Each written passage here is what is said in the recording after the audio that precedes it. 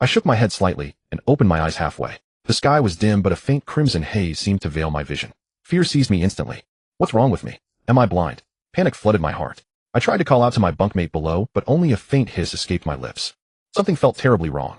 My whole body was limp, powerless. I couldn't even lift myself. What was happening to me? The surroundings were cold, yet I felt no shivering. I shook my head, and a serpentine body appeared before my eyes. Terror shot through me. I shuddered violently. Then I saw the snake body lunge forward suddenly, as if chasing me. I tried to move, and realized I was crawling forward. Hisses. Damn it, I was crawling on the ground. Then I realized the slithering form was my own body. I've turned into a snake. Hisses. All my words became hisses. How is this possible? It must be a hallucination. I blinked again, the scenery sharpened slightly, but I was still looking at a snake's body. This was impossible to accept. I was a college student. Last night I'd gone to sleep after gaming, yet I woke up as a snake. Am I dreaming? I thrashed my body, slammed my head against the wall, bit my own flesh, even whipped my tail hard against the floor. Pain shot through, but I didn't wake. After a long while between terror and disbelief, I gradually accepted reality. I've been reborn, and bizarrely reborn as a snake. Having accepted my fate as a snake, I surveyed my surroundings warily, trying to figure out where I was, and whether there were any human dangers nearby. Hiss. Looking around, the scenery felt strangely familiar. After slithering a short distance, I realized I was in a small grove on campus. This grove was next to the first teaching building, our campus's famous Lover's Grove. The sky was still dark, but my snake eyes saw an added layer of crimson, making everything unclear. A sudden thought struck me. If my soul has become a snake, what about my original body? Am I dead? Doubt not at me. I slithered through the dark toward my dormitory, wanting to see if I was still alive. But I hadn't gone far when I heard rustling from within the grove. Then a girl's flirtatious laugh drifted over. You naughty boy, you insisted on coming here. Did you bring supplies? The girl's voice startled me. I knew it well. It was Chin Lu, our class's campus beauty. I hadn't expected her to be out this late with someone. Curiosity got the better of me, and I slithered closer. Chin Lu was right ahead, sitting on a male classmate's lap with her back to me, laughing softly. The boy's hands roamed over her body, his teasing laughter carrying, Chin Lu, it's just us two now. Why keep pretending? Weren't we together in that first teaching building classroom before? Hearing the boy's voice, my heart stirred. This was Student Council President Li Hong. I never imagined our class beauty was involved with him. Secretly, I despised Chin Lu for it. I was about to slither away when Chin Lu giggled and said to Li Hong, Hongji, I've satisfied you both times now. You owe me something. For the campus beauty contest, I want top 3. No problem, Li Hong chuckled, then said to her, if you can help me get Wang Miao Miao, I'll make you the #1 campus beauty. Hearing the name Wang Miao Miao, my heart jolted. Wang Miao Miao is my neighbor. We went to different high schools, but somehow ended up at the same university. I once fantasized about pursuing Wang Miao Miao, but later realized someone that beautiful was far beyond the reach of a nobody like me. Now I never expected this Li Hong to be targeting Wang Miao Miao. Then I heard Chin Lu giggle again, saying to Li Hong, you rich boy already have me. Why still want Miao Miao? What's so great about her? I thought to myself, everything about her is better than a cheap woman like you. As I brooded, I heard Li Hong's lewd laugh. A real man should taste every flavor. You and Miao Miao are different flavors, haha, you know.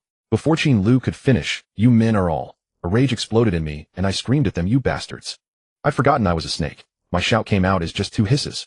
Li Hong's sharp eyes immediately spotted me. He shuddered and told Chin Lu, there's a black snake over there. Oh, Chin Lu screamed. Sensing danger, I immediately slithered as fast as I could into the darkest shadows. If they caught me unprepared, I could easily be killed. As I turned, I heard Li Hong's snicker. Judging by its shape, it should be a venomous snake. If we caught it and soaked it in liquor, it'd be quite the tonic. Terror flooded my heart. Li Hong actually wanted to soak me in liquor. Thinking this, I slithered even faster. But I sensed Li Hong pursuing me from behind. I was puzzled. Li Hong knew I was venomous, yet still dared to chase. Wasn't he afraid I'd poison him to death? I raced toward the first teaching building, then suddenly saw a crevice ahead.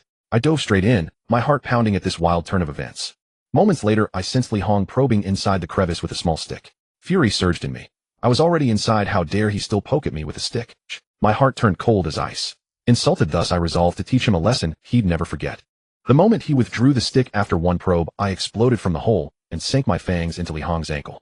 Li Hong hadn't expected me to bite him at that moment. He was startled and stumbled back, though his reflexes were half a beat slower than my prepared strike. I bit down hard, but Li Hong almost dodged. My venomous fangs only grazed the skin of his ankle.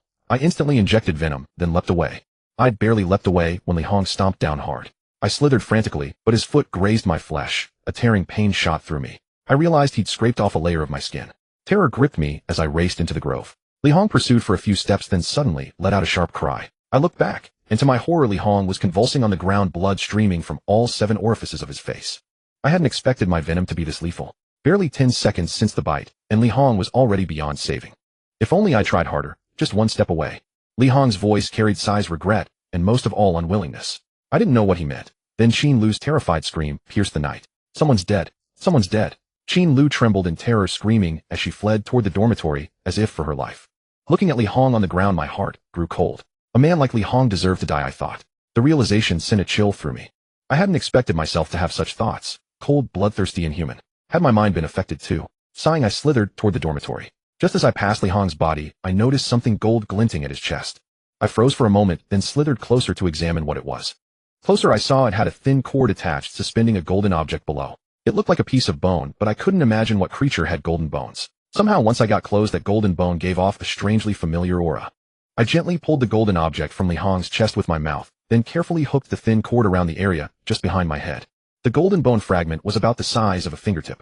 Hanging from my head, it felt warmly close to my body, a sensation unusual for a cold-blooded creature. But after a moment, that feeling faded. After I settled the thing on my snake head, I noticed a special piece of paper, also on Li Hong. I paused, then slowly drew it out with my head. Suddenly, I heard multiple footsteps approaching, and someone shouting, "He's here, Li Hong is here." My heart lurched. I knew campus security had arrived. I immediately curled around the paper and slithered into the grove. Hidden in a corner, I heard people outside saying, "Quick, he's still alive, call 120. Still alive. I smiled coldly to myself and slowly vanished into the dense vines covering the first teaching building. Hidden among the vines, I held my breath and dared not move. After a moment, 2 security guards led Li Hong away through the grove, and the area fell silent once more. Recalling what had just happened, I felt it all seemed unreal. I could never have imagined that I had become a snake, and that I had nearly bitten Li Hong to death. After a while, I calmed down and began to examine the mysterious golden object I had taken from Li Hong. Hanging against my body, I could feel a faint warmth emanating from it. Although I had become a snake in this tragic turn, I had gained the ability to see clearly in the dark. Though my eyes now held a faint dark crimson hue, the paper I had coiled up appeared remarkably clear to me. I had carelessly coiled up this paper earlier without noticing any damage to it at all, which came as a great surprise. What is this thing? I was immediately drawn to the text on the paper. The characters turned out to be traditional Chinese script. I read through them one by one, and after a moment a strange feeling arose within me. Because this was not a research result at all, but rather a cultivation method called the qi absorption technique. Before this, I had only read about breathing cultivation techniques in novels. I never imagined they could truly exist, but since even my transformation into a snake had happened, I puzzled over it briefly, and then dismissed my doubts, turning my attention back to careful study. The technique was not long, and I soon memorized it completely. Then I hid the qi absorption technique paper in a corner of the teaching building. Carefully surveying my surroundings and finding no danger, I cautiously slithered out from among the vines once more. Now I needed to head to the male dormitory to check whether my human body was still there. The night was quiet, and along the way to the dormitory, I did not encounter another soul. When I arrived at the male dormitory and climbed to the window of room 340, one of my snake eyes peered inside, only to find my bed completely empty. I had disappeared.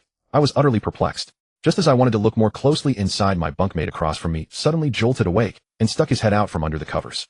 This was my bunkmate Lu Liang, who often woke up in the middle of the night, then lay in bed scrolling his phone secretly. I never expected to catch him at it right here by the window. Holy crap, a snake! Lu Liang nearly soiled himself the moment he saw me and let out a loud shout. Startled, I immediately crawled away from the window and fled the dormitory. Damn you, Lu Liang, why are you shouting? I wouldn't hurt you. I despised his behavior inwardly. I mean, we're all in college already, just get a girlfriend, would you? What's with the secret routine in the dormitory every night? When I returned once more to the corner of the first teaching building, I hid myself completely and began to cultivate the qi absorption technique I had obtained from Li Hong. The qi absorption technique was divided into 3 levels in total. The first level was called the qi absorption realm, mainly functioning to draw qi into the body, serving the purpose of tempering the physique. If cultivation succeeded, one's skin could become as hard as rock. The second level, the qi transformation realm, meant that once the body had been cultivated to a certain extent, the qi absorbed into the body could be transformed into liquid and stored within the dantian. Upon successful cultivation, one could achieve a perfect state of flexibility and rigidity, both internally and externally. The third level was called the origin ascension realm. When the second level's qi transformation realm was cultivated to its peak, one could gradually elevate oneself to a state of sublimation similar to a qualitative leap in existence. At this point, one would likely transcend the boundaries of ordinary humanity. After I bit Li Hong, he had once said that he was just a little bit away, and he looked extremely regretful. It was obvious that Li Hong had not even begun to master the first level of the qi absorption technique. Otherwise, his body would certainly have been as hard as rock, and I would not have been able to bite through. This technique was clearly meant for human cultivation. I felt rather uneasy, wondering whether I as a snake could successfully cultivate it. However, having encountered such an opportunity, how could I possibly resist trying? Following the method described in the technique, I began to sense the so-called spiritual energy of heaven and earth. With my snake mouth breathing slowly and assured, while I truly felt a thin thread of qi flowing through my body. At the same time, I felt a warm sensation spreading across my snake skin all over my body. This feeling was deeply enjoyable. It was as if my body was being forged and tempered every moment. Anyone who has studied biology knows that a snake's body is not strictly stretchable in a straight line. If you were to forcefully straighten a snake, you could kill it by breaking every bone in its body. This chi absorption technique clearly gave me hope of breaking free from such limitations, because once I cultivated to the second level, I could combine flexibility with rigidity. My bones could become as flexible as flesh, while my flesh could become as hard as bones, or even rock. An entire night of cultivation left my entire body itching unbearably. My heart jolted with understanding, for I knew this was the sign of shedding skin.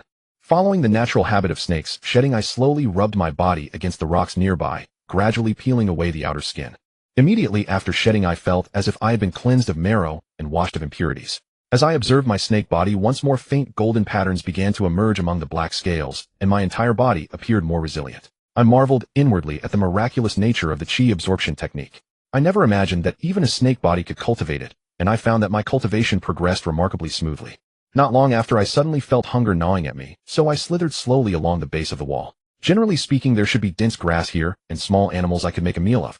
After slithering for about several hundred meters, nearly reaching the edge of the first teaching building, I suddenly spotted a pitch-black hole. Excellent! I rejoiced inwardly. Judging by this hole, it should be a mouse burrow. If I concealed myself nearby and waited, I might just be able to catch a big rat.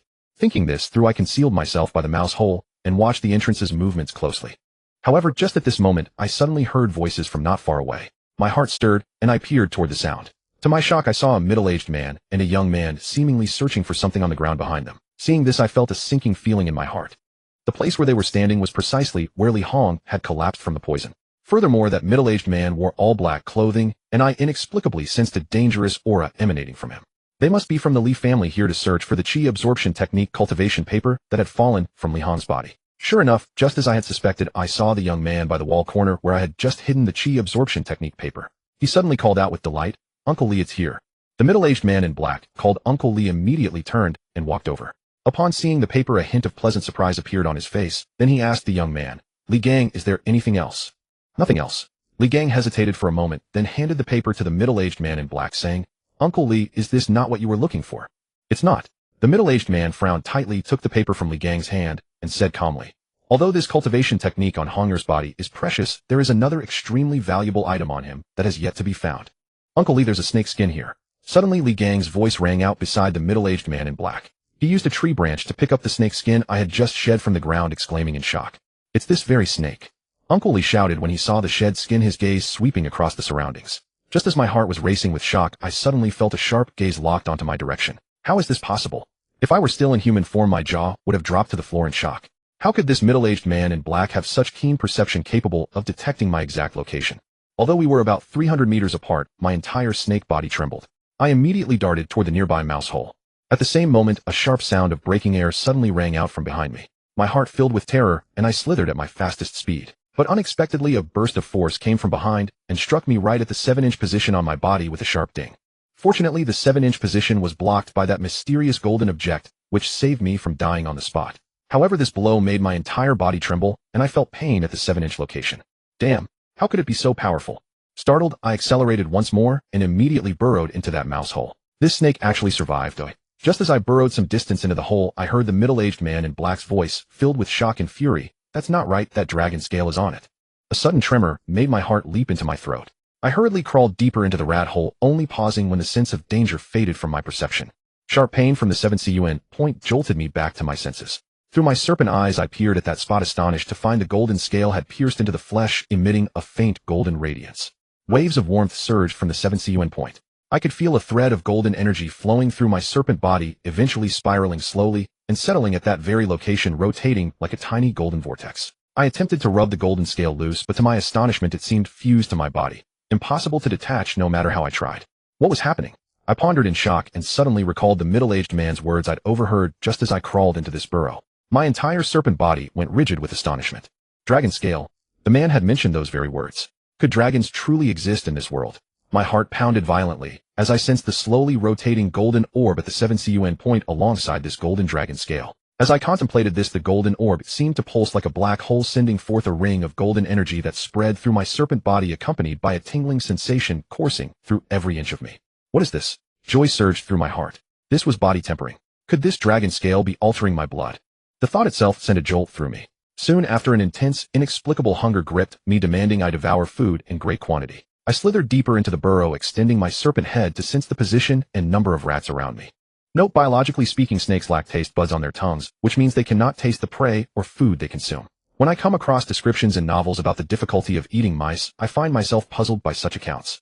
After crawling roughly 10 meters and navigating numerous branching passages, I used my tongue to detect the scent of rats in the air, gradually making my way deep into the heart of the rat nest. A rat suddenly appeared ahead, but upon catching sight of me, it leapt forward in panic, clearly frightened by my menacing approach. I lunged forward with incredible speed, my body coiling like a spring before snapping toward the rat. A sharp whistle cut through the air. After mastering the breath-gathering technique, everything had transformed. I could clearly feel my speed had surpassed the natural limits of a serpent. That rat had scarcely moved before I clamped my jaws around it, in one swift motion. A silent cheer rose in my mind as I injected venom into the rat's body. After a brief struggle, it went limp. I swallowed it whole, my serpentine coils sliding smoothly and marveling at how much of the rat seemed to dissolve within me. This astonished me greatly. By all rights, even the most efficient snake digestions shouldn't process nearly so much so swiftly. It defied my understanding. In merely a few breaths span, I sensed the rat had already been nearly fully digested within me. The gnawing hunger overwhelmed me once more. Inside my body, the golden orb pulsed again, radiating warmth throughout my frame. Yet it did nothing to satiate my ravenous appetite. Could it be this dragon scale? A realization struck me. This scale accelerated my digestion and replenished my energy, allowing my cultivation to advance 10 or even 100 times faster than a human's. What did this mean? Someone like Li Hong, after who knows how long of cultivation, still hadn't even reached the first stage of the chi-gathering realm. But I possessed this dragon scale, and I could plainly feel my cultivation surging forward. Within a few more days, a breakthrough would come naturally. This was the chasm between us. In essence, I had obtained a gold finger, a cheat. This unexpected dragon scale was proving extraordinarily beneficial. A secret elation swelled within me as I immediately slithered deeper into the rat tunnel. As the saying goes, snakes and rats share the same nest. Here in the burrow was my natural larder. Before long, another rat appeared ahead. I lay in wait, striking without hesitation the moment its guard dropped, killing and devouring it in one motion. Employing the same tactics, I moved through the rat tunnel as though no one were there. In barely half a day's time, 10 rats had become part of me. Only then did the hunger in my belly finally subside. I selected a relatively spacious spot and continued breathing and circulating according to the breath-gathering technique, allowing the primal energy of heaven and earth to slowly enter my body. At the 7 CUN point, the golden orb rotated slowly, consuming the heavenly and earthly chi I had absorbed. After a brief moment, it shuddered once more, initiating another round of body tempering. A faint tingling numbness spread across my body. My heart skipped a beat. My skin was shedding again. Having tempered my physique within the rat tunnel and completed the mold, I observed that my scales had grown darker and more lustrous. A faint golden pattern now shimmered across my black body, distinct from the golden aura I'd sensed before. After shedding, a fresh wave of hunger surged within me. Stretching my serpent body, I had no choice but to crawl deeper into the rat hole once more, beginning the hunt again. Days passed swiftly, and before I knew it, 3 days had elapsed. Following the breath-gathering technique, I continued cultivating. As the heavenly and earthly chi accumulated sufficiently, the golden orb within me began to shift, growing steadily larger.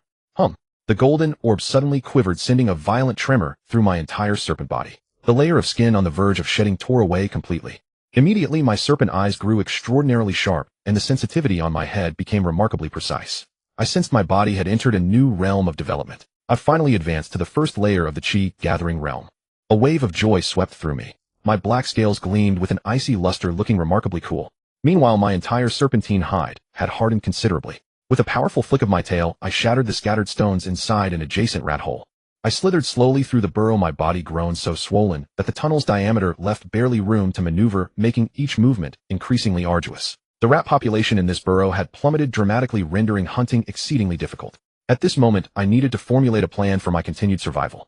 After a moment, I shook my serpent head and smiled inwardly. I was now within the school. The cafeteria was my most logical destination, and it certainly wouldn't lack for food. With that thought in mind, I sped out of the tunnel. Only when I fully emerged from the opening did I realize my serpent body had grown to approximately 2 meters in length and 2 fingers thick.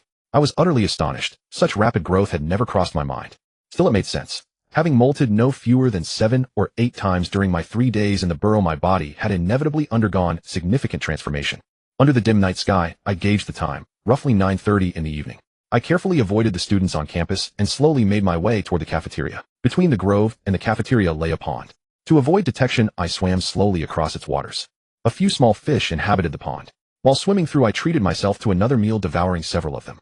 Upon reaching the cafeteria, I squeezed through an opening on the side. Once inside, I wandered around searching for a hiding place. Soon enough, I discovered a concealed spot, a derelict area that amounted to a blind corner within the cafeteria. Properly hidden, it would go unnoticed. Having secured a hiding place, I began thoroughly exploring the cafeteria. Within moments, I had mapped out every area where vegetables and meat were stored. This should allow me to remain hidden for about a week. I mused, slowly tearing apart a chicken I'd snatched and swallowing it piece by piece as I contemplated my next moves within the school. Li Hong had survived this time, likely due to his cultivation of the breath-gathering technique. He was probably discharged from the hospital by now, and within these days, he might target Wang Miao Miao again. Wang Miao Miao was my neighbor, and their family had always maintained a good relationship with mine. I had to do something to help her. Around midnight, I slithered out of the cafeteria and made my way to the male dormitory first. I wanted to confirm news about myself, but more importantly, I needed to keep an eye on Wang Miao Miao's situation. As I reached my dormitory window, I caught fragments of conversation from within. Wang Zhong just vanished like that, Lu Liang was saying.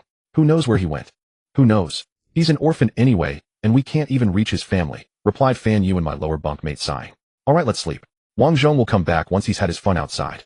I sighed inwardly. Mate, I've been transformed into a snake. How am I supposed to go back? With a self-deprecating chuckle, I slipped my serpent body into the darkness and began my slow journey toward the female dormitory. Our school had 3 male dormitories and 2 female dormitories, and the third male dormitory was right next to the female one. I crawled slowly to the middle of the path between the 2 dormitories when I heard someone from the male dormitory shouting toward the female dormitory, "Jiao Jiao, I love you." I raised my serpentine eyes slightly, casting a cold glare at the idiot upstairs. Damn it, he startled me. After calming down, I quickly crawled toward the female dormitory.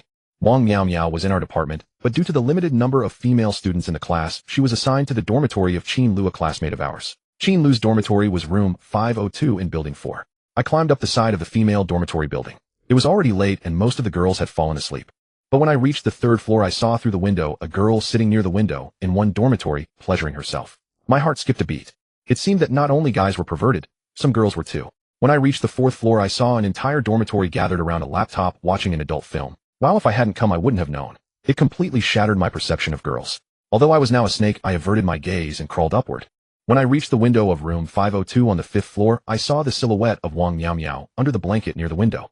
Wang Miao Miao was already fast asleep, but she seemed to have a habit of kicking off the blanket. I caught a glimpse of her fair, slender legs exposed. Goodness, I had never had the fortune to see this before, but now that I had turned into a snake, I was treated to such a beautiful sight.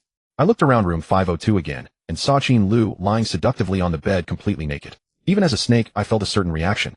But this woman was vicious. She planned to help Li Hong get Wang Miao Miao. No matter how beautiful she was, I despised and scorned her. Seeing that Wang Miao Miao was safe, I felt relieved. After waiting there for about half an hour, I saw Qin Lu groggily get up and leave the dormitory. She must have been going to the restroom. Our school dormitories didn't have private bathrooms, only shared public toilets. Seeing Qin Lu heading to the restroom, I had an idea and decided to scare her.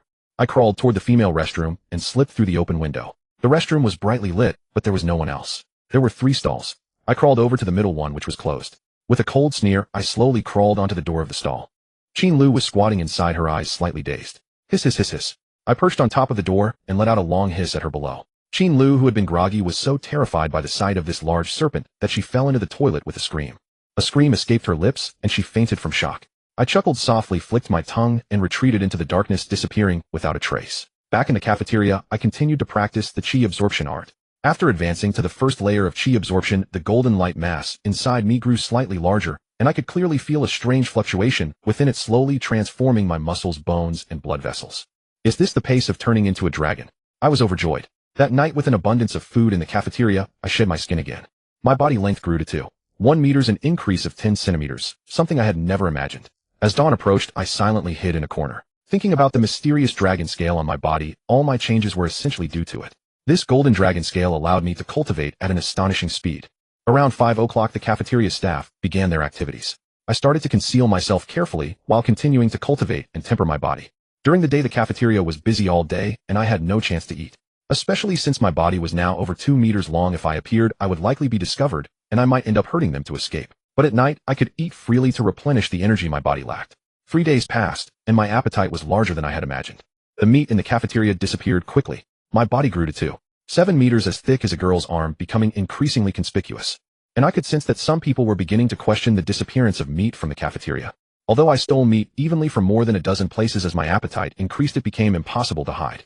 I planned to have a big meal on the 4th night, then leave the cafeteria to find a new food source.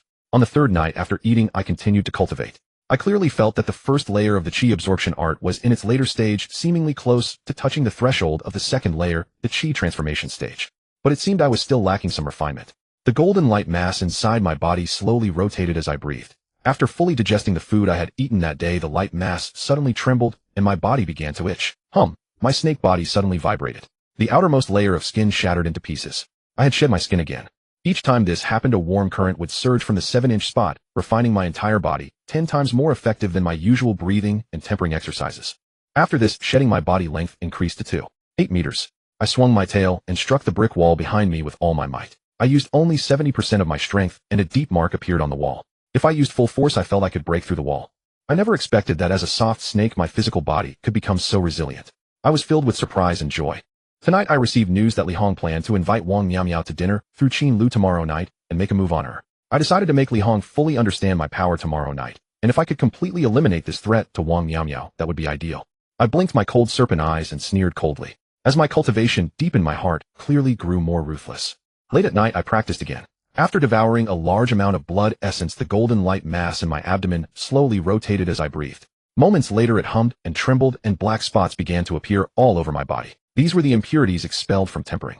After several days of cultivation in the cafeteria, my cultivation had reached the late stage of the chi absorption realm, and now it even seemed to be at its peak. I felt that if I pushed harder, I might break through tomorrow. Around 3 or 4 in the morning, my entire body began to feel numb, sore, and itchy. It was time to shed skin again. This shedding took longer than previous ones, indicating that as cultivation reached the late chi absorption stage, the pace of advancement slowed. But so far I felt that my cultivation was growing gradually along with the golden light mass inside me with no bottlenecks. This was the benefit this dragon scale gave me. It brought me immense surprise. After this shedding, I found my body length had reached 9 meters. The light mass trembled, and I clearly felt my cultivation had reached the peak of the chi absorption realm. Now I was just a hair's breadth away from the second layer of the chi absorption realm, the chi transformation stage. I was overjoyed but also deeply troubled. My body was now nearly 3 meters long and as thick as a man's arm, making it almost impossible to hide in the cafeteria. I had originally planned to finish with this cafeteria and move to the second one, but as my cultivation increased, that idea became less realistic. I had a feeling that when I advanced to the chi transformation stage, my body length would reach 3 meters. This dragon scale seemed to measure my cultivation progress. When I cultivated to the first layer, the chi absorption realm, my body length was exactly 2 meters. Over the past few days, as my cultivation rose step by step, every increase of 0.1 meters seemed to represent a 10% increase in my cultivation.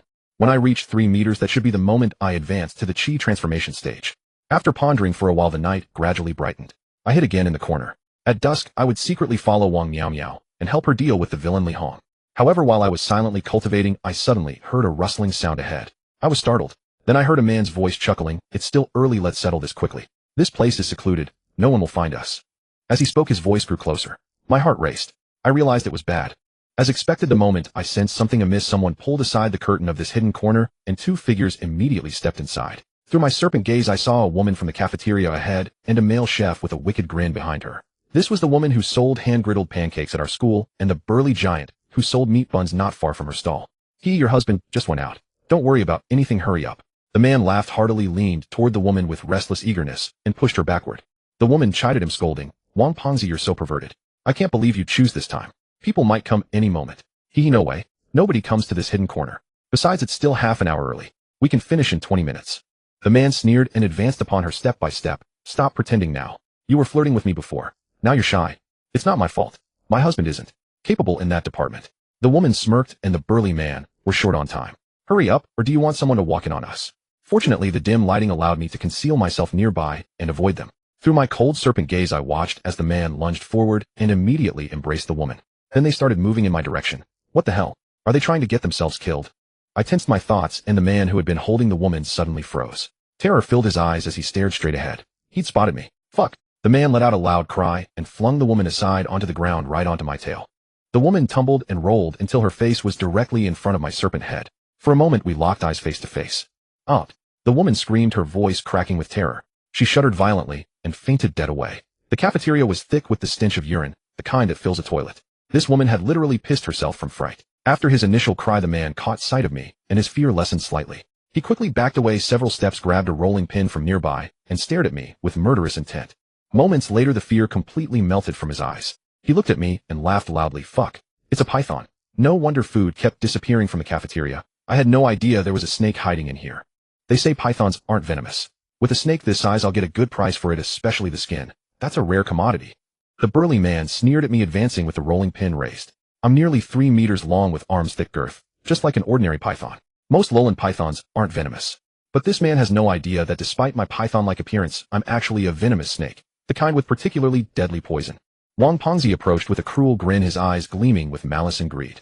He brought the rolling pin down hard, aiming straight for my vitals, the precise spot any snake hunter would target. I countered with a cold smile as his rolling pin came swinging down. My serpentine body lashed out, wrapping around the weapon and yanking it from his grip, then my tail swept through the air with tremendous force. Thud! Wang Pengzi's body was knocked backward by my tail strike. He grunted in pain and flew 5 meters through the air, crashing into a large pot nearby and sending kitchen utensils scattering everywhere with a cacophony of clanging metal. I flung the rolling pin with all my strength, striking it against Wang Pengzi's head. He let out a desperate scream before collapsing unconscious. By then the woman was regaining consciousness. I didn't even look at her, just swept my tail across her head, knocking her out cold. My serpent eyes raked over both bodies and I sneered. Fortunately, I carry a human soul within this form. Otherwise neither of you would be leaving here alive today. With daylight still lingering, I slipped quietly out of the cafeteria and into the school's pond, taking shelter beneath the arched bridge where I could breathe slowly and undetected. When hunger strikes, I'll simply dive into the pond to feed on fish. During daylight hours, frequent movements risked drawing attention from students studying near the water, so I remained concealed beneath the arched bridge. As noon approached, I heard raised voices outside. Damn that python. We'll kill it if we catch it today. We'll split the money from selling its skin to cover our losses. A man laughed loudly. This python is worth far more than whatever we lost. Exactly. This thing's eaten over a dozen chickens from my coop these past few days. I thought my wife was secretly taking them back to her family, but I never pressed the matter. Turns out the python was the one responsible. These were cafeteria workers, and I hadn't anticipated them organizing a search party. Though I'm well hidden now, a determined search could still locate me. It's still early with no students around, so I'll make a quick swim across the pond toward the small grove on campus. There's a drainpipe entrance there I can use to slip away. But as I swam, someone shouted ahead, "Look, that snake's swimming. It must be hunting fish down there." Haha, perfect. A few men laughed and came barreling toward me with cleavers and wooden poles in hand. I swam quickly toward shore. As soon as I emerged, several men lunged forward. I gave a cold smile. After all my efforts to avoid them, they still wanted to kill me. Damn them. I arched my body and let out a long hiss at the nearest man, gaping my jaws wide to warn them off. The sound reverberated with such force that the air itself seemed to shake. An unexpected transformation in my voice. Holy shit, if this snake keeps growing it'll become a spirit. Its call's already changed. The man ahead exclaimed in delight. I've never seen this breed of python before. It's definitely worth a fortune. We've hit the jackpot, ha. Laughing, the man suddenly hurled his cleaver straight at me. My heart turned cold. After showing them mercy, they pushed their luck, ignored my warnings, and now wanted my life. I returned a chilling smile, launched my body forward, and sank my fangs into the man who'd thrown the cleaver, at his foot. My tail swept outward, launching the nearby man flying. The sheer speed of my movement created a powerful gust that swept the two approaching men into the lake, and I made my swift escape. Oh, it's bad news. Old Wang's dead from the poison. A terrified voice called from behind me. I sneered coldly, feeling no pity. Only the cold cruelty of survival. Old Wang was the man who'd thrown the cleaver. The same Wang Pengzi who'd been in the cafeteria planning to sleep with that pancake vendor. He kept trying to hurt me, and I'd had enough. He'd pay for it. But pythons aren't poisonous, right? How can it have such strong poison? Someone stammered behind me. I sneered and slithered swiftly into the woods, found the drainpipe entrance, and disappeared inside. Once inside the drainpipe, I found a quiet spot, and settled in, remaining still. It seemed I wouldn't be able to stay at the school anymore. I sighed inwardly, and shook my serpent head. First, the school was too conspicuous. A single movement would draw attention. Second, with so many students and teachers around, I couldn't guarantee I wouldn't harm them if discovered. Suddenly an idea struck me. Didn't our city have a sausage processing plant in the southern suburbs? I could hide in the factory's warehouse. Plenty of food cover for my body, and a quiet place to cultivate. With that decided, I resolved to wait until tonight, help Wang Miao Miao deal with Li Hong, then head to the southern suburbs to find an opportunity to enter the processing plant, ideally the meat storage. I calmed my mind and began cultivating, earnestly striving to reach the second layer of chi transformation before tonight's operation. I felt that once my cultivation advanced to this stage, my body would undergo an incredible transformation. Because these mysterious dragon scales filled me with hope for what lay ahead. Having ascended to the late-stage peak of the chi absorption realm, I could feel a significant difference in my body. Snakes generally perceive with their tongues, but now I could almost sense the location of my prey through my sixth sense. This was a feeling akin to the human sixth sense, yet far more powerful.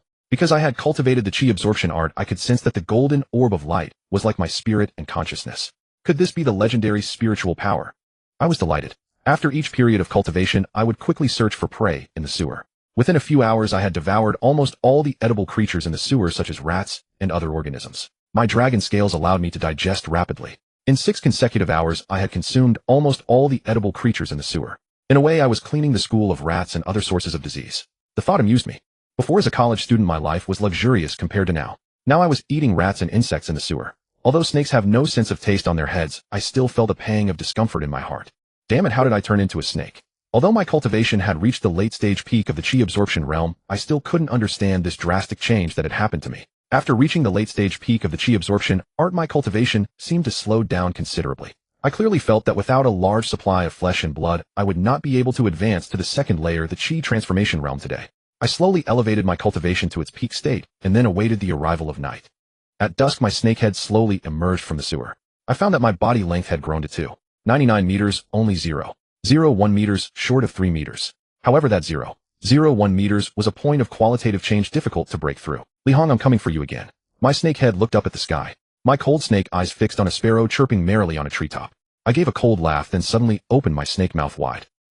A stream of snake breath shot from my mouth like a sharp sword, directly hitting the sparrow above the treetop.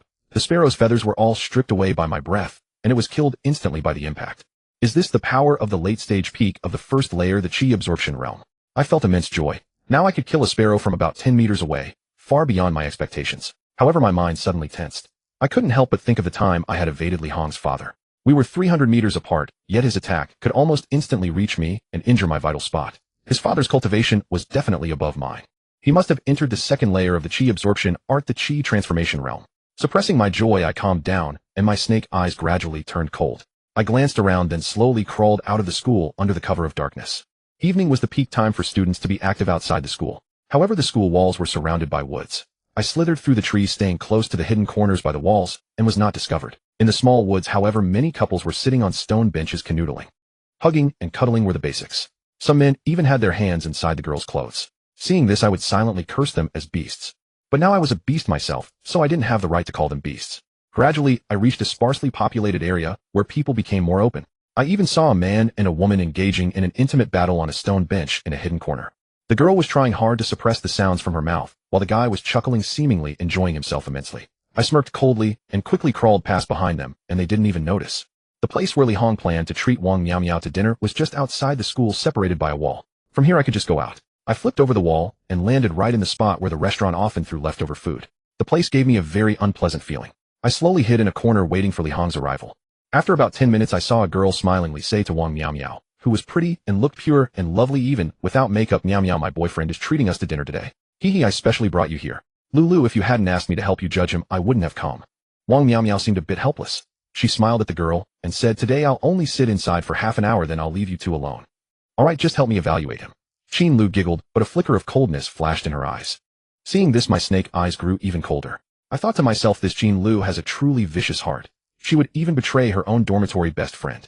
I sneered and watched the two of them enter the restaurant. I slowly crawled around the back of the restaurant and watched the activity inside through a window. The restaurant was not large, but it had 2 floors, and they went up to the second floor. I saw Qin Lu smilingly greet the front desk and ask, "I'm Qin Lu. Someone should have reserved a private room." "Yes, you've booked the Zhuan Yuan Hall." The receptionist smiled and said, pointing the way, "It's the room at the end of this corridor." Qin Lu smiled and pulled Wang Miao Miao inside. When I heard it was the Zhuan Yuan Hall, I chuckled to myself. Our dormitory had used this room for a group dinner before. I knew that the private room had a skylight above. Perfect, I could crawl over there. If Li Hong really tried to harm Wang Miao Miao, I would act directly. Carefully, I crawled to the skylight above the Zhuan Yuan Hall. Through the gap in the window, my snake eyes observed the scene inside. When I saw what was happening, I was startled. Because the room didn't only have Li Hong, who besides him sitting there was also a black-robed man standing behind him. Especially this black-robed man exuded an aura of a martial arts master. I could sense that the old man's cultivation seemed not inferior to mine, and was likely on par with my current level. I never expected that Li Hong would have a powerful master by his side. The door of the private room opened, and I saw Li Hong grin slyly, and say to the entering Qin Lu, "Lulu, you're here." Li Hong exchanged a glance with the black-robed man, who nodded, and then left. He left. Seeing this, I secretly breathed a sigh of relief. If that expert had stayed, dealing with Li Hong would have been very tricky. But Li Hong was a fool to let the expert guard the door outside, which gave me a perfect opportunity. I chuckled to myself, thinking, you really brought this upon yourself. Don't blame me. I lay quietly by the skylight, observing Li Hong's movements inside. Although Li Hong talked more with Qin Lu, his gaze would occasionally sweep over Wang Miao Miao with a predatory look. Meanwhile, Qin Lu was chatting with Wang Miao Miao while urging her to drink. Wang Miao Miao couldn't refuse and had a couple of glasses. After Wang Miao Miao drank, I saw Qin Lu and Li Hong exchange a knowing smile. Wang Miao Miao must have been drugged by Qin Lu and Li Hong. However, I didn't act immediately, though I planned to wait until she passed out, so she wouldn't be frightened by my current appearance. Sure enough, after a short while Wang Miao's body began to sway, and then she collapsed. Hee Lulu, this time you really deserve the highest credit. I will definitely make you the top campus beauty. Li Hong grinned at Qin Lu and said, now that Wang Miao is down, you should leave too. Qin Lu was still smiling, but upon hearing this her face immediately turned displeased. Hong, you can't treat me like this. After getting Wang Miao, you just push me away. Get lost. Unexpectedly upon hearing Qin Lu's words, Li Hong's face suddenly turned cold. He looked at Qin Lu and said softly, your role is over. I will help you fulfill your wish. What else do you want? Qin Lu had wanted to ask for money, but when she saw the coldness in Li Hong's eyes, she suddenly trembled in fear and immediately opened the door and rushed out. I was a bit puzzled. I hadn't expected Li Hong to be so heartless toward Qin Lu. If it were me, I might have had a threesome with both Qin Lu and Wang Miao. He an innate physique. This dual cultivation technique should allow me to directly advance from my current state to the first layer, the Qi absorption realm. Just as I was thinking about when to make my move, I heard Li Hong say with a sinister laugh. Innate body. Hearing Li Hong's words, I was taken aback in my serpentine form, utterly perplexed by the term he had uttered. Could he be referring to Wang Miao's constitution? Indeed, I then saw Li Hong's gaze fix upon Wang Miao with a smiling yet lecherous glint, his eyes brimming not only with desire, but also a profound ecstasy. A cold sneer curled within my heart as I fixed my eyes on Li Hong below. Should he lay a hand on Wang Miao, I would strike with the swiftness of thunder, sending him straight to the afterlife. Moreover, considering the formidable expert by Li Hong's side, I had to act with precision, speed, and ruthlessness. For I sensed that the expert beside Li Hong was no weaker than myself, and perhaps even surpassed me in combat experience. I might very well fall into his hands. However, as I was devising a plan to swiftly deal with Li Hong, I noticed him pulling a small booklet from his bosom. The booklet was yellowed with age, inscribed with traditional Chinese characters, and adorned with illustrations of a man and a woman locked in a coital pose. My eyes widened as I caught sight of the title on the cover, momentarily paralyzed. The characters on the cover unmistakably read, Wuji Dual Cultivation Art, a manual for dual cultivation. Now, recalling Li Hong's earlier mention of dual cultivation techniques, I finally understood. Wang Miao with her innate body was ideally suited for dual cultivation, with Li Hong, who practiced the Qi absorption art. The male represented Yang, the female Yin, and Wang Miao's innate body would greatly enhance Li Hong's cultivation progress. If my guess was correct, Qin Lu was also one of Li Hong's dual cultivation partners. At this moment, pondering Li Hong's earlier remark about being just a little short, I seemed to truly grasp its meaning. Li Hong likely meant that if he had engaged in dual cultivation with Qin Lu that night, he might have broken through to the first layer of the Qi absorption stage. A chill ran through me at this realization. At present, my cultivation had reached the first layer of the Qi absorption stage, rendering my body as hard as rock. If Li Hong had also attained the Qi absorption stage back then, my bite would certainly not have pierced his skin, and I might have become his meal. After I bit Li Hong last time, his constitution weakened. Although he was saved, dual cultivation with Qin Lu proved ineffective. Only by swiftly finding an innate body could he quickly advance to the first layer of the Qi absorption stage. Understanding the crux of the matter, my heart grew even colder. Li Hong's actions were utterly devoid of humanity, treating others merely as tools for his own advancement. Such was the case with Qin Lu, who had helped him lure Wang Miao here. After today, Wang Miao would likely suffer the same fate. The more I thought about it, the more my heart turned to ice. In the private room, Li Hong chuckled, darkly, a greedy gleam in his eyes. He eagerly opened the Wuji dual cultivation art on the table, his gaze fixed on the techniques on the first page. After about half a minute, Li Hong withdrew his gaze, turned to Wang Miao, slumped over the table, and curled his lips into a cold sneer. Is it about to begin? I watched coldly as Li Hong stepped toward Wang Miao, his attention entirely captivated by her. When he smirked with confidence about to strip her clothes, my heart leaped into my throat. Now, with a roar in my heart, I let out a long hiss, my serpent head crashing through the skylight. My body, nearly 3 meters long, shot down like a bolt of lightning, launching a sudden ambush. Simultaneously, I exhaled a blast of serpent breath, causing the air to tremble, and struck the spot where Li Hong stood. Yet to my utter astonishment, just as my serpent breath was about to reach Li Hong, he burst into laughter and spun around abruptly.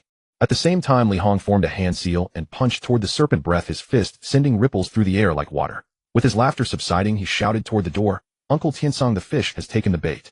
Upon hearing Li Hong's words, my heart sank. I knew something was wrong. At that moment, the door to the private room burst open with a bang, one panel flying straight toward me.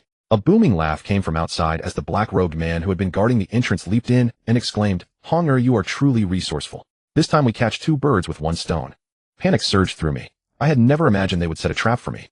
Uncle Tiansong, I never expected this venomous snake to have grown so fast, its strength nearly matching yours.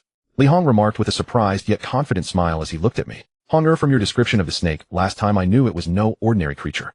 Having stolen your chi absorption art, it might well understand and practice it, Li Tiansong said with a chuckle, his gaze fixed on me with a knowing smile.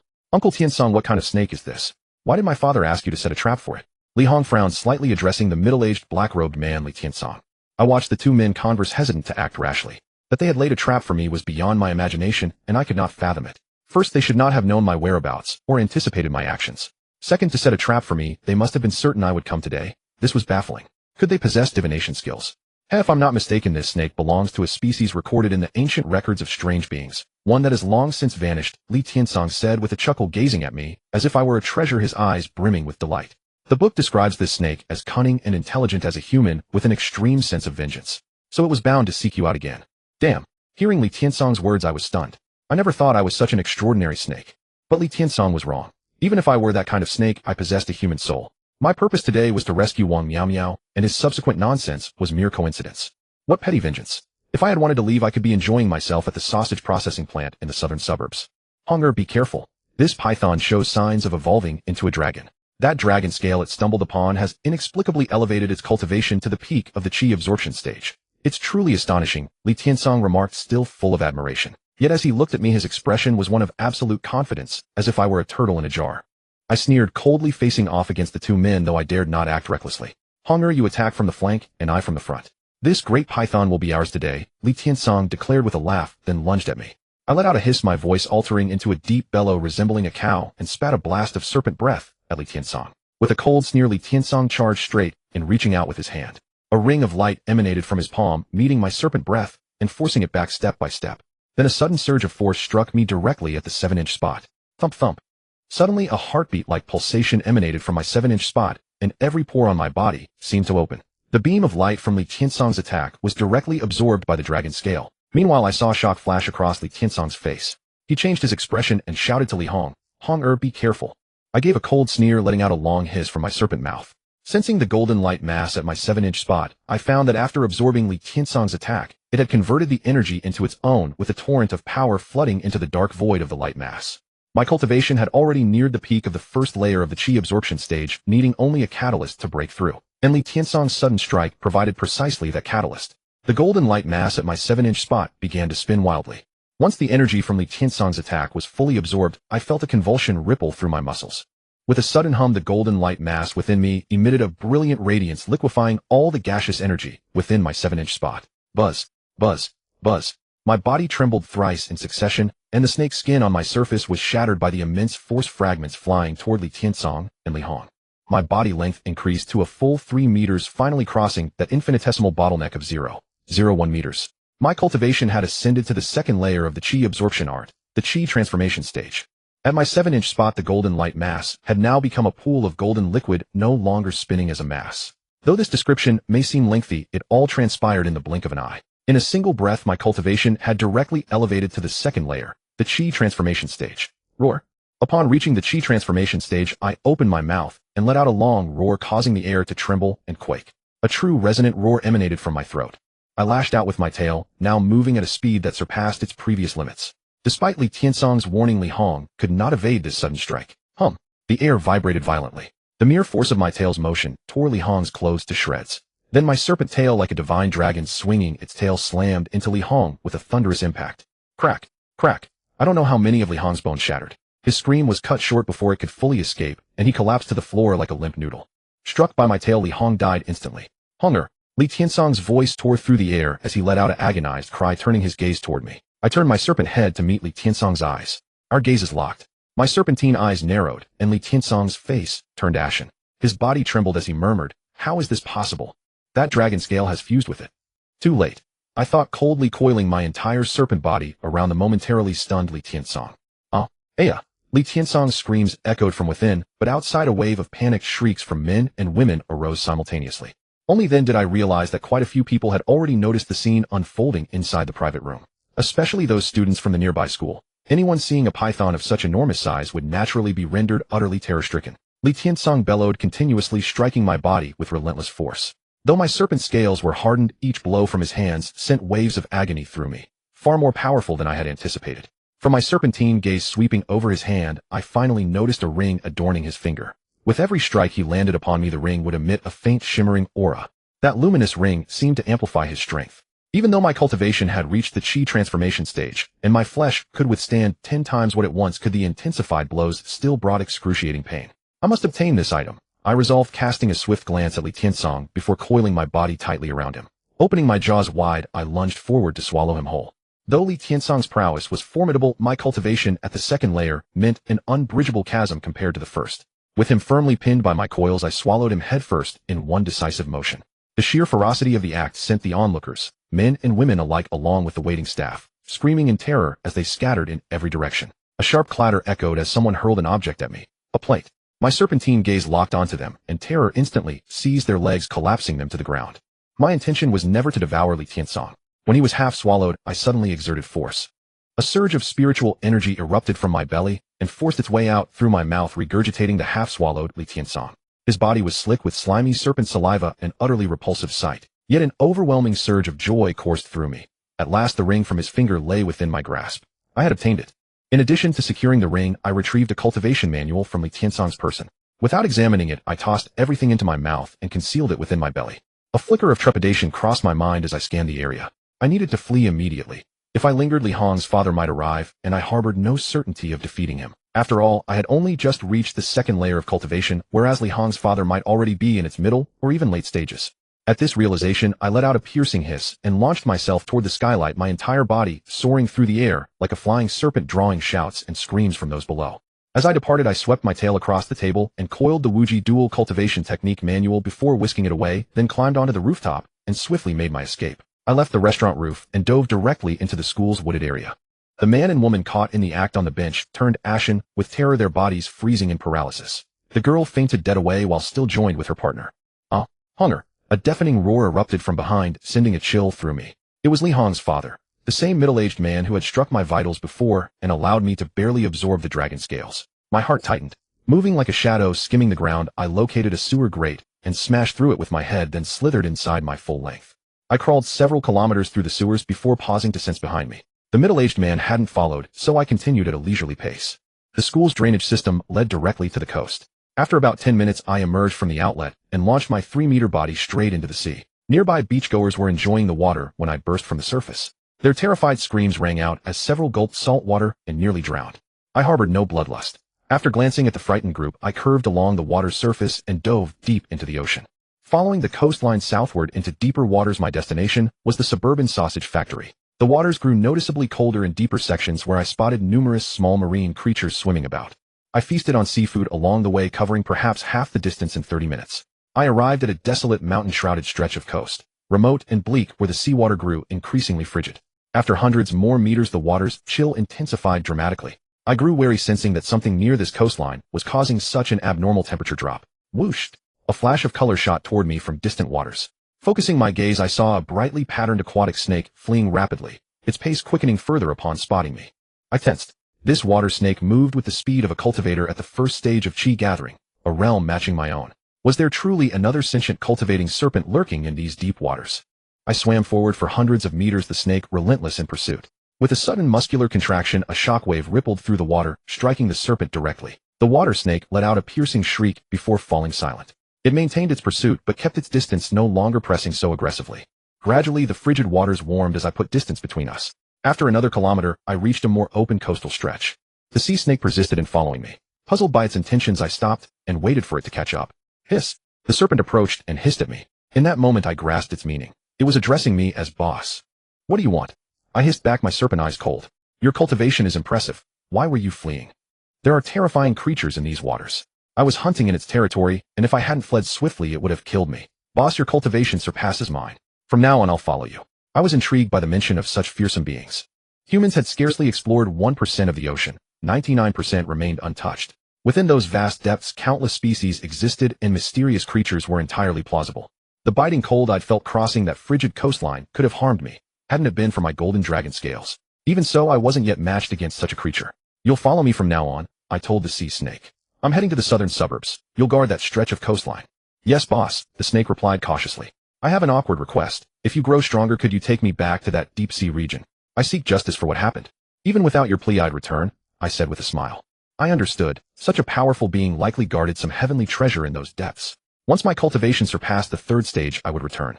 The sea snake submitted eagerly. I nodded approvingly, and together we sped toward the southern suburbs. An hour later we arrived beside the sausage processing factory. Hiss! I raised my head above the water, sampling the air.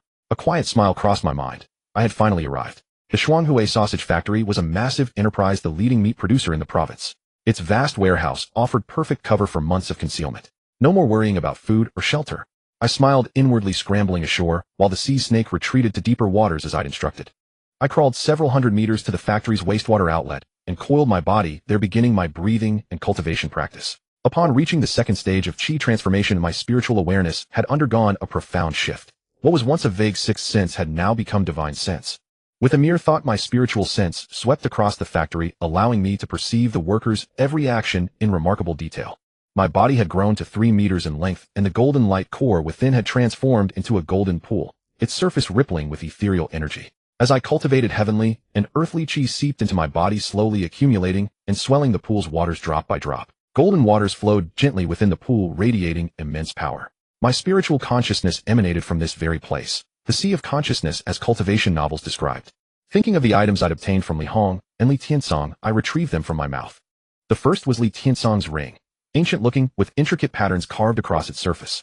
Though I couldn't identify its origin, its power was undeniable, capable of amplifying one's attacks. The second was the Wuji Dual Cultivation Manual. Its pages detailed techniques for dual cultivation, methods I was eager to test, though as a male serpent I'd need to find a female companion when the time came. A serpent of my girth would require a female of comparable size, and finding one 3 meters long and equally thick proved rather challenging. The sea snake was roughly 2 meters long, yet also male. I couldn't be the first serpent to pursue such arrangements, so I set the manual aside for later use. The third item was another book taken from Li Tiansong. Its ancient appearance and traditional characters hinted at forbidden knowledge within, and as I read its contents, a wave of ecstatic triumph surged through me. The book in my hand filled me with overwhelming delight, for it contained the cultivation methods for the realm beyond the Naki art. I laughed heartily to myself. Truly, when one longs for a pillow is delivered. My cultivation had reached the second layer of the Naki art, and soon I would ascend to the third. Yet I lacked the methods for the subsequent stage, only to obtain them now from Li Tiansong. My serpentine eyes swept over the information in the book. Upon reaching the chi transformation stage, not only had my blood and chi grown stronger, but my memory had also improved significantly. Now I possessed a photographic memory. I scanned the entire tome, and within half an hour I had committed its contents to memory. With a cold smirk, I tossed the book into the air and exhaled a stream of serpent breath, shattering the manual into fragments. I resumed my cultivation in a coiled posture, and by dusk, I stealthily infiltrated the Shuanghui ham sausage factory. I found myself in a warehouse stacked with crates of processed ham sausages, all boxed and ready for storage. A surge of joy welled within me as I broke through a skylight on the warehouse roof and entered. I slithered through the warehouse, which proved to be vast. Locating the innermost corner, I tore open a crate of sausages and swallowed them whole. Eating sausages was far more pleasant than devouring rats or raw fish. At least I no longer felt a spiritual unease or disgust. After consuming several crates in the secluded corner, I resumed my cultivation. The night passed swiftly. When dawn arrived, I concealed myself within the pile of empty crates I had created, waiting in silence. The warehouse was stocked with countless sausages, and the workers busy with their tasks failed to notice my presence. Moreover, I had arranged the crates neatly. Unless one looked closely, the empty ones were indistinguishable from the full. For 7 consecutive days, I remained undisturbed in the warehouse. With a steady supply of sausages, I had no want for food or drink. When thirsty, I would slip outside to drink seawater. When hungry, I returned to feast on sausages. Over these 7 days, my body grew to 3.5 meters in length, though my cultivation pace seemed slower compared to the first layer. However, after reaching 3.5 meters in the chi transformation stage, I sensed that I had not yet reached the middle phase of the second layer. I was merely at the early stage of chi transformation, nearly at its peak. I realized that advancing from the first layer to the second had increased my length by 1 meter. Thus, when I progressed from the second to the third layer, my length would likely increase by 2 meters. That is to say, if I reached the third layer, the spirit ascension realm, my body would measure 5 meters. On the 7th day, several large trucks arrived outside. Clearly, they had come to collect the food supplies. I had my own calculations. For 7 days, I had fed on sausages from the most concealed corners and inner stacks. When the trucks were loaded, they still did not discover my secret. The warehouse became somewhat depleted. Under the cover of night, I secretly carried the empty crates out of the factory and dumped them into the sea, ensuring they would never be found. During these days, the workers occasionally noticed a few missing crates of sausages, but they paid little heed, attributing it to production shortages or increased defect rates. Emboldened by this, I grew even more reckless. 14 days passed, and my body reached 4 meters in length, while my cultivation formally entered the middle phase of the chi transformation stage. My serpentine form had thickened, now comparable to a woman's thigh. Had I emerged within the factory, the workers would have been terrified out of their wits. That night, I once again left the warehouse and arrived at the beach. There the colorful sea snake emerged from the ocean, raised its head, and said to me, "Boss, I've gathered quite a few underlings. Shall I bring them to you?" Gathered quite a few underlings. I was taken aback by the sea snake's words, but quickly understood. "Bring them over," I said. The sea snake slithered into the woods. I stood by the shore silently breathing and refining chi. I felt the golden pool within my body gradually expand, now more than doubled in size. The pool at my 7-inch spot had turned into a small pond, its golden liquid flowing slowly, tempering my body and keeping me in peak condition at all times. Soon a rustling sound came from the woods. I exhaled a turbid breath and opened my serpentine eyes. With a sharp hiss, a powerful aura radiated outward, causing the surrounding leaves to scatter. A strong wave of energy rippled through the area, and the rustling abruptly ceased. I saw that around me thousands of snakes of various kinds had gathered, some venomous, some harmless, creating a realm of serpents. Strangely, these snakes had all halted, seemingly intimidated by the overwhelming pressure I emitted. They prostrated themselves on the ground, trembling. I understood. It was the release of my aura, its formidable power instilling fear and awe in them. With a cold smirk, I swept my serpentine gaze over the crowd, then retracted my aura back into my body. The snakes exchanged glances, then rustled forward again, crawling toward me. "Boss, they're here, but most of them have low intelligence and can't communicate through divine sense," the sea snake said to me. I nodded my serpentine head. The sea snake and I could speak because we had cultivated techniques and acquired divine sense.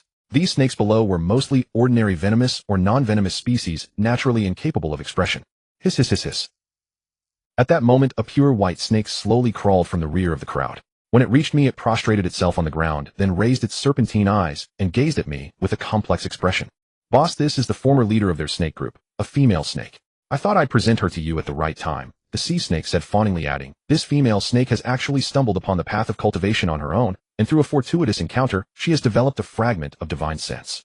I examined the white snake with interest. She was indeed unusual, though I had no idea what species she was. Clearly my knowledge of snakes was far too limited. "What species are you?" I asked her calmly after sizing her up. The white snake glanced at me and hissed, "I don't know. My father and mother were a cobra and a white-browed viper, respectively. I am a mutant offspring born from their union." Her words stirred a thought in me. I recalled the Wuji dual cultivation art and wondered how much my cultivation would advance if I practiced dual cultivation with this white snake. With that in mind, I nodded to the white snake and transmitted the cultivation method to her via divine sense, the very knacky art I was practicing. The white snake had not expected me to impart a cultivation method. After memorizing it, she cast a surprised glance my way. I swept my serpentine gaze over the crowd, and the snakes immediately halted their movements as if awaiting my command. I let out a long hiss, ordering them not to act rashly for now. We were stationed near a food processing plant. When night fell, we could sneak in to find food. The snakes were stirred by the news. At midnight, I instructed the white snake and the sea snake, then had them lead their offspring to search for food in the processing plant.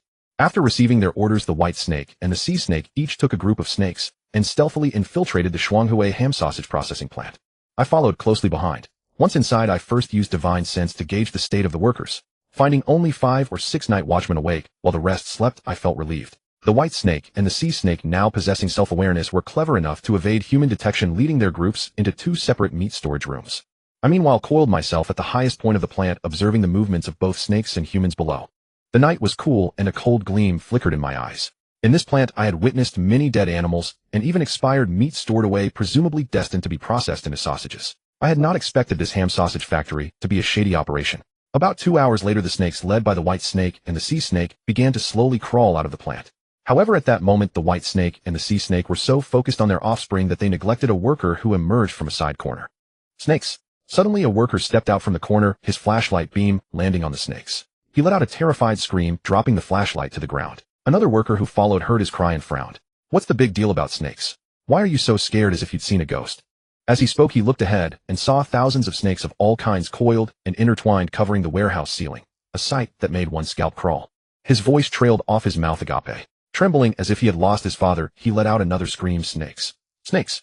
There are snakes!" His voice was piercing, and he seemed paralyzed by fear. The white snake shot toward them like a white bolt of lightning. With blinding speed, the white snake bit both men on the neck. Their eyes bulged, and they collapsed to the ground, convulsing for a moment before falling still. From my high vantage point, I coldly observed everything without intervening. After the 2 men died of poisoning by snake, and high snake swiftly led their offspring out of the processing plant. At that moment, the cries of the 2 men had awakened many workers in the factory. They dressed quickly and hurried over. I cast a cold gaze over the hastily assembled crowd, my serpent eyes narrowing slightly as I slowly turned and descended from the highest point. The next day, I did not enter the processing plant again. Instead, while coiled in a secluded spot in the forest outside cultivating, I used my spiritual sense to peer through the plant and discern the movements within. The death of 2 workers in the processing plant was no trivial matter. Now they were all cautiously donning protective suits and spraying various poisons inside the factory. Moreover, during their inspection, they discovered the empty cartons of the ham sausages I had devoured. From then on, they tightened security around the meat storage and finished product warehouse.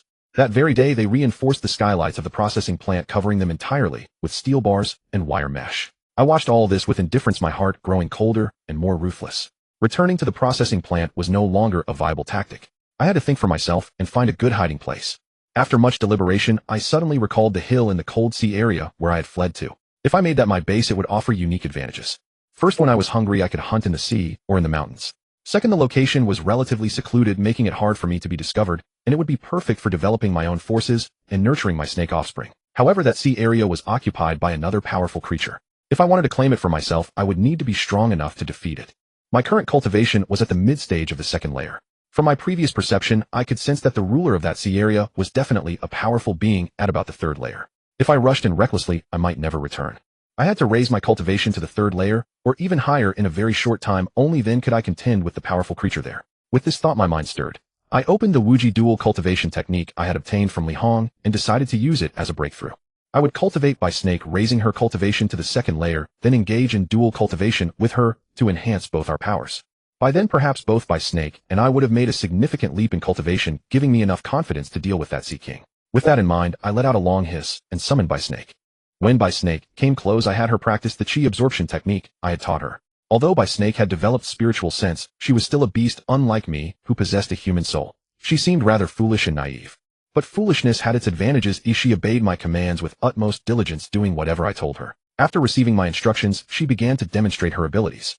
I could clearly sense that her cultivation had progressed nicely, reaching the mid-stage of the first layer. I told by snake to stop demonstrating and began to guide her in practicing the chi absorption technique. 10 consecutive days passed. Without the mysterious dragon scale that I possessed, by snake's cultivation advanced quickly, but it still took her 10 days to go from the mid-stage to the late stage of the first layer chi absorption realm. And that was with my guidance. After by snake advanced to the late stage of the first layer, high snake was filled with envy. He seemed to want my guidance, but for me this high snake could not be used for dual cultivation, so I was too lazy to instruct him. Finally, another 10 days passed. By snake's cultivation reached the peak of the first layer chi absorption realm, only a single opportunity away from a breakthrough. But no matter how I guided her, by snake's cultivation seemed stuck at this point, not improving at all. Could it be that ordinary snakes can only reach the peak of the chi absorption realm? Thinking this, I seemed to understand something. For a snake like me, if not for the mysterious dragon scale, even if I cultivated, I would probably only reach the peak of the first layer and stop. High snake was the same. His cultivation had stopped at the peak of the first layer with no progress. It seemed to be due to something lacking in his body. In 20 days, my cultivation had also reached the peak of the second layer, and my body length had grown to 4.8 meters, only 20 centimeters short of reaching 5 meters. Since that was the case, I might as well begin dual cultivation now. With a thought, I called by snake to my side that night, and expressed my intention to engage in dual cultivation. As soon as I mentioned dual cultivation with by snake, she became so excited that her eyes seemed to blossom. It seemed to me that she had been waiting for this day for a long time. By snake's body began to writhe and twist around me, apparently starting to flirt with me. But I had a human soul, and such actions did not interest me much. Without a word, I coiled my serpent body around by snake and pressed myself onto her. I very roughly located the mating part of the male and female snakes and pressed her beneath me. By snake coiled around me tightly. I cultivated according to the method in the Wuji dual cultivation technique, while intertwining with by snake as much as possible. Gradually, I felt the golden stream within my body slowly change. All the streams transformed as I mated with by snake. These golden streams began to gather slowly. The golden puddle that had been like a small stream now contracted, returning to the size of the small puddle when I had just advanced to the second layer. However, compared to before, its quality and density were no longer the same. I never thought I would mate with a snake. At this moment, I couldn't help but recall in my mind teacher Tsang, teacher Ozawa, teacher Yoshizawa Akaho, teacher Uehara AI, and so on. Gradually, I felt my blood and chi surging. At a certain critical point, my entire serpent body suddenly erupted in violent convulsions and tremors. Then I felt the golden puddle at my 7-inch spot contract again. With a sudden humming vibration, what had been a puddle now transformed into a solid object. It changed from liquid to solid. The vitality within my entire body underwent a clear change. My aura surged upward. With a shake of my serpent body, the outer layer of skin shed again. My body lengthened by 20 centimeters, directly cracking the skin that covered my surface. I let out a long hiss, and my voice became deep and heavy, causing the entire forest to tremble. Birds that had been chirping fell silent. At that moment, I felt as if I were the master of heaven and earth. The third layer, the ascending origin realm, I had finally achieved it. That by snake also let out a long hiss. She seemed to have experienced the benefits of intertwining with me. Her entire body suddenly trembled, but she slowly shed the outer layer of skin. Then the aura emanating from her reached the second layer, the chi transformation realm of the chi absorption technique. Dual cultivation was indeed reliable and beneficial for both parties. Both by Snake and I had broken through a realm. After the breakthrough, by Snake was overjoyed and looked at me with even more seductive eyes. After seeing this, I felt a bit awkward and quickly found an excuse to send her away. Afterwards, I coiled up and inspected the skin I had just shed. The skin that had just shed was not shattered directly by my powerful force, but was cracked open by me. At this moment, that snake's skin was not pure white, but black and shiny. The snake's skin revealed golden patterns on its surface, making it look not like a snake's skin, but like a cracked snake. Because the skin was thick and large in area, it could almost be made into a perfect garment. Moreover, this snake's skin was produced when I was at the second layer of cultivation. Its hardness rivaled rock, making it a perfect material. However, this snake's skin was of no further use to me, as my body's toughness now far exceeded before. My entire serpent body had become about as thick as a man's thigh and 5 meters long. In particular, at my 7-inch spot, there appeared a solid golden object looking like a gold brick, square and blocky, but upon closer inspection, it was not a cube, but had multiple facets. This golden solid was connected to my flesh and blood. I could feel my heart pounding thump, thump, without stop. With each heartbeat, my blood flowed through that golden solid, and then flowed out again after a moment. Each time this happened, I could notice that the blood refined by the golden solid had undergone a slight change, becoming purer with impurities being expelled. I rested for the night. The next day, when I opened my serpent eyes, I saw by Snake circling around me, like a little wife, apparently still wanting to engage in dual cultivation. I glanced around and saw countless small snakes surrounding us watching. A sense of human shame still lingered in my heart, so I let out a long hiss, releasing a wave of pressure that frightened all the snakes into trembling and retreating. I did not engage in that act with by Snake in broad daylight. Instead, I ordered her to first go into the sea and find High Snake to prepare for a meeting. After by Snake left, I swept my serpent gaze over the distant Shuanghue ham sausage factory, and my heart gradually turned cold. Since I was about to leave this place, I might as well begin one final bout of madness before departing. Before long, High Snake and by Snake came to my side. I ordered them to lead the troops and attack the ham sausage factory at nightfall today. This factory contains many expired meats. This time we will not only feast to our heart's content, but also destroy the factory. Hearing my plan, the two snakes began to act, summoning their snake offspring. By nightfall, the dense, colorful snakes surrounding me numbered over 10,000. I hadn't expected to gather so many, but thinking of now having so many subordinates, I was suddenly filled with heroic spirit and let out a long hiss. Rustle. The surrounding forest was shaken by my roar, causing leaves to fall, heralding a massive, premeditated operation by the snakes that was about to unfold. In the quiet hours before dawn, the forest lay utterly silent, yet a faint metallic tang hung in the air, the unmistakable scent of serpents. Amidst this stillness, a killing intent slowly began to permeate the woods. At that very moment, most of the sausage processing plant's workforce had already fallen into deep slumber, none of them foreseeing the calamity soon to befall their establishment. A serpent coiled atop a towering tree, its reptilian eyes scanning the distance, watching the comings and goings within the plant and the positions of the guards. An icy gleam emanated from its gaze. Hiss! I let out a sharp cry. Hai Shi and Bai Shi awaited my command from perches on adjacent branches. Upon hearing my call, both raised their heads and flicked their forked tongues toward me, a sight that would have reduced any human witness to sheer terror. We will strike from the rear of the plant. I cast a cold glance at the two serpents. We shall leave the ordinary workers' quarters undisturbed. For this operation, you are to command the serpent horde. Unless absolutely necessary, do not lay a hand on the laborers. Why, oi? To Bai Shi and Hai Shi, such a decree was profoundly baffling, for from a serpent's perspective, nearly every other species, including humans, constitutes either prey or predator. Humans in particular. I had heard from Bai Shi that many of our kin had been captured by a trio led by a man named Zhuo Guiqing. Zhuo Guiqing operated as a minor street vendor in the city district, yet he specialized exclusively in trading serpents. Countless lives had perished under his hands. Furthermore, he cruelly stripped their hides each time. At that time, Bai Shi had even asked when I planned to exact vengeance upon Zhuo Guiqing. I had intended to wait until things were stable, then launch a thorough purge against all those in this city who killed serpents. Shaking myself from my reverie, I regarded the two serpents. Today we must refrain from slaughtering too many humans. Should we provoke the government, our survival will become exceedingly difficult. If they deploy the military and artillery against us, we shall surely be eradicated in time. Therefore, we should target the administrative offices of their leadership.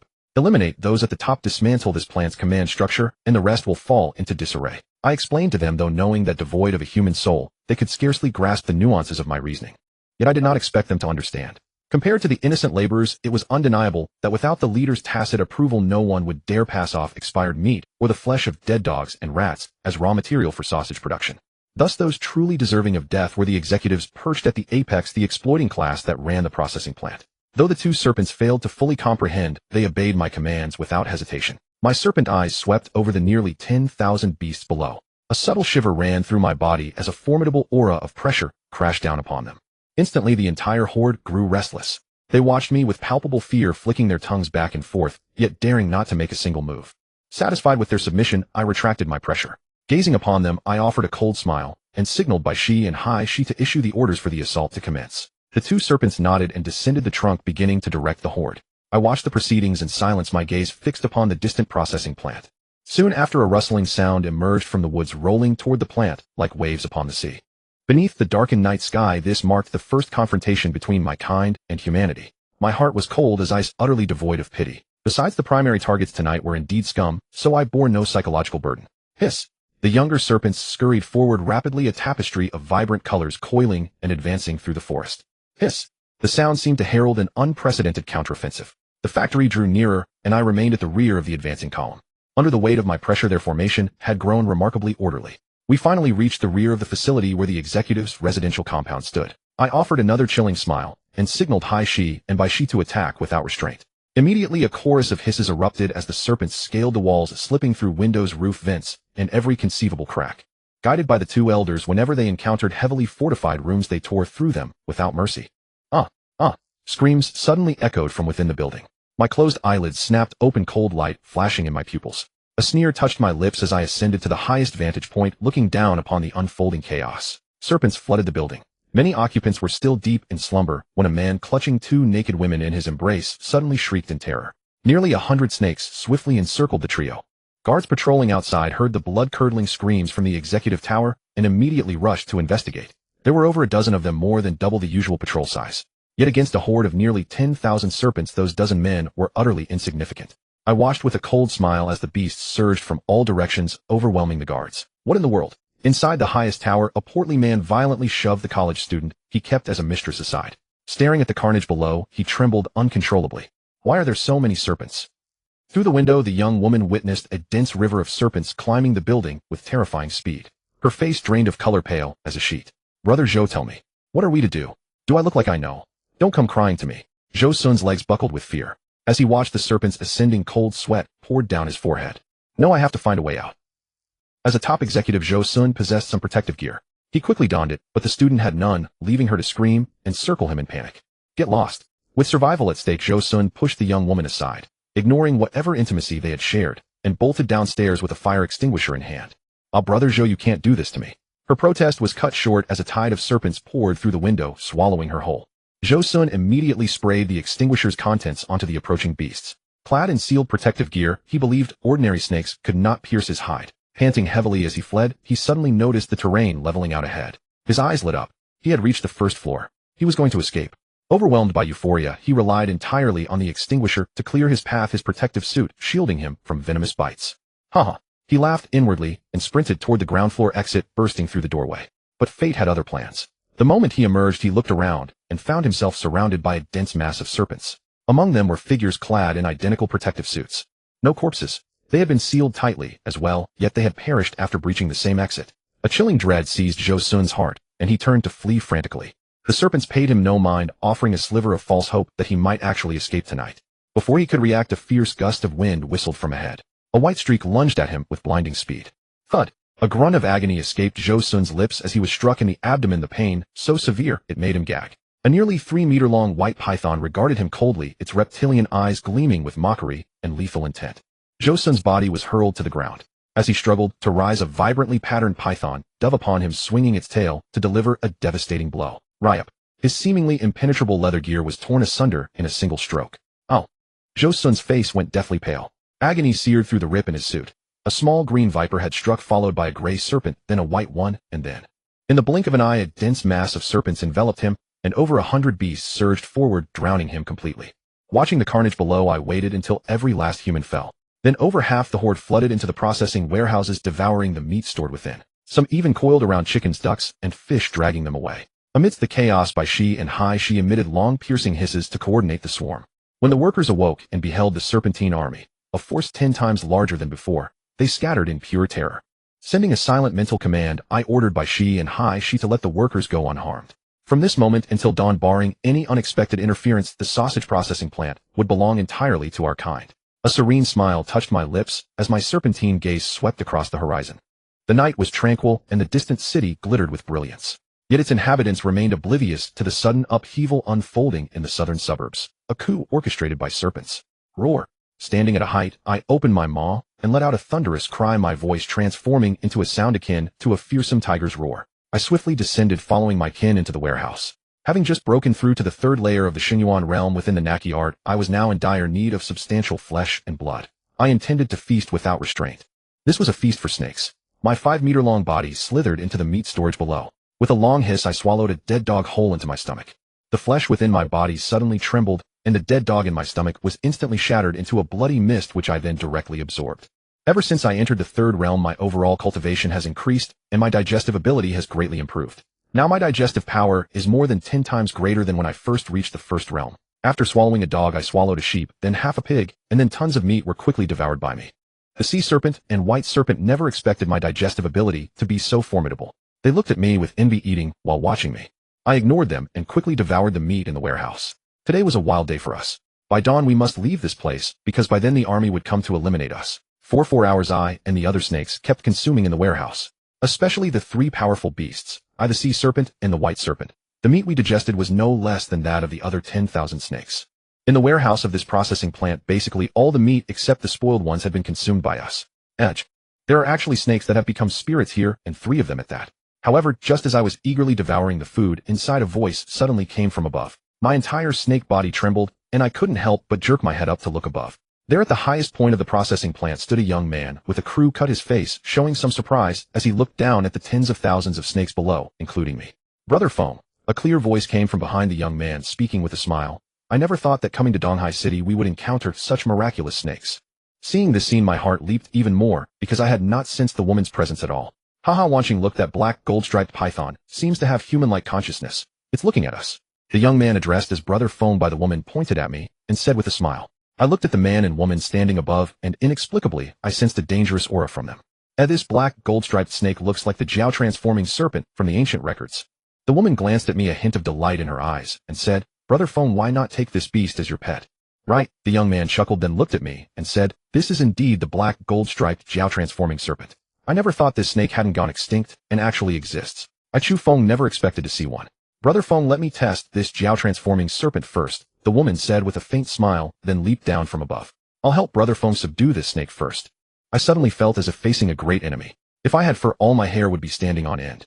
I suddenly spat a snake breath at the woman, then my body sprang from the ground, turning into a black gold streak, and my tail lashed fiercely at her. He didn't expect such a temper. The woman smiled charmingly, then lightly pushed a palm toward me.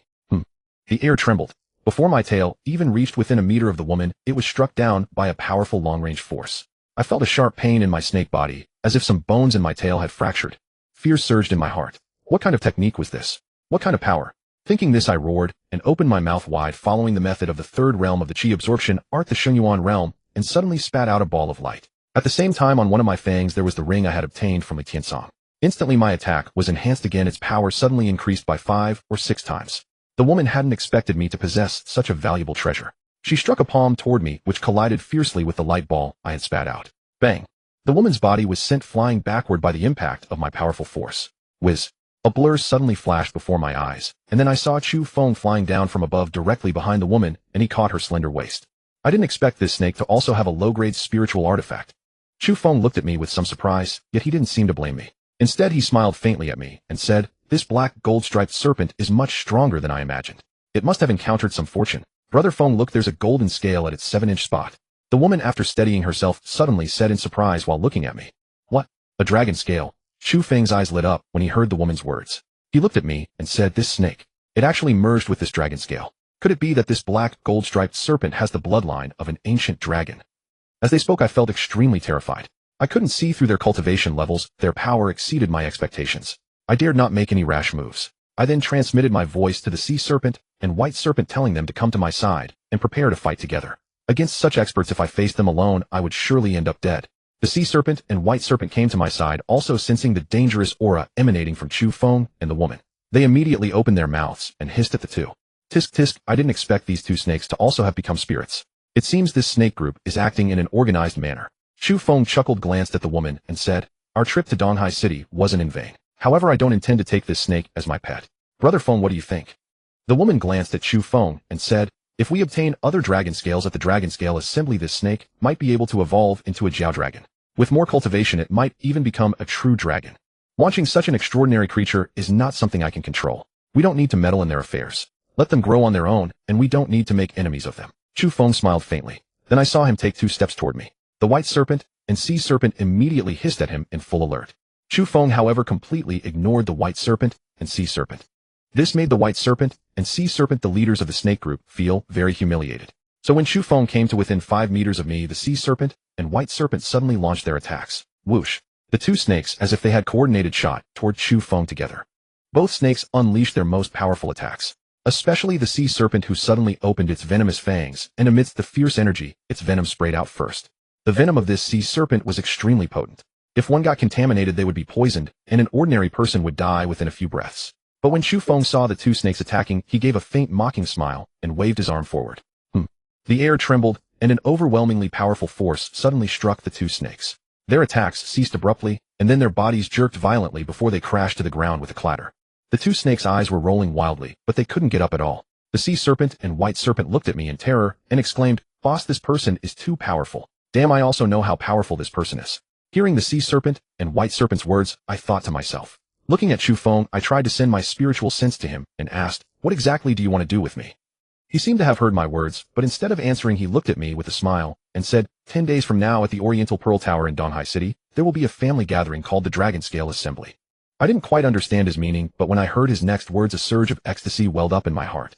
Chu Feng looked at me calmly and said, "This Dragon Scale Assembly is where the various families will auction the dragon scales they have collected. Seeing that you have merged with this golden dragon scale, I thought this information might be useful to you." After saying that, Chu Feng turned and walked away, then went to the woman's side, wrapped his arm around her slender waist, and said with a light laugh, "Watching, let's go." The woman nodded, and then the 2 leaped up to the highest level. With a single bound, they vanished into the depths of the forest. I swept my spiritual sense through the forest, but couldn't detect any trace of the 2. I felt a great wonder. After this encounter, I couldn't help but feel a sense of awe towards the mysterious experts in the human world. Originally, I thought the most powerful cultivators in the human world were experts like Uncle Li Hong. But from Chu Feng's performance, it was clear that there were heavens beyond heavens among them. With this thought, I immediately gathered my snake subjects and descendants, left this place, and prepared to head to that deep sea area. Among the 10,000 snakes, nearly 5,000 were land snakes. For this migration, over 5,000 land snakes couldn't travel by water, so we instructed them to wait until nightfall, and then follow the coast to find us. After giving instructions, I told the sea serpent to stay and coordinate the command here. Then I took the white serpent and the other 5,000 water-adapted snakes, and quickly departed by sea. I led the way, swiftly heading toward that mysterious sea region. At this moment, having eaten and drunk my fill, I felt some changes occurring within my body, and I was overjoyed. After today's battle with Chu Feng and that woman, I actually experienced something beyond the chi absorption art. These things slowly evolved in my mind, leading to a great enlightenment. So above the Shenyuan realm, there actually existed such a powerful realm. My heart was filled with anticipation for the future. I advanced quickly. Half an hour later, the seawater around me grew increasingly cold, more than twice as cold as when I had come last time. My heart stirred. It seemed that the ruler of this sea had discovered me. The temperature within the waters began to drop, and I could clearly feel that my physical functions seemed to be affected. Generally speaking, when the temperature drops below 6 degrees, snakes begin to prepare for hibernation, and once it falls below 0, they enter a hibernation state. At this moment, the water temperature was far below 0. I instructed Bai Shi to lead the other snakes to quickly climb the nearby mountain peak and wait for my signal. As I ventured deeper, the temperature reached more than 20 degrees below 0. After advancing another nearly 1,000 meters, the temperature had approached 30 degrees below 0. What creature could control the ocean water temperature? The thought startled me. Generally speaking, snakes hibernate for 2 primary reasons. First, snakes are cold-blooded creatures. As the temperature drops, their movement slows considerably. Second, in cold temperatures, it becomes extremely difficult for snakes to catch prey. However, they can survive the winter by lowering their metabolic rate through hibernation. But for us, having eaten our fill, there was no food shortage, so we would not enter hibernation naturally. We would simply move more slowly. As for me, although I experienced a brief moment of sluggishness, I quickly regained my speed and agility. The abundant blood-fed meals and the Naki Ju I cultivated allowed me to maintain peak condition at all times. This is the benefit of cultivation. I can adjust my body temperature at will rather than letting the surrounding environment dictate it. After diving another kilometer deep, my serpent eyes widened in astonishment as I gazed upon that dark silhouette in the ocean depths, my heart stirring with tumultuous emotions. The shadow spanned roughly a dozen meters across, with numerous tentacles drifting in all directions through the water. Upon its terrifying round head grew a single eye the size of a bronze bell, gazing at me with cold indifference. This was actually a giant octopus. My heart skipped a beat. To my knowledge, the largest Pacific giant octopus only measures 9. 1 meters, and weighs over 500 gene. However, the giant octopus before me far exceeded my expectations. Its full length was approximately 15 meters, its body enormous, weighing close to 1 ton. Compared to this, my 5-meter-long serpent form was as insignificant as a small earthworm. It seems humanity's understanding of marine life remains at a very superficial level. I suppressed my shock and regarded the giant octopus with a grave expression. Giant octopuses are terrifying creatures in the ocean capable of devouring sharks. This is because octopuses possess remarkably powerful suction cups. Once caught, escape becomes nearly impossible. This octopus before me was also incredibly formidable, radiating a chilling, killing intent. In my assessment, its cultivation base must be roughly equal to mine. This time my chances of victory were slim. How to quickly and cleverly kill this octopus was now my top priority. Though much had passed in my thoughts, in reality, it was but a fleeting instant. When the octopus saw me swimming toward it, its eyes rolled, and suddenly one tentacle lashed out like lightning. Boom! The entire water shuddered. A faint vacuum seemed to rise around the tentacle, pushing aside the surrounding water, carrying boundless force as it struck toward my body, seemingly intent on crushing me with a single blow. I sneered, gathering strength in my serpent mouth, and unleashed a torrent of snake breath, colliding head-on with the octopus's tentacle. Crack! The tentacle hesitated for a moment, and I swiftly swam away, circling the octopus at a distance, while continuously spewing my breath. In the sausage factory, I had devoured substantial amounts of meat. Although most had been digested, a considerable reserve still remained stored within my body. However, as the battle with this octopus monster continued, my internal consumption increased dramatically. After approximately 10 minutes, my stored energy was completely exhausted. The octopus's eyes shifted, and its entire body surged forward rapidly. All of its tentacles reached toward me simultaneously, forming a flower-like formation. Each tentacle bore an eye of different color, creating a breathtakingly beautiful spectacle in the ocean. Yet this beauty was deadly. If struck by those tentacles, even if I had advanced to the Xinyuan realm, I would be smashed in two. This octopus had transcended the physical limits of its species. After its strike, I quickly evaded, propelling myself dozens of meters through the water in an instant. Yet after the octopus's tentacles struck, they unexpectedly froze in place. I paused, having dodged the attack, curious to see what other techniques it might employ. But as I turned my head, a fissure suddenly split open on the octopus's head. A water blade launched toward me with a speed 10 times greater than its previous tentacle attack. What? Terror surged through my heart, but it was already too late. I swiftly moved my body, but could only shift 2 or 3 meters. This water blade, accompanied by a terrifying momentum, crashed down upon my serpent tail. Splat! My serpent tail was slashed open by the water blade, instantly splitting into a gaping wound. Crimson blood, tinged with gold, flowed into the ocean, dyeing the surrounding waters red. Damn, it's so cunning. I never expected this octopus to be so treacherous, hiding such an attack. My anger nearly boiled over. My eyes turned cold and sharp.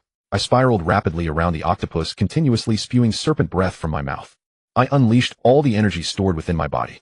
The octopus fared no better. Quickly, wounds began to appear across its body from my attacks. Yet I did not dare let my guard down.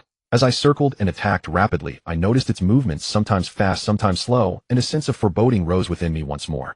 This creature is still plotting against me. My heart raced as I suddenly realized the octopus's ultimate technique had yet to be unleashed.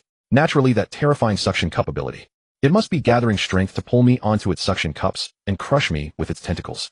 Having deduced this, my eyes narrowed and a plan formed in my mind. Although the octopus was conserving its power and concealing its ultimate move, I understood it thoroughly. While its suction cups were formidable, they were also its weakest point. Moreover, I too had concealed my trump card. After circling and attacking for a while longer, I paused my movement, as if completely exhausted.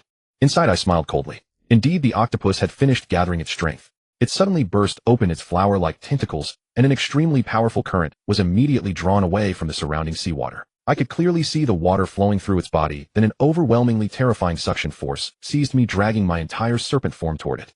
As my body hurtled forward, my mouth had long been gathering strength. The low-grade spiritual artifact ring obtained from Li Tiansong was subtly positioned against my venom fang. Just as my body was about to be caught by the suction cups, I threw open my serpent mouth wide and unleashed the serpent breath I had withheld, nearly exhausting every ounce of power within my body. Enhanced by the ring, the attack power increased more than 5-fold. I could clearly feel cracks forming on my serpent fangs. Attacking recklessly, I loosened my teeth until blood flowed from my gums. Hum. A ripple of water distortion followed. My serpent breath, now resembling a beam of laser light, whistled through and pierced the entire inner wall of the octopus's tentacle. Continuing unimpeded, it thunderously blasted straight through the octopus's entire head. The octopus had been at its peak, confident it had me trapped and ready to digest me, rejoicing in its impending victory. But my desperate strike far exceeded his expectations. He lacked even the ability to dodge and was pierced clean through. The once dominant overlord of the ocean fell before my 5-meter-long serpent form. The moment my serpent breath pierced through the octopus's head, the terrifying suction force surrounding me vanished instantly. However, due to inertia, I still crashed into the octopus's tentacles. Hit by my impact, the octopus's entire body shuddered. Its tentacles, like long strips of cloth floating in the water, waved a few times before sinking lifelessly. To prevent this octopus from reviving or mounting a treacherous attack, I bit down, without hesitation, injecting venom into its body. Then I swam away, maintaining a distance of over 10 meters. The anticipated counterattack never materialized.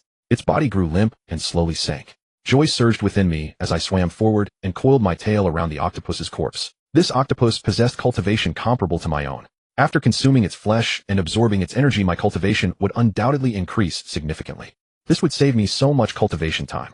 Overwhelmed with joy, I failed to notice that at that very moment, with all my attention focused on the octopus, another pair of cold, murderous eyes from the ocean depths had locked onto me. My strongest attack had already been expended, and I was at my weakest. As I touched the octopus's body, extreme joy surged through my heart. Yet moments later, my serpent scales suddenly bristled in succession, and my entire body began to writhe uncontrollably. A primordial sense of danger surged from within my soul. My serpent body jerked violently, and as my eyes glanced downward, I saw at the ocean bottom a crimson blade like a laser beam striking my vital 7-inch point in a single instant. I felt as though my entire serpent body were being torn apart at my 7-inch mark. My spirit suffered devastating damage, and I found myself utterly incapable of exerting any strength whatsoever. I never imagined that while fighting the octopus monster, another powerful creature lurking in the ocean depths had been sitting idle watching the tigers battle. As the saying goes, the mantis stalks the cicada while the oriole lurks behind. Unexpectedly, despite possessing a human soul, I had still fallen victim to a beast's treachery. That crimson strike had split open my flesh and skin at the 7-inch point. Blood gushed forth, staining the ocean red throughout the surrounding waters. My serpent body was immobilized. I tried to struggle, but to no avail. I could only lie here silently awaiting this mysterious creature's final strike. The most vital spot for a snake is its 7-inch point where the heart resides. Of course, this measurement is not a fixed unit. Different snakes have their hearts in different positions. Yet it is generally located at a body proportion of 7:3. Now with my 7-inch held in grasp, I could muster no strength left, only to await death. The crimson streak had moved so swiftly that I had not even glimpsed its owner. A pang of bitter irony struck me. I had just been reborn as a snake, only to be killed so soon. With a whoosh, the red flash passed through the water, then halted beside the octopus fiend ahead. Its gaze fixed upon me, the serpent on the verge of transformation. Only now did I truly behold the entity's full form. Nearly 20 tentacles, its body not immense, yet I could feel the overwhelming pressure it exuded. Its crimson body was like a blade of slaughter, cold and emitting a chilling aura. At this moment, I finally understood that the drop in the sea's temperature was controlled by this creature, not the octopus I had slain. What was this? A giant squid. Speaking of giant squids, one might think, isn't it just a squid? What's so special about the name? Indeed it is. The giant squid is one of the largest known invertebrates, ranking second among squids. The top rank belongs to the colossal squid, whose name sounds formidable. In my perception, aside from the tentacles at its base, it resembled a massive phallus. Adult giant squids can reach over 20 meters in length, but the red one before me seemed smaller, its body only about 5 meters. Yet I sensed a terrifying aura from it. And this giant squid was red, catching me by surprise. Clearly this giant squid was also a cultivator, and its cultivation far surpassed mine. I had once seen a video of a battle between a giant squid and a sperm whale, and it always made my hair stand on end. A chill ran down my spine. My snake eyes locked onto the giant squid, which stared at me coldly, as if I were already dead. A sharp pain throbbed at my 7-inch, my mind growing hazy. The giant squid's attack had gravely threatened my heart, and the golden solid energy block within me had cracked. My dragon scales had been driven into my body. A faint warmth emanated from my 7-inch, as if mending my muscles, but far too slowly. I had already resigned myself to death. The giant squid was the fastest creature in the ocean. Even at full strength, I could not outrun it. Not to mention it had struck like a mantis stalking a cicada with the oriole behind. A sneak attack. The giant squid fixed its gaze on me, its tentacles swirling before me, generating a powerful suction that formed a sizable sucker. But its suckers were far more formidable than those of the octopus I had just killed. I was drawn onto its sucker with barely a thought of resistance. After capturing me, a flicker of excitement passed through the giant squid's eyes, though mostly disdain and contempt for my kind. To the giant squid, I was merely a meal, wasn't I? Oh, I could not help but open my mouth, letting out a hiss.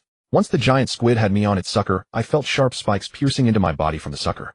An indescribable agony washed over me as the giant squid effortlessly broke through my defenses and began to suck the essence of my cultivation. Under the giant squid's cold slaughter, as it absorbed my blood essence, I grew drowsy. I smiled bitterly, thinking this must be the last awareness before death. Not long after that thought, sleepiness overwhelmed me, and I slowly closed my eyes. The giant squid's spikes carried a paralytic toxin, and my body gradually ceased moving, allowing it to feed in peace. My consciousness seemed to drift into an endless dark void. Ahead, faint specks of light floated. I wondered what they were thinking. Is this the path to reincarnation? Suddenly the specks began to gather, growing more numerous until they formed a long flowing ribbon. Looking again, the gathered specks shone with a golden luster, appearing indomitable. They coalesced into a rope, its origin and destination unknown. What was this? I was filled with confusion. Was this where one goes after death? As I pondered, a formidable force suddenly descended from the sky. A pair of enormous eyes gazed coldly upon me, an overwhelming pressure suffocating me. Those eyes. I looked at the pair suddenly appearing in the void sky, and a strange thought arose within me. Dragon eyes. Those were dragon eyes. Once this thought took root, it would not leave. At the same time, the golden ribbon before me vibrated with a hum, and I felt my floating soul yanked by a powerful force. The dragon eyes above me grew distant, eventually vanishing from my soul's sight. My body jolted violently, and I slowly opened my eyes. I was still in the water before the massive corpse of the octopus. The red giant squid, however, was now 100 meters away, staring at me in terror. Not only had it not killed me, but it seemed I had frightened it. Puzzled, I could not help but examine my own body. To my astonishment, the fatal wound at my 7-inch was gone, my dragon scales restored, and my body had undergone a greater transformation. Golden patterns shone brighter on my body, and I had regained full mobility. What's more, I felt a surge of powerful life force within me, as if it were boiling the surrounding seawater. What was this? I looked inward at my 7-inch. The polyhedral golden solid had vanished, replaced by a golden meridian running from my head to my tail. Dragon sinew. My heart trembled as I realized. After the giant squid's attack, that mysterious dragon scale had rapidly transformed my body, forging a dragon sinew. Ecstasy rose within me. I finally understood that the golden solid I had formed earlier was the embryo of the dragon sinew. If not for the attack, it might have grown slowly. When would it have grown into a sinew spanning from head to tail? What kind of dragon did that mysterious scale belong to? How formidable it was, I thought. The blood of this snake had gradually infused with gold. Hiss! I let out a long cry in the water, and the powerful ripples silenced the surrounding waters. The giant squid, once so ferocious and intent on killing me, now trembled. Its eyes were filled with terror. Was this dragon might? I understood. It was the nobility of bloodline that oppressed lower bloodlines, forcing them to submit. Though the giant squid was stronger in cultivation, bloodline power made it cower. As I roared, it was so frightened that it released ink, darkening the sea. It had been scared into releasing its ink. What is your name? I spoke, communicating with my divine sense. Why did you attack me? My name is Wuzhua. This sea is my domain, and this octopus was my guardian, the giant squid replied immediately upon receiving my inquiry. So I wanted to kill you, but I never expected. You have obtained the inheritance of the divine dragon. Wuzhua. From now on, this is my territory. Find yourself another domain, I said, coldly glancing at it. How about it? I wish to serve under you. Wuzhua swayed, its eyes shifting. You are the inheritor of the divine dragon. Following you, I can develop further. My cultivation has reached its peak, and without the guidance of a powerful being, I will stagnate and die of old age in the sea. Then you shall guard this sea for now, I said to the giant squid. Drag this giant octopus to the shore for me. Wuzhua nodded, dragged the octopus to the foot of the mountain, and asked if I had further orders. I shook my head, sending it to patrol the sea, saying I would call it when needed. Wuzhua excitedly dove into the deep. I crawled ashore slowly, and saw many snakes emerging from the jungle. Sensing the dragon might upon me, all the snakes prostrated themselves, the bloodline pressure forcing them into submission. My cold gaze swept across. I saw the white snake looking at me with adoration and excitement. I paused, then gave a bitter smile. It seemed she thought she had found a powerful ally. But then again, I had been indiscriminate and mated with her. The more I thought about it, the more absurd it seemed, and I could not help but shake my snake head in resignation. Boss. White snake slithered toward me, her plump, ivory-white body coiling around me in an alluring display. Truthfully, even recalling our dual cultivation experience now filled me with revulsion. Though I myself was a serpent, it still made my testicles ache. White snake was clearly soliciting my affection. I narrowed my serpentine eyes and released the aura of the third level of my Naki technique. Her body froze, then she slunk away with eyes full of despondent grievance. I breathed a quiet sigh of relief and glanced at White Snake, unable to help but think of Baisujan. If only this White Snake could transform into a beauty like her. Thinking of Baisujan, I paused. Could it be that snakes, upon reaching a profound level of cultivation, can transform into human form? A wave of wild exhilaration surged through me. If that were true, then perhaps when my cultivation became sufficiently formidable, I too could take human shape. White Snake, have you thoroughly scouted the surrounding area? I asked her. There should be no humans around here, correct? If any humans appear, you must report immediately and never let our whereabouts be exposed. Understood, boss. White Snake responded, then slithered away with a suggestive sway of her water snake waist. As the sky gradually darkened, I guessed that Shi and his group had likely set out by now. I coiled myself upon a large boulder and began observing the changes occurring within my body. My cultivation had barely reached the mid-stage of the Shenyuan realm. I never expected a single battle to elevate my cultivation so dramatically. I even felt a touch of terror. I had only reached the Shenyuan realm yesterday, yet after one fight today, I had already advanced to its mid-stage. It was simply unbelievable. Among human cultivators, such a sudden leap in cultivation would likely be attributed to devouring a precious heavenly treasure or receiving power transmission from another cultivator. Thinking of devouring heavenly treasures, I recalled the mysterious dragon scale at my 7-inch point. That great squid strike had caused the scale to slowly merge with my flesh covered over by a layer of scales. Under normal circumstances, one could not detect that I possessed a dragon scale. The reason for my rapid advancement was precisely this mysterious dragon scale. My body length seemed to have reached some kind of limit. Though my realm had advanced from early to mid-stage, I remained 5 meters long, only slightly thicker by half a finger's width, a negligible increase. Overall, my physical appearance had hardly changed. However, after careful internal observation, I was greatly startled. Since the dragon tendon had emerged within me, my entire bloodstream had transformed. Approximately 1/10 of my blood had turned golden. Beyond that, my muscle strength and density had both increased tenfold. Even each of my bones had undergone tremendous changes. My bones could become as hard as titanium alloy or soften to the consistency of dough at will. Around my body, golden stripes wrapped like ribbons of golden fabric, making me appear even more cold and vicious. The dragon scale at my 7-inch point radiated faint golden ripples from within my flesh, constantly refining my body and driving a qualitative transformation. I had effectively become half Jiao, half serpent. My evolution had already begun. In my mind, I replayed the cultivation methods obtained from Li Tiansong, contemplating the realms beyond the Xinyuan realm. In essence, the Naki technique was merely a foundational cultivation manual. Though divided into 3 layers, Naki realm, Huachi realm, and Xinyuan realm, it was strictly a body-refining stage. Upon breaking through the Xinyuan realm to reach a deeper level, a species' life would undergo a true essential leap. Whether human or other beings, they would transcend body refinement and enter the realm of spirit refinement. The realm of spirit refinement was divided into 5 major stages, primarily focusing on the cultivation of divine sense strength. From body refinement to spirit refinement, 90% of cultivators were blocked at the threshold. Only 10% could meet the conditions for spirit refinement cultivation. This was precisely why cultivators became increasingly rare and precious the higher one ascended. I did not understand how Li Tiansong, whose cultivation barely reached the peak of the Naki realm, could possess such a profound cultivation method. Yet fate had bestowed this technique upon me, a clear sign that heaven itself was helping me. More accurately, to reach the spirit refinement realm, one must first pass through the early, middle, and late stages of the Xinyuan realm, followed by the perfection stage. As the saying goes, the perfection stage meant when body refinement reached a point where no further physical improvement was possible, and one's entire being aligned with the laws of heaven and earth. That was true great perfection. One who had reached great perfection could remain invincible throughout the body refinement realm. Taking one more step forward would lead into the spirit refinement realm. I was currently at the mid-stage of Xingyuan, and my entire serpent body had begun a subtle and refined process of tempering. As my cultivation increased, my serpent physique would continue to strengthen until reaching its peak. Compared to humans, I was far superior. At the same cultivation level, whether in defense or offense, I was essentially the strongest. And with the aid of this mysterious dragon scale, I had basically become a bug-level existence. Fighting experts of the same realm would be nothing but an instant kill. Thinking of this, extreme joy flooded my heart, and I couldn't help but begin contemplating the dragon scale assembly 10 days hence. A single dragon scale had brought me to this level. If I could steal all the dragon scales at the dragon scale assembly and fuse them together, my cultivation would undoubtedly increase tenfold or even 100-fold. By then, who knew? I might even surge directly into the spirit refinement realm. Coiled upon the boulder, I tilted my head toward the moon in the sky and began breathing exercises. Threads of primordial energy entered my physical body, slowly merging into that dragon tendon. The tendon refined all the primordial energy and fed it back to nourish my physique, causing it to strengthen gradually. Boss, I've discovered a mysterious cave. While I was breathing, white snakes suddenly slithered toward me from afar, circled beside me, and reported, "There are many human artifacts inside, but I don't know what they are for." A cave. Hearing white snake's words, I opened my serpent eyes, a trace of curiosity stirring within.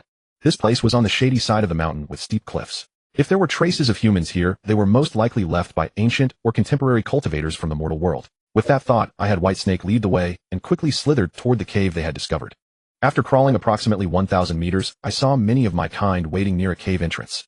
Upon seeing me arrive, 5,000 or 6,000 snakes parted to form a broad passage for me to pass through. I quickly entered the cave, and a chill dampness hit my face, making me feel quite uncomfortable. The cave was roughly several hundred meters long. I crawled cautiously for 5 minutes before reaching the grand hall at its far end. Looking around with my serpent eyes, I grasped the full layout of this cave within the grand hall. The furnishings inside made me unable to restrain my shock. Apart from the entrance, 11 massive bas-reliefs were arranged around the cave walls. The cave spanned 100 meters in diameter and rose nearly 100 meters in height. Looking upward from below, the ceiling was covered with intricate patterns, apparently some kind of ancient ruins. The 11 enormous bas-reliefs around the walls depicted terrifying beasts of a savage and bloody nature. Upon closer inspection, these were actually the remaining 12 zodiac animals, except for the dragon. Unlike the cute zodiac illustrations familiar in traditional Huaxia culture, every zodiac here appeared grotesquely terrifying. especially the python bas-relief near the entrance. Its eyes seemed to gleam with vitality, its entire body radiating chilling coldness. Its mouth was wide open, and within it lay half a human corpse. It was obvious this bas-relief depicted a snake in the midst of devouring a person, with the other half already swallowed into its belly. Then there was the enormous rat bas-relief, its expression caught between a smile and a sneer, its teeth dripping with menace. It seemed to clutch a finger between its jaws.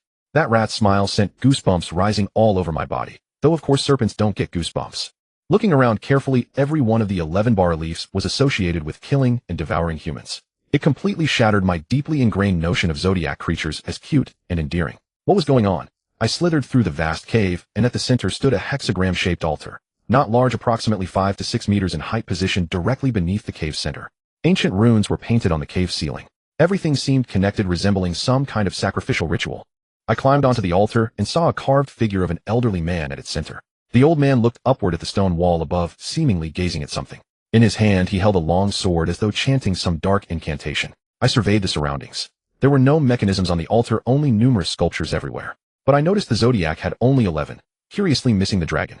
However, overall the position where the dragon zodiac should have been was precisely the direction of the entrance through which I had entered.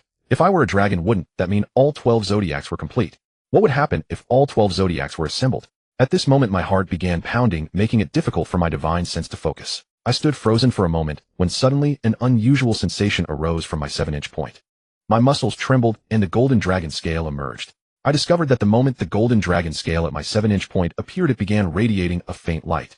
With every beat of my heart, that light intensified pulse by pulse. Suddenly a beam of golden light erupted from the dragon scale like a light that split heaven and earth, shooting straight upward toward the central area of intricate inscriptions on the stone wall above the altar. When I witnessed this scene, even as a dragon python, I was almost scared out of my wits. This defied all my understanding. Every notion I held, whether before my rebirth as a snake or after, was completely overturned. This dragon scale at my 7-inch point seemed to be drawn by some mysterious force shining onto the rock wall above. The dense runes on the wall began to flow like water, slowly and steadily. Beneath the dense script, the patterns above gradually coalesced into a long line. I felt a heat at my 7-inch point, and my serpent body seemed somewhat uncomfortable. The runes above writhed slowly, but to my eyes they carried an eerie aura. The more I watched, the more I felt that the writhing runes were following some hidden trajectory. Finally, many runes merged into a golden line, twisting like a long earthworm. Yet upon closer thought it seemed familiar, though I could not recall where I had seen it. With this golden thread, the runes continued to gather at the center, slowly recombining. After about 10 minutes, a second rune took shape. Then the remaining runes writhed and assembled one by one. A third golden thread. A fourth golden thread. A fifth. This continued for about 90 minutes. At the 90-minute mark, 9 golden threads had emerged above me. The 9 golden threads began to intertwine, seemingly connecting, yet independent. I could not discern their relationship. But moments later my body quivered, as if receiving some guidance. Then I felt my flesh begin to writhe as streams of essence slowly seeped into my 7-inch point, forming a small circle that rotated gently. The golden runes above the rock wall fused into a fixed posture and stopped changing. Yet around them the countless other symbols continued to undergo transformation. The light at my 7-inch point still shone brightly. This glow could have served as a flashlight, lasting for an hour and a half without any sign of dimming. The fusion of the 9 golden threads was slow at first, but after they merged the subsequent fusion became very rapid. As time passed, a long outline appeared on the rock wall above me. It seemed as if someone was drawing my portrait, filling me with boundless confusion. My confusion did not last long. The golden runes fused faster and faster. Finally, before my eyes, the remaining runes sprouted limbs and horns on their heads at a visible speed. This was a dragon's image. I was stunned, staring at the lifelike, golden moving picture above me, my heart filled with shock and disbelief. I never imagined that this tiny dragon scale would generate a dragon's image on this rock wall, in this very place. While I was still in shock, the dragon image slowly shrank until it became the size of a ball of light. Then, following the beam emitted from my 7-inch point, it shot down and plunged into my body. Buzz, buzz, buzz. My body trembled 3 times in succession. The muscles of my limbs began to itch and tingle, a sign of another growth and shedding of skin. Joy surged within me. I concentrated on the changes inside my body and discovered that the dragon tendon within me was slowly aligning with one of the dragon tendons in the golden dragon image. This dragon image was fusing into every part of my body, and the 9 golden threads I had puzzled over corresponded to the 9 dragon tendons within the dragon. In other words, if I could cultivate 9 dragon tendons and undergo a qualitative transformation of blood, muscles, and bones, I could transform into a dragon. For the first time I saw such a clear hope and goal replaced by unprecedented ecstasy. Was this a dragon's inheritance? Astonished, I looked around at the 11 zodiac statues and finally noticed their commonality. Every one of them had a part that matched a section of the dragon image I had just drawn. Unbelievable. I had actually received the complete dragon heritage in this cave. The phantom dragon image had been imprinted into my body. Now I only needed to cultivate, and I would gradually evolve, eventually becoming a soaring heavenly dragon. And that golden dragon image would guide me along the path of dragon transformation. As the saying goes, a golden scale is no mere pond dweller, it transforms into a dragon when it meets wind and water. That must be me, a dragon python who had received the dragon's heritage. After the inheritance ended, the rock walls around me returned to darkness, and the light gradually faded. Of course, as a snake, I possessed night vision, so I could clearly see my surroundings even without light. I looked inward and saw that the phantom dragon image was slowly circulating within my body like the soul of my serpent, steadily nourishing my physical form. I withdrew my inner breath and looked around. The cave was silent. At some point, the entire cave had sealed itself, leaving me alone without any other snakes. I slowly crawled to the cave entrance and saw many snakes outside milling about in confusion. White snake and sea snake were discussing something. As soon as I reached the entrance, a golden ball of light appeared above the opening, then slowly dissipated. Instantly, all the snakes turned their heads to look at me. When sea snake and white snake saw my figure, their serpentine eyes filled with joy. "Boss, you're finally out," White snake said excitedly as she saw my head emerge, rushing toward me with a coquettish air. I ignored white snake's flirtation and looked at sea snake. "How is it? Did all the snake brothers and sisters come?" "Several hundred were caught on the way." Sea snake's face showed embarrassment at my question. He had been so focused on rushing that he only learned of this after arriving. "What? Someone caught several hundred?" Hearing this, I burned with rage. If one or two had been taken, it might have been accidental exposure. But to capture several hundred at once, this seemed premeditated. "Boss, if I'm not mistaken, it's that Zhuoguiqing," White snake said, poking her head out. Although he's just a small vendor, his snake catching skills are formidable. He seems to have special equipment, and he always captures our brothers without a trace. Zhuoguiqing again. My serpentine eyes turned icy. I knew humans caught snakes, but I had never seen someone as arrogant and greedy as Zhuoguiqing. Hundreds of brothers. As a snake, I could not tolerate this. It seemed Zhuoguiqing was either courting death or desperately craving it. "Everyone rest up. In 10 days we take revenge on Zhuoguiqing." I spoke coldly to Sea Snake and White Snake. "Settle the brothers. 10 days from now we'll enter Donghai City through the sewers and wait for the signal." "Yes, boss." At the mention of attacking Donghai City, both Sea Snake and White Snake's eyes lit up and they responded excitedly. Then the two snakes slithered away to begin their political work. I sneered inwardly. This trip to the Dragon Scale gathering would also settle this minor nuisance. He had captured so many of our brothers. This time we would make him die a miserable death. My cultivation level had not advanced much, but my future had become infinitely vast. Now I was a completely different snake from before. In the blink of an eye, 5 days passed. During these 5 days, whenever there was nothing to do, Water Snake would hunt in the ocean and provide food for everyone. The giant squid was practically the overlord of this ocean, always providing large quantities of food. And I completely digested the giant octopus in these 5 days, raising my cultivation to the late Xingyuan realm. During these 5 days, White Snake kept coming to me for courtship, and I repeatedly rejected her. But she was persistent, and finally annoyed, I engaged in dual cultivation with her again. Through dual cultivation, White Snake's cultivation also rose to the Midhuachi realm. Sea Snake was envious, and I guided him, as well helping him improve his cultivation. With the help of my mysterious dragon Chi, Sea Snake officially entered the Huachi realm after 5 days of training. That night I sat cross-legged on my exclusive large rock cultivating. The sky was clear with a bright moon and sparse stars, and the air was fresh without smog. 100 times more refreshing than the capital of Beihai City. "Boss." I exhaled a long breath of turbid chi, further refining the primordial energy within me when a voice reached my ears. I opened my serpentine eyes and saw White Snake standing before me looking anxious. "What is it? Can't hold out again." I thought she had come to seek mating, and my face darkened as I glared at her coldly. Startled by my aura, White Snake prostrated herself on the ground and said tremblingly, "Boss, no. That's not it. We discovered 3 human climbers in the forest." "Human climbers?" I was taken aback. This place is so steep and remote. How could there be humans? Let's go check it out. Thinking thus, I followed White Snake as she crawled slowly to a distant spot. From a high vantage point, I saw 2 men and 1 woman struggling to climb halfway up the mountain. Judging by their attire, they had swum here. They climbed with effort, chatting and laughing, completely unaware that they were being watched by tens of thousands of snakes. Their atmosphere was relaxed as they moved forward. When I spread my spiritual sense, I could clearly feel that my snake brothers and sisters were all around them, waiting for my command to poison them to death. The trio crawled forward with remarkable speed. Judging by their equipment, they appeared to be mountain climbing enthusiasts. It had once been my dream to become one, as well scaling the world's loftiest peaks. However, as a penniless orphan, none of that had ever come to fruition.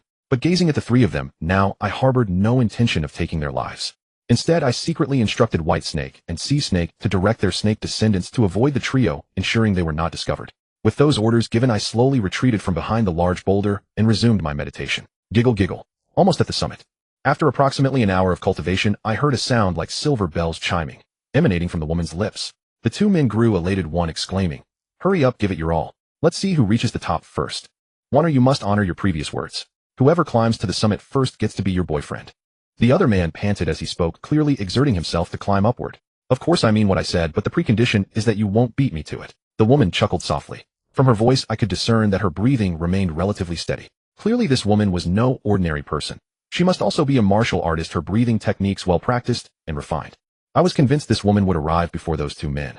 As expected, shortly thereafter the woman's giggling echoed through the air. I'm the first one here. You've both failed. And now I still cannot commit to any of you so we still have to chase after you, huh? The two men's voices immediately sank with dejection. After a while all three of their breathing began to even out. They had all clearly reached the summit. Deep within the dense forest my serpent eyes watched their every move. Only then did I get a clear view of the woman's full appearance. Her brows and eyes were picturesque, yet carried a touch of heroic spirit. Her speech and demeanor were natural and graceful, unlike the demure Jiangnan girls, yet radiating youthful vitality throughout. Judging by her attire she appeared to be a university student. However, there were numerous universities in Donghai City, and without uniforms I could not determine which school she attended. Wonder, how are you suddenly so capable at the critical moment? We can't keep up, one man said with a smile gazing at her. You don't look like someone built for rough outdoor activities. How can you be so skilled? Hearing his words the woman smiled gently. It's simply because you don't exercise enough on a regular basis. Both men wore crestfallen expressions as they looked at her, and said, Sai, I originally thought women weren't very good at mountain climbing. I never expected that choosing this activity would end up surpassing us. Through my serpent's eyes I observed that both men were also quite muscular. Clearly they exercised regularly. I couldn't help but chuckle inwardly. That woman emanated an aura of a martial arts master, faint yet unmistakable. Clearly she was a cultivator, and compared to two ordinary people, she naturally held the upper hand. Whatever they competed in, they likely would not stand a chance against her. It seemed this woman did not wish to choose between the two men, which is why she had proposed such a contest. The two men were being thoroughly led around by her nose, yet remained completely unaware. I shook my serpent head, preparing to retreat deeper into the dense forest, when suddenly one of the boys spoke up. Wonder what's wrong with Wang Miao Miao recently? I've noticed she's acting strangely. She often cries quietly during class. Why? Yeah, Wang Miao Miao used to be quite cheerful. Lately she seems to have encountered some trouble. We're at least her classmates. If she's short on money, we could certainly help her out a bit. So you can't help her. Upon hearing them say this, the woman sighed, and replied, before Li Hong died, he had attempted to rape Wang Miao Miao. But later Li Hong was bitten to death by a python. After the Li family took Li Hong away, they tried many methods to save their only son, even encasing him in ice in the basement. But no one could bring him back to life, so Li Hong is truly dead. However, although Li Hong is dead, the Li family suddenly set their sights on Wang Miao Miao. At school, members of the Li family have been secretly monitoring her. One day, Li Yuanba, the patriarch of the Li family, approached Wang Miao Miao, seemingly wishing to arrange a ghost marriage between her and his deceased son Li Hong. What? A ghost marriage? Upon hearing the girl's words, the two boys both drew cold breaths, their bodies shuddering involuntarily, as they said, how can such things still exist in the modern world? The woman let out a long sigh, and said, the Li family is deeply powerful with intricate influence throughout Donghai City. They are beyond the reach of a humble family like ours. Therefore, if we wish to help Wang Miao Miao, we truly cannot extend a helping hand. Hearing this, a cold edge settled in my heart. I had never imagined that killing Li Hong would lead to such complications. After the woman finished speaking, one of the boys asked her, Wang Miao Miao can just refuse to the death right. If I were in such a situation, I would never yield to the Li family. If I'm not mistaken, the Li family has likely taken Wang Miao Miao's family members hostage, forcing her to make a decision. The woman sneered. You've already witnessed the Li family's shamelessness. In Donghai City, which family dares to openly oppose them? Rustle. I was filled with wrath, and a flick of my tail sent the nearby bushes crackling. Who's there? The three had been engrossed in their conversation when the sudden sound from beside them startled them. All three jumped to their feet, calling out toward the forest. The two boys' voices trembled as they spoke, but the woman remained composed, her gaze fixed deeply into the bushes. Should we go take a look? The two men exchanged glances, and one of them asked. I'll go check. You two wait here. But the woman walked straight toward the forest in the direction of the very bush where I was hidden. Hiss hiss. When the woman was about 10 meters away from me, white snakes suddenly burst out from the side, rearing up 3 meters high, hissing at her. Before long, 100 or 200 venomous snakes of various kinds surrounded White Snake, their eyes fixed mercilessly upon the woman. So many snakes. The woman was also suddenly startled. Especially when looking at White Snake, she felt a fatal misgiving, as though she could not possibly match this white serpent. What's going on? Hearing the woman's words, the two men outside quickly dashed into the dense forest, and like her, they saw the ground swarming with venomous snakes and the enormous white python ahead. Snakes! The two men let out terrified screams and collapsed to the ground, their eyes wide with pale faces, as if their father had died. However, the woman was far more composed. She gazed at the white python, seemingly waiting to see its next move. You may withdraw. Do not kill them.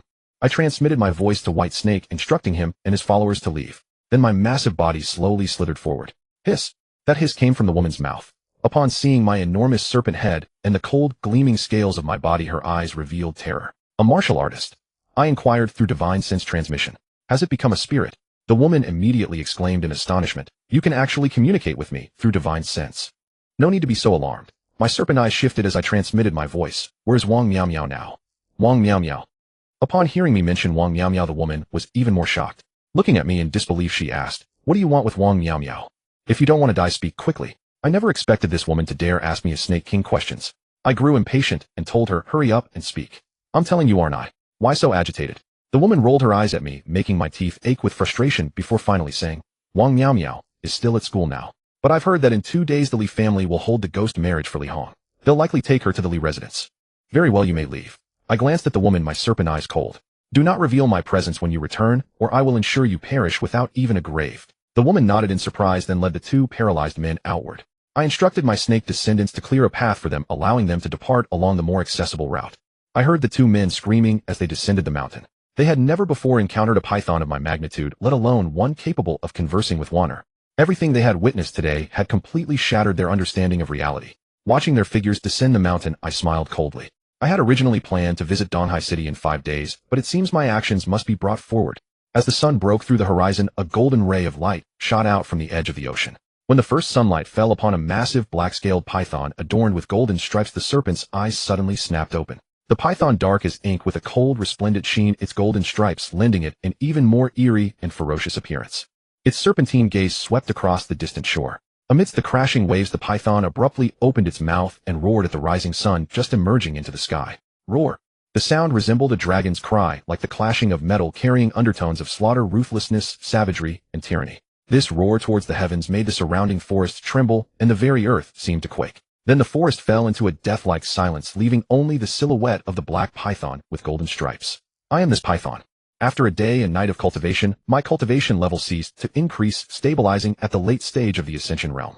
Long after my roar faded, the white serpent and the sea serpent gradually appeared by my side, awaiting my orders. I glanced at the 2 serpents and said calmly, from now on have our serpentine offspring begin devouring large quantities of prey hunted from the ocean. By tonight we shall set out for Donghai City. Yes, boss. The eyes of the 2 serpents suddenly grew solemn, then with a shudder of their bodies they swiftly slithered deep into the jungle. In the past few days I had already instructed the white serpent to teach the nascent chi art to all the serpents below, granting them the ability to cultivate. Within 5 days, among the 10,000 serpents, a few prodigies had emerged. They were exceptionally gifted. One female serpent had actually reached the nascent chi stage of the nascent chi art within 5 days, while the other 4 male serpents had 1 foot in the nascent chi stage, just a single opportunity away from breaking through. Through cultivating the nascent chi art, at least 1,000 of the nearly 10,000 serpents had greatly enhanced their physiques. Our current combat strength had increased by at least 10-fold. If we encountered that snake catcher Zhuoguoqing again, even if he captured the other serpents, they could suddenly ambush him and take his life without my intervention. At this thought, my eyes turned cold. This trip to Donghai City would naturally include dealing with Zhuoguoqing, ensuring he met his death without a burial place. Around noon, I had the white serpent bring the 5 prodigious serpents who had distinguished themselves. If nothing unexpected happened, these 5 would become the 5 great guardians of the serpentine power I intended to establish. With our own serpentine faction, given time, we could stand against the human world. The first to arrive was a patterned serpent, the female serpent, who had reached the nascent chi stage. She looked at me with eyes full of worship, then prostrated herself before me and said, boss. Soon the other 4 serpents also crawled over, though they had not yet broken through to the nascent chi stage and could only hiss in communication, unable to converse with me. Yet the gazes of these 4 male serpents were filled with fear, signifying their respect for their leader. I nodded in satisfaction, then glanced at the patterned serpent and said, you shall henceforth be called patterned serpent. You will be the first guardian among my 5 great guardians. Thank you, boss. The patterned serpent was overjoyed at my appointment. I turned to the other 4 serpents and said, I have summoned you today to guide your cultivation and help you break through to the nascent chi stage. Although they could not communicate through divine sense, we were all of the same kind and could express our intentions clearly. With a few hisses, they could understand my meaning. Knowing that their future status would become formidable, the 4 serpents were so excited that they stared at me without blinking, their worship deepening. I had the patterned serpent observe from the side, then slithered down from the large rock above. Upon reaching the 4 serpents, I instructed them to line up in a row. Once lined up, the 4 serpents gazed at me excitedly, awaiting my guidance. I rolled my serpentine eyes, breathing and exhaling, drawing the world's spiritual energy into my body. The surrounding air began to stir, and the still grass started to sway with the breeze. I opened my mouth wide and swallowed 1 serpent halfway into my body, leaving only its tail wriggling outside. Hiss, hiss, hiss, hiss. The remaining 3 serpents, startled by my sudden action, hissed in terror. If they had male parts, they would have wet themselves in fear, assuming they had pants to wet. But under my intimidating aura, they dared not move rashly, only watching in horror, as I, and the seemingly struggling serpent in my mouth. I swallowed half of the serpent, then channeled my internal energy through its vital spot into its body, greatly enhancing its heart's function. Simultaneously, I directed its internal energy along its meridians to break through its cultivation bottleneck. Rumble. Soon the serpent that had been thrashing in my mouth suddenly trembled violently, then a resonant boom echoed from its entire body. Under my powerful energy infusion, the outer layer of its scales cracked open. A powerful fluctuation emitted from its body, causing a slight ripple in the air. The other 3 serpents, wide-eyed and stunned, watched their comrade, who seemed to have exploded, its body motionless, as if dead. I cursed inwardly, damn it. When this serpent broke through, its shed scales flew into my stomach, making me feel disgusted. Now that it had broken through, I spat it out. Its body was covered in my saliva, a sight that made me want to vomit. Hiss. Boss. The serpent slowly regained its senses, first hissing, then transmitting to me, "Boss, you're amazing." Only then did the other 3 serpents snap out of their daze, their eyes brimming with ecstasy, as they looked at me. So the boss really was helping us break through. The 3 serpents, overjoyed, crawled over to me, trying to slither into my mouth. The slimy sensation was still fresh in my mouth, so I released my aura, forcing them to stop their impudence. Damn it, my nausea hasn't passed yet. Behave yourselves. Once the disgusting feeling in my mouth subsided, I guided them again, helping them break through to the nascent cheese stage. This time I was smarter. I enveloped the serpent I swallowed with my energy, so when it broke through, the shed scales didn't fly into my mouth, sparing me the agony. Following the same method, I guided the other 3 serpents to break through to the nascent cheese stage, then appointed them as the 5 great guardians of our group, directly under the command of the white serpent and the sea serpent. I then appointed the white serpent and the sea serpent as my 2 stewards, overseeing the 5 great guardians and executing my orders. The sky gradually darkened as night finally fell. I instructed the white serpent and the sea serpent to order the 5 great guardians to set out for Donghai City. Splash splash. In this deserted sea area, tens of thousands of serpents leaped into the water, creating a series of ripples. Yet no one knew that these serpents would eventually swim into Donghai City, enter the sewers, and travel through countless households. I swiftly swam through the sea, leading the sea serpent and the white serpent towards Donghai University in Donghai City. Following my orders, the giant squid had warmed the seawater in this area, making it pleasantly warm and comfortable to swim in. Along the way, the giant squid asked for my instructions. I told it to continue holding its ground, and if any other creature tried to invade its territory, it should kill them directly. My 5-meter-long venomous black python led nearly 10,000 serpents, slowly approaching the coastline of Donghai City. Upon reaching the shore, many people were still swimming. I ordered all the serpents to follow my path, first going deep into the sewer outlet, then slowly entering one by one. Unless something unexpected happened, ordinary tourists wouldn't linger near the sewer outlet, as the city's sewer water was foul and dirty. But some people, carried away by fun, chased each other playfully from one end of the beach to the other, inevitably passing the sewer outlet. I watched from the depths, letting the serpents take the lead. To my surprise, these people came in groups, apparently a class having a gathering. My heart skipped a beat. Soon the men and women swimming in front seemed to feel something unusual under their feet, reaching down to grab it. One by one, they pulled colorful venomous serpents out of the seawater. When they realized what they were holding, the men and women turned pale with fear, screaming snakes, and frantically running towards the shore. Those who were slower to react now swam into the same area and were so terrified they wet themselves, adding a yellowish liquid at 37 degrees Celsius to the seawater. Damn it! I cursed inwardly, ordering the serpents not to bite them. The men of the group trembled in fear, while the women lost their composure. As they reached the shore, some had their pants half off, yet they still ran desperately towards the distant sand. After this incident, many onlookers fled, but a few approached from afar, seemingly curious about the serpent swarm. I sneered, coldly surprised that some still wanted to watch the spectacle. I let out a long roar rising from the sea, and a black python with golden stripes surfaced. The roar, like a dragon's cry, terrified many people, who turned and ran, stammering, "Monster! A snake has become a spirit." Their courage was clearly shattered. My appearance caused many to wet their pants in terror, some even soiling themselves. I gazed at them with cold eyes and let out a long roar which only made them flee even faster. The serpent offspring quickly slithered into the sewer. After watching the white snake and the sea snake vanish into it, I leaped and followed them into the sewer. The sewer was as repulsive to snakes as ever, but fortunately my serpentine body was not too thick, or it would have been a joke not being able to squeeze in. My body, as thick as a thigh, twisted and turned within the sewer. Some sections had extremely sharp bends where water had accumulated even more. I moved forward calmly, instructing the white snake, the sea snake, and the 5 guardians to head to Donghai University while I surveyed the surroundings. The sewer looked different now from when I had left. During my previous days in the sewer, I had eaten most of the small animals, and I was very familiar with the paths here. But now the small animals had become active again. Some greedy snakes, upon seeing mice or other creatures, began to devour them. Especially the snakes that had undergone cultivation, they digested these small animals quickly. By the time they reached Donghai University, they had fully digested them, and their cultivation was at its peak. We snakes roamed freely through the sewer, now the undisputed rulers of this underground realm.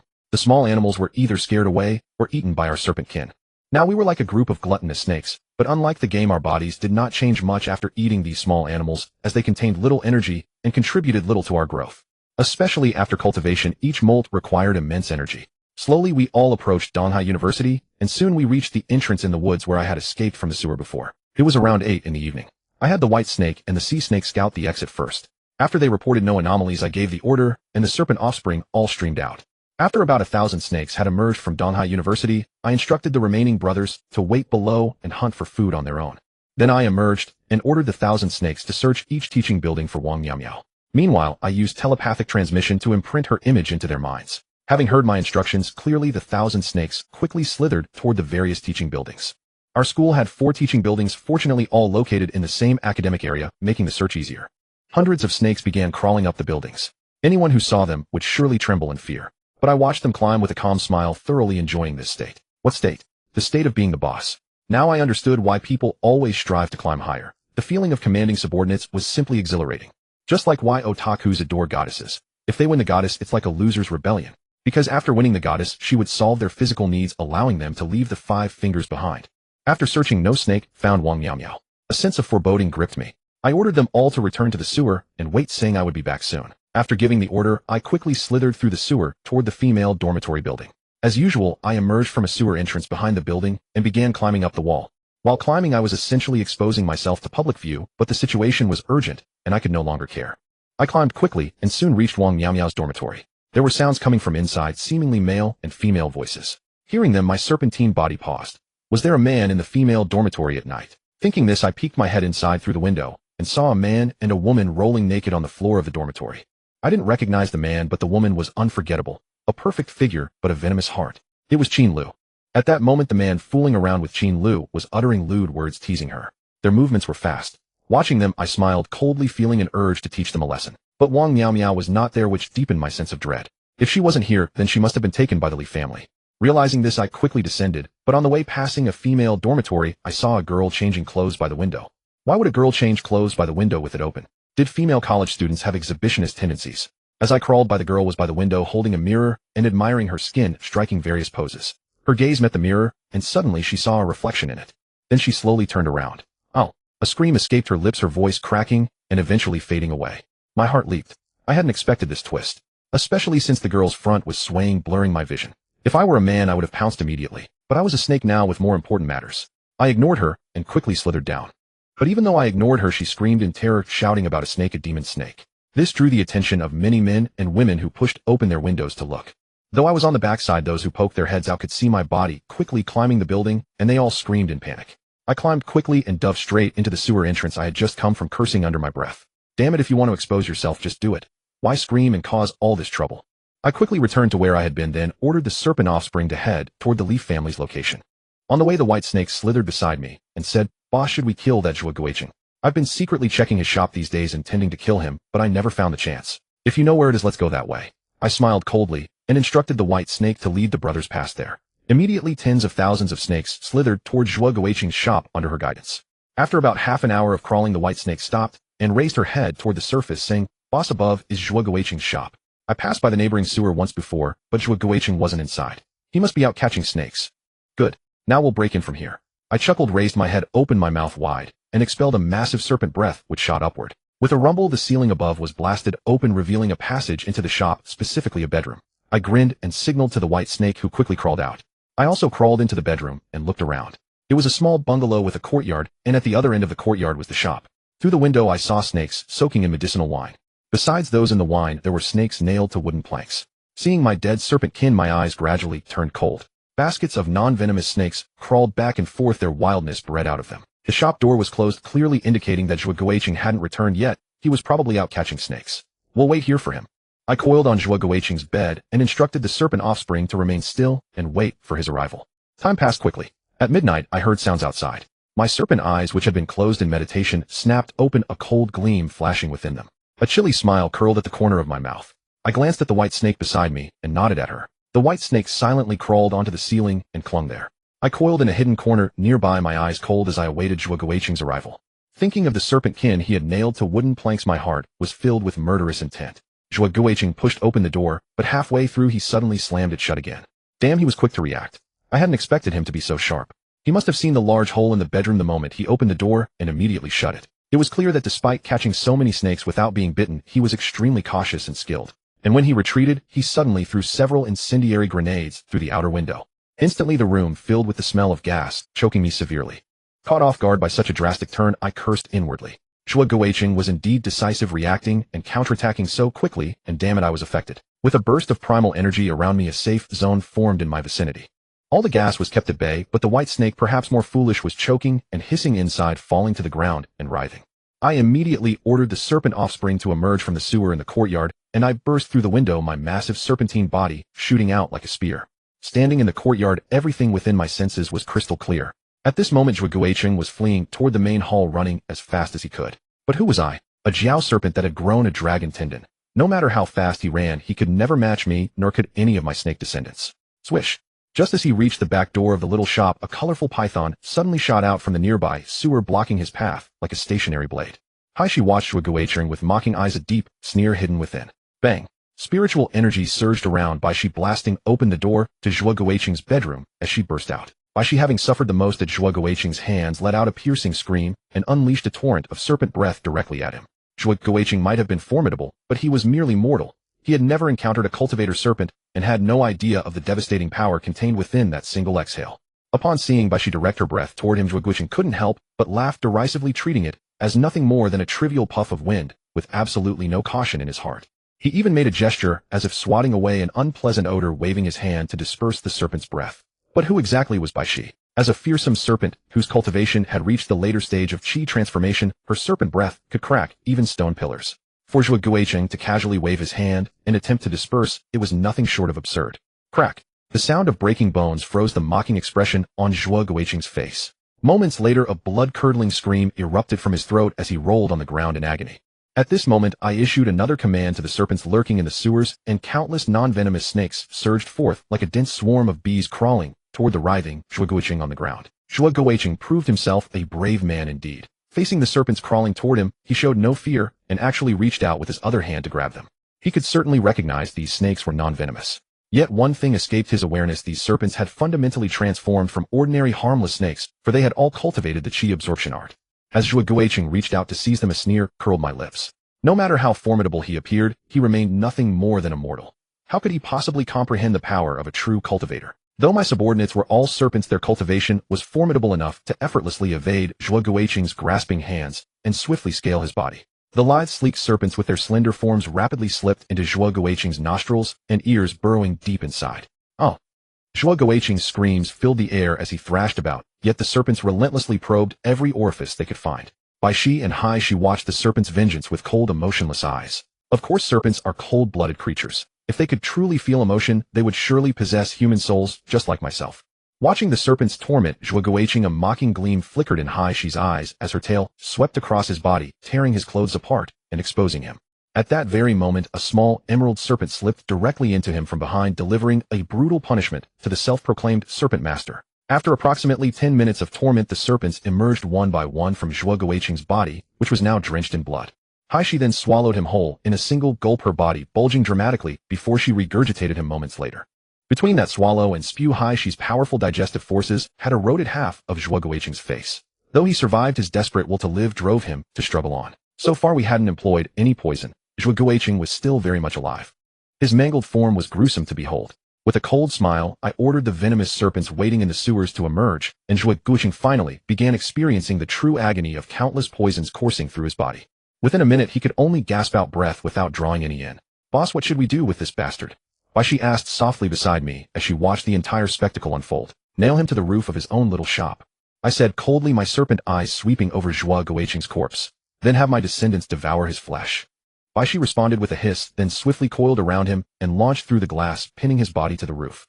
Even now, over 100 venomous serpents remained inside Zhuge Guiqing's body, consuming his flesh. At long last, we had taken vengeance for the serpent descendants we had previously lost. I surveyed the surroundings, then commanded 10,000 serpent descendants to emerge and destroy everything in their path.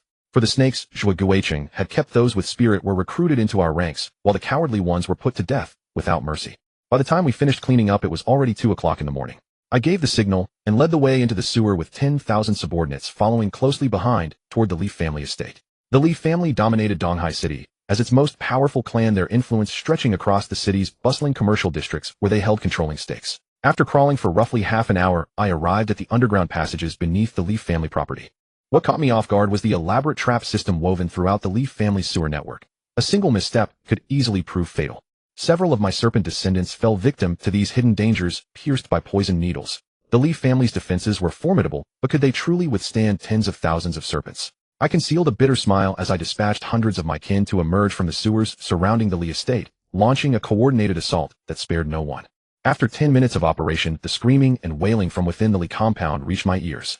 While chaos reigned among them, I led the remaining serpents through the underground passages, systematically dismantling their traps and gaining the upper hand deep within the Lee estate. My divine sense swept across the exterior, mapping the human presence within the estate. Once most of them had rushed outward to engage the hundreds of serpents, I gave the signal to attack. Boom.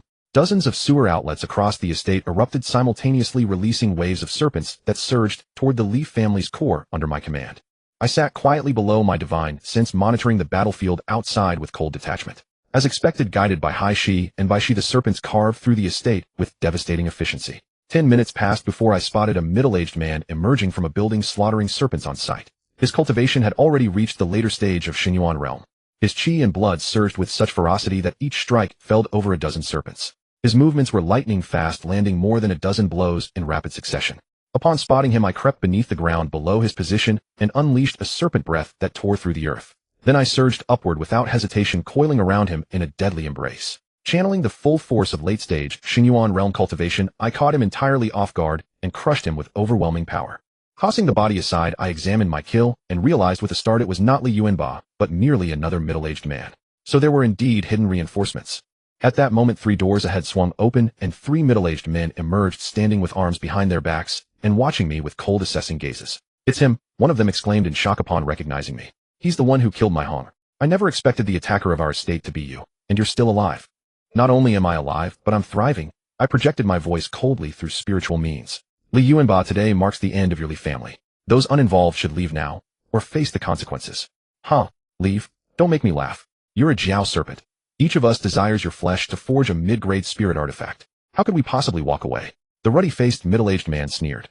"Besides, do you truly believe your late Xinyuan realm cultivation can handle 3 of us?" "Old Wang, flank him from both sides. I'll face him directly." The cold-eyed third man grinned wickedly before launching his attack.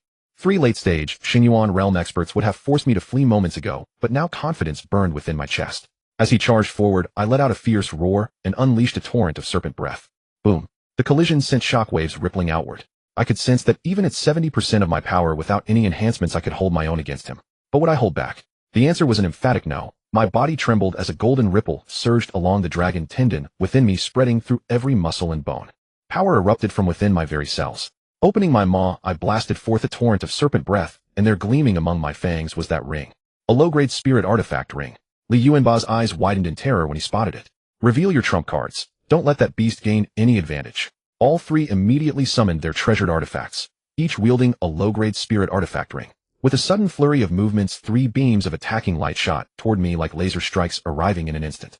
The radiant energy suddenly struck my body. Witnessing their attacks land directly upon me, Li Yuanba and the other 2 immediately erupted with manic glee, all shouting triumphantly, "Excellent."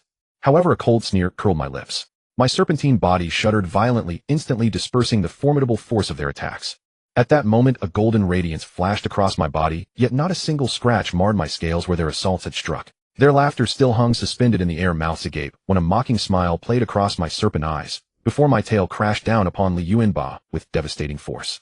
Bang! In desperation, Li Yuanba raised his defenses against my strike. But I fought with calculated intent while he acted on pure reflex, and my flesh, tempered by dragon scales, far surpassed anything he could muster. The sheer force of my collision warped Li Yuanba's frame. A sickening crack echoed as every rib within his torso shattered beneath the impact. Blood erupted from his lips as he collapsed. His eyes bulged with terror, and he bellowed, "How is this possible? How? Why wouldn't it be?" I responded with icy amusement, my serpent gaze locking onto the 2 middle-aged cultivators at the peak of the Ascension realm. They shuddered at my stare. "We'll withdraw from this feud entirely. Just let us leave," one pleaded, his voice trembling with fear. Only now did they fully comprehend the source of my confidence, what I had brought to this confrontation. My strength had surged to unimaginable heights. I couldn't even fathom the destructive force behind a single tail strike. The mysterious dragon scales tempering my body had amplified my power more than tenfold. Though we shared the same cultivation stage, the gap between us was as vast as heaven and earth. A single blow from my tail had already crippled Li Yuanba, who stood at the same ascension realm pinnacle as myself. Given that Li Yuanba himself was superior to both of them combined, they immediately saw the futility of continuing. Abandoning their fallen comrade, they prostrated themselves and begged for mercy. "Since you're pleading for your lives, I could let you go," I said calmly. "But I won't grant you that mercy." "What?" The two men froze, their fleeting hope turning to outrage. "You've broken your word?" they shouted. "How, I'm merely a serpent. My words carry no weight," I sneered. "Though my intent isn't to spare you, but to seek justice for my serpent offspring." Without another word, I launched myself upward. My serpentine form soared 30 feet into the air before crashing down with crushing weight. Crack! The crimson-faced elder raised both arms to block, but an audible snap echoed from his forearms. Despite being a high-stage ascension cultivator, he howled in agony. His arms were shattered in a single strike. Meanwhile, my tail swept sideways, striking the second ascension realm master, directly targeting his Dantian. A cultivator's vital energy resides within the Dantian. These humans had slaughtered countless of my offspring. I would destroy their Dantians and strip them of their cultivation. Though they struggled desperately to defend themselves, I was at the pinnacle of my strength. My attacks, enhanced beyond tenfold by the dragon scales, proved unstoppable, even against low-grade spiritual artifacts. Snick! My tail tip pierced forward like a razor-sharp dagger, slicing directly into the Ascension Cultivator's Dantian. A violent tremor followed, and the man screamed before collapsing unconscious. His Dantian lay in ruins. He would never cultivate again, rendered a complete cripple. Having finished him, my serpent gaze turned toward the crimson-faced elder, whose eyes brimmed with terror as he instinctively retreated. Stripped of all courage, the elder offered no resistance as I effortlessly shattered his Dantian. This crimson-faced elder was far more formidable than the previously defeated cultivator, yet the destruction of his Dantian drove him into utter madness and despair. "You'll pay for this, pay dearly," he cackled maniacally, pointing at me. "My senior brother Ding Xian will deliver justice. I'll be waiting." He departed without looking back. I watched coldly as he vanished beyond the Li estate's courtyard gates, then turned my gaze to Li Yuanba. I placed no thought on this so-called Ding Xian. Li Yuanba's face drained to ash white as my eyes fell upon him. Having witnessed my power firsthand, he resembled a terrified child who'd lost his father, utterly helpless. White snake and sea snake descended from the roof eaves above their bodies, swaying midair. The sight sent Li Yuanba screaming in terror.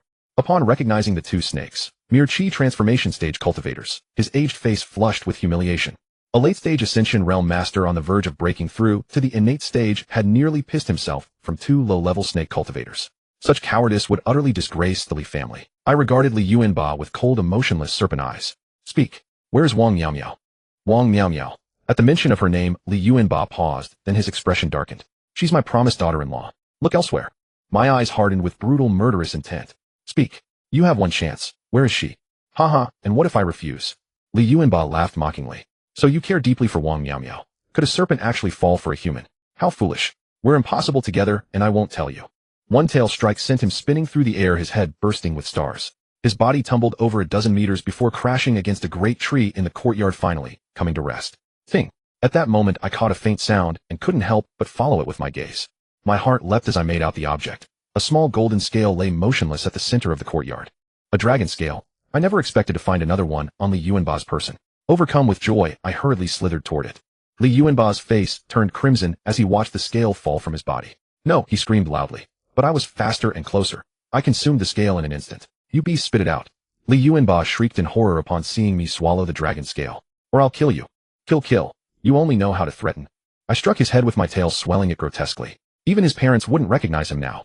Bound and subdued, he still dared to posture before me. There's a saying, he who seeks death shall find it. Li Yuanba was literally courting death right before my eyes. Though Li Yuanba refused to reveal Wang Miao Miao's location, I had already ordered my serpent offspring to scour the entire estate. As I pondered, a thought struck me. If Li Yuanba possessed a dragon scale, did the other two also carry one? Regret washed over me. I should have searched the crimson-faced elder and the man I'd knocked unconscious.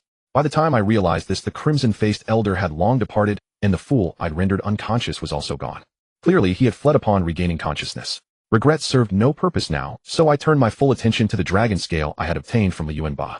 As I spat out the scale for closer examination, Li Yuanba let out a howl and attempted to charge, but his feeble limbs carried no threat. White Snake simply flicked her tail, shattering his eye. Sea Snake then joined the assault. Two mere chi transformation snakes were now beating a peak Ascension Realm expert into submission. Roughly 10 minutes later, they had battered Li Yuanba to death. The supreme martial artist of Donghai City, patriarch of the foremost family, had been slain by two serpents. Afterward, they instructed their serpent offspring to devour Li Yuanba's flesh. I did not stop them, though I had little interest in watching serpents feed. Instead, I turned to study the dragon scale. Through careful observation, I gradually discerned that this scale differed somewhat from the one integrated within my body. Yet both were golden in hue. I had already fused one dragon scale into my physique. What transformations would occur if I merged this additional scale? We found her. As I pondered merging the scale into my body, White Snake suddenly announced with excitement, startling me. I shot her a cold glare, and she shivered. Boss, we've located Wang Miao Miao. I snapped back to reality, remembering my true purpose for coming here. I couldn't help but laugh at myself. For a moment the dragon scale had held an almost hypnotic pull over me. It was as though boundless draconic power radiated from the scale, drawing me irresistibly. Shaking my serpent head, I signaled White Snake to lead the way. Soon we arrived at a dim underground chamber, where nearly 1,000 serpent offspring slithered back and forth. Fixing my gaze upon the chamber's center, I saw upon a stone bed a woman in crimson robes lying still, as though asleep. Her brow was furrowed, and though her face bore traces of makeup, her skin remained pale and bloodless from fear. She was Wang Miao Miao. I crawled over to Wang Miao Miao's side. Her breathing was steady, and she slept deeply, obviously drugged. I looked around and spotted a vertical lever on the wall ahead, clearly a mechanism control. I crawled over and pulled the lever down. The wall creaked open, revealing a massive cold cavern within. A wave of piercing cold swept through the basement, causing many of my snake offspring to slow their movements. Gazing closely, I saw an enormous block of ice at the center of this 20-square-meter room, upon which lay a naked male corpse. It became clear from this, it was indeed Li Hong. How twisted was Li Yuanba to freeze his own son like an ice pop, and actually consider arranging a posthumous marriage? At that thought, I spat out a stream of serpent breath. The breath was charged with my internal energy, laced with traces of dragon chi, scalding hot. That concentrated blast struck the ice block, and it immediately began to melt. The ice block melted rapidly under my serpent breath. I spewed several more bursts, and Li Hong's corpse began to blacken from the searing heat. Once the cold air dissipated, I unleashed 3 consecutive blasts of serpent breath, turning the chamber into a blazing furnace. I then sealed the mechanism and narrowed my cold eyes. Consider this your crematorium, Li Hong. Then I instructed Flower Snake to lead the 5 guardians away with the snake offspring, and carefully coiled around Wang Miao Miao before crawling out of the Li residence. I carried Wang Miao Miao to a deserted street, then gently puffed warm breath toward her face. After about 5 minutes, she slowly began to stir awake. "Ah!" Wang Miao Miao screamed upon seeing me, and I recoiled in fright, scrambling backward. Only then did I realize my mistake. I'd been so focused on helping Wang Miao Miao that I'd forgotten I was still a snake. White Snake and Sea Snake were watching from a nearby building with amused expressions. If I had a face, it would have turned as red as a monkey's behind by then. Since Wang Miao Miao had awakened, I didn't want to frighten her further. As she retreated into a corner, I gave her one final lingering look. She was the first love in my heart, then turned and left. "Wait!" Her voice suddenly came from behind me. My body stiffened, and I paused to look back at Wang Miao Miao. "You can understand me." Seeing my reaction, Wang Miao Miao looked utterly amazed and asked cautiously, "Did you save me?" I nodded my serpent head. A grateful expression crossed Wang Miao Miao's face as she said, "Thank you. You're a good snake." Hearing her words, I was momentarily stunned. Then a bitter smile tugged at my lips. That moment almost made me believe I was still just a college student. Her simple words brought me back to reality. I realized we now belonged to different worlds. I had become a snake, or as some might say, a beast, while she remained human. Still, being a snake wasn't necessarily bad. Now my life had become simpler. I only needed to cultivate and pursue transformation into a dragon rather than wasting time on pointless human worries. Yet those fleeting moments of youth had become the purest colors in my memory, which I carefully preserved, hoping they would never grow tarnished. I cast one more lingering glance at Wang Miao Miao before turning away. This time there was no response from her, and a sense of loss welled up within me. After crawling hundreds of meters, I spotted a sewer entrance on the road. I lunged forward, smashing through the manhole cover with a massive hole, then slipped inside. White Snake and Sea Snake quickly followed, and we made our way back to our base near the East Sea. Humans and snakes ultimately walked different paths. We could only be together if I could transform back into a human someday. But if that day ever came, I had no idea how many years would have passed. It was the early hours of dawn by the sea, where the wind howled relentlessly and the cold bit deep. Aside from fishermen heading out to sea, no young people remained active here. Our return journey went smoothly, and after about an hour we found ourselves once again at the base of this mountain peak. This mountain, Lianfeng Mountain, stretches continuously, and its steepness makes it the perfect location for our stronghold. As soon as I returned to Lianfeng Mountain, Flower Snake emerged from the bushes and reported, "Boss, the Vice Alliance leader wants to discuss something with you." The Vice Alliance leader was that giant squid, a position I had personally granted. Its cultivation reached the late stage of the ascending origin realm, far surpassing the strength of us serpentine beings. So I promoted him to this role. The other snakes had no objections. After all, I was the boss, and my 5-meter body could terrify them into submission. When I spoke, they had no choice but to obey. I wondered what the giant squid needed and hastened to the shore, where I found heaps of fish it had dragged ashore. Among them was a large shark, though clearly still young and relatively weak, making it an easy kill for the giant squid. "How did you acquire so much food?" I was puzzled. Had the giant squid gone on a rampage in the sea while we were exploring Donghai City? To stockpile provisions for us. The thought made me chuckle inwardly, but I knew that wasn't the real reason. The giant squid was cunning by nature. Despite being subjugated, it typically avoided tedious labor unless directly ordered. Boss, after you left, numerous creatures began appearing in my waters around midnight to challenge my authority. What you see now is merely half of what I've hunted. The giant squid explained. So many formidable fish. Staring at each massive fish, my heart skipped a beat. Recalling my earlier suspicions about this place, I asked, is there some heavenly treasure in these waters? The giant squid hesitated, and I immediately sensed he was holding back, perhaps even planning to consume the treasure himself, and then fight me to kill me. Giant squid, our cultivation levels are now nearly equal, and I carry the divine dragon inheritance. If you hide anything from me, or attempt treachery, your death will come swiftly. Hearing my words, the giant squid shuddered, and hastily replied, Boss, I came to tell you about this very matter today. I fixed the giant squid with a cold stare that made him tremble with fear, his eyes wide with dread. I asked coldly, you were planning to wait until the heavenly treasure matured, consume it, then kill me to claim the divine dragon inheritance for yourself, weren't you? Your deduction is unfathomable, boss. The giant squid stammered in terror, then continued, at the bottom of the deep sea lies a 1,000-year-old sea cucumber overflowing with potent life essence. Consuming it could allow us to break through to a higher realm. Has it nearly reached maturity? I asked, my serpentine eyes narrowing as I studied the giant squid, who nodded and confirmed it would happen within the next 2 days. I nodded and instructed him to descend into the sea and maintain watch while I observed from above, ready to intervene if anything unusual occurred. Though the giant squid departed reluctantly and slipped beneath the waves, I harbored no pity. Its cunning schemes against me would have succeeded against a fool, but I would not fall for such traps. Had I been gullible, I would have perished without ever understanding what killed me. Despite its partial confession today, I sensed it was still withholding critical information. This creature was undoubtedly the most ruthless and calculating among all the animals I had encountered. He could never imagine that I possessed a human soul. Compared to human cunning and guile, all animals combined fell far short. I sent the giant squid back to guard the treasure, knowing it would need to fight off the predatory fish, coveting it, which would simultaneously drain its strength. I settled into meditation by the shore, and once the giant squid had submerged, I calmly expelled the dragon scale from my mouth.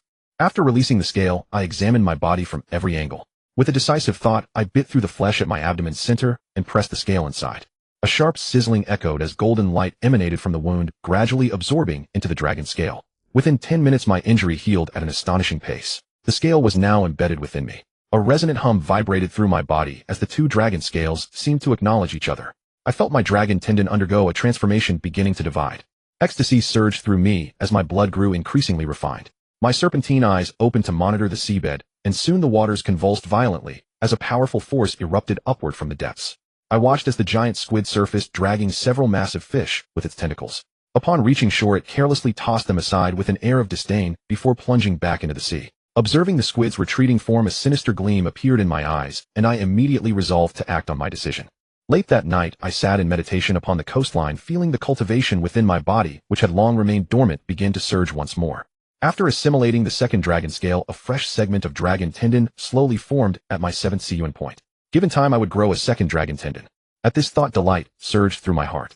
Not long after, a sudden tremor rippled through the ocean, and a massive sperm whale was hoisted upward. As the giant squid dragged the sperm whale toward shore, it poked its head out and said excitedly, Boss, in another 2 hours the millennium sea cucumber will mature, and its medicinal potency will increase tenfold. I understand. Go keep watch below, I said calmly, nodding to the giant squid before turning my gaze back to the sperm whale. The sperm whale measured approximately 15 meters in length and weighed roughly 30 tons. That the giant squid, whose cultivation had reached the late stage of yuan ascension, could drag such a massive creature through the water filled me with astonishment. I had also reached the late stage of yuan ascension, and with a dragon tendon forged within my body and the inheritance of the divine dragon coursing through me, lifting such a colossal beast would be no effort. But the giant squid was different. For all its prowess, it was still merely an ordinary creature. The only explanation for such extraordinary strength was some rare encounter or heaven-sent blessing.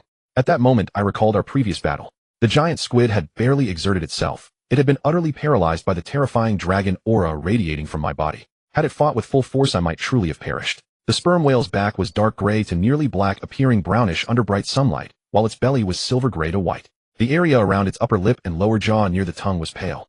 Irregular white patches typically marked its flanks. I examined the whale from head to tail, my serpent body slithering across its surface as I studied its structure. In my previous life, I had only ever encountered these legendary whales in textbooks. Sperm whales rarely appeared near shore, for they dwelled in the deep ocean, drawn here only by the heavenly treasure. In that case, the likelihood of the giant squid appearing here was similarly near zero, for like the sperm whale, it too inhabited the abyssal depths. Is this millennium sea cucumber truly so important? to lure such massive creatures, both great beasts and powerful predators, from the deep ocean to fight over it? A thought struck me, and I could not help but harbor suspicion toward the giant squid. Crawling along the whale's body, I spotted a fleshy opening containing something unusual, a potential treasure perhaps. I attempted to enter, feeling a soft resistance, but withdrew almost immediately. Damn it. As soon as I emerged, I cursed inwardly. That was no treasure. It was simply the whale's excretory organ.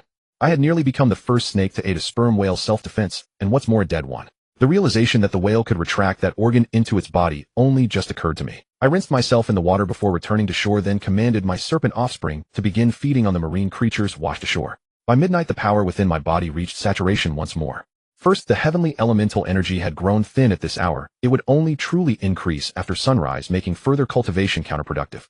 Second, I could clearly feel my body approaching a bottleneck, a common hurdle for all cultivators at the late stage of Yuan ascension. Continuing to cultivate would yield little benefit. My heart was now fixed on the heavenly treasure in the ocean. Since the giant squid had dragged the sperm whale ashore, I had not seen it emerge, and my pulse quickened with worry.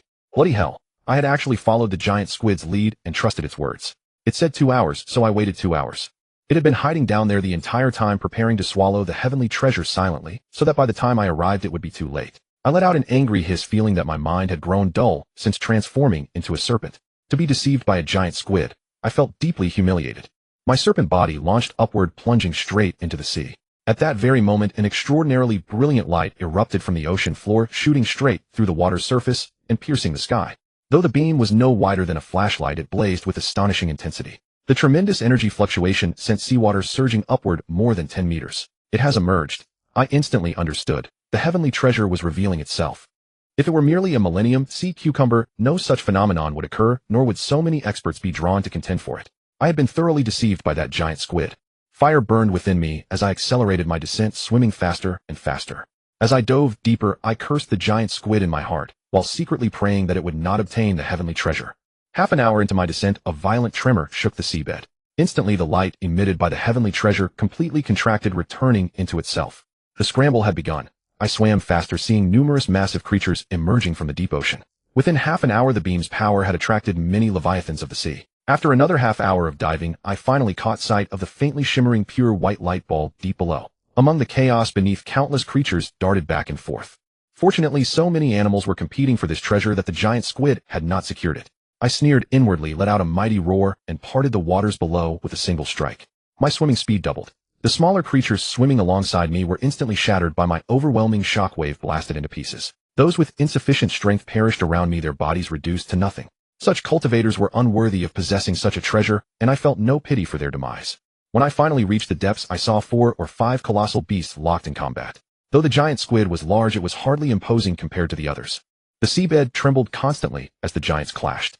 The giant squid was locked in battle with a frilled shark, 20 meters long, with a head resembling a massive serpent, its body looking like wounds stitched together with thread, unervingly grotesque. A banded sea crite measuring 5 meters in length was also engaged in combat below. Though its cultivation was merely at the early stage of Yuan ascension, its venom was so lethal that other creatures kept their distance, attacking only with wave-based techniques.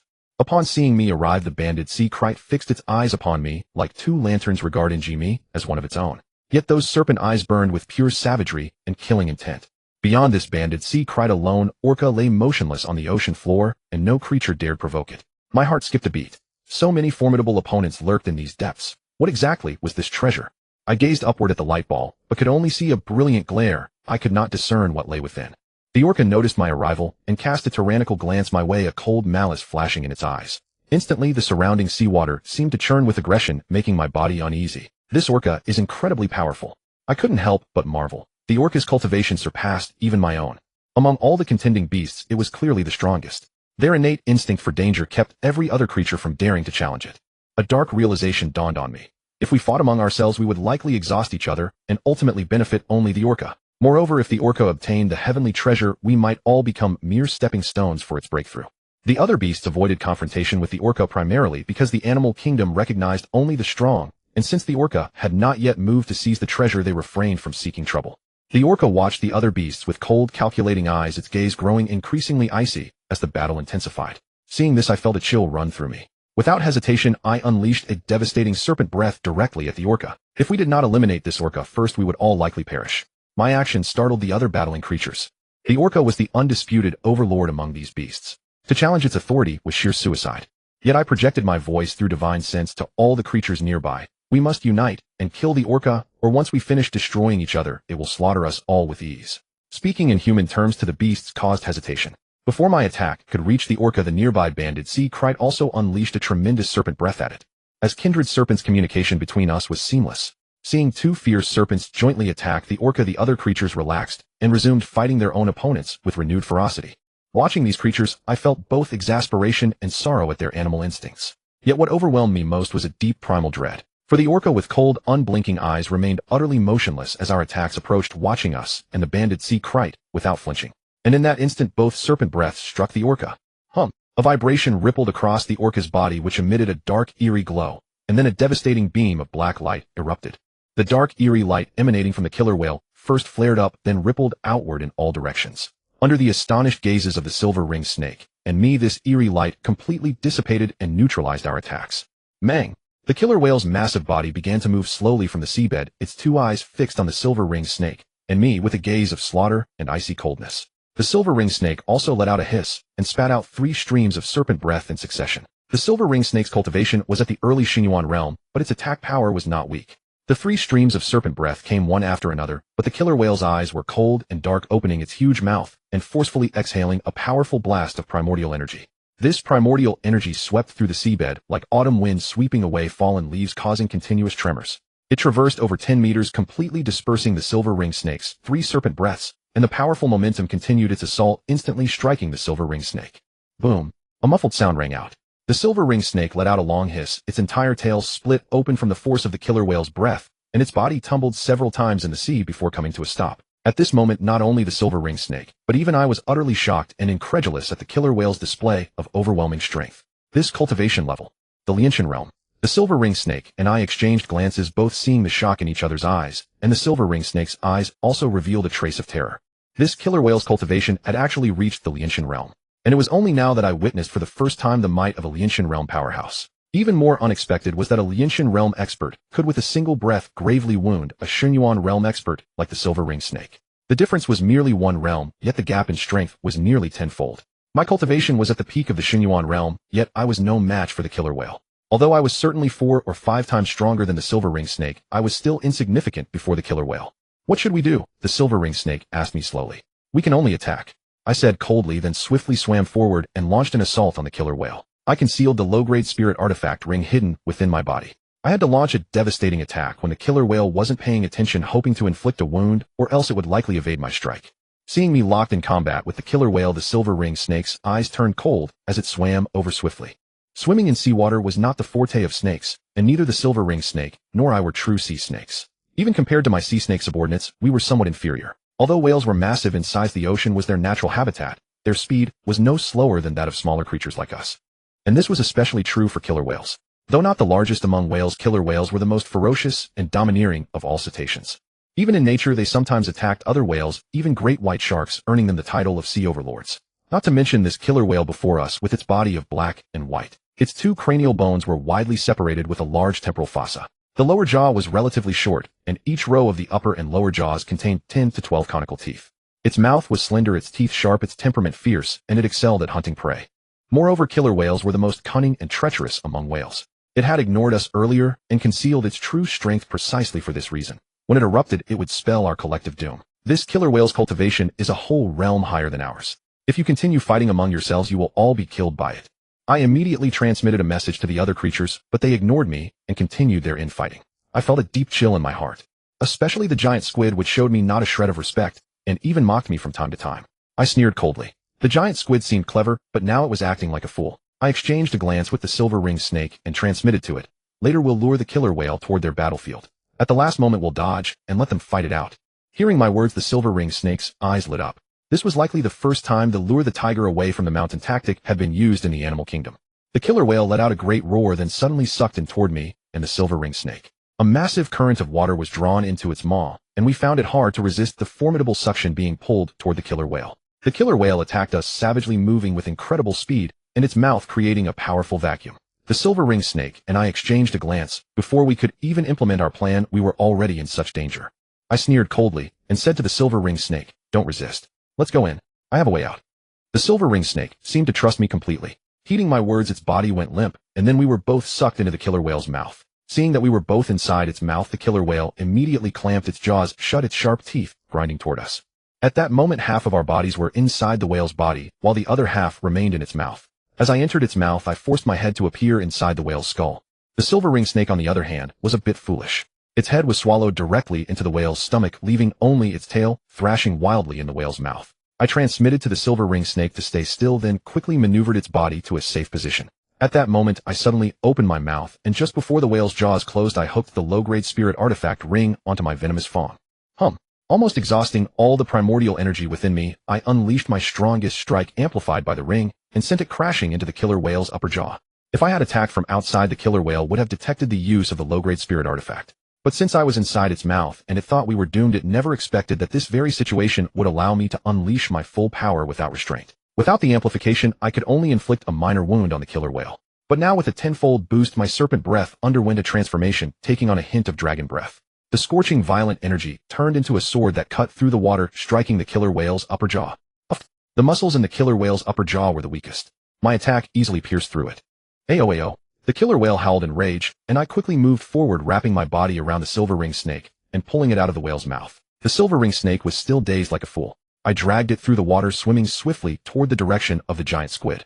Infuriated by my attack, the killer whale went completely berserk, chasing me relentlessly and charging headlong into the giant squid's battle zone.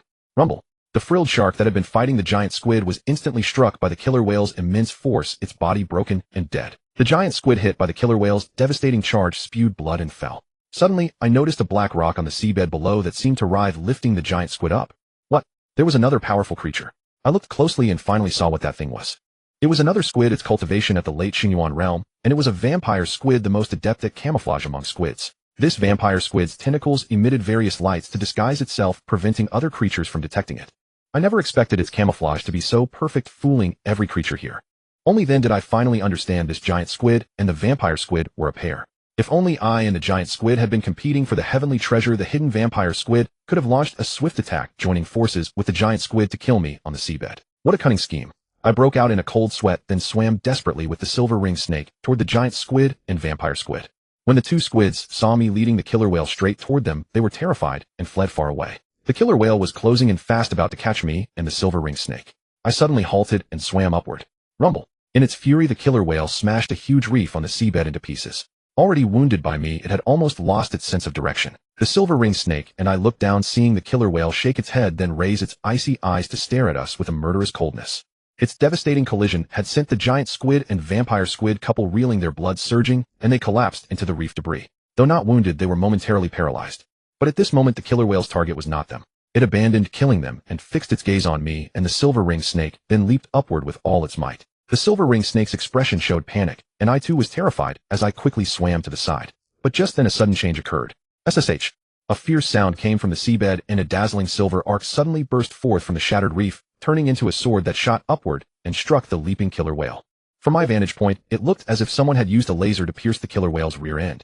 The mutation happened so fast that the killer whale had no time to react. Its entire body was pierced by the silver arc, and with a sizzling sound, a scorched hole bored through from its tail to its head. Then in horror, I saw a flat, elongated figure slowly emerge from the rubble below. An electric eel. When I recognized the creature, my heart leaped into my throat. Such a terrifying creature. And by the looks of it, a mutated electric eel. The silver arc it had just unleashed was almost as powerful as a real laser.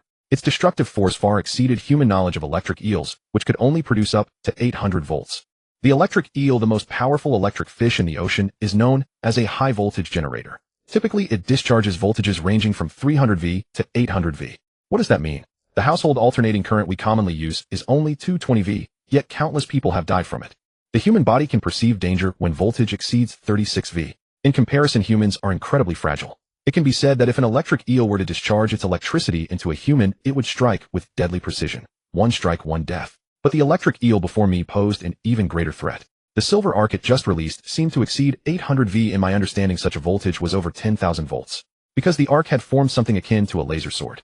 That killer whale, a true overlord of the sea, had perished in such a manner. Its body pierced through by the electric arc, caught completely off guard, and killed by the eel. It was a truly tragic fate. It could be said that if not for this electric eel, both I and the silver-banded Krite would have died, struck down by the killer whale's overwhelming attack. But now that we still lived, my heart sank to the depths. Because although the killer whale was dead, something far more formidable had appeared. The sheer power of the electric eel sent chills down my spine. If it wanted to kill us, it would be as easy as crushing an ant. I stared at the shattered rocks below, and the electric eel whose body occasionally flickered with faint arcs of light, and I was terrified. This was the most powerful creature I had ever encountered. Still, I was puzzled. With such overwhelming strength, claiming the celestial treasure on the seabed would be as easy as reaching into his own pocket. Why didn't he fight for it? As I pondered, all the creatures that had been battling in this sea area ceased their fighting, watching the scene from afar. Their gazes were all fixed on the electric eel at the center. The electric eel swam back and forth on the seabed, its gaze fixed on the distant, glowing celestial treasure. Yet its eyes showed a hint of fear, not a desire to possess. What was so special about this celestial treasure? I couldn't help but look at the glow, but I couldn't see what was inside. After a moment, the electric eel turned its gaze to us, contenders, a flicker of disdain in its eyes. Then its gaze settled on me and did not waver. My heart skipped a beat. I had no idea what this fellow was up to. Could it be that he took a disliking to me and wanted to blast me with a laser? At the thought, my snake body shuddered. But just as I shivered, the electric eel transmitted a message to me. You have received the dragon god's inheritance. I looked at him with surprise, not understanding his meaning. But in front of such a formidable opponent, I still nodded my serpentine eyes. He nodded back and said, good. Since you're here, I no longer need to guard this place. What did he mean? Hearing these words, I was utterly astonished. Just as I was about to ask, the electric eel swiftly vanished from this sea area. All the creatures here looked at each other in confusion, wondering what the electric eel meant. But I felt that his words held a deeper meaning. From what he said, had he been waiting here for a long time. Having been disturbed by the killer whale, he killed it in annoyance, but upon seeing me, he seemed to have found the one he was waiting for. Though I didn't understand what the electric eel meant the moment he left, the deep sea erupted once again into a fierce struggle. However, the killer whale had been so ferocious that it had gravely wounded the giant squid. At this moment, the only creature left with any fighting strength was the vampire squid, which had not participated in the battle. The silver-banded kite, and I glanced at the vampire squid and the giant squid beside her. Recalling the electric eel's words, I had an idea and transmitted to all the creatures. We've been fighting and killing each other. I have a proposal. What is it? The silver-banded kite, knowing my strength and now without a common enemy, nodded and asked calmly. The giant squid, however, glared at me venomously. Clearly, he harbored great hatred for me as the silver-banded kite, and I had nearly killed him earlier. Plus, having pretended to submit to me before, his anger was now raging. But injured as he was no match for me. His paramour, the vampire squid, though her name sounded fierce, was not strong. I was confident I could kill her quickly using the low-grade spirit artifact ring. Speak. The giant squid said coldly, knowing that in the three-way standoff, I was the strongest. They had no choice but to listen. How about this? Each of our three sides will take turns trying to grab the treasure. Whoever succeeds gets it. What do you think? I said with a faint smile, my serpentine eyes narrowing slightly. That's unfair. You want to be the first to try and claim the treasure by your own strength. Do you take us for fools? The giant squid, upon hearing my words, grew agitated, his tentacles thrashing. The silver-banded kite hesitated for a moment, then suddenly said, agreed. I knew the giant squid would react that way. I chuckled, my serpentine eyes shifting, and said to him, how about this? You're injured, so you're the invalid. Let you and your wife, the vampire squid, go first, okay? Really? The giant squid immediately became wary. Are you planning to ambush us while we go for the treasure? You're overthinking it. You can watch us. Let your paramour do it. I shook my head, impatiently releasing my draconic aura. The innate pressure of a higher life form overwhelmed them both. Fine, let's do it that way. A flicker of joy flashed in the giant squid's eyes. He signaled to the vampire squid, who then coiled her tentacles around the glowing orb. Sizzle. The vampire squid's tentacles wrapped around the orb, and the blinding light on the seabed suddenly vanished. My heart stirred. I watched as the vampire squid slowly rose from the seabed, carrying the light within her tentacle-wrapped flesh. Just as I wondered if I had guessed wrong, the vampire squid suddenly screeched in agony. Her tentacles, which had been wrapped around the orb, peeled away bit by bit, and the orb fell back to the seabed motionless. The silver-banded kite and I exchanged a glance, a shudder running through us. We hadn't expected the celestial treasure to be so formidable. What was this thing? As I pondered, the vampire squid roared loudly on the seabed. The giant squid beside her seemed stunned, not expecting such a turn of events. His face went blank for a moment, then he turned to me abruptly and said, You knew about this. I guessed it, I said coldly, looking at the giant squid. This is called greed. Your wife is now out of commission. You should leave. There's no place for you in this fight anymore. My words made the giant squid tremble with rage. But he knew he had lost all advantage and had forfeited any chance of competing. He cast one last reluctant glance at the glowing orb, deep fear in his eyes, then left in disappointment, taking his paramour with him. Do you want to give it a try? I said to the silver-banded kite with a smile. Now it's just the two of us are kind. Either of us getting it is fine. I want, the silver-banded kite said with a shudder. Such a bizarre treasure is not something a mere silver-banded kite like me can possess. Then I'll give it a try, I said calmly, swimming forward. Aren't you afraid of death? The silver-banded kite sneered. This treasure clearly absorbs our inner energy. The vampire squid had nearly half her cultivation destroyed, and the light almost melted her. How can you know without trying? I smiled, but inside I felt that the electric eel's words carried a deeper meaning. As I approached the glow, I sensed a faint, elusive familiarity. Sizzle. My tail gently brushed against it, and an excruciating pain shot through my scales, making my soul tremble. The pain seemed to originate from the depths of my heart, catching me off guard. What was happening? My heart leaped. I pulled my tail away. Had I misunderstood the electric eel's words? Yet the more I thought, the more I felt an irresistible attraction to this glow. It possessed a peculiar magic that compelled me to touch it again. Oh, again a piercing pain, almost unbearable. The vampire squid hadn't screamed when she first enveloped the orb. It was only after lifting it that the light began to melt her tentacles. But I felt intense pain upon the slightest contact. This baffled me. Yet each time the glow burned me, it stirred an even stronger desire to touch it. Under this magical allure, I finally coiled my entire body around the orb, enveloping it completely. Sizzle. My soul trembled from the deep-seated pain, yet I found myself like a masochist relishing this peculiar agony. Finally, unable to endure the torment, my mind churned like a stormy sea. In an instant, my entire consciousness scattered. Where is this? The scorching heat around me, the masochistic sensation deep within my soul, all vanished. I found myself in a vast empty space. In the center floated a faint, ethereal glow emitting a soft light. I was astonished. How had this glow come here, and why was it now so slow? Crack, crack. Suddenly the world before me seemed to shatter. I felt the space ahead slowly tear apart, and then my serpentine eyes once again perceived the deep-sea surroundings. But this time my perception and spirit had undergone a qualitative change. Everything around me felt entirely different. Everything before me appeared with crystal clarity, and my senses became extraordinarily acute. From an unfathomable distance, I could perceive a tiny earthworm, barely a centimeter long, newly born, wriggling slowly through the mud beneath the seabed. There a crimson carnivorous marine plant coiled around a small shrimp, gradually digesting it and converting it into its own nourishment. It was as if the confinement of my spiritual power had suddenly shattered a barrier extending outward, allowing me to sense thousands of meters away, with everything as clear as if before my eyes. With a mere thought, the watery expanse before me trembled violently, and then a catfish deep in the sea was struck by my spiritual consciousness, its body convulsing massively. I felt my spiritual power had expanded by no less than tenfold. Could this be the soul refining realm beyond the ascension realms? I mused, reflecting on all that had transpired, a profound enlightenment growing within me. From the mortal body realm to the soul refining realm. What kind of treasure was this that allowed me to bypass all cultivation bottlenecks and ascend so ferociously and domineeringly into the soul refining realm? Moreover, I could clearly sense that my current cultivation base was far greater than that of the killer whale from before.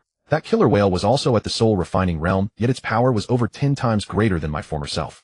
But now I had a strong conviction that my current strength was over 10 times more formidable than that killer whale. With the acquisition of a treasure, my power had skyrocketed. As a serpent, I opened my snake eyes, and in this underwater realm, I was like a ghostly god descending upon the earth, standing still and motionless, able to repel even gods and demons. The silver-banded Krite stood before me silent and terrified, staring at me as if petrified. I swayed my head, looked at him with a faint smile, and said, "What's wrong?" I just saw." The silver-banded Krite's telepathic voice faltered. He glanced at me, utterly astounded, and continued, "That ball of light entered your body." "What?" I was startled. I probed with my spiritual sense to the spot 7 inches from my head, and there I saw that white orb of light slowly rotating within. As its rotation slowed, I gradually discerned its shape. 2 antlers, a serpentine body, 4 limbs, and a fish tail. It was unmistakably the shape of a dragon. The sight left me utterly stunned. My heart surged with tumultuous waves as I gazed at the dragon-shaped light quietly dormant within me. It seemed to merge with my very soul, steadily supplying me with all the energy I needed.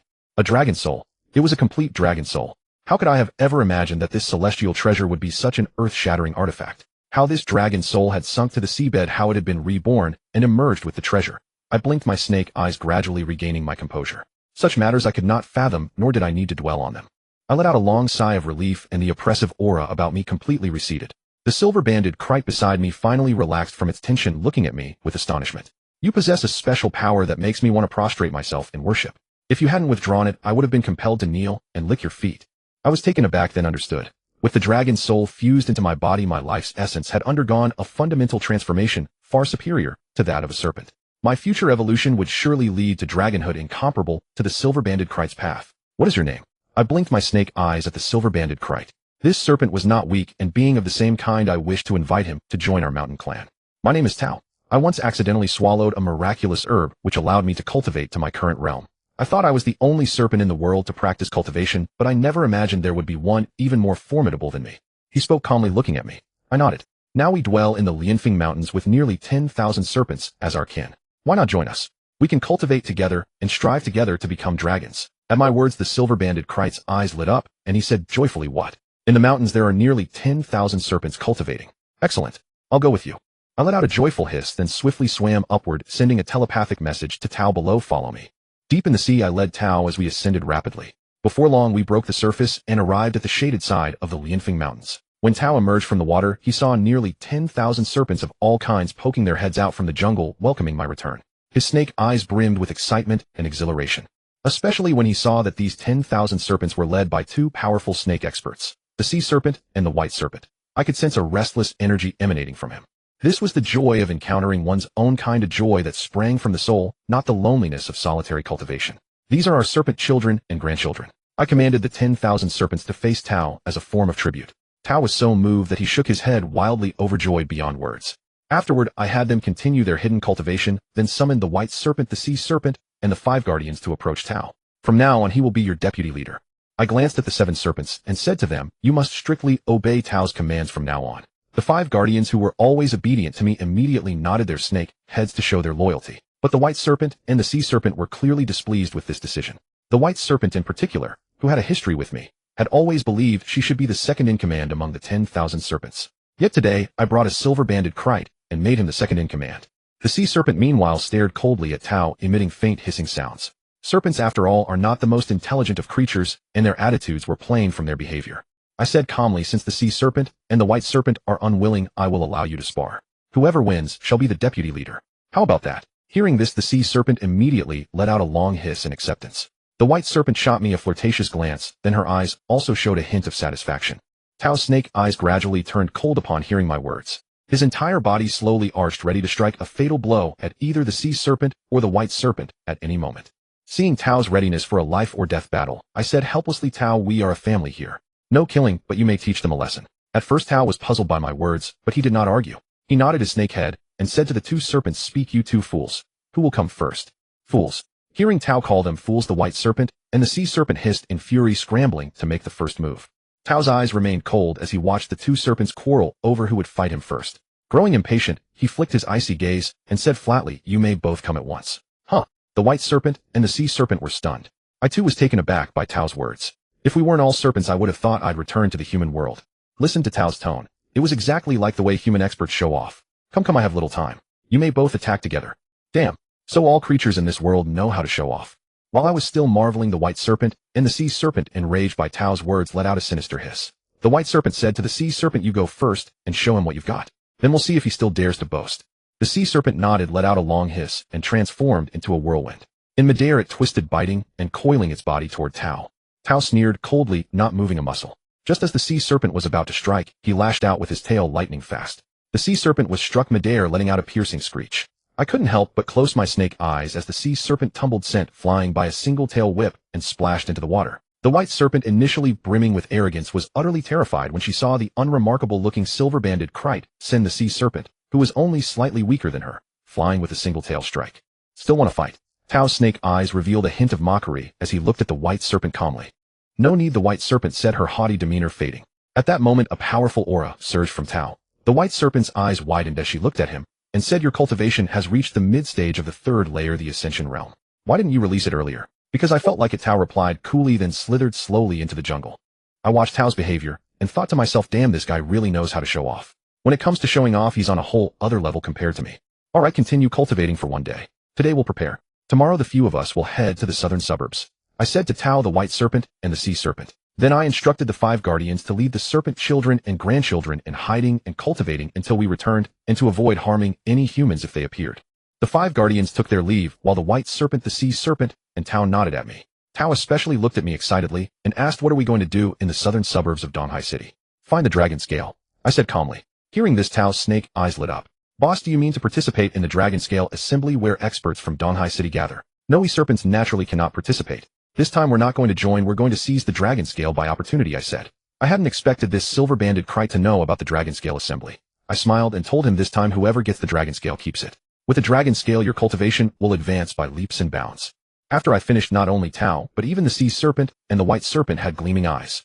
By now the sky had darkened. In the back mountain of Lianfeng, several pairs of luminous eyes glowed faintly green, signaling the serpentine greed for treasure. At night, I sat alone in meditation beside the seashore, feeling the changes within the dragon's soul in my body. Only at this moment did I truly have the time and energy to perceive the overall transformation of myself.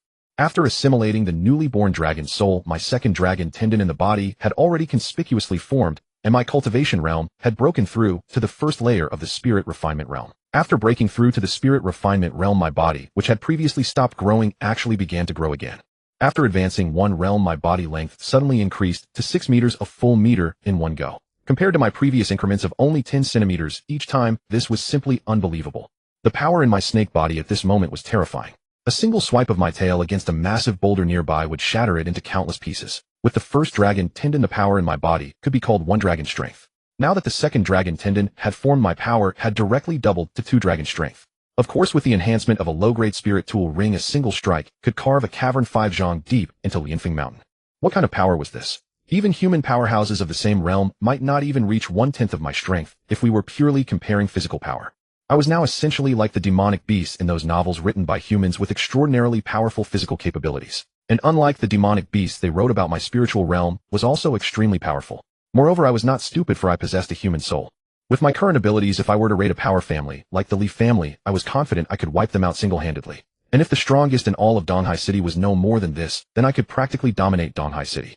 However, I understood that true masters all hid in the shadows, rarely showing themselves. But if they did act, they would strike with the force of thunder, launching their most devastating blow. Not to mention, my current cultivation was actually mediocre. Thinking about it, my present realm might not even surpass that mysterious person Chu Feng I had encountered last time. Having thought through everything clearly, I gradually closed my eyes, waiting for tomorrow to arrive. As the dawn's first light emerged, the serpent's eyes slowly opened from the darkness. Has the time come? I murmured softly in my heart, opened my eyes, and saw Hai Shi Bai Shi and Tao, the 3 giant pythons, already standing in front of me. A surge of courage rose in my chest. Roar! I, a mere snake, had actually let out a dragon's cry. What an incredible feeling. It felt like showing off in front of my underlings. All 3 pythons looked at me with envy. I nodded calmly, and then sent a telepathic message to them. Let's move. After speaking, the 3 of us plunged into the sea, swimming southward through the deep ocean. The Southern Suburbs Dragon Scale Conference was held in the southern suburbs, not too far from the Shuanghue Hem factory, where I had previously resided. So this journey was quite familiar territory for us. Not to mention that I also possessed the soul of a local who had studied the geography of Donghai City quite thoroughly. This trip held little risk. However, in the middle of the ocean, an ordinary sea python with no sense of self-preservation saw Bai Shi and actually tried to court her. As a result, Bai Shi simply bit him to death in one go. That python was unlucky. Hai Shi had clearly set her sights on a strong man like me, and she wouldn't even give a weakling a second glance. After our strength increased significantly, our swimming speed became extremely fast. Under my training, both Hai Shi and Bai Shi had broken through to the Origin Ascension realm, making them far stronger than when I had first fled for my life. When we reached the waters near the Dragon Scale Conference, the sky had just begun to lighten. The surroundings were utterly silent, and the world seemed vast and boundless. The main reason I coveted this Dragon Scale Conference was precisely because it was held on a mountain top by the sea. The mountain was not high, only about 100 meters. For us snakes, it was merely a few breaths of crawling time. After stealing the dragon scales, even if there were powerful experts, we could completely escape into the sea. This was practically a gift from heaven to us. My snake body slowly crawled out of the water and gradually made its way into the dense forest on the mountain. The 6-meter body did bring some inconvenience, but with the significant increase in strength, my movement speed and concealment abilities had also greatly improved, so there was no risk of being exposed. As I emerged from the water, Hai Shi Bai Shi and Tao, the 3 pythons, also poked their heads out of the water. After hissing to sense the surroundings, they too emerged from the ocean, concealing their bodies in the jungle and slowly moving toward the mountaintop. This Dragon Scale Conference was held in a huge mansion on the mountaintop. I had never heard of this place before. Now that I was here, I discovered the mansion was unimaginably large. I couldn't figure out why it wasn't marked on online maps. It was probably a customary practice among cultivators in the human world. Before long, we wriggled to the mountaintop. We all concealed ourselves in the dense forest. I instructed them to hide in different directions. The 4 of us great venomous pythons took positions in the east, west, south, and north, guarding every direction of the mansion. I positioned myself deep in the forest beside the main entrance, using my powerful spiritual sense to monitor any activity near the gate. The sky had just begun to brighten, and there were hardly any people outside. Only a few guards at the entrance seemed to be chatting about the weather. I lay in wait here for about an hour before observing a young man in a black suit with a crew cut, driving a regular Volkswagen. The Volkswagen pulled up to the mansion gate, and soon a servant in a suit emerged from inside. He took the keys handed over by the well-dressed young man and slowly drove the car into the garage. That young man exuded an intimidating aura. Under my perception, his cultivation had actually reached the Qi transformation realm, with an implicit trend toward breaking through to the later stage. As expected, everyone at this Dragon Scale Conference must be a skilled expert. After thinking carefully for a while, I seemed to understand. Put plainly, this dragon scale conference was likely just an auction in the cultivation world. In reality, these cultivation sects were hidden in various places around the world. Even internet companies couldn't find traces of them. There must be some special secret technique capable of blocking satellite surveillance. Thinking of this, I became increasingly interested in the upcoming dragon scale conference.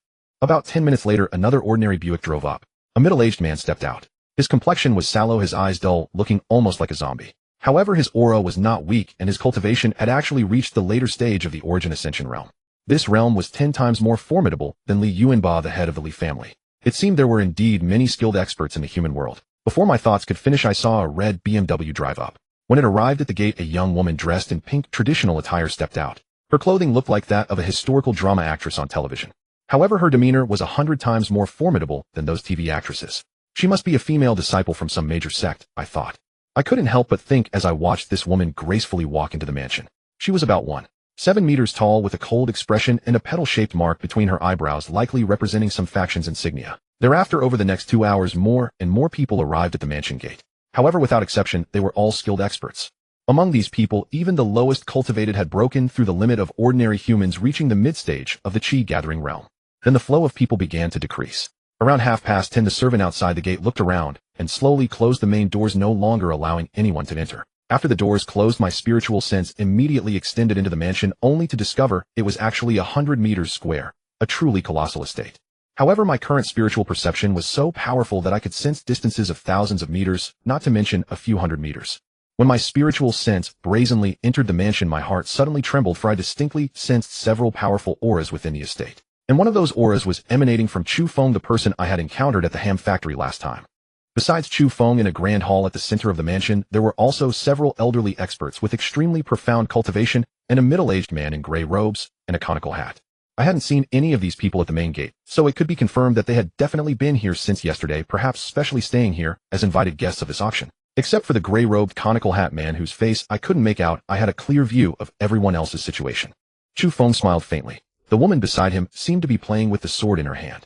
After a moment, she said to Chu Feng, "Brother Feng, will we be able to obtain the fragment of the sheepskin scroll this time?" "I'm not sure, but it shouldn't be a problem," Chu Feng said calmly, looking at the woman and saying, "Wanru, now, we can just quietly wait for the auction to begin. That snake has already arrived." After Chu Feng finished speaking, my heart skipped a beat. I seemed to sense a faint smile playing at the corners of Chu Feng's mouth, and suddenly my snake body felt like a bucket of cold water had been poured over it, shuddering all over. Could Chu Feng perceive my perception?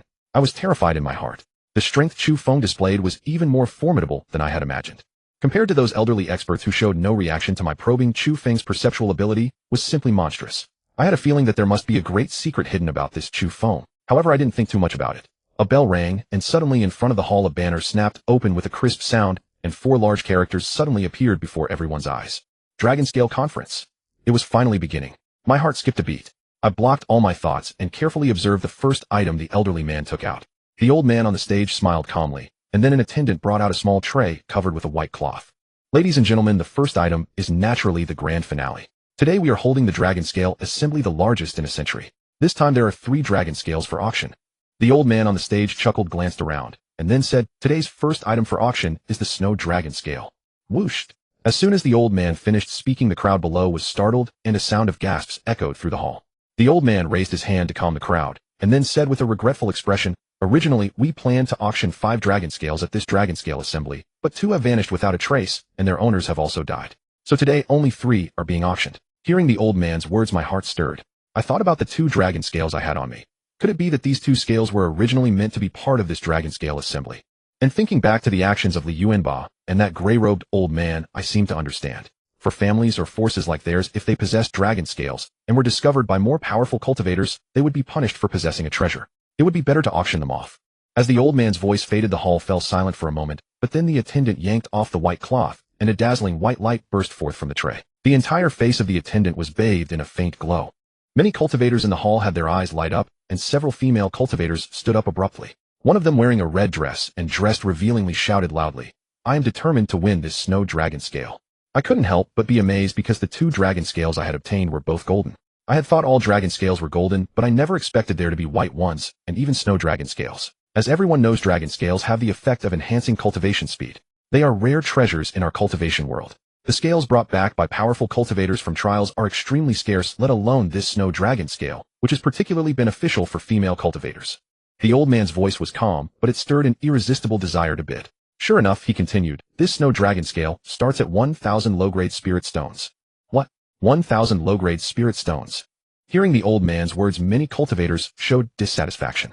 They looked at the old man and said, 1,000 low-grade spirit stones could allow us to break through to the second layer of the Lianshan realm. The effect of this snow dragon scale can't be that good. A bunch of fools. Unexpectedly at that moment, a woman in white in the center of the hall whispered, then raised her card and said to the old man on stage, I bid 1,000 low-grade spirit stones. He saying that dragon scales only enhance cultivation is a crude usage. If you can sense even a trace of dragon chi within your cultivation will be improved far beyond simple enhancement. The old man smiled faintly, then looked around and said, is there anyone who bids higher? I only brought a total of 1,000 spirit stones this time. I didn't expect the starting price of this snow dragon scale to be exactly 1,000. If I had known, I would have brought the remaining 500 as well. Another female cultivator said with a look of regret, 1,300. No sooner had the female cultivator finished speaking than a young man in a suit with a crew cut shouted from the corner. I looked closely and saw it was the young man who drove a Volkswagen, the first person I had met. This is Song Tianyi of the Yuanyang sect. Many people turned around. After seeing the young man, someone muttered, the Yuanyang sect consists only of male cultivators. This snow dragon scale probably won't be of much benefit to them, right? I heard that Song Tianyi has taken a liking to Zhuge Ziyu of the Shuilian sect. He's probably hoping to win her favor with this dragon scale. Hearing their words, I learned that the Yuanyang sect and the Shuilian sect were also two cultivation sects. I just didn't know how powerful they were. 1,400. The woman who had bid first immediately said with dissatisfaction, Song Tianyi, is it interesting to compete with a woman? It is interesting. Song Tianyi chuckled and then continued, 1,700. Fine, you've got guts. The woman smiled helplessly. She had only brought a total of 1,500 spirit stones today, so she certainly couldn't buy it now. She gave up bidding further. However, as soon as she finished speaking, that gray-robed old man suddenly shouted, 2,000 low-grade spirit stones. 2,000. Hearing the old man's words, many people turned around in surprise and saw a gray-robed man in a bamboo hat sitting in the center of the hall. His face was unclear and his origin unknown. Senior, this junior has great use for this snow dragon scale. I beg you to show mercy. The young man in the suit frowned, then looked at the gray-robed man in the bamboo hat and said, I am obliged. Scram. Unexpectedly, the old man, upon hearing the young man's words, directly shouted in a low, hoarse voice that sent chills down everyone's spine. The young man's face immediately flushed red and his chest heaved with anger. Fine, fine, fine. The young man laughed in fury and said, then I'll play with you to the end. Let's see who has more spirit stones, you or me. I bid 2,300. 3,000. The gray-robed old man directly raised the price by 700. At this moment he frowned and turned back to glance at the young man in the suit. The young man was about to bid, but it seemed he saw the eyes of the person beneath the bamboo hat. He trembled, then immediately put down the card he was about to raise and said, I don't want it anymore. I couldn't help but wonder what identity did this man in the bamboo hat have. He could almost scare a cultivator at the late stage of the Xinyuan realm into wedding himself. This man in the bamboo hat generously spent 3,000 low-grade spirit stones, earning sighs from many people, especially the female cultivators. They watched helplessly as the attendant on stage delivered the snow dragon scale into his hands, their faces full of envy. The man in the bamboo hat took the spirit stone, smiled calmly, and lightly wiped his hand. The snow dragon scale vanished instantly. Seeing this, I was astonished. Then I saw the man in the bamboo hat move his hand again, and a storage pouch appeared in his hand out of thin air. He handed the pouch to the attendant and said, this is 3,000 low-grade spirit stones. What? A storage ring? Many people were extremely shocked and exclaimed at the man's action. My heart also trembled. Oh, I never imagined that such spatial containers as storage rings truly existed in this world. That storage pouch probably had similar functions to a storage ring, but a storage ring was several orders of magnitude more noble than a storage pouch. After the hall calmed down, the old man on the stage chuckled and then took out another item. I swept my spiritual sense over it and saw that it was a compass-shaped object. This is the star-plucking compass, a low-grade spirit tool. It can assist in determining directions and has a chi-gathering effect, which is also beneficial for cultivation. The old man chuckled and said the starting price is 300 low-grade spirit stones. 310. 320.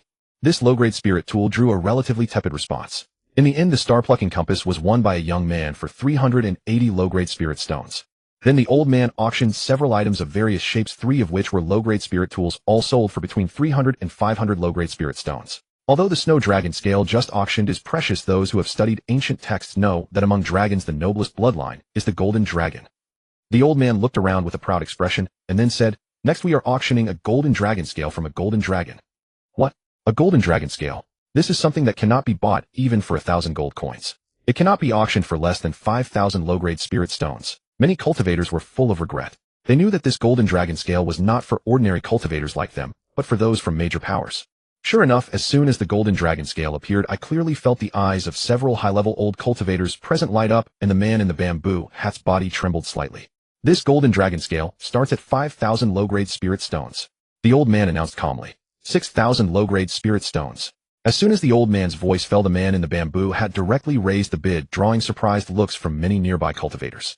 It was worth noting that this man in the bamboo hat had just won a snow dragon scale for 3,000 spirit stones, and now he was about to spend 6,000 on this golden dragon scale. How wealthy was he? 7,000. However, as soon as the man in the bamboo hat finished, another old man called out without hesitation. This is Wang Daoyi, the senior disciple of the Piaomiao sect. I didn't expect him to come as well. Many people looked at the old man and realized that he was the senior disciple of the Piaomiao sect, one of the top 10 sects. 7,500. Another old man smiled and raised the bid. 8,000. A black-faced old woman raised the bid with a stern expression. These were the Kunshin sect's Grand Elder and the Yonghe sect's Old Crone. Many recognized the two and became interested. 10,000 low-grade spirit stones. Suddenly the man in the bamboo hat directly called out, drawing everyone's attention back to him. The man in the bamboo hat remained still. After his voice fell, the hall fell into a brief silence. Then, who is this man in the bamboo hat? How does he have so many spirit stones? Several female cultivators began to murmur, and Chu Feng, who was watching from a room above, also froze, then looked out the window. Who is this man in the bamboo hat? Chu Feng couldn't help but exclaim in surprise. He is so wealthy, he should be a disciple of a major sect. But his concealment makes me suspicious. Regardless, it seems this man in the bamboo hat is determined to get this dragon scale. Lin Wanru was also stunned for a moment, then seemed to think of something, and said to Chu Feng, "Do you think this man in the bamboo hat could be?" "You mean?" Chu Feng's expression shook, and he suddenly stood up from his seat. At the same time, a powerful aura emanated from his body, even startling me. As if sensing something, the man in the bamboo hat lightly lifted his head to glance at a door above, then lowered his head again to look at the auction stage. "Should we steal the dragon scale from that hooded man?" Lin Wanru cast a glance at Chu Feng and said, "I wonder what the Guatian sect plans to do with the dragon scale once they acquire it. No, let him bid it." Chu Feng remained calm, glancing at Lin Wanru before offering a faint smile. Even if he wins the bid, he won't be able to leave with it. A profound astonishment filled my heart. Chu Feng spoke without blocking my divine sense from probing, and I had the distinct impression that his words were meant specifically for my ears. Furthermore, from Lin Wanru's words, I gathered that the hooded man seemed to be affiliated with the Guatian sect. The very name carried an air of formidable power. That golden dragon scale was ultimately claimed by the hooded man for 10,000 low-grade spirit stones. When the attendant delivered the scale, the hooded man handed over another storage bag containing 10,000 low-grade spirit stones. The attendant accepted the storage bag without counting it, passing it directly to the elder above. The auctioneer chuckled and declared, "Both dragon scales have been secured by this gentleman. Everyone should brace yourselves, for the third scale is about to be presented. It too is a golden dragon scale, though of a higher grade than the previous ones."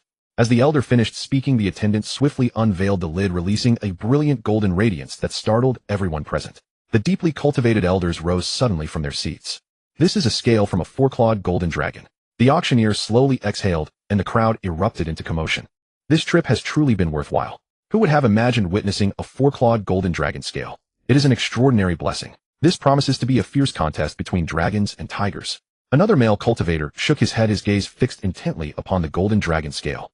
My heart skipped a beat. Gazing at this scale, I unexpectedly recalled the first golden dragon scale I had absorbed. Yet this one radiated with far greater brilliance than the one I had already integrated.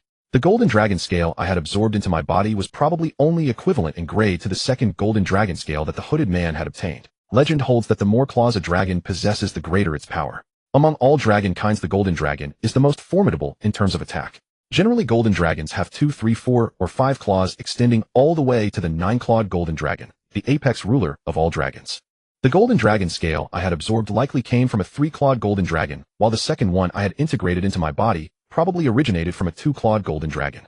At that moment, I immediately developed a strong desire for this newly appeared scale. I contemplated who would obtain it, planning to seize the opportunity to snatch it away once they left the dragon scale convention. Though several cultivators in the room possessed formidable strength, I harbored no fear toward them. My sole concern remained the hooded man in gray robes, and of course Chu Feng. As for the rest, I largely disregarded them. The starting bid for this 4-clawed golden dragon scale is 10,000 low-grade spirit stones. The auctioneer chuckled and announced a staggering price. Everyone present was startled by such an exorbitant price. Many male cultivators couldn't help but shrink their necks. They had each brought only about 1,000 spirit stones to the dragon scale convention, and a starting bid of 10,000 was beyond their means. This was clearly a battleground for the powerful elite. As expected, once the elder finished speaking, a red-faced elder at the center chuckled and raised his paddle. I bid 10,000 low-grade spirit stones.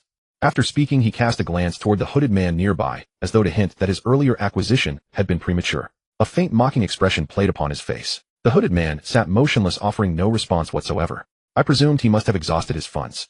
As the red-faced elder's words settled, another elder with a square face smiled faintly and remarked, "You Songshan sect only now make your move. How can we Hongshan sect fall behind?" I bid 11,000 low-grade spirit stones. Hung Yuanziyu. The red-faced elder from Songshan sect flushed with anger, glaring at him. "This four-clawed golden dragon scale is something our Songshan sect must have. You have no place in this matter. Since this is an auction, it should be a matter of fair competition. There is no distinction between yours and mine. Whatever bidder offers the highest price shall claim it. Is that not so?" Hung Yuanzi merely chuckled, entirely unfazed. "Indeed, whoever bids the highest shall claim it." Another white-haired elder added coolly, raising his paddle. "I bid 15,000 low-grade spirit stones." Kunlun sect truly has deep pockets. The three elders replied with icy sneers, their eyes flashing with indignation. "I appreciate your courtesy." The white-haired elder from Kunlun sect responded with a chuckle, returning a respectful bow to the assembled elders. Yet before his bow could be completed, the hooded man, who had remained silent throughout, suddenly spoke. "I bid 20,000 low-grade spirit stones." "What?" Upon hearing the hooded man's words, not only were the elders from the major sects taken aback, but even I could not help but freeze. Did this hooded man still have funds? Impossible. How could you possess so much wealth? The red-faced elder's complexion drained as he shouted at the hooded man. "You have already spent 13,000 low-grade spirit stones. How can you produce another 20,000? How ignorant." The hooded man in gray robes finally offered a faint smile, his tone measured, yet cutting enough to nearly choke the red-faced elder. "So what if I have money? What business is it of yours?" The red-faced elder's expression darkened with rage. However, they were now within the auction hall, where violence was forbidden, preventing any physical confrontation. Had this occurred outdoors, bloodshed would surely have erupted immediately. Once the hooded man in gray robes placed his bid of 20,000 low-grade spirit stones, no one dared to compete with him further. The elders instead fixed him with gloomy, chilling stares that sent shivers down one's spine. It was clear they were not unable to afford such a price. Rather, they had already resolved, as I had to ambush and seize the goods once the hooded man departed the convention. The hooded man handed another storage bag to the attendant and secured the dragon scale within his robes. All three dragon scales had been claimed by the hooded man. This unexpected turn of events at the dragon scale convention left everyone utterly astonished. Yet the hooded man had not yet departed, nor had the representatives from the major sects. As confusion rippled through the crowd, an attendant approached once more, carrying a tray covered with white cloth. Could there be more dragon scales? Upon witnessing this scene, the young cultivators who had just arrived were utterly amazed. Does the dragon scale convention actually feature 4 scales? How the final item up for auction today is not a dragon scale, the elder chuckled from the stage. Rather, it is a fragment of an ancient parchment scroll. What is a parchment scroll? Many young cultivators unfamiliar with such relics couldn't help but ask in bewilderment. I too felt puzzled. Chu Feng had mentioned a parchment scroll before, and now this elder was auctioning a fragment of it. Whatever secrets it contained must be extraordinary to serve as the grand finale, overshadowing even the dragon scale convention itself. It is natural that you are unfamiliar with parchment scrolls, for they originate from Western civilization. This fragment being auctioned today is connected to ancient Western mythology and history. Let me now briefly recount the origins of this fragment. According to legend, in ancient Western mythology, there exists a mystical tome hidden in a place unknown to all. The gods, wishing to guide humanity toward this book, crafted a parchment scroll map as a beacon of direction. Yet after countless millennia, no one has truly found this mystical tome. However, the parchment scrolls have been passed down through generations and now exist only as scattered fragments. The elder's tale struck me as somewhat fanciful, yet I couldn't shake my curiosity about the parchment fragment. Listening to the old man's words, this must be some sort of treasure map. Could it be that no one had discovered even the slightest clue pointing to locations geographically close to Earth? To be honest, this parchment scroll holds little value on its own. However, if one can find the mystical tome, unfathomable treasures shall be obtained. The elder's voice carried an enchanting quality. It is said that within the mystical tome lie techniques for immortality, methods to reverse aging paths to transcendence into immortality, and even arts capable of overturning heaven and earth itself. As the elder's voice faded, shock spread across every face. For cultivators, what could be more alluring than the promise of eternal life? In other words, this mystical tome might very well allow cultivators to directly discover the ultimate truth and unlock the deepest secrets of immortality. Though the old man's tale seemed somewhat far-fetched, I had transformed into a serpent and witnessed so many cultivators. Deep within my heart, I harbored a faint belief in its possibilities. Hey, if that is the case, how can you be certain we can find that mystical tome when countless generations over millions of years have failed? Suddenly someone couldn't resist sneering at the elder on stage. The elder, catching himself, replied with a touch of embarrassment, "You make a fair point. Yet as the saying goes, perspectives differ. How can one know it cannot be found without seeking?" The starting bid for this parchment fragment is 10,000 low-grade spirit stones. After announcing, the elder scanned the crowd and added with a grin, each increment must be no less than 2,000 low-grade spirit stones. 20,000 low-grade spirit stones. Just as the elder's voice faded, the hooded man in gray robes spoke abruptly. What? Was he really going to bid for this fragment? All stared at the hooded man in disbelief. If purchasing the 3 dragon scales earlier had seemed like a bargain, now it appeared he had lost his senses, willing to spend 20,000 low-grade spirit stones on a mere parchment fragment, especially since there was no guarantee this fragment would even offer the slightest chance of leading to the mystical tome. 20,000 low-grade spirit stones. Is he really that wealthy? Hiding in the bushes, I was taken aback when I overheard the horned hat figure exclaim such words. However, I soon observed that no one else challenged him. After a brief exchange of heated words among themselves, they fell silent. The elderly auctioneer never anticipated that no one would bid against the horned hat figure's offer, causing an awkward shift in his expression. In the old man's expectations, the secret within this sheepskin fragment was worth at least 50,000 low-grade spirit stones. Seeing that the horned hat figure had already secured it for 20,000, left the auctioneer feeling considerable pain. Only then did I notice everyone's gaze filled with greed fixed upon the gray-robed horned hat figure. Yet he seemed oblivious, standing casually and waiting for the attendant to retrieve the sheepskin fragment. The horned hat figure chuckled, stowing the sheepskin fragment in his ring before swiftly exiting the hall. As he walked out, everyone behind him immediately followed. At the gate, the horned hat figure glanced back with a sharp smile at those trailing behind him, then leaped into the adjacent mountain forest. What? He's running. Pursue him. Seeing his reaction, someone shouted loudly and sprinted forward. Upon reaching the gate, they discovered the horned hat figure had vanished completely, leaving them bitterly disappointed. I watched as the crew-cut youth leaped directly into the forest where the horned hat figure had disappeared. Seeing this, everyone followed suit, including that beautiful palace-dressed maiden. Lurking in the forest undergrowth, I transmitted my voice to see Snake Tao and White Snake, instructing them to quietly follow the group and seize their belongings when the time was right. Sensing the horned hat figure's location, my serpent eyes turned icy for an instant before I moved swiftly toward him. Though the horned hat figure possessed formidable cultivation, he might not necessarily prevail against me. I was determined to obtain the 3 dragon scales from his possession. My crawling speed was remarkably swift, quickly overtaking everyone else until I reached a position 100 meters from a cave beside an artificial hill where I waited quietly. I could sense that the horned hat figure was hiding within this cave. Closing his eyes to gather his spiritual energy, he suddenly opened them as I drew near, revealing a cruel smile. Who would have thought there'd be another python here? The horned hat figure chuckled, rising from within the cave. Meanwhile, White Snake and the others had followed the group to the seaside, also coveting the treasures the crowd carried. They were well aware of the terrifying lower-grade spiritual tool ring I possessed. My main reason for having them follow the group was primarily to obtain the lower-grade spiritual tools from their hands. Hey, you're out. Unexpectedly, as the horned hat figure just emerged from the cave, a calm voice sounded beside him. The horned hat figure focused his gaze, and his eyes contracted as he looked at the speaker. How did you appear here? I was startled, but focusing my sight, I saw Chu Feng standing there. I had no idea when he had arrived. None of your business how I got here. Chu Feng grinned, looking at the horned hat figure. How about this? You hand over the sheepskin scroll in your possession, and I'll let you leave. The sheepskin scroll belongs to me. If you have the ability, come and take it. Hearing Chu Feng's words, the horned hat figure sneered coldly and said to him, Youth, seeing your youthfulness, I have no intention of destroying your decades of cultivation. So you'd best leave quickly lest I change my mind. Is that so? Chu Feng's eyes narrowed slightly as he smiled at the horned hat figure. You should save those words for the Guatian sect. You actually know? Before the horned hat figure could finish speaking, Chu Feng's figure flashed forward, appearing instantly before him, and delivered a powerful slap.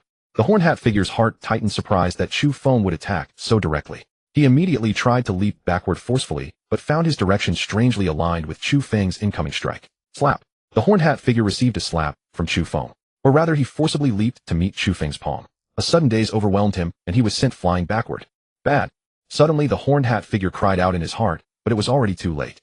I never expected Chu Feng to strike the horned hat figure with a single slap, sending him directly toward my position. Overjoyed, I suddenly burst forth from the jungle. My 6-meter body arched into a great curve, then with a flash of my serpent eyes, I opened my mouth and swallowed more than half of the airborne horned hat figure. Though the horned hat figure was actually quite formidable compared to Chu Feng, he was as fragile as tofu. A single casual slap produced such terrifying results. The horned hat figure let out a howl, but I showed no mercy. My serpent fangs pierced his skin, injecting deadly poison into his body. Bang! The horned hat figure's hand slapped against my body. I felt a shock throughout, but having fused with the dragon scales and obtained the dragon's soul, his strike caused me no significant pain.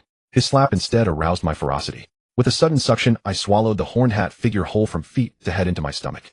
Feeling repulsed by the thought of digesting a human after swallowing him, I gathered my energy and expelled him once more. The horned hat figure's body trembled violently on the ground, clearly poisoned. The venom had already reached his heart through his chi and blood. With my cultivation realm's improvement, my venom had become hundreds of times deadlier than before. Even a horned hat figure at the same cultivation level would stand no chance against me. Chu Feng chuckled looking at me and saying, "This partnership has been pleasant. I'll take the sheepskin scroll from his body and the dragon scales will be yours, how about that?" I nodded with cold eyes and slithered toward the horned hat figure. However, as soon as I approached, the horned hat figure suddenly arched his body and punched toward me. This punch concentrated all the horned hat figure's remaining strength, 10 times more powerful than before. My heart tightened, and I immediately swept my serpent tail to clash with his fist. Boom. Mountain stones flew everywhere around us. My body was also launched far away by the horned hat figure's punch, crashing to the ground. Shaking my tail, I felt a severe pain. A small section had been severed. Roar. Raising my body, I let out a mighty roar at the horned hat figure. The horned hat figure was stunned to hear a python produce a dragon's roar. Staring at me, he muttered, "Dragon's roar. Dragon. It's actually a dragon." Ignoring him completely, I struck with my tail, smashing the now largely defenseless horned hat figure to the ground. After convulsing briefly, he lost his breath and perished. Now he was truly dead.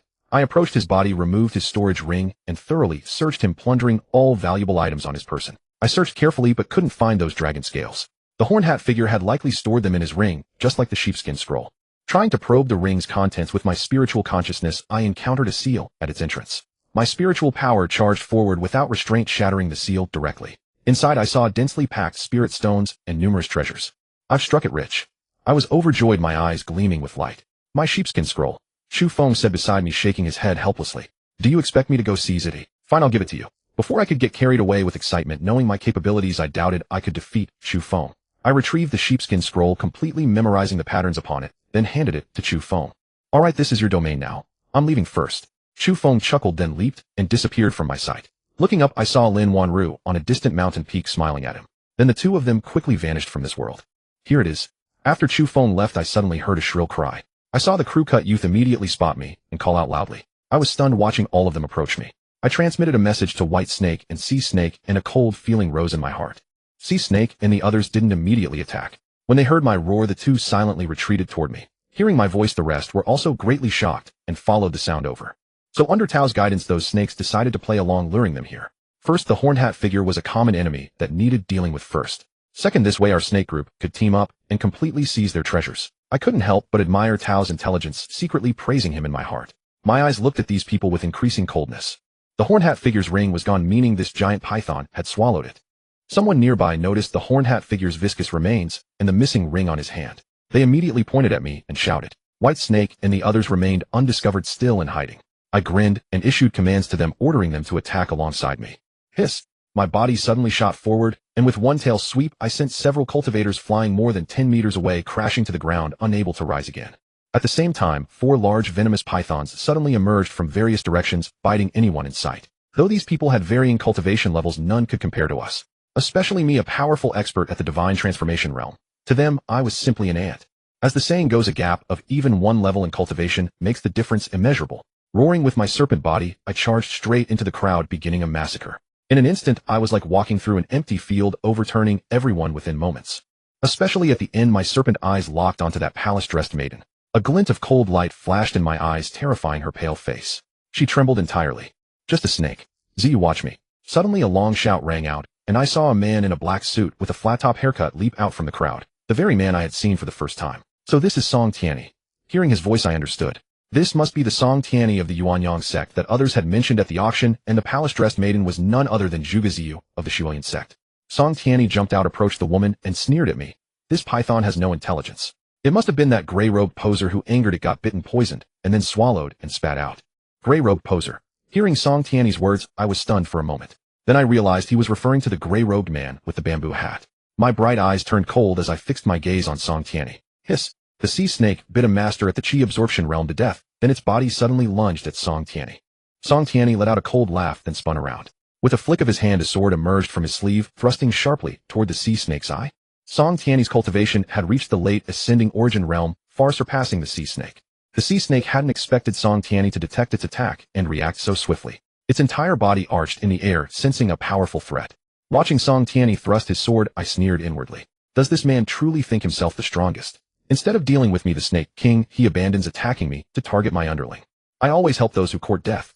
I let out a roar, opened my serpentine mouth wide, and spat a burst of snake breath directly at Song Tianyi's waist. The waist houses the kidneys. My cultivation had reached the spirit refining realm, and the power of my snake breath was immense. It pierced straight through Song Tianyi's kidneys. Oh! Song Tianyi, halfway through his attack on the sea snake, suddenly felt a sharp pain in his abdomen. He screamed in agony, dropping his sword to the ground. My cold gaze shifted from Song Tianyi to Zhuge Ziyu. Zhuge Ziyu's face was pale as she trembled before me. I transmitted my voice to her. Hand over all your valuables, and I'll let you live. The moment she heard my telepathic message, Zhuge Ziyu's body trembled. She hadn't expected a snake like me to have such high cultivation and be able to communicate with her through divine sense. All right, just spare us. Zhuge Ziyu stammered, then began frantically pulling out all her valuables. After she had laid out a pile of items, I still sensed a faint spiritual energy emanating from her body. My snake eyes grew colder as I warned her. I said, all your valuables. I've already taken everything out. Hearing my warning, Zhuge Ziyu shuddered and blurted out, then noticed my gaze lingering on her body. Her face flushed as she added, oh, there's still. Then I watched as she reached into her clothes. What the hell was she doing? Was Zhuge Ziyu trying to seduce me? Offering me her virginity? A ridiculous thought crossed my mind, but just as it arose, I saw her pull something from her chest and toss it onto the ground. This? Zhuge Ziyu's face was bright red as she said, it's woven from celestial silk. It can withstand attacks from those below the spirit refining realm, mitigating most of the force. I barely listened to her words. Staring at the object on the ground, I felt rather awkward. Never had I imagined that the treasure I sensed was actually Zhuge Ziyu's bra. I gave the ground a cold glance, then fell silent, turning my gaze toward the sea snake and the others. With my help, the sea snake had bitten Song Tianyi, whose face had turned a ghastly blackish purple. Tao and the white snake had already knocked down all these people. In particular, I saw the sea snake had torn the clothes of the seductive red-clad female cultivator, exposing large patches of her fair skin. But now they had completely lost their arrogance, filled with terror toward the four of us snakes. Especially when we transmitted our voices demanding they hand over their valuables, they finally breathed a sigh of relief and quickly produced their belongings. Boss, we've got it all. We hit the jackpot this time. The sea snake slithered excitedly to my side, its serpentine eyes brimming with ecstasy. Not only the sea snake, but even an expert like Tao looked at me with excitement, clutching several storage pouches in his mouth, his face beaming with joy. I stored all these items into the storage ring I had obtained from the bamboo hat man, then said to the three snakes with a smile, let's go back and divide the spoils. The sea snake and the others assented, then excitedly dove into the sea. I gathered all the valuable items into the storage ring, swallowed it, and turned to plunge into the water as well. Ignoring the terrified humans, I dived deep into the sea and returned to Lianfeng Mountain with the sea snake and the others. Just as I was happily discussing with Tao and the others how to divide the treasures, I suddenly sensed a peculiar killing intent. This killing intent came from above, and even underwater I could feel it. My mind tightened, and I quickly stopped the sea snake, telling them not to emerge yet. Instead, I extended my divine sense to perceive the situation outside. As soon as my divine sense spread out, I immediately sensed a middle-aged man in black sitting cross-legged on a huge rock by the sea. He suddenly opened his eyes. Since you're back, come up and die. The black-clad middle-aged man's eyes flew open. He had sensed my detection. He stood up from the rock and waved his hand. With a splash, I saw 5 large snakes bound to a nearby tree. These 5 snakes were my guardians. Apart from them, most of the other snakes had been killed by him, their bodies strewn across the forest, a gruesome sight. My eyes turned red. I transmitted a voice. You're asking for death. State your name. Ding Xian. The man said calmly, seemingly unconcerned. He pointed at the 5 snakes on the tree and said, these are your subordinates, aren't they? If you don't come up, they'll die. How did you find this place? I asked, coldly suppressing the rage inside me. Finding this place is easy for me. Anyone who came out of the 9 Tribulations Tower can do this with ease. Ding Xian sneered. Last time in Donghai City, you nearly killed my junior brother. Today I'll wipe you all out. You want to avenge him? I asked, my eyes cold as I slowly rose to the surface. Ding Xian's cultivation was also at the first layer of the spirit refining realm, but his spiritual power was so formidable that he could sense my presence, far beyond my expectations. I hadn't paid much attention when that guy mentioned his senior brother Ding Xian would come for revenge, but now seeing Ding Xian, I realized how formidable he truly was. I swam upward quickly, instructing the sea snake and the others to wait underwater. After I rescued my 5 underlings, they would come down and join us. We could no longer stay here, we had to find another place to live. Since Ding Xian could find us, the disciples of the other sects we had bullied today could also locate our hiding place. We had to make new plans. I burst out of the sea, wasting no time, and spat a snake breath directly at Ding Xian on the reef. My cultivation was at the spirit refining realm, and my snake breath was tens or even hundreds of times more powerful than that of an ascending origin realm expert. As I spat, the surrounding air crackled under the pressure of my formidable aura. Crackling. The air let out a series of hums as my snake breath sprayed out. Ding Xian, not expecting my cultivation to be at the spirit refining realm, showed a shocked expression before leaping aside. His reaction was swift. He had already left the rock before my attack landed. With a loud bang, the reef shattered into pieces under my snake breath. Without pausing, I swung my tail with a ferocious momentum. Ding Xian's expression turned serious as he slapped his palm toward my tail. Suddenly, an intense chill surged from my tail, slowing my movements significantly. Ding Xian sneered, leaped gracefully, and the black gold gloves on his hands glowed with a cold light. A life-threatening aura burst from him. I felt a dazzling black light shoot from his gloves. Ding Xian moved with lightning speed, appearing above me in an instant. He punched directly at my 7-inch vital spot. The glove on his fist, wrapped in black light, pierced my skin with a sharp sound. Oh. I hadn't expected Ding Xian to possess such a malicious treasure. The blow sent excruciating pain through me. My body lost strength, and I plummeted downward. Has struck by my corrosive glove, do you think you'll survive? Ding Xian landed on a treetop in the distance, his eyes cold and voice calm. This glove is a mid-grade spirit artifact I obtained from the 9 Tribulations Tower. It can corrode the flesh of anyone below the 3rd layer of the spirit refining realm. No matter how powerful your cultivation, you're only at the 1st layer of spirit refining. Hearing Ding Xian's words, my heart tightened. I used my divine sense to examine the wound at my 7-inch spot. I sensed a deathly black energy seeping through my muscles. The 7-inch spot is where my heart is located. That black light was following my muscles and meridians, trying to penetrate into my heart.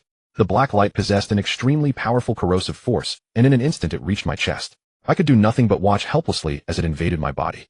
However, the anticipated corrosion of my heart never materialized. Instead, I witnessed the dragon soul dormant within my heart suddenly burst forth with a brilliant radiance. When that fierce golden light of the dragon soul struck the black rays, they were completely dispersed. To my astonishment, as the golden light washed over me, my body fully recovered, yet the radiance refused to fade. My bones and muscles grew overwhelmingly stronger, and a wave of intense numbness surged through me, compelling me to roar toward the heavens. Roar. My roar echoed like the bellow of a dragon and the growl of a tiger. Ding Xian, who had been secretly pleased seeing me corroded by those corrosive gloves, was utterly taken aback by my sudden dragon-like cry. He gaped at me in shock and exclaimed, "You can produce a dragon's roar. Then you must have fused dragon scales onto your body." Upon saying this, his eyes suddenly gleamed with avarice. Watching me like a fox spotting a sumptuous feast, he cackled menacingly and took 2 steps toward me. He surely believed I had already lost all ability to move, my heart completely corroded. After letting out a wail, I saw Ding Xian approaching. A cold smirk played across my mind. I feigned excruciating pain while sensing my own aura rapidly intensifying. Ding Xian moved with blinding speed, reaching for my vital point as if to crush my heart. But at that precise moment I struck without warning. My tail swept outward in a powerful coil, yanking Ding Xian into the air. Having grown complacent, assuming I was immobilized, he was caught completely off guard when my strength not only remained, but surged dramatically. Panic flashed across his face, and he frantically slammed his corrosive gloves against my body. Slap, slap, slap. The sound rang out incessantly. Black marks crept across my body as I felt that corrosive black energy surging over me once more. Yet in an instant my inner golden light trembled, completely dispersing the black energy. Moreover, after the black light vanished, all that energy fully merged into my body, becoming my own. It was as though every attack he directed at me was converted into power within my body. Under Ding Xian's assault, I was becoming ever more formidable. Letting out a piercing shriek, I swiftly pinned Ding Xian against a massive tree with my body and unleashed a torrent of serpentine breath directly onto his face. My serpentine breath was now infused with immense dragon chi. Blazing heat erupted outward, and before Ding Xian could react, half of his face was scorched. Aya! Ding Xian's agonized screams filled the air. He flailed wildly, striking at me blindly, but his attacks only served to feed my power. With cold, steely eyes I watched him. Then at the precise moment, I opened my mouth and swallowed him whole. My digestive power was 100 million times greater than that of Aqua Regia. Though disgust overwhelmed me, I forced myself to endure and thoroughly digest Ding Xian within my body. Moments later, I opened my mouth and spat out a large pile of bones. This was my first time consuming a human, and it drove my ferocity to its absolute peak. Once Ding Xian was fully digested, I felt a surge of energy rising within me. My cultivation had actually advanced. The surrounding air shuddered violently, and to my astonishment my body began to grow. In mere moments I expanded from 6 meters to 7 meters, a full meter of growth. Having completely absorbed Ding Xian's cultivation, my strength had broken through to the 2nd layer of the divine transformation realm. I howled toward the heavens, then glanced at the 5 underlings still hanging from the trees. With a single stream of serpentine breath, I scorched away their bindings, freeing them. Through telepathic transmission, I called Hai Shi and the other 2 snakes to come up. They no longer needed to wait below. Moments later they arrived at the shore and witnessed the entire scene, their anger boiling over. Only upon learning that I had devoured the culprit did they finally breathe a sigh of relief. I cast a cold glance at the pile of bones that was all that remained of Ding Xian. As I turned to leave, I noticed several peculiar items concealed within those bones. Beneath the corrosive gloves lay a golden yellow paper partially covered by bones, yet revealing a corner. I slithered over, retrieved it with my fangs, and also picked up a storage ring nearby. It was normal the storage ring had not been digested, but this golden paper, why hadn't he stored it inside? A puzzlement stirred within me. As I examined the golden paper closely, my heart suddenly trembled. Cold sweat trickled down from my serpentine head, forming a few drops. This was a form of witchcraft. Witchcraft was a chant-based spell, and this incantation was undoubtedly the technique Ding Xian had intended to recite. It stated that chanting this art would consume 30 years of one's lifespan, summoning the wrath of heaven and earth to unleash the 5 thunder strike upon the target. Damn it. I'm glad I devoured him so quickly and digested him. If not, I might very well have been struck by heavenly lightning during his chant. Even as a magnificent snake who had reached the divine transformation realm, I would still be utterly insignificant against the power of thunder. I couldn't help but sigh, drenched in cold sweat. Shi and the others, being genuine serpents, couldn't read the inscription and paid it little mind. I, however, stored it in my ring, steadied my emotions, and began to investigate the treasures within the ring Ding Xian had worn. Russell. After breaking through the mental seal Ding Xian had placed, I extracted all its contents. Inside was a substantial amount of spirit stones, mostly low-grade, but among them was a mid-grade spirit stone. Though one mid-grade spirit stone equaled 100 low-grade stones, no one bothered to exchange them for mid-grade stones, contained far purer energy, making absorption more efficient and results more effective. Seeing so many spirit stones, Shi and the others lit up with excitement. Tao spoke with trembling enthusiasm. We've hit the jackpot, we've hit the jackpot. For serpents, seeing nearly 10,000 of their kind perished would only bring a moment's sorrow. Cold-blooded creatures quickly moved past such grief, and upon seeing these spirit stones they could hardly resist the urge to devour them as food. I smiled and let them distribute the stones freely while I took one jade slip into my hands. What is this? Puzzled, I looked closer and saw the name 9 Tribulations Tower carved upon its surface. 9 Tribulations Tower. I seemed to have heard that name several times before. What exactly was this place? Curiosity welled up within me. Ding Xian had emerged from the 9 Tribulations Tower. Though his cultivation was only the first layer of divine transformation, his overwhelming strength far surpassed that of ordinary cultivators at the same level, making him a formidable rival, a true monster among geniuses. Moreover, those corrosive gloves were extraordinarily bizarre. According to him, they originated from the 9 Tribulations Tower. It seemed this place was a site of tremendous opportunity, a repository of treasures. An irresistible urge arose within me to visit the 9 Tribulations Tower myself. With this thought, I sent my spiritual consciousness into the jade slip. Instantly, I felt as though my mind had entered the void itself. The key to the 9 Tribulations Tower has changed hands. May I inquire whether you wish to become a new member of the 9 Tribulations Tower? A voice devoid of any emotion suddenly echoed within my mind, startling me. What exactly was this 9 Tribulations Tower? Could it be some kind of system? My mind twitched at the thought. Before I could dwell further, that emotionless voice sounded again. After a moment's contemplation, I directed my intention and replied, I choose to become a new member of the 9 Tribulations Tower. Very well. Your spiritual imprint has been registered within the 9 Tribulations Tower. When you arrive, you may enter using this jade slip. As soon as those words faded, I felt a sudden shift within my body. My spiritual consciousness returned to reality, and I opened my serpent eyes once more to the world around me. Where exactly is the 9 Tribulations Tower? The moment this thought arose, a map appeared within the jade slip, recording the distance from my current location to the 9 Tribulations Tower. The 9 Tribulations Tower will open in half a year. You cannot enter before then. The voice sounded once more. Half a year. I paused, then calmed myself and began to consider my next course of action. My whereabouts were likely exposed, so the first priority was to establish a new stronghold.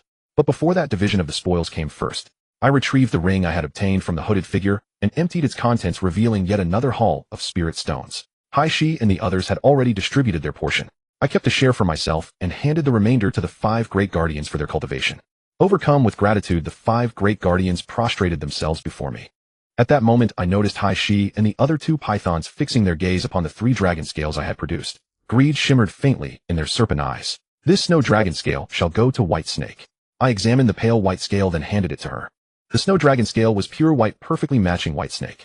I was genuinely curious to see what she would look like once she evolved into a snow dragon. My thoughts drifted further. I and White Snake already shared a bond. If she transformed into a dragon, and we... well, a dragon indeed.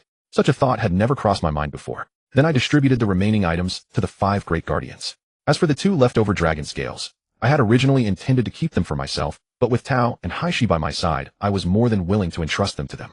The scale of the 4-clawed golden dragon I gave to Tao. In my estimation, Tao's talent exceeded Shi's, making it more likely he would one day reach the realm of the 4-clawed golden dragon. After distributing the dragon scales, I gathered the snakes together to discuss our priorities going forward. If Ding Xian can locate Lianfeng Mountain, then experts from other sects can also find this place. Should they discover us, the danger we face will only escalate. After all, during the dragon scale assembly, Shi and I had already offended nearly every major sect. What's more, among those we robbed were disciples of so-called righteous sects like Kunlun Huashan and Songshan. Once they return to their sects, they will surely urge their masters to eradicate us. Thus we can no longer stay in Lianfeng Mountain. Our bodies have grown too enormous. We would be conspicuous anywhere in Donghai City. The best course is to retreat into the sea, where pursuit becomes far more difficult. Yet our knowledge of the ocean is still superficial. Humans have explored less than 1% of it. I have no idea what awaits us in the deep sea. When I proposed venturing into the sea, Shi and the others deliberated briefly before agreeing.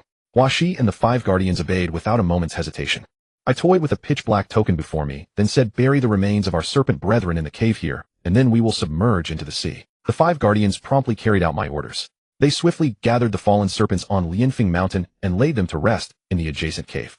I flipped the token on the ground. It was black, made of an unknown material inscribed with the characters Ghost and God. This was the Ghost God token I had taken from the Bamboo Hat Man, likely a unique identifier of their Ghost God sect. After a moment's contemplation, I tossed the token into the pile of serpent corpses, then cast a cold gaze upon the lifeless bodies. Ding Xian was a disciple of Songhan's sect. For his recent actions, I would repay him 100-fold in the future. Soon Hua Shi and the 5 guardians finished the burial. I looked at them and said the journey to the sea is fraught with peril. You must cultivate diligently, perfecting the chi absorption art I taught you to stand even a chance of survival. Understood, Chief. Hua Shi and the other guardians hissed in unison. I nodded, glanced at Hai Shi, and said let's go. Into the sea. Hai Shi led the way, crawling into the ocean, followed by Bai Shi Tao and the 5 guardians. I brought up the rear. Once underwater, Hai Shi asked where we were heading. I flickered my serpentine eyes, then sneered naturally to pay an old friend a visit. Hell, let's go see this old friend then. Hai Shi paused at my words, but Tao hissed with a grin and swam ahead. I know where that old friend dwells. My serpent eyes grew icy and a murderous intent surged within me. After swimming about 10,000 meters, we found a hidden coral reef on the deep seabed. Without careful observation, one would never notice the cave concealed beneath the coral. At the cave entrance, without a word, I lashed my tail and shattered the coral reef, fully exposing the opening. King Squid, come out. I transmitted my voice inside and spat a serpentine breath. With a thunderous roar, the entrance widened further. Hai Shi and the others finally realized who the old friend was. They glared coldly at the cave, knowing full well that this King Squid had once tried to kill me. Now they were itching to tear him apart. Why, you're here. After a moment, the King Squid's voice emerged from below, trembling with fear. Then he slowly poked his head out. Roar. Tao bellowed, sneering at the King Squid. Tell your mate to crawl out too and come up to die? Don't get too cocky. Enraged by Tao's words, the King Squid snapped. We've been keeping our distance, and we gave you all the benefits. What more do you want? We are cold-blooded creatures. We repay grudges. We've come for revenge, I said, fixing my gaze on the King Squid. Today you and your mate will both die? We'll see about that. The King Squid sneered and suddenly darted back into the cave. I smirked, my tail shooting in like lightning. At that time, my cultivation had reached the 2nd layer of the Lianshan realm, while the King Squid was still lingering in the Xinyuan realm.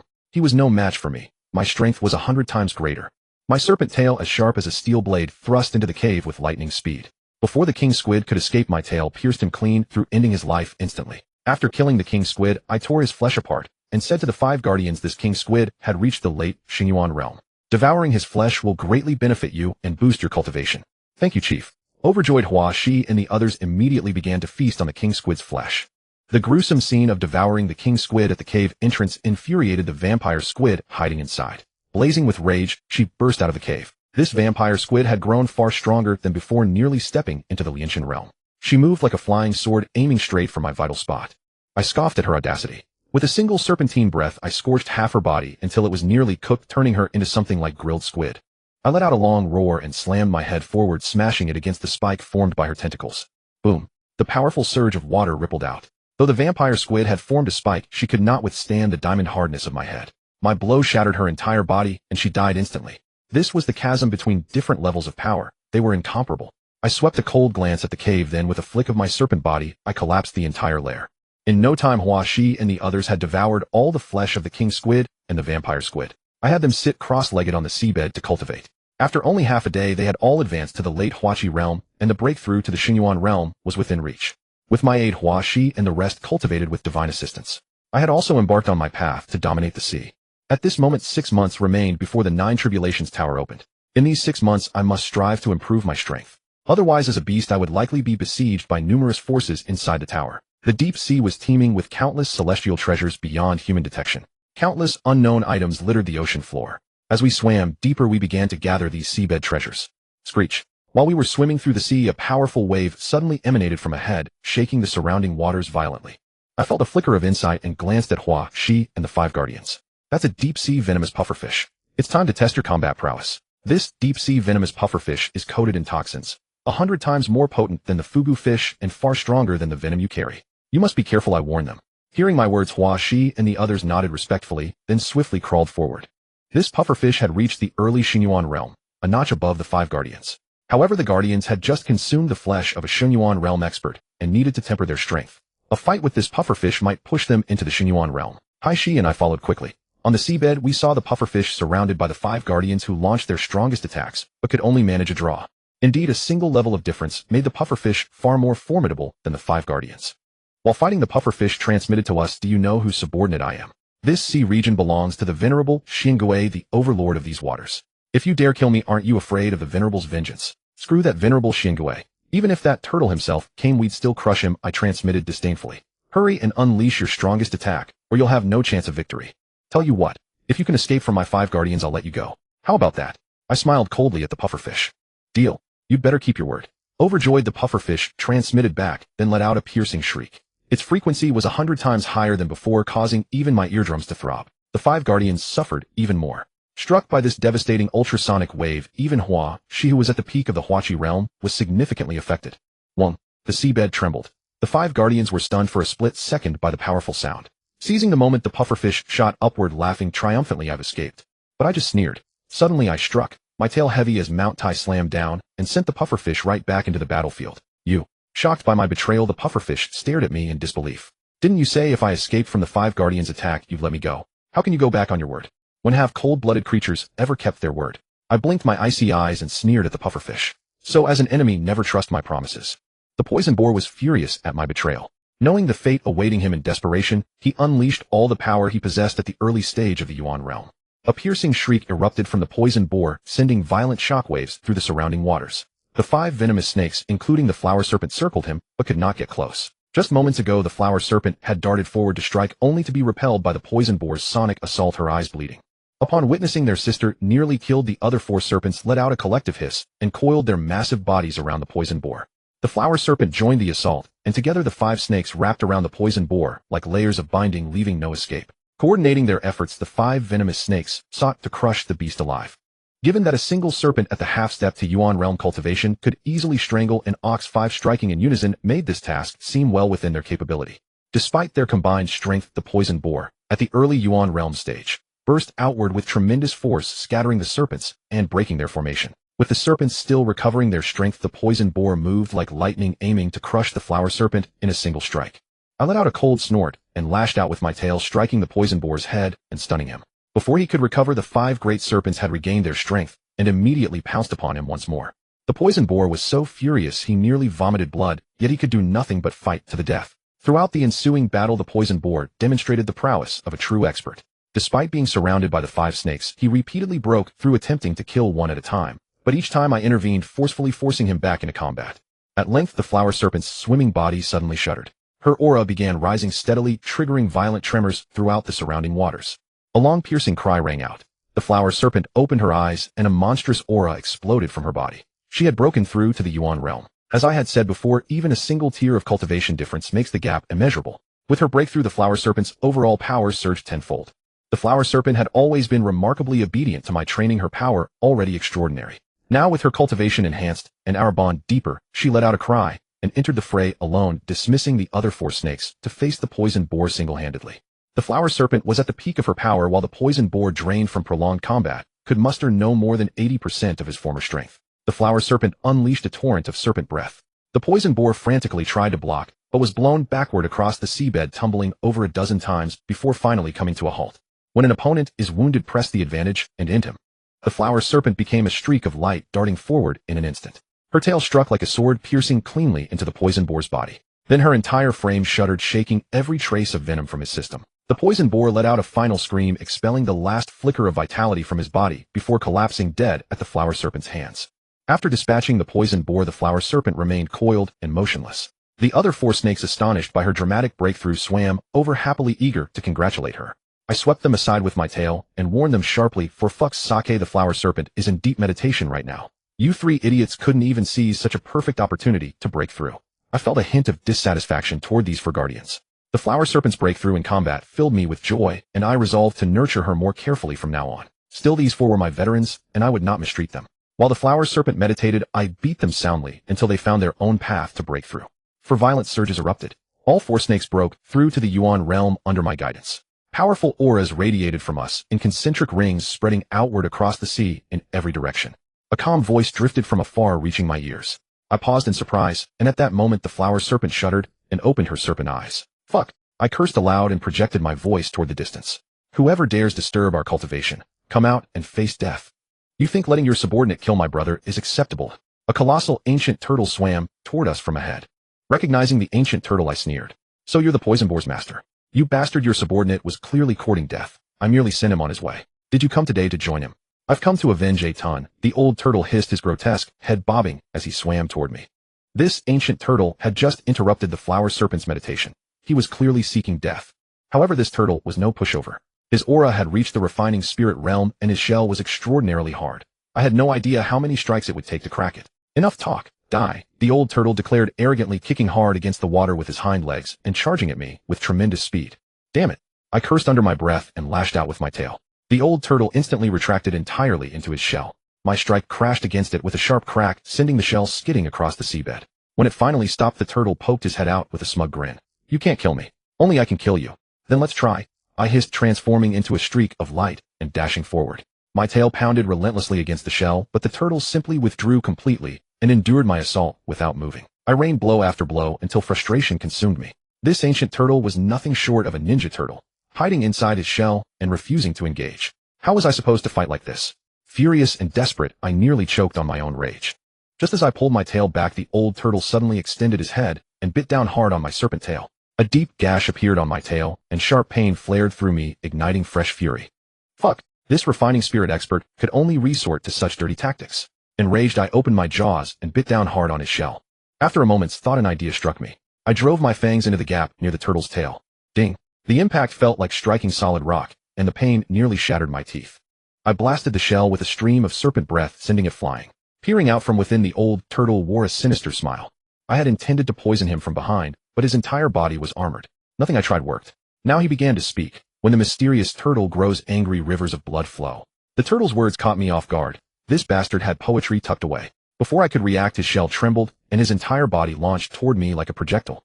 Simultaneously, his head emerged from the shell, aiming straight for me. Suddenly, the water ahead churned. The old creature spat forth a razor-sharp, venomous needle that whizzed toward my body. I sensed danger and tried to dodge, but something held me in place. The needle struck true, piercing my serpent body. The watching snakes gasped in horror, crying out, "Boss! Boss!" They feared I had fallen to the turtle's treachery. I was gambling, basing my hope on the dragon's soul within me, capable of neutralizing any poison. As expected, once the venom entered my system, a fierce, killing intent swirled within me. Moments later, the awakened dragon's soul shuddered and transformed the poison's energy into my own strength, amplifying my power rather than diminishing it. I feigned extreme weakness and glared at the old turtle. You used a hidden weapon." The turtle chuckled. "So what if I did?" Swimming closer with a grin, he said, "This poison combines the essence of 1,000 sea creatures. To die by this needle is to have earned the right to reign over these waters in death." Fuck, so that's his ultimate move. I sneered internally, pretending to collapse as my body went limp. Haha. The old turtle crept forward, clearly pleased with my apparent defeat. "Though you're at the second layer of the refining spirit realm, higher than M." Before he could finish, my body shot forward like lightning, and my tail struck directly at his head. Splat! The turtle couldn't react in time. Half his skull was shattered, gore spilling everywhere as he crashed to the ground. A decoherent wail echoed through the waters as the turtle retreated into his shell, refusing to emerge. Watching the refining spirit turtle cower in its shell, I sneered and unleashed a torrent of serpent fire, scorching the ancient armor like living flame. "Fuck you, thinking you're so tough. That needle didn't kill me. Now I'm done holding back. I'll burn you alive." My serpent breath carried traces of dragon chi, and the intense heat proved unbearable. Moments later, the turtle burst from its shell, with half its face missing. Without mercy, I slashed downward with my tail, severing the remaining portion of its skull. After I severed its head, the old turtle's limbs extended fully out of its shell, shook a few times, and the vitality within its body swiftly vanished. Dead. I kicked the turtle shell to Tao and said, "This shell is a good thing. Later we'll use snake breath to roast the meat inside and eat it. This shell can serve as your shield." Relatively speaking, Tao and the others had not yet broken through to the spirit refining realm. Though their serpentine bodies possessed decent defensive capabilities, they were still entirely made of flesh, making them vulnerable to attacks from other creatures. This turtle shell had extraordinary defensive power, and since it came from a spirit refining realm tortoise, there could be no better shield for them. This old fellow ruled this stretch of sea. He must have a mate too, right? If his wife is also of considerable cultivation, perhaps we can kill her as well and get another shield. I couldn't help but let out a long hiss. At this moment, I felt I had become a turtle-killing maniac. Not satisfied with slaying the male tortoise, I even wanted to kill the female one. Thinking this, I felt my blood run a bit colder, and I seemed to have become somewhat twisted. Although I possessed a human soul, I was also influenced by the cold-blooded nature of a serpent. Following the scent of the old turtle, I swam forward. In this sea region, the turtle had been the overlord, but now that I had killed it, I became the ruler. Thus, everything that belonged to the turtle was essentially mine. I led my subordinates for several thousand meters until we reached an underwater rock formation, the old turtle's lair. Grinning, I said to Tao and the others, "Smash this rock formation, and the treasures inside will be revealed." Boom, boom, boom. As soon as I finished speaking, Tao and the others began working with great enthusiasm.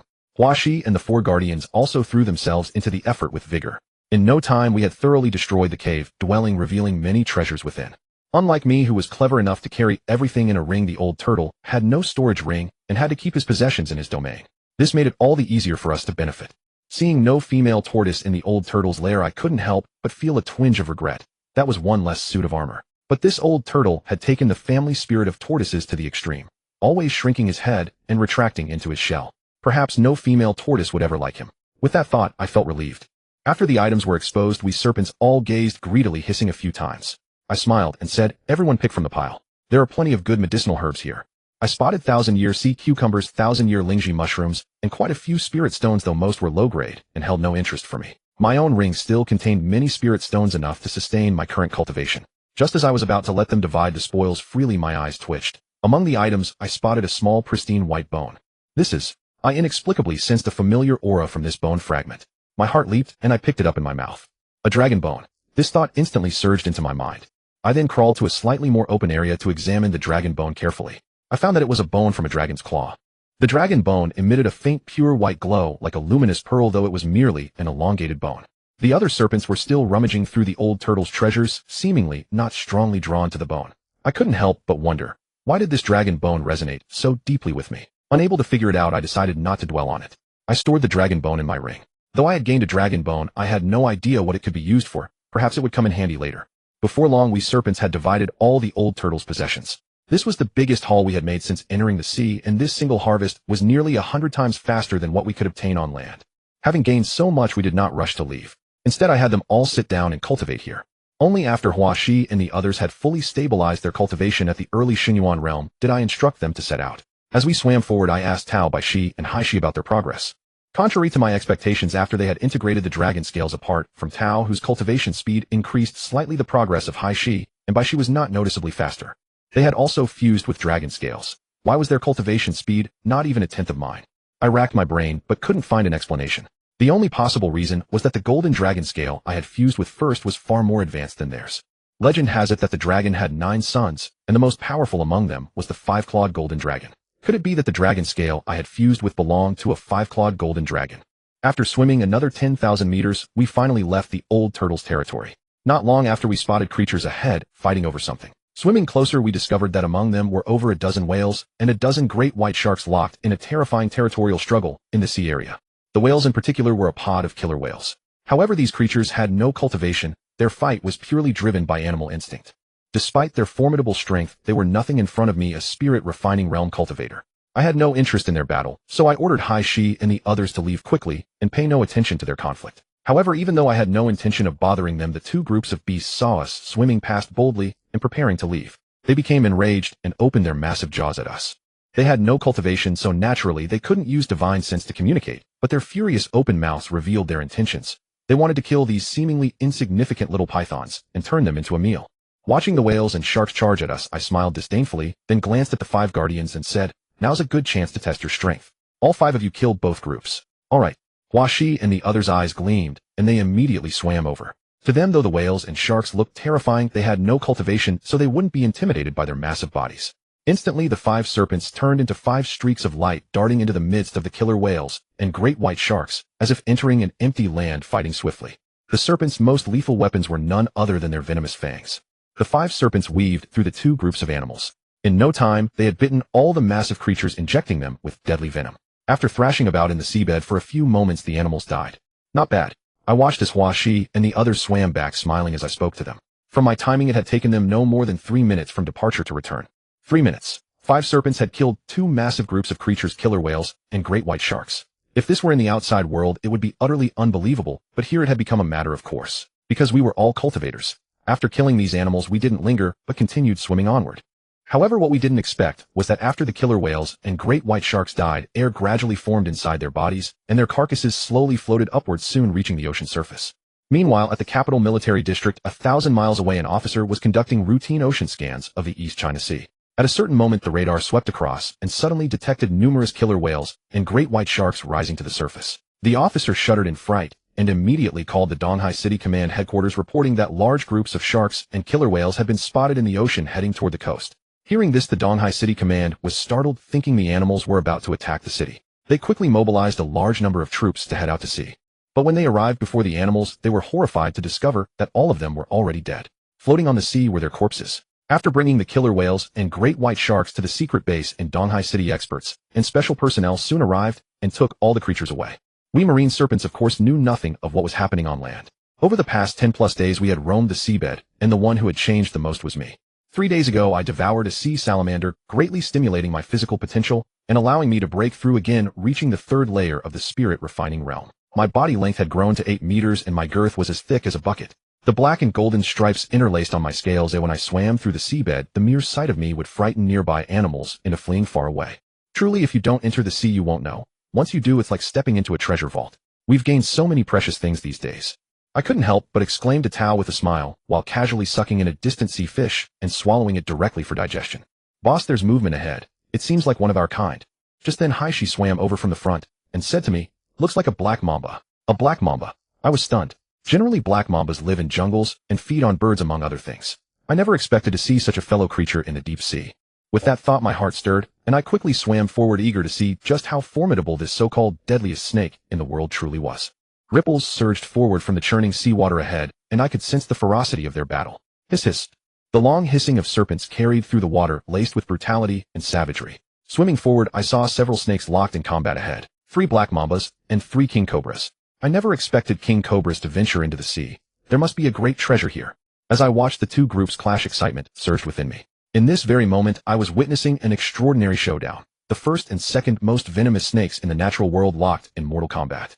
In the natural world, when ranking snake power, the king cobra generally holds the top position, followed by the black mamba. I once came across a post where someone debated which of the two was stronger. Yet the debate never reached a definitive conclusion.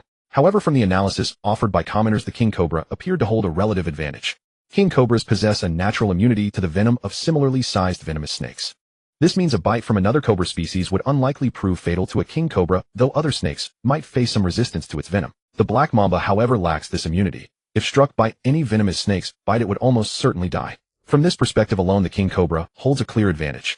When they fight at equal strength, the king cobra's odds of killing a black mamba are considerably higher. But the king cobra is extraordinarily proud and intelligent. It will typically strangle harmless snakes or small prey to death, rather than waste its venom, a true sign of regal dominance. The black mamba, meanwhile, cares nothing for such notions of honor. It strikes any threat without hesitation. In that respect, the black mamba is more like a reckless brawler, while the king cobra resembles a principled gentleman. Yet despite these differences, the outcome remains uncertain. The king cobra could still fall if the black mamba lands a fatal bite. The 3 black mambas each stretched 5 meters in length, with the lead snake boasting a body as thick as a human thigh and dark edges along its jaws that gleamed coldly in the water. Opposite them, the lead king cobra was equally impressive at 5 meters, though its 2 companions behind it measured only 4 meters each, slightly inferior in cultivation compared to the black mamba group. Hiss hiss, the black mamba hissed at the leading king cobra. I discovered this treasure first. It should be mine. The king cobra let out a cold hiss. Strength is king now. Whoever proves stronger claims it. Let us fight and see who truly reigns supreme. Hey, you think being a king cobra frightens me? The black mamba is no pushover either. The lead black mamba shot forward with a piercing hiss, glaring coldly at the king cobra. Today we settle this. Prepare to beg for your mother and father. Whoosh! True to its arrogant nature, the king cobra immediately unleashed a torrent of venomous breath. No more words, just action. The black mamba's body quivered, suddenly twisting through the water as a surge of power erupted from its coils, dispersing the venomous attack through violent ripples in the sea. With a sharp hiss, the black mamba coiled and launched itself like a projectile straight at the king cobra, jaws wide open, aiming to bite deep into its scales. The king cobra proved no weak opponent. It didn't retreat, but instead emitted a piercing hiss, its body swelling dramatically, as if inflating, shocking me into widening my eyes. Ding!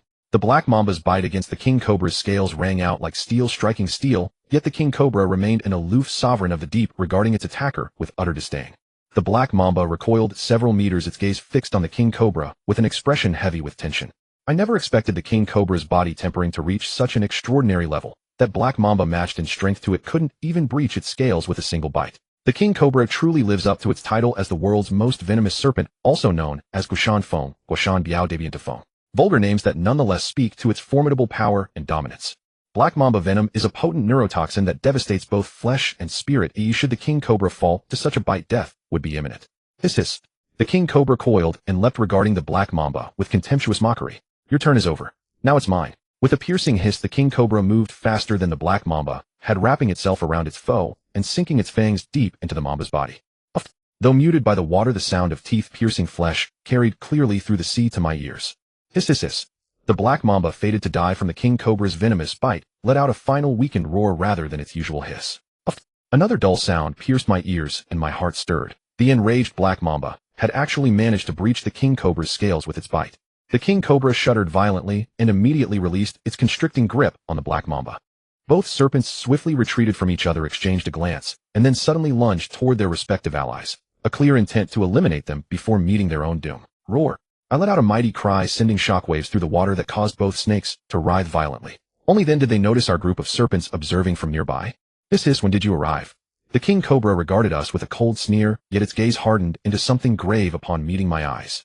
The black mamba proved more composed, fixing me with a look heavy with tension before letting out two soft hisses and falling silent. We are all serpents. Why this desperate strife?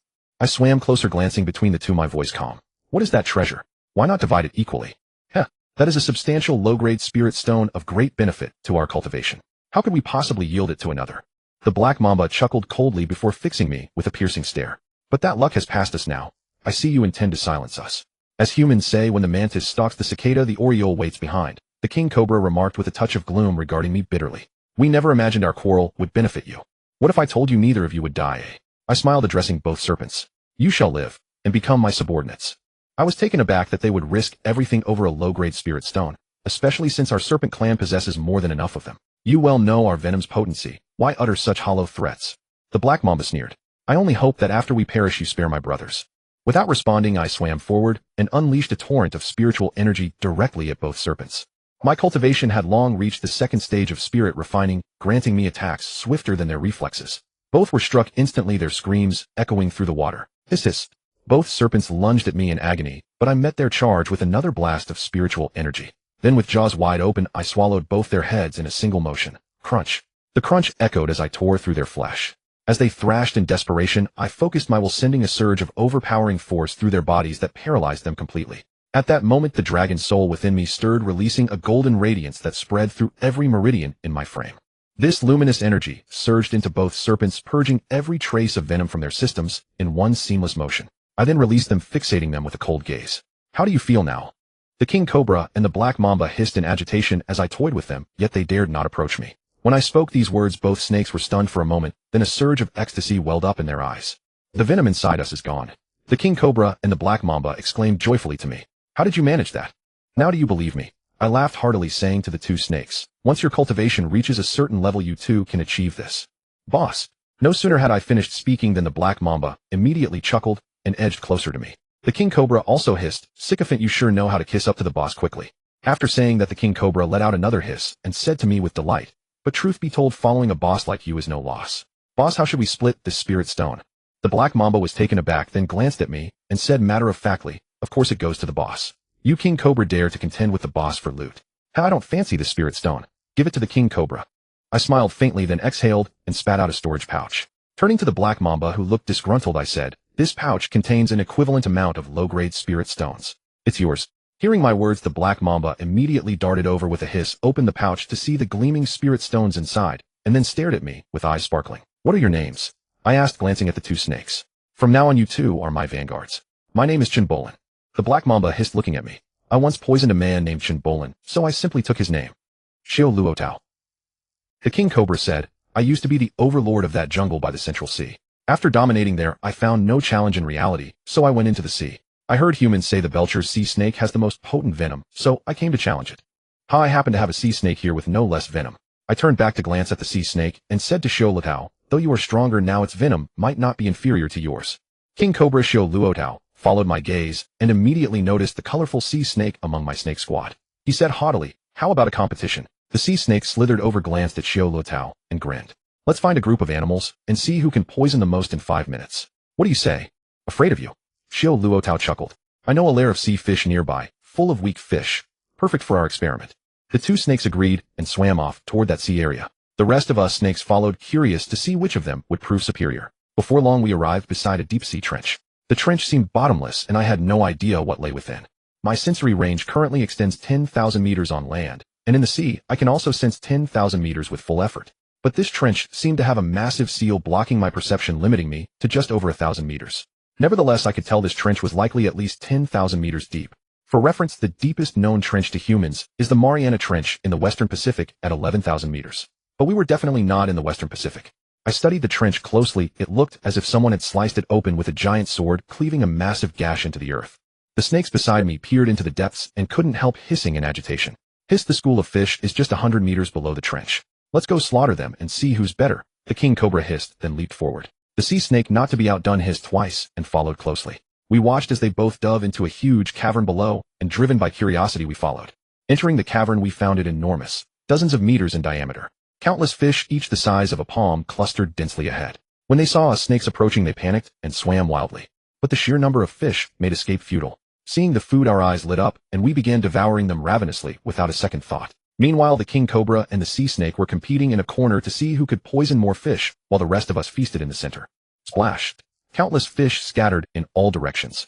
Many were resting and didn't escape in time. We swallowed them whole. Within minutes, I had devoured nearly 1,000 small fish. I realized that the fish were packed so densely that countless was an understatement. Even after our turmoil, less than a tenth had fled. After 5 minutes, aside from Xiao Luotao and the sea snake, the rest of us had eaten our fill and stopped. Then we saw the two venomous snakes swimming back. How many did you get? The king cobra asked the sea snake arrogantly. I poisoned 1,000 fish. I bet you got less than 500. 3,500, the sea snake calmly reported. Hearing this, the king cobra's eyes nearly popped out. He staggered in shock. What did you say? The king cobra's telepathic voice wavered, as if a Mandarin speaker suddenly acquired a Sichuan accent. Clearly the sea snake's feat had stunned him. 3,500, the sea snake said, smugly glancing at Xiao Luotao. Don't bother competing with me. Focus on training to enhance your venom. That's the true path. The king cobra looked at the sea snake sullenly. Once I reach the spirit refining realm, my venom will surely surpass yours. Rumble. At that moment, I suddenly heard a thunderous roar echoing from the sea. I asked the snakes, puzzled, what's that sound? The snakes looked around in confusion. Since we stopped eating, the fish had calmed down, but even if they all went mad, they couldn't produce such a noise. It sounded like a massive army charging in. It seems. I suddenly shuddered looking at the snakes. It's coming from the bottomless trench. Sure enough, as I finished speaking, the fish that had been relatively calm erupted into chaos. Even those that had been too lazy to move or willingly let us eat them now fled in terror. What's happening? I was startled by the commotion. I looked at the fish. Their reaction clearly indicated that whatever was coming was far more terrifying than us. Huge schools of fish began frantically fleeing outward. The snakes and I moved to the edge of the cavern. I focused my senses into the trench, but could only perceive 1,000 meters. I suddenly spotted several enormous crabs at the edge of my perception, 1,000 meters down. Crabs, hey. But before I could finish, I saw more and more deep-sea crabs swarming up from below 1,000 meters, rumbling and moving fast. These crabs moved incredibly fast, covering 100 meters in seconds. Seeing their size and the gleaming black pincers, I shuddered and immediately shouted to the snakes, run. It's an army of deep-sea crabs. I ordered the snakes to flee, and behind us the rumbling of an overwhelming force echoed through the seabed. Damn it, deep-sea crabs weren't scary individually. What was terrifying was the sheer number of them. We might be formidable, each snake killing over a dozen crabs per second, but if 10,000 came at once, we'd be pinched to death before we could kill them all. While swimming away swiftly, I kept glancing back to observe the crabs' movements. In an instant, the crabs reached the fish lair. Like locusts descending, they slaughtered the countless fish with their pincers and devoured them, leaving only a pile of fish bones within seconds. Fish bones fell like snowflakes into the abyss. The sight sent a chill down my spine. If we were caught in that army of deep-sea crabs, we'd be killed in moments. Even if we hardened our bodies with chi, once our energy was depleted, we'd die. Only one word could describe that massive scene: utterly horrifying. In the combat command center of the China military region, the signals transmitted from satellites on the massive screen before them left everyone in the room utterly astounded. There, deep beneath the usually calm seas, several colossal pythons had unexpectedly encountered killer whales and great white sharks. But what was truly terrifying was that two relatively weaker pythons darted out from the group and plunged into the midst of the whales and sharks. They moved as though through an unguarded territory, and in no time all the killer whales and great white sharks were slain by these two pythons. A young man who had just entered holding a cup of freshly poured tea stood there in horror. With an inadvertent slip, the teacup in his hand crashed to the floor with a loud crack, leaving a pile of glass shards on the ground. Yet at that moment, no one paid any attention to the young man. Their eyes were fixed on the magnified underwater image from the satellite, and a chill crept through every inch of their bodies. Commander, our reconnaissance satellites have never before detected such horrifying serpents. This species could very well pose a threat to human life and property in the future. A middle-aged major general reported to an elderly man on the screen, "Should we take immediate action and strike first?" On the small screen in front of the major general, the face of an old man appeared. With a grave expression, he glanced at the major general and nodded, saying, "Execute." "Yes, sir." Upon hearing this, the major general saluted the old man, and then with a solemn look issued the order, "First Army of the East China Sea Navy, entire 119th Division immobilize. This time we face terrifying marine creatures. Ensure the elimination of the source of threat." The alarm blared at the training camp of the 119th Division, instantly shifting to a state of full combat readiness. Soldiers assembled as trucks were swiftly loaded with ammunition and explosives. Then the entire 119th Division marched at a run toward the East China Seaport, preparing for underwater combat. For months passed quietly in the ocean. What left the deepest impression on me was the swarm of deep-sea crabs that erupted from the abyss. At that time we fled for 10,000 meters, and the deep-sea crabs behind us turned every place we passed into a sea of bones and flesh. Yet at that very moment, as if receiving some command, the crabs withdrew in an instant and soon retreated back into the unfathomable trench. Over the 4 months, our group of giant pythons made rapid progress in cultivation. Apart from ample cultivation resources, we also obtained many rare treasures. My own cultivation realm successfully advanced to the 5th level of the spirit refining realm. Xiao Luo Tao and the King Cobra Chun Balan both broke through to the spirit refining realm and reached the 2nd level. The sea snake, the white snake, and Tao, these 3 serpents, broke through to the spirit refining realm, reaching the 1st level. Our team now has 7 cultivators at the spirit refining realm, with me at the highest, the 5th level. "Boss, there's a coral reef ahead. It seems to be home to quite a few box jellyfish." The sea snake swam back and looked at me. "Should we wipe out their nest?" Over these 4 months, we had raided many animal dens, becoming virtually the overlords of this sea area. We had truly become pirates, plundering all the treasures from their caves.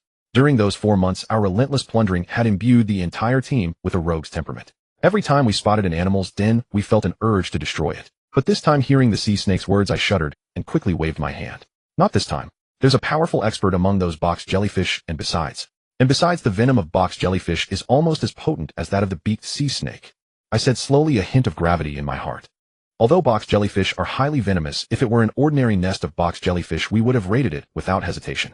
But this nest had a box jellyfish at the 3rd level of the spirit refining realm. I didn't want to make enemies underwater, or else a more powerful box jellyfish, even stronger than me, might come and kill me. Thwarted in his plan to attack, the sea snake looked a bit displeased. I said nothing more and swam over to the entrance of the box jellyfish den. There at the edge of the cave, an ancient translucent box jellyfish gauze-like opened its eyes and sized me up. When he tried to probe my cultivation with his divine sense, his entire body trembled. Then he transmitted telepathically, "Your cultivation has reached the 5th level of the spirit refining realm. What do you want?" "I am a disciple of the Jellyfish King. If you dare kill me, all you snakes will end up dead." The box jellyfish stammered at me. "We mean you no harm." I smiled, and while transmitting telepathically, instructed the sea snake and the others to withdraw all their killing intent and not to harbor any hostile thoughts toward the box jellyfish. Only then did the box jellyfish breathe a sigh of relief. "What do you want with me?"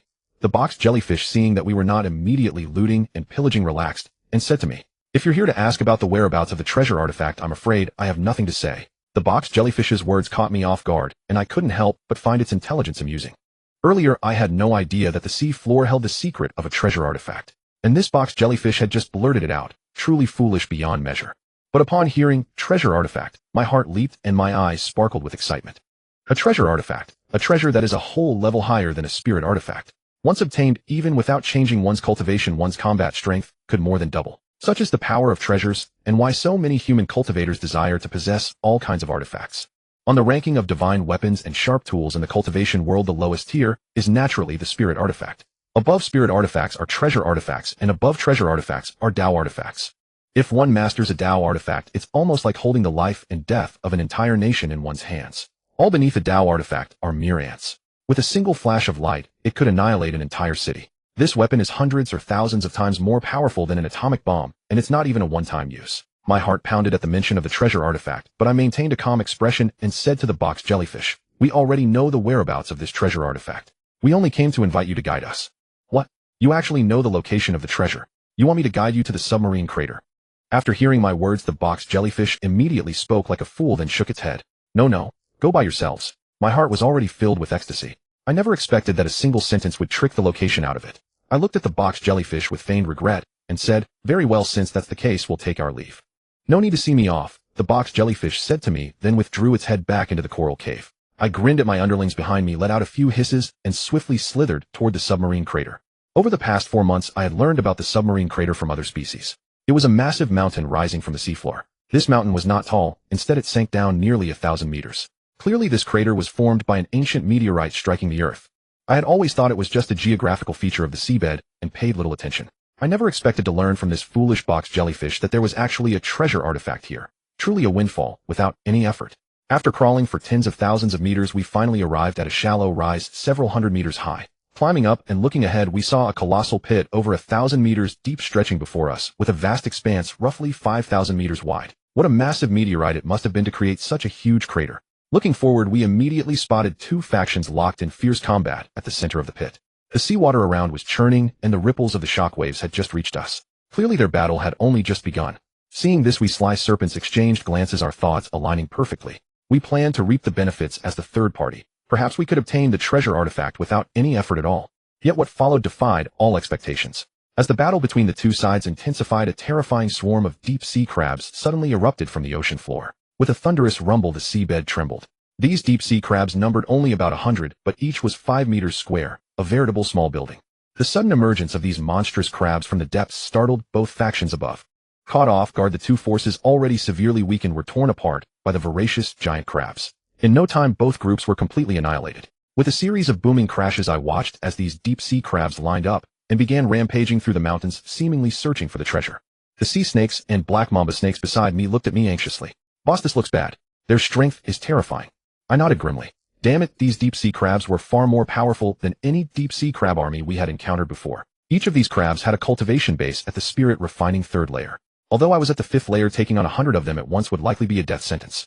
Should I just give up on this treasure today and let these simple-minded, brawny deep-sea crabs have it? The thought weighed heavily on my heart. Absolutely not. I carefully observed the crabs' movements, realizing they hadn't detected us yet, and continued their destructive rampage. With a resonant hum, the distant sea shook. Huge ripples spread across the water, and I suddenly saw another pod of killer whales swimming toward the deep seabed. "They're after the treasure too." King Cobra Shio Luo Tao chuckled. "Let them fight. Let them wear each other out. We can reap the benefits." "I'm afraid we won't have that chance," I shook my head. In such a short time, several waves had arrived. If we delayed, the seabed would soon be swarming with creatures, drastically reducing our chances of obtaining the treasure. "We must strike first," I said coldly. "These deep-sea crabs are incredibly destructive. When the killer whales arrive and they clash, we'll make our move and seize that mysterious artifact." "Boss, the treasure hasn't appeared yet." Black Mamba Snake Chin Bolin looked at me anxiously. I said nothing, but I had a strong premonition that the artifact was about to emerge. As if on cue, the moment the thought crossed my mind, a deep-sea crab suddenly trembled violently, as if struck by an atomic bomb. It exploded, its body scattering into fragments.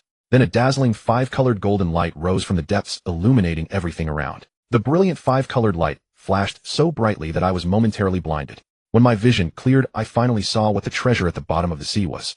A crystalline, translucent, stone-like object radiating a spectrum of colors. This was the treasure. I found it hard to believe. Could it be the legendary 5-colored stone used by the goddess Nuwa to mend the heavens?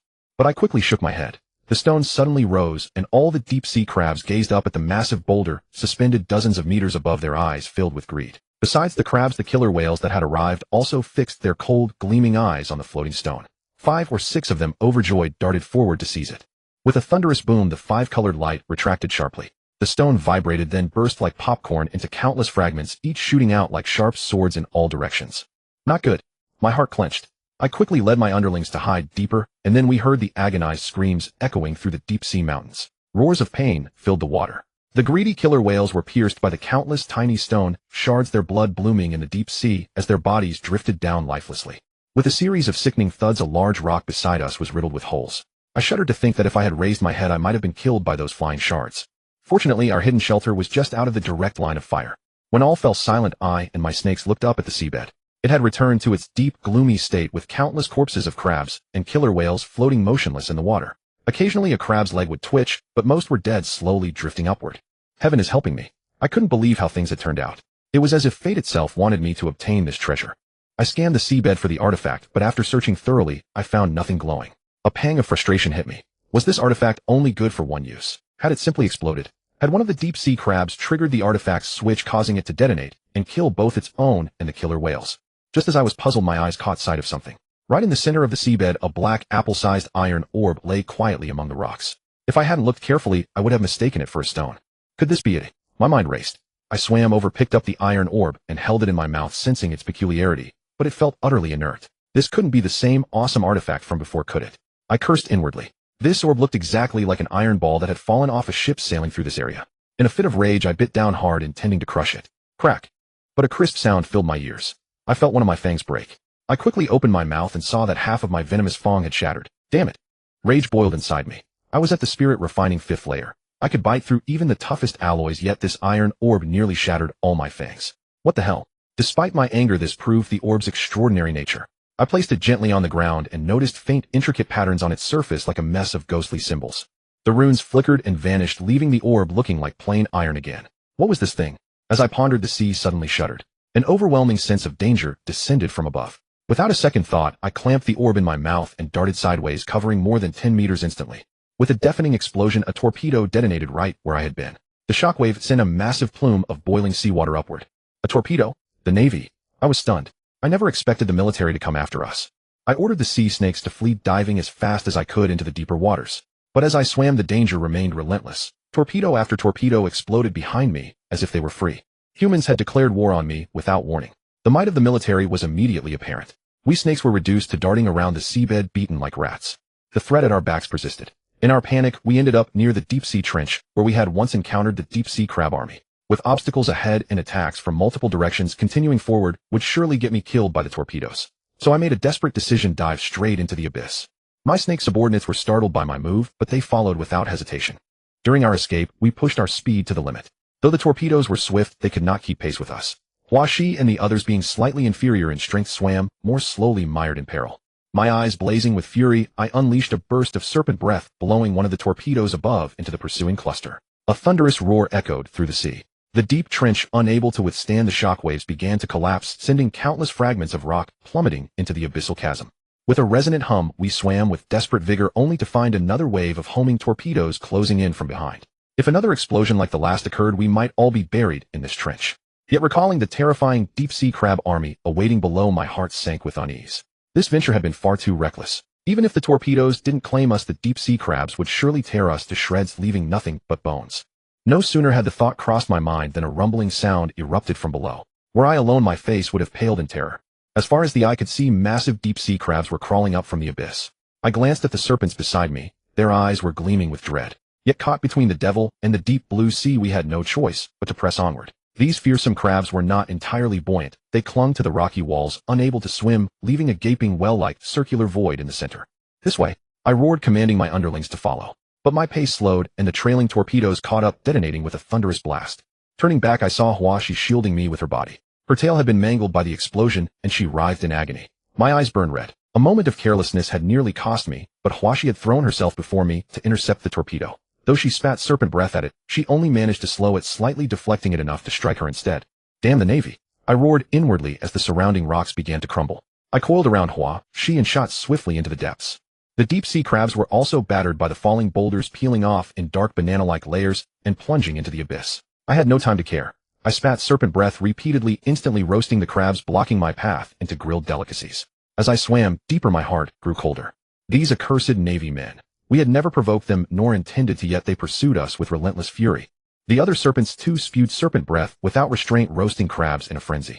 Rage consumed us, and we nearly forgot that once our breath ran out, the deep-sea crabs would devour us into bones. Roaring and spitting, I swam on. Suddenly the water behind us trembled violently, and dozens more torpedoes surged forward. Damn! I cursed inwardly, no longer engaging the torpedoes. I could only rely on my dwindling stamina to dodge them. But the deep-sea crabs seemed single-minded, still climbing upward with reckless abandon. Occasionally one would collide with a torpedo, triggering an explosion that turned it into a roasted crab. As my strength ebbed, my speed faltered. We had been fleeing for nearly half an hour, exhausting our serpent breath. White Snake and the others had collapsed, only I could still spew. If my energy vanished completely, death would be inevitable. Hiss hiss. Yet at the moment of our despair, a torpedo behind us emitted a pale white light, as if about to detonate. It was barely half a meter away. If it exploded, we would all die ignominiously. I refuse. I have not yet become human. I have too many obsessions to die here. I must avenge myself. I screamed inwardly, opening my mouth, but no serpent breath came. My heart sank. All hope seemed extinguished.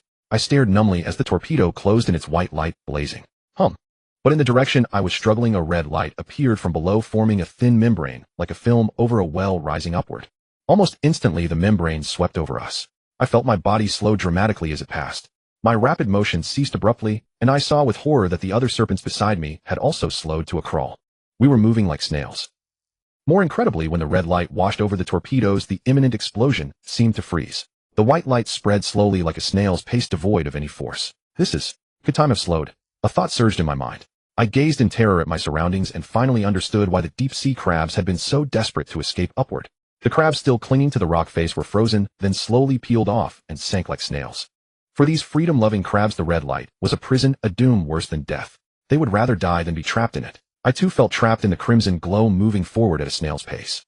I had no idea how far we had traveled, but this pace made me feel we might die slowly, inch by inch. We might be the first snakes in the world to die of slowness. As we drifted downward, time seemed to lose meaning. I had no idea how long I had been swimming like a snail. Boredom consumed me. If I could move normally, I would have bitten my tongue 100 times out of sheer frustration. Suddenly, with a resonant hum, my body accelerated. Then whoosh, whoosh, whoosh, whoosh. One by one, the serpents behind me broke free from the restraint and sped up. When I looked back at the torpedo, it had already exploded, but with the slowness of a snail, utterly harmless. I never thought I'd see the day I escaped. As soon as the sea serpent emerged, it howled joyfully. I felt trapped like a snail for nearly a month or two. If I hadn't gotten out, I'd have died of suffocation. All right, let's go see what's below, I said, glancing back at the deep-sea crabs still falling like snails above. Everything here reeks of strangeness. After speaking, I saw a crab finally break free from the red light's restraint and fall rapidly. But no sooner had it landed than the sea serpent opened its mouth and swallowed it whole. I looked at Hua, she still coiled, and noticed that her skin had fully healed and she seemed stronger. Everything felt like a lifetime ago. Watching the crabs slowly sink like snails in the crimson zone above, I took a deep breath and led my serpent offspring deeper. As I swam, I felt a strange heat building in my mouth. The deeper I went, the hotter it became, until I had to open my jaws wide. Roar! A dragon's lament erupted fiercely from my maw. As my serpentine jaws parted, the sound detonated into the waters ahead, launching a shockwave that tore completely through the submerged path. A deep rumble. The scenery before us suddenly unveiled itself, and the multitude of serpents following in my wake were utterly petrified by what lay upon the seabed. Below, a colossal golden radiance akin to a blade that cleaves the heavens materialized. It shone with myriad beams of luminous gold, blinding to behold. Simultaneously, I realized that upon opening my jaws, the black iron bead that had rested within my mouth had dislodged, drifting slowly downward. A radiance suddenly issued from the dark iron orb. The seemingly worthless piece of slag unexpectedly blossomed with a gentle pearlescent glow. Instantly, the moisture surrounding it vaporized completely, leaving a dry circular pocket an inch across. This bead is indeed a genuine treasure. A surge of profound delight welled within me. I darted forward, swiftly determined to reclaim the precious orb in my jaws. Yet the moment I neared it, a formidable oppressive aura erupted from the sphere, causing my entire frame to tremble violently. Splash! I discovered that we serpents had all plummeted from the current. I landed beside the golden colossus, tilting my head upward to find it stretching 1,000 meters in length and towering 100 meters high. I was at a loss to comprehend what manner of object could possess such staggering dimensions, gleaming like pure refined gold. A succession of crushing pressures radiated from above, sending shivers deep into my mind and spirit. The luminescence issuing from the orb above grew ever more potent. I felt a sudden thunderous vibration in the radiance overhead, and then witnessed the sphere expand, hanging in the waters above me like a second sun. Scorching heat poured forth from the orb, as though intent on evaporating the entire ocean. I observed the surrounding serpents cowering and shuddering upon the seabed, whereas I merely felt the intense oppressive weight, without my own limbs betraying me. I gazed fixedly at the orb for a prolonged moment, when a sudden epiphany struck me, and my serpentine pupils gleamed brightly. By damn, could this bead be a dragon's pearl? I was genuinely startled by this very notion. Gazing upward only reinforced the conviction. With this thought in mind, I began to survey the golden colossus, darting a swift circuit around its massive form. The further I circled it, the more my heart pounded in sheer astonishment. This colossal golden monstrosity bore an uncanny resemblance to the legendary dragon tales spoken of in folklore. I had always presumed that even the mightiest dragons would scarcely exceed a few meters in girth. Yet here lay a tale a kilometer in breadth and 100 meters in height. It became abundantly clear that dragons were truly titans among beasts. By all calculations of scale, a full-grown dragon would measure no less than 10,000 meters in length, with a girth of nearly 900 meters. What manner of magnitude was this? A dragon 10 kilometers in length and 2 in breadth. What monstrous breed of WIRM could this possibly be? As I gazed upon the blinding golden splendor, a sudden realization struck me. Could this be the fabled 9-clawed golden dragon? Truthfully, I now reasoned that even if this tale did not belong to a rank beneath the 5-clawed golden dragon, the evidence was plain. The lesser serpents who had assimilated 4-clawed dragon scales lay crushed upon the seabed. It dawned on me then that the dragon scale I had fused within my own body must be of exceedingly high rank. Bathed in the surrounding radiance, I felt my serpentine frame begin to warm. The dragon scale I had merged within started to emanate a faint white light, sending an unfamiliar sensation coursing through my entire body. It felt as though I were submerged in tepid water. Though what was formerly boiling to a mortal would register merely as lukewarm to me, now a comforting warmth spread steadily through my core. Hiss! The immense dragon tail began to shift and tremble. I watched as layers of encrusting rock flaked away, only to be shattered and repelled by the aura of the dragon pearl before they could brush against us. The dragon tail gradually diminished in size. Within moments it contracted until it matched my own stature. I watched as the dragon pearl trembled violently in the air, then dove straight down, aiming directly for my crown chakra. The orb descended with unimaginable speed. Before I could even flinch, a sharp pain flared at the apex of my head, and suddenly the essence of all around me transformed, dissolving into a kaleidoscope of colors. The seawater quivered with a deep hum as my body lifted slowly upward. To my astonishment, the colossal golden dragon scale that had been embedded in the seabed began to drift toward me, gradually merging seamlessly with my tail. Shoo! At that precise moment, as the radiance from the dragon tail and my own being fused together, a towering pillar of light erupted from my form, piercing straight through the heavens. Upon the ocean's surface, a massive aircraft carrier sat in formation. Within its command center, a senior naval officer in his 40s studied the sensor readouts with a grave expression. What is the current status? Reporting, Commander. We have just deployed a full barrage of torpedoes. The seabed has returned to calm. Absent any anomalies, the serpentine host below has been entirely eradicated. Hearing the report, the naval commander offered a curt nod and opened his mouth to speak. Suddenly, a brilliant white column shot vertically from the waters ahead, shearing through the heavens like a celestial blade. The clouds overhead parted as though a rift had torn through the firmament, cascading downward in roaring torrents. The very air hummed, with vibrational force rocking the aircraft carrier with violent intensity. What in God's name is this? Never having witnessed such an unprecedented cataclysm, the naval commander's face drained of color, and he stammered urgently. Were those serpents not all eliminated? The commander's voice rose to a near-potentiate roar. Redouble your firepower against the seabed. If standard ordnance fails, authorize the deployment of submerged strategic missiles. Commander, that is. The reporting officer began, but he suddenly froze. His commander's eyes had bulged wildly from their sockets, his face contorted in sheer terror. The reporting officer immediately whirled around, desperate to glimpse whatever horrific spectacle had sent his superior into such panic. Hardly had he turned when a searing beam of white light shot past him. Caught at its absolute epicenter, he never managed a single cry before his entire physique was instantly vaporized. The same fate swiftly claimed the naval commander himself. Had satellites been observing, the world would have witnessed the colossal aircraft carrier sliced cleanly from bow to stern by a single vertical lance of white light. The ship was sundered in twain. With a thunderous groan, relentless oceans poured into the ruptured hull. The two severed sections listed heavily, then slowly slipped beneath the waves. As this tragedy unfolded, the troops aboard the nearby coastal vessels opened a frenzied barrage, hurling depth charges and firing missiles blindly into the depths, disregarding their own survival in a blind panic. Splash! The crashing waves erupted with tremendous force. To the horrified onlookers, a monstrous entity measuring over 10 meters in length and 2 in girth surged from the ocean depths. The gale force generated by its launch utterly scattered their vessels.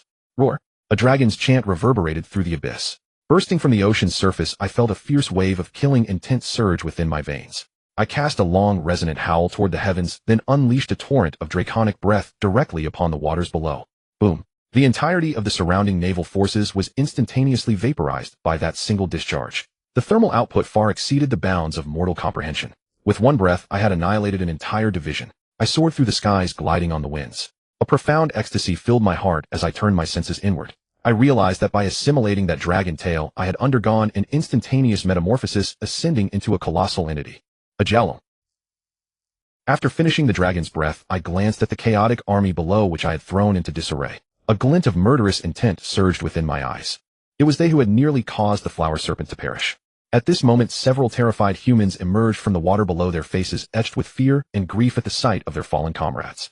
Yet I felt no sympathy for them. Kill them all. Some of those below had gone mad, grabbing debris and hurling it up at me. I gazed at them with cold, mocking eyes. A dragon. It's a dragon. Another survivor, trembling with fear, wet his pants as he stammered. Call headquarters, call headquarters. Suddenly, I heard a voice from another direction. The last survivor was calling for headquarters. My serpentine eyes flashed, and I spat out a dragon's breath. Roar! This single breath of dragon fire engulfed them all in flames, evaporating a layer of water from the sea and filling the air with a stifling heat. I cast a cold glance around, confirming no one survived, then let out a long howl to the sky and spat out the dragon pearl. Sizzle! Sizzle! A radiant light, like the bright moon, burst forth in the sky. I felt my power surge to unprecedented heights, suddenly realizing I had broken through the 9th layer of the refining spirit realm, reaching a realm beyond. One whose exact level I could not ascertain. For I did not know if there were any realms beyond the refining spirit realm. Having transformed into a flood dragon, everything had undergone a qualitative change. I had completely shed the category of snake, no longer needing to flick my tongue constantly to sense the surroundings like other serpents. As a flood dragon, my perception had greatly enhanced. I could perceive everything around me with perfect clarity. In my tranquil state, every rustle of wind, every ripple of a wave, even the movement of a shrimp in the ocean was distinctly sensed. I unleashed my divine sense, and the heavens and earth seemed to be under my control. I felt an exhilarating sensation. I let out a long roar, and soon the sea surface was filled with my serpentine offspring, their gazes filled with reverence. I gently exhaled dragon breath, instantly healing the flower serpent's wounds and greatly enhancing her power, raising her directly to the third level of the refining spirit realm. After empowering the flower serpent, I also enhanced the sea serpent, white serpent, and Luo Xiao Tao. With our power greatly boosted, I felt invincible and said to them, "Let's go. It's time for us to head to the mainland." "Yes, boss." Instantly, all the underlings grew excited, leaping from the sea and rolling in the water. I glanced at the distant coastline, a cold gleam flashing in my eyes. The mainland. After so long, I was finally coming. At the coast command, a 50-something man with a square face hung up the short phone call with a stern expression. He glanced at the intelligence officer and asked, "What's happening in the sea?" "Reporting to the commander." "The sea." The intelligence officer stared at the terrifying scene on the computer screen, his mouth agape, unable to speak for a long time. "Speak." The man gave a dangerous look at the officer, who then said, "Commander, please look at the main screen." He transmitted the image from his computer to the main screen, and all the commanders present saw the astonishing sight displayed. One bespectacled commander, trembling, removed his glasses and said to the commander beside him, "Is that a dragon?" "No." The commander's voice was dry. He was seeing such a scene for the first time. His usual determination completely vanished, replaced by hesitation. He murmured, "How is this possible? How can there be a dragon?" Yet on the screen, the massive flood dragon soared in the sky, its eyes coldly blinking before spewing a torrent of dragon fire. The sea surface erupted in flames, the surviving humans vanished, and the screen turned to static. The infrared transmission was severed by a powerful light, losing contact. "Commander, I believe our entire naval division has been annihilated." The report officer finally concluded. "Report to the central government." Finally snapping back to reality, the commander immediately ordered the officer, "Quickly, we are about to be attacked." The commander then replayed the footage, seeing the last look in that colossal creature's eyes, contempt, sneer, and the flames of vengeance. Having transformed into a flood dragon, I soared through the sky, holding all my serpentine offspring within my mouth, and flying swiftly toward the mainland. My gaze fell upon the huge secret command post on the coast, the one that had commanded the division's attack on us. Now we were completely at odds with them, and I had no more reservations. Moreover, having become a flood dragon, I felt the primal instinct to kill unleashed within me. A whoa! A roar like that of a giant dragon rang through the sky. I rapidly skimmed over the sea, flying swiftly, soon reaching the edge of the mainland. I gathered a mouthful of dragon fire, as if to expel all the pent-up frustration in my chest, and breathed it downward with all my might. It was like the scene from the movie The Hobbit, The Desolation of Smaug. The immense dragon's flames completely engulfed the base below. The screams of thousands rose from the military base below. I felt no pity, repeatedly spewing fire, flying back and forth. Soon the military base was turned into a sea of flames. I became a malevolent dragon ravaging the land. Under my flames, no one could escape my pursuit. Whoosh, whoosh, whoosh. Suddenly 3 heat-seeking missiles shot out from the flames below, heading straight for me. I smiled coldly, then spat out dragon fire, the immense flames engulfing the missiles. Boom. The missiles exploded under the intense heat. I surged upward, my entire dragon body soaring straight into the sky. The thick smoke from the explosion below seemed to propel me into the heavens. I rose up and let out a dragon roar. Whoa! Under heaven and earth, I alone am supreme. After sweeping through the area, everything below fell silent. I flew high into the sky, my dragon body disappearing into the clouds, lost from the sight of those below. By then, much time had passed. According to my calculations, it was time for the 9 Tribulations Tower to open. The jade slip of the 9 Tribulations Tower on me was also emitting a faint glow. If my guess was correct, the 9 Tribulations Tower was about to open. Having annihilated this garrison, I felt an unprecedented ease. I had been living within constraints, afraid of society, but now I had broken free from that cage and truly understood the meaning of freedom. As the saying goes, killing one is a crime, slaughtering 10,000 is a hero, slaughtering 900,000 makes you the hero among heroes. In nature, it is survival of the fittest. Killing some humans is also within the laws of nature. I closed my eyes, my mood lightening. At that moment, all the violence receded. When I calmed down, a graceful figure emerged in my mind.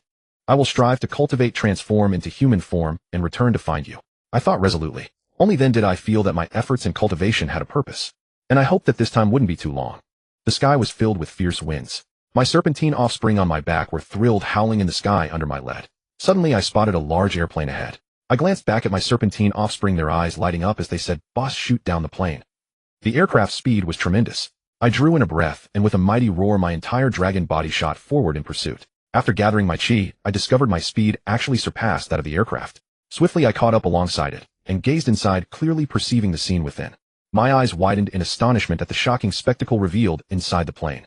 Inside the aircraft was not what I had known, rows of seats divided by first and second class, but rather an enormous cabin resembling a luxurious private suite. The interior contained only a few massive Simmons beds, and at this very moment upon each bed rested an elderly man. Surrounding them were women in various attire, though their garments were mostly pulled down, revealing vast expanses of fair snowy skin. The old men regarded the women with lecherous smiles, and from their aura, they were clearly the so-called elite. I never expected to witness such a vivid and sensual spectacle. My dragon eyes widened, I let out a roar, and the entire aircraft shuddered. It was evident that those inside the plane had realized I had arrived beside it. Those elderly men inside were still smiling lecherously, awaiting the beauty services. I could foresee the decadent scene that awaited them. I sneered coldly. Among humanity there were far more hard-working laborers, yet these men indulged in such debauchery here. They were damnably wicked. At that moment I no longer hesitated. After a mighty roar, I saw a woman inside the aircraft gazing terror-stricken through the window at me, desperately striking the head of the old man beside her. The old man, unable to fathom that a serving woman would dare strike him, thus his expression darkened as he prepared to erupt, but his eyes met my ferocious, murderous gaze from outside. Whooshed! A stream of dragon breath erupted from my mouth, blasting clean through the window and throwing the entire aircraft into a state of imbalance. Crash! The elites let out screams, but the voices were quickly muffled as air rushing into the cabin filled their mouths and noses, and they were swept away half-dressed by the massive air currents. They became human sandbags tossed toward the earth. Undoubtedly, whether these were so-called elites, high officials, or powerful figures, none could escape death. After they fell, I continuously breathed fire, causing the aircraft to erupt into flames and finally explode mid-air with a tremendous blast reduced to dust. I stood proudly in the sky watching all this with cold eyes. At that moment, Bai Shi and the others cheered on my back, praising my prowess. I remained calm, gazing at those falling figures like ants. Buzz! Suddenly the jade slip in my storage pouch emitted a soft light, and my heart skipped a beat as I felt a powerful suction force arising from the air ahead. Thereafter a black hole-like phenomenon formed, emerging as a portal. My thoughts stirred. Could this be the teleportation gate only found in novels? Before I could probe further, I felt the jade slip on my body glow, enveloping my entire form. I wrapped Bai Shi and the others inside, and with a swift whoosh, I plunged into the black hole. Then a continuous humming echoed in my ears, and I had no idea where I was. Everything around was pitch black, and I did not know my whereabouts. This state lasted about half an hour before I suddenly felt the air tremble and my vision swam. Everything reappeared before my eyes, but the scene was beyond my expectations. Everything looked grim. The sky appeared gray and dim, the surroundings cold and silent, and an eternal unchanging aura emanated, making me shiver uncontrollably. Where's this? My dragon eyes widened as I looked around, realizing I was standing in a massive graveyard. Everything around stretched endlessly, filled with grave after grave. Could this be the world within the 9 Calamity Tower? My heart pounded wildly. I never expected the 9 Calamity Tower to contain so many graves, all unnamed, and I had no idea what lay buried within each one. However, the aura of death and cold energy surrounding me made it clear this was neither Earth nor the universe. It might be a sealed space from legend. I placed Bai Shi and the others on the ground, immediately seeing their terrified expressions as they swam back and forth, restlessly looking at me, somewhat at a loss. Boss, where are we? Shiluatao said, looking at me with surprise. We are now inside the 9 Calamity Tower. I glanced at Shiluatao and the snakes, speaking calmly. Here we should receive tempering. If you train diligently, you will surely gain something. Yes, boss. Haishi nodded, then glanced at Hua Shi and the other snakes beside him, smiling darkly. I had heard a bit about the 9 Calamity Tower before. It seemed to be a place for human tempering. I never expected we would come here today. We must cultivate properly and astonish the world. As Haishi finished speaking, I smiled. Just as I was about to talk, I suddenly heard faint human voices from afar. I sneered, shrunk my body to hide, and told them, people are coming now. It's time for your tempering. Hehe, boss, just watch and see how we deal with these people. Shiluatao chuckled, then said to me, after staying in the ocean for so long, I've almost forgotten what humans taste like. I lay quietly on the ground, then ordered the King Cobra and Black Mamba to ambush on separate sides. The 5 great protectors were also arranged in 5 directions while I coordinated from a distance. Brother Chun, what you say is true. From afar came a somewhat sycophantic voice, and soon 2 men dressed as Taoist priests walked over. The lead man appeared virtuous, but his eyes frequently flashed with cunning laced with traces of malice. Naturally, the lead man chuckled. When I Jian Nan Chun take action, is there anything I cannot accomplish? I didn't expect to encounter a female cultivator. Tonight, haha. Brother Chun, you go first, then I'll follow. The follower drooled, his eyes shining with greed. Excellent. Whenever I get to eat meat, you will surely get soup. Jian Nan Chun chuckled and took 2 steps forward. My mind moved, and I ordered Bai Shi and Hua Shi to strike and sever their privates. For such cultivators, not only did I despise them, but even normal humans would loathe them to the bone. After hearing my orders by Shi and Hua, she responded with a cry, suddenly screaming as a large snake head emerged from the graveyard. Jian Nanshan was equally startled by the appearance of snakes, but quickly composed himself with a dark smile, looking at Bai Shi and Hua Shi, and saying, I never expected there to be snakes here. It seems this is part of the 9 Calamity Towers tempering. These 2 should be demonic beasts that have attained spirit through cultivation. 1 for each of us. If we kill them, we'll have food today. Heh. The other man laughed, then moved his hand, and a sword appeared from it. Clearly the sword had been stored in the storage ring on his hand.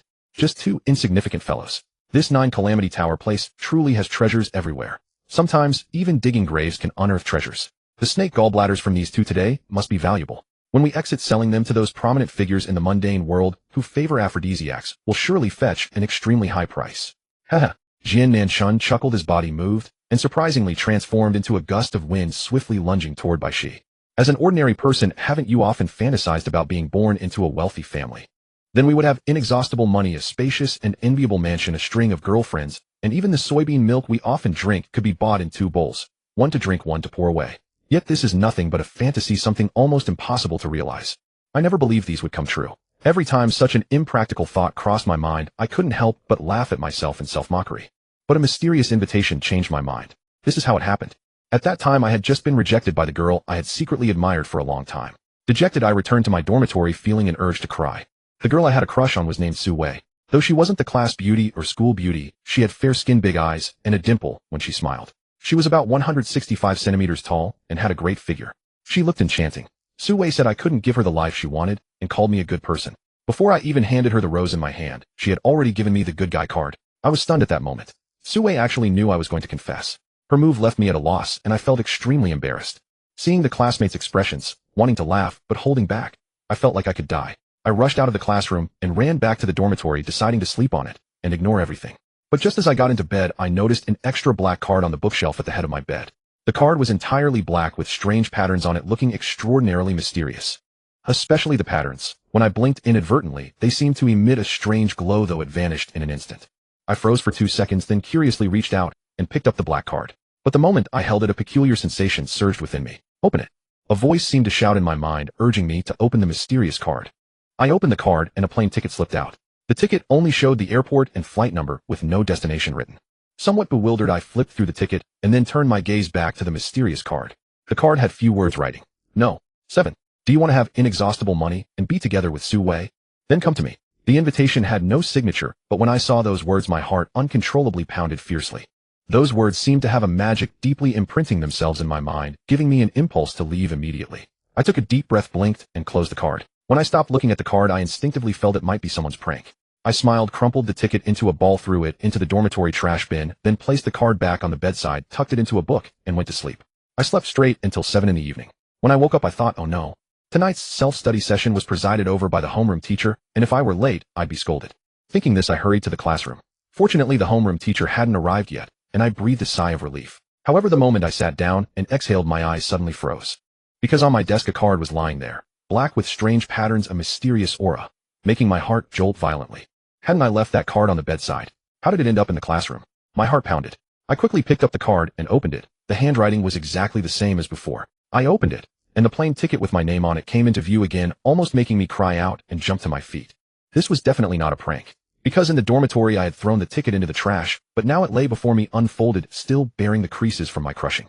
What was even more eerie was that when I slept, the dormitory door was locked from the inside. It was impossible for anyone to enter while I was asleep. A surge of fear rose within me. I wanted to scream but couldn't, and I felt an inexplicable dread. Lin Xia, what's wrong? Suddenly a voice reached my ears, snapping me out of my tension. I looked up and saw the homeroom teacher on the podium saying, I've approved your leave. What do you mean? I didn't understand the teacher's words and asked in confusion, approved what leave? Didn't you just come to my office to ask for leave, saying you had an urgent family matter and needed to go home for a while? The homeroom teacher looked at me and smiled. All right, don't be surprised. Pack up and you can go back tomorrow. Hearing the teacher's words, my calm heart suddenly felt a chill run down my spine. At the same time, I felt ice cold all over and every hair on my body stood on end. I went to the homeroom teacher's office just now to ask for leave. A storm raged in my heart. How is that possible? I've been sitting here all along. Where did another me come from? If the card could still be explained as an elaborate prank by my classmates, I might barely accept it. But the homeroom teacher said I had just asked for leave. He is a rigorous educator. He would never play such childish tricks with me. Thinking this, I wanted to question the teacher, but I felt a tightness in my chest and couldn't speak. I felt ice cold and cold sweat streamed down uncontrollably. Boundless fear filled my heart. Seeing me like this, the homeroom teacher asked with concern, "Lincia, what's wrong? Are you feeling unwell? If you're not feeling well, you can go back to the dormitory and rest. You can go home tomorrow and rest properly." The homeroom teacher asked with concern. I nodded, suppressing my fear, and said to the teacher, "Then I'll go back to the dormitory to rest." Having said that, I fled the classroom, clutching the card, and raced to the dormitory. As soon as I entered, I jumped onto the bed and flipped through the book on the headboard. Sure enough, when I opened the book, the black card inside had vanished. I got down and checked the trash bin, and the ticket I had thrown away was also gone. I couldn't stop trembling. What the hell was going on? My mind was a mess. Fear, dread, and confusion made my head feel like it was about to explode. Trembling, I opened the black card and stared at the neat writing, feeling even more creeped out. I felt as if something had its eyes on me. The patterns on the black card seemed to emit a strange light, but when I blinked, I saw nothing. I looked more closely and noticed a few small gray characters in the lower right corner of the black card: "Death to those who do not come." I was ice cold. My hands trembling, I placed the card on the bedside table, and my mind gradually cleared. The mysterious invitation threatened death to those who didn't come, and another me had even asked for leave on my behalf. All of this was so absurd, yet it had truly happened to me. I took a cigarette and lighter from under the blanket of Wang Feng, the senior in the neighboring dorm. I took a deep drag, trying to calm myself. I began to wonder who had sent this mysterious invitation, and I still didn't know where it wanted me to go. The invitation also had a No. 7 written on it. Was I the 7th invitee? That meant there were at least 6 others besides me who had been invited. And the plane ticket looked incomplete. Could it actually be used to board a plane? And if I went, would I truly gain money and be with Su Wei? Doubts kept popping into my mind. I tossed and turned on the bed, torn and conflicted. I felt a resistance, not wanting to go, but subconsciously I believed that if I didn't, I might really face the fate written on the card: "Death to those who do not come." Should I go or not? In the end, I decided I had to go. Not to mention the possibility of becoming wealthy and having a beautiful woman. The threat of death alone filled me with dread. I also wanted to unravel this mysterious puzzle to find out what had invited me, where I was going, and what I was supposed to do. With this thought, I felt a little relieved and gradually fell asleep. The next morning, after washing up, I packed a few things and left the school. I hailed a taxi at the school gate and headed for the airport. The driver was a stern-faced man concentrating on driving, which made me abandon any attempt to initiate a conversation. The airport on the ticket was Southeast Airport, the largest in the city, with a huge daily passenger flow. Such an airport had strict and formal security checks. I had no idea if my bizarre-looking ticket would even pass the gate. About half an hour later, I arrived at Southeast Airport. As I was about to follow the crowd to the security checkpoint, a shabby-looking old man suddenly walked up to me. The old man's laugh was sharp and grating, almost like a rat's squeak, sending chills down my spine and making me very uncomfortable. "Move aside, don't block my way." I was irritated and felt a bit disgusted, wanting to wave him away. But the old man kept chuckling and said softly, "Flight 1024, you need to follow me." His voice was eerie. Hearing his words, I couldn't help but freeze. Flight 1024. To be honest, I hadn't looked closely at the flight number on the ticket. Hearing the old man's words, I instinctively glanced at my ticket and was utterly astonished.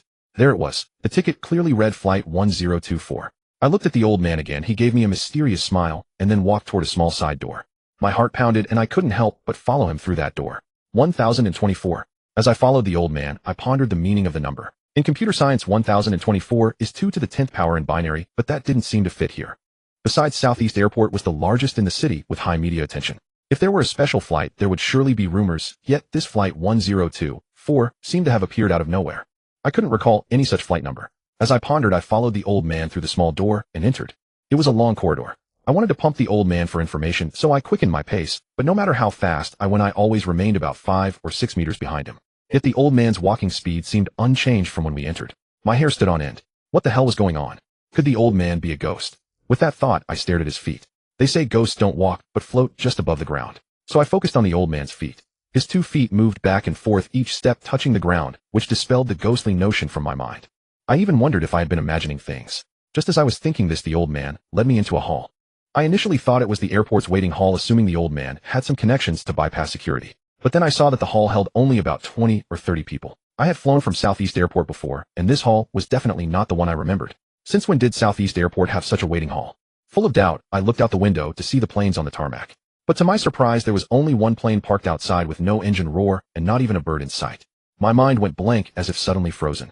An inexplicable eerie aura arose from the depths of my heart. I quickly turned to look for the old man, but he had vanished, and the path he had led me through had also disappeared.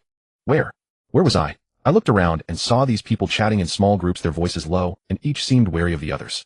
However, there were also a few men and women who seemed pleasantly surprised to see each other, as if they were acquainted. I scanned the room, but didn't recognize anyone. Most of them were about my age, presumably still high school students. Could they all have been invited? The thought suddenly struck me, and I couldn't help but glance at their hands. I saw that each of them held a plane ticket similar to mine, and some even held black cards. Some of them trembled as they looked at the black cards and tickets, apparently fearful of the unknown. I moved closer, but many people looked at me with wariness and fear. I sat down on a nearby chair, and the people on both sides immediately moved away as if they were guarding against me. I found it eerie. There was nothing about me that should inspire fear, so why were they looking at me like that? As I sat there unable to talk to anyone, I suddenly noticed another figure entering the airport. The moment I saw that figure, my mind jolted, and I stood there in shock. Because it was none other than Su Wei, the girl I had confessed to in our class. Su Wei seemed equally surprised to see me there. She stared at me in astonishment and walked over. Su Wei, why? Why are you here? I stammered, feeling embarrassed. How did you come to? Although Su Wei was surprised, my expression was even more shocked. I suddenly remembered what the card had said: if I came I would gain money, and Su Wei. I hadn't expected Su Wei to have received the same invitation. You got invited too. After a moment, I set aside my embarrassment over the failed confession and said to Su Wei. Among all these people, Su Wei was the only one I knew. Everyone else was wary of me, so I could only talk to her. Yeah, I got invited too. Su Wei smiled at me, glanced at me, and said, I didn't expect you to be invited as well. Yeah, I nodded. As I spoke, I began to look around at the crowd. I noticed that generally conversations happened in pairs. In each pair was a boy and a girl. My heart raced as I thought, could it be that they all knew each other in pairs and the rest didn't know anyone else? As I observed further, I became more certain of my assumption. I just didn't know why they had come. Su Wei and I sat down on a nearby bench and talked about our reactions after receiving the invitation. Unlike me, Su Wei was much calmer. After receiving the invitation, she directly asked the homeroom teacher for leave, and the teacher granted it. The next day, she came straight here. Upon hearing this, my heart stirred, and I couldn't help asking, Su Wei, what did your invitation say? Now I was curious to know if the promise on Su Wei's invitation was the same as mine, money and love. If that were the case, wouldn't that make me practically her boyfriend? The thought filled me with inexplicable excitement. Nothing much. I mainly wanted to travel. Su Wei looked at me and smiled lightly, deflecting the question. Then she turned her gaze out the window and said, what a nice day today. I nodded and fell silent, inwardly mocking myself for thinking too highly of myself. Su Wei didn't really trust me much. Just as I was thinking that I couldn't just wait around doing nothing, the sealed door in front suddenly opened. It seemed the plane was about to take off. My name is Zhou Xiaojian, though everyone calls me Zhou Xiaojian, the cheap variant, because in people's eyes I really am somewhat of a contemptible fellow. Our school had a stunning beauty with long, shapely legs. Our campus queen, Lu Yun. Standing at 1.65 meters, though merely a freshman, her figure was remarkably perfect, her bosom straining against her school uniform as though it could not be contained. Lu Yun bore a resemblance to Lu Yifei, yet possessed a livelier charm. She was practically the universal object of fantasy for every shut-in male student at our school. There had never been any interaction between Lu Yun and me until that day when I carelessly forgot my homework at school and returned to discover the secret of our plump, sensuous campus queen. That afternoon, it was my turn for cleaning duty. After finishing, I rushed home in a fluster and left my homework on the desk. Halfway there, I smacked my forehead and remembered. So I jogged all the way back to school. By then it was nearly 7 in the evening, and most teachers and students had already left. Many classrooms were pitch black, and ours looked equally dim, yet as I reached the corridor, I suddenly sensed a glimmer of light emanating from within the classroom. Curiosity consuming me, I had barely stepped to the classroom door when I heard a girl's utterly entrancing cry. Puzzled and wondering who could still be lingering this late, I pushed the door open and groped for the switch on the wall, flicking on the lights. Odd. A woman's shriek made me jump violently. I spun around and looked ahead. My eyes bulged, and a blinding expanse of white flesh sent my mind reeling.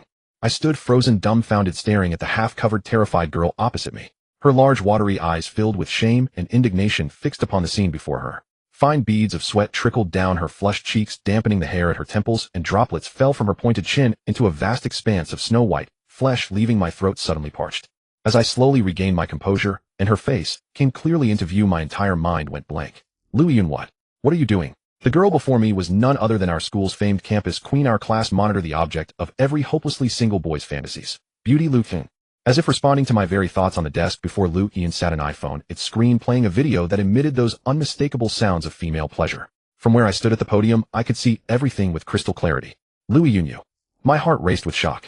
I never would have imagined that Lu Yun would remain behind in the classroom after everyone had left, watching explicit videos and soothing herself alone. I simply could not reconcile this image of Lu Yun with the girl I knew. Though her temper could be sharp, she generally carried herself with grace and poise, earning the fondness of her teachers. I never would have dreamed that behind closed doors Lu Yun could engage in such a sordid act. I stood transfixed, my gaze locked onto Lu Yun. Her thin, disheveled clothing, the sprawling expanse of fair skin it could not conceal, and the fragrant sheen of perspiration still clinging to her body from her moment of abandon. My own body responded almost involuntarily. Zhou Xiaojin, get the hell out of here. Once Lu Yun realized it was I who had flipped the switch, her pretty face flushed crimson, and she roared at me in fury. Fuck Zhou Xiaojian. If you dare look at me again, I'll have Ming Kuan break your damn bones. The mere mention of Ming Kuan's name made my previously aroused body shudder violently, all evidence of interest immediately deflating. My face drained of color, pale with fear. It wasn't that I was a coward, though I wouldn't deny it, but Ming Kuan was the biggest thug at our school, rumored to have dominated the sophomore class. Ruthless and vicious, he was the one who had broken neighbor Fatty's rib, and the poor fellow was still recovering in the hospital. So the moment I heard Ming Kuan's name, I crumbled. Ming Kuan had been pursuing Lu Yiyun relentlessly, and if she reported my trespass to him, I could easily share Fatty's fate. Allow me to tell you about myself for a moment. I was nothing more than an ordinary nobody, mocked since childhood for not resembling my father, told I wasn't his true son. They would gang up on me whenever they pleased, forging a cowardly temperament within me that persists to this day. Even now, merely thinking of those bullies from my school sends tremors through my legs. Things improved somewhat once I entered high school. Fatty and I ended up in the same class, and fortunately, we shared a close bond. Free from that toxic environment, I slowly began to normalize. Yet only having attended high school for a few months, my terror of those thugs remained deeply ingrained. Over a decade of beatings had thoroughly frightened me. So facing Lu Yiyun's threatening expression, panic seized me. I bowed my head hastily and said, "I'm sorry. I'll turn around right now. Please put your clothes on first." Behind me came the rustling sounds of Lu Yiyun dressing. Her iPhone remained on the desk, still playing those unbearable sounds, sending my heart hammering against my chest like a drum. Especially as I recalled Lu Yiyun's pitiful state just moments before. My body responded once more. Overcome with embarrassment, I instinctively pressed my hand against my crotch. Lu Yiyun seemed to have finished dressing. She slowly walked toward the classroom door, and seeing me standing at the podium facing the blackboard with my hand clamped over my pants, she suddenly burst into laughter. Hearing her, I slowly turned around and managed a shaky, awkward smile, only for her to slap me across the face with a sharp crack, leaving me utterly stunned. "Lu Yiyun, how dare you hit me?" My cheek burned where she'd struck, and anger surged within me as I confronted her. "So what if I hit you? You spineless, good-for-nothing bastard." Scared to death at the mere mention of Ming Kuan, Hajo Xiaojin still clutching your crotch. "You dare fantasize about me? You're nothing but a loser, worse than a dog." Lu Yiyun regarded me with utter disdain, her gaze flattening me as though I were nothing more than scrap paper. Though I was naturally prone to low self-esteem, no girl had ever spoken to me so cruelly before. Hearing Lu Yiyun call me spineless, worthless, and worse than a dog ignited a sudden rage within me. Glaring at her, I roared, "Lu Yiyun, say that again, and see what happens." "Oh, you think you're tough now, eh?" Lu Yiyun sneered, coldly looking down at me with contempt. "You dare yell at me? Believe it or not, I'll call Ming Kuan right now and have him snap your leg in two." "Lu Yiyun, you." At the mere mention of Ming Kuan's name, my body shuddered again. All my bravado instantly deflated, and trembling I looked at her and pleaded, "I won't yell at you anymore. Please, I beg you, don't tell Ming Kuan, okay?" Spineless idiot. Lu Yiyun didn't even glance at me, turning instead and walking toward the corridor, leaving behind only her gracefully swaying silhouette. Watching Lu Yiyun's figure recede into the distance, my hand pressing against my still burning cheek, tears spilled unwillingly from my eyes. Her cruel words echoed in my mind. Spineless, worthless, worse than a dog. I sank to the floor, my shoulders shaking, and could no longer hold back my sobs. My hands clenched into tight fists, my nails biting deep into my palms. I felt my own wretchedness and inferiority as palpably as though it were a physical weight. Leaving school that day, a lingering fear that Lu Yiyun might seek revenge weighed heavily on my heart. I returned home uneasily, and when my mother asked me what was wrong, I ignored her and retreated directly to my room. My mother and father never got along. They quarreled at the slightest provocation. I never felt even a shred of warmth from this family, which only deepened my lifelong sense of inferiority. Their concern for me seemed minimal. Alone in my room, I lay on my bed and stared blankly at the ceiling. I could not help but feel a surge of anger recalling the humiliating words Lu Yiyun had directed at me today, but the moment I thought of Ming Kuan, the school's notorious delinquent, my body began to tremble uncontrollably. I berated myself for my cowardly nature. Looking at the homework assignment before me, I had no motivation to do it properly. The memory of being beaten by others filled me with profound humiliation. Yet my weakness consumed me, and I found myself fantasizing about Lu Yiyun in the classroom before allowing my hand to wander beneath my waistband. I imagined conquering Lu Yiyun, forcing her to kneel before me and sing of surrender. Slowly my hand grew sore, and eventually I relaxed, drifting into sleep with a satisfied smile on my face. The next day in class, when the study committee member came around to collect homework, I suddenly remembered I had not done mine at all, and I stammered incoherently, unable to produce a coherent excuse. "What's wrong, Zhou Xiaojian? You haven't done your homework, have you?" Wang Jejia, the study committee member, looked at me with open disdain. Her gaze seemed fixed on the ceiling above me, refusing even to meet my eyes, as though I were nothing more than filth in her path. A look of disgust played across her face. I nodded slightly and glanced at Wang Jejia. "If you hadn't done it, you should have said so earlier. Making this old lady wait here like this. You're fucking asking for it." Wang Jejia shot me a contemptuous look, flicked her hair over her shoulder, and walked away. If it hadn't been for Lu Yiyun's humiliating words from the day before, Wang Jejia's remarks today might not have weighed so heavily on me. But hearing Wang Jejia speak only brought Lu Yiyun's mockery back to mind, and a fresh wave of anger surged through my chest. Even a mere study committee member dared look down on me. I stood up right there, and then glaring at Wang Jejia and shouting loudly, Wang Jejia, so what if I didn't do it?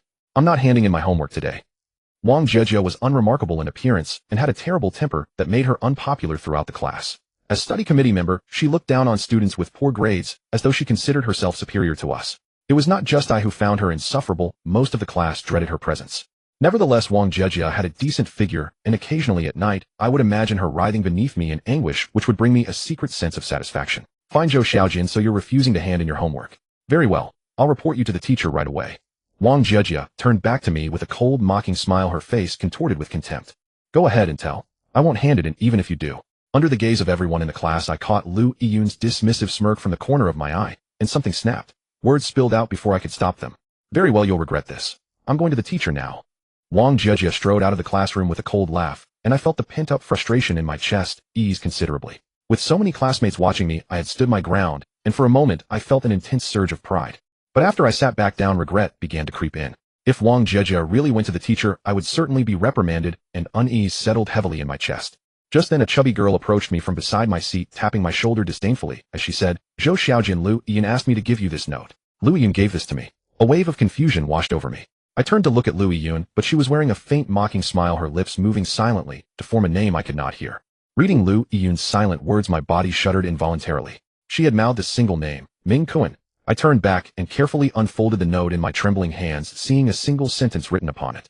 Zhou Xiaojin, if you dare reveal what I told you, I'll have Ming Kuan break your arms. My face drained of color as I read these words, terror gripping me. At the same time, a bitter sense of humiliation rose within me. Being threatened by a girl like this felt utterly degrading. But my cowardly nature kept me from daring to act. I silently dropped the note into the nearby trash can, and suddenly, I felt an overwhelming sense of injustice, unable to hold back, as I buried my face on the desk. Well, what's wrong, Zhou Xiaojian? Are you crying? At that moment, a tall boy beside me chuckled and patted my shoulder. I watched as he produced the note from his hand, then strode to the front of the classroom and began reading its contents aloud to all the students below. Haha, Zhou Xiaojian got threatened and actually cried. What a disgrace. The entire class erupted in laughter, especially the tall boy. He waved the note in the air and looked at me saying, Who gave you this note that made you fall apart like this? Huh. The tall boy was Dong Wenzhong, a delinquent in our class. Because his father Dong Jinshang was our physics teacher, Dong Wenzhong acted with particular arrogance among us and frequently bullied introverted students like me. It was as though bullying us validated his sense of superiority. I loathed this kind of teacher's son most of all, someone who looked down on everyone simply because of his father's position. I had privately cursed him to have a child without an anus. But knowing such wishes would never come true, Wang Chun, and I would often curse him behind his back, calling him a bastard. However, despite his arrogant behavior in class, Dong Wenzhong was merely a lackey to Chen Qingshan, the class bully. Chen Qingshan had 3 lackeys in our class, Zhao Mingming, known as Fanio, Dong Wenzhong, and a boy named Huang Qi. The 3 of them ran rampant in our class, constantly teasing girls and insulting many of the boys. We dared to be angry, but dared not speak out. Though we all feared them, now most of us harbored deep hatred for Chen Qingshan and his gang of delinquents. So seeing Dong Wenzhong's smug expression, all I wanted to do was slap that prominent nose of his out of alignment. When his words finally fell silent, I looked up at him with furious eyes, my fists clenched tight, and struck the desk with a loud bang. What the fuck, you bastard? You want to hit me? Dong Wenzhong was genuinely startled by my outburst, instinctively taking a step back. But then he noticed the other students watching us, and his pride would not allow him to back down. Having never been dared to challenge him in class, to be nearly frightened by me today was unbearable. His face flushed red with anger as he glared at me. You fucking bastard, you're looking for death. Smack. Without another word, Dong Wenzhong slapped me hard across the face, leaving me dazed and disoriented. I was already seething with anger, and that slap only fueled the flames erupting within me. All reverence I had held for these 3 class delinquents vanished instantly. My eyes burned red with rage. I cursed under my breath and drove a fist straight toward Dong Wenzhong's eye. Dong Wenzhong never expected someone like me, a regular pushover he constantly bullied, to actually strike back. He could not react in time, and my fist connected squarely with his eye. He had been so smug just moments before, but now he clutched his eye and screamed in pain. Brother Chen Fanio beat this little bastard to death. As he yelled, Dong Wenzhong kicked out at my stomach. I tried to dodge but failed, and the blow caught my waist, sending me sprawling to the ground. You fucking son of a bitch. Chen Qingshan, his face dark with fury, launched himself at me with fists and feet. Fanio Zhao Mingming joined in too, his 180 gene body, crushing down on me, nearly forcing my guts out. I could not possibly fight all 3 of them alone. I curled up and covered my head, enduring their relentless assault, but the humiliation within me only grew stronger. Why must I be bullied? Why pay them protection money, become their amusement, their puppet? All because of my cowardice. Because I am a failing student, a loser. That is why they can trample me, piss on me. This is the tragedy of being the most lowly person. What right do they have to look down on me to stand above us? Why can't I? My heart burned with resentment, and my entire body shook. The pain was not merely physical, it cut deep into my soul. Gazing around at those mocking stares, my spirit began to fade into a daze. Through the haze I seemed to see Lu Yun's smug, contemptuous smile. Just as I felt my head thud and consciousness slipping away, they suddenly stopped their assault. You guys, what are you doing? A middle-aged voice came through intermittently. I shook my head and saw physics teacher Dong Jinchong standing at the podium, his face dark as he looked down and said, "Stop it right now." "What's going on?" Dong Jinchong asked, his tone low. He glanced at me, then turned to his son and said, "Ajong, who hit you?" When I stood up, I felt blood trickling from my eye. I wiped it and saw red on my hand, sending a chill through my entire body. "Dad, he hit me. Look, he bruised my eye." I had no choice but to fight back. Hearing his father's concern, Dong Wenjong immediately cried out to Dong Jinchong, pointing at me. It filled me with intense rage. "Even so, you shouldn't be fighting." Dong Jinchong shot me a cold glare and said harshly, "Alright, I won't hold you accountable today. Let's start class now." I thought, fuck, of course you won't hold us accountable. Your son and his gang beat me up badly. If anyone should be held accountable, it's you. But I didn't dare say it out loud because Dong Jinchong was our teacher. If I offended him, my high school life would basically be over. However, this only made me angrier. Just because I had no power, everyone could bully me. I stared at Dong Jinchong blankly through the entire class, cursing every ancestor of the Dong family in my mind. After class, watching Dong Jinchong's back, I thought, if I ever become powerful, I'll make those motherfuckers suffer. Then I walked to the water pipe outside the classroom to wash the dirt off my face. As I returned to the classroom, I saw Lu Yun smiling at me. Her tempting little lips parted, but she only said 2 words, "Ming Kuan." "Ming Kuan, my ass," I thought furiously, not even looking at Lu Yun. "I see that, Lu Yun, all you ever say is Ming Kuan. If you've got balls, fight me one-on-one. I'll fucking take you down." Maybe my ignoring her pissed her off. Just before school ended, a note was slipped into my hand. I opened it, and read Ming Kuan said to wait for him in the classroom after school. Seeing those words, my body trembled. I looked ahead at Lu Yun's figure just as she turned back and smiled at me. My mind went blank, and I almost cursed her out, but I held back. I knew if I did, Ming Kuan and his gang would beat me even worse. I never expected Lu Yun to be like this. I said I wouldn't tell anyone her secret, and yet she still sent Ming Kuan to beat me up. After school, I was too scared to leave my seat. Once all the other students had gone, Lu Yun smiled at me and said, "What's wrong? Too scared to leave? Weren't you acting tough? Lu Yun, I told you I wouldn't tell anyone about your secret. Why are you still targeting me?" I asked, suppressing my anger. "I just don't like you, that's all," Lu Yun said, giving me a cold smirk before walking away. Her figure looked seductive, even a little slutty. At that moment, I was burning with rage. Being treated like this by a woman, I let out a roar and charged at Lu Yun. "Lu Yun," I roared, rushing at her without a second thought, grabbing her from behind and hugging her. "Zhou Xiaojin, what the fuck are you doing?" Lu Yun twisted around in panic, never expecting me to hug her. Her face was pale with fear, terror evident in her eyes. "What am I doing?" "I'm fucking you," I said angrily, feeling a surge of pent-up fury with nowhere to go. I don't know what came over me, but I started tearing at her clothes while holding her. "Isn't this what you like? Jerking off? I'll help you." My mind was a mess. I ripped open her school uniform, and seeing the budding little mounds inside, I didn't think twice. I reached out and squeezed. "Ow. Wah." Maybe I was too rough, I hurt her, and she screamed in fright, then covered her face and sobbed, her earlier arrogance completely gone. Seeing Lu Yun suddenly cry, I calmed down. My head had been hot a moment ago, and now looking at her disheveled clothes and messy hair, I felt at a loss. But strangely, aside from a little fear, I felt more exhilaration. Fuck, wasn't she the school beauty? Wasn't she so proud? Today I bullied her. Thinking this, my fear eased a little. Looking down at Lu Yun, who was crying like a frightened kitten, I couldn't help but soften. I pulled her up and said, "What are you crying for? I didn't do anything to you." "You didn't do anything. You just tried to rape me." Lu Yun cried, pointing at me, and suddenly shouting so loud that my ears rang. I was wondering what was wrong with her when I heard a rush of wind behind me. Before I could turn around, a kick landed on my back. What the fuck? I felt a burning pain in my back and was furious. I stumbled, but didn't fall. As I turned and cursed, I saw who it was, and I nearly pissed my pants in fear. "You fucking bastard, you dare touch the woman I want." Ming Kuan's face was dark as he walked up and kicked me in the stomach. I was too scared to fight back. One kick from Ming Kuan sent me to the ground. Then he stepped on my face, spat on me, and said viciously, "You motherfucker, if I don't cripple you today, my name isn't Ming Kuan. Beat him to death." Ming Kuan stomped on my face hard, making my head spin. By the time I came to, several people were surrounding me, kicking and punching. I could only curl up, protecting my vital parts, cursing Lu Yun in my mind. "If I ever see you bully Lu Yun again, I'll cripple you." They finally stopped, exhausted. Ming Kuan nudged my head with his foot and sneered, "You hear me, you little piece of shit?" "I hear you." A man's reputation cast a shadow. I looked at Ming Kuan's face, rage burning inside me, but I didn't have the courage to stand up and fight him. I answered meekly, lowering my head in shame. In middle school, I had been beaten so badly that I was terrified of Ming Kuan. After they left, I came to my senses and felt like a total coward. Walking home, I thought about what happened today and couldn't help recalling the beatings I'd endured in middle school. I cried all the way home. When I got home, Mom saw the blood on my face. She came up to me and asked, "What's wrong? Did you fight again?" "None of your business." I brushed off her hand impatiently and walked to my room. Soon I heard Mom and Dad arguing downstairs, and I felt utterly irritated. I thought I could escape the fear and anxiety of middle school, but I never expected it to follow me into high school. Before bed I took a shower. While washing I fantasized about Lu Yun's body and masturbated fiercely, which relieved most of my anger. I felt that with every stroke my manhood was slowly draining away. Lying in bed I thought more and more, and sensed something was off. Wasn't Ming Cohen supposed to wait for me outside? How did he suddenly show up in our classroom? Then it hit me. I slapped my thigh. Fucking Lu Yun, you set me up. I immediately realized that she had tricked me. That note she gave me today was probably fake. The whole afternoon was a setup she orchestrated herself.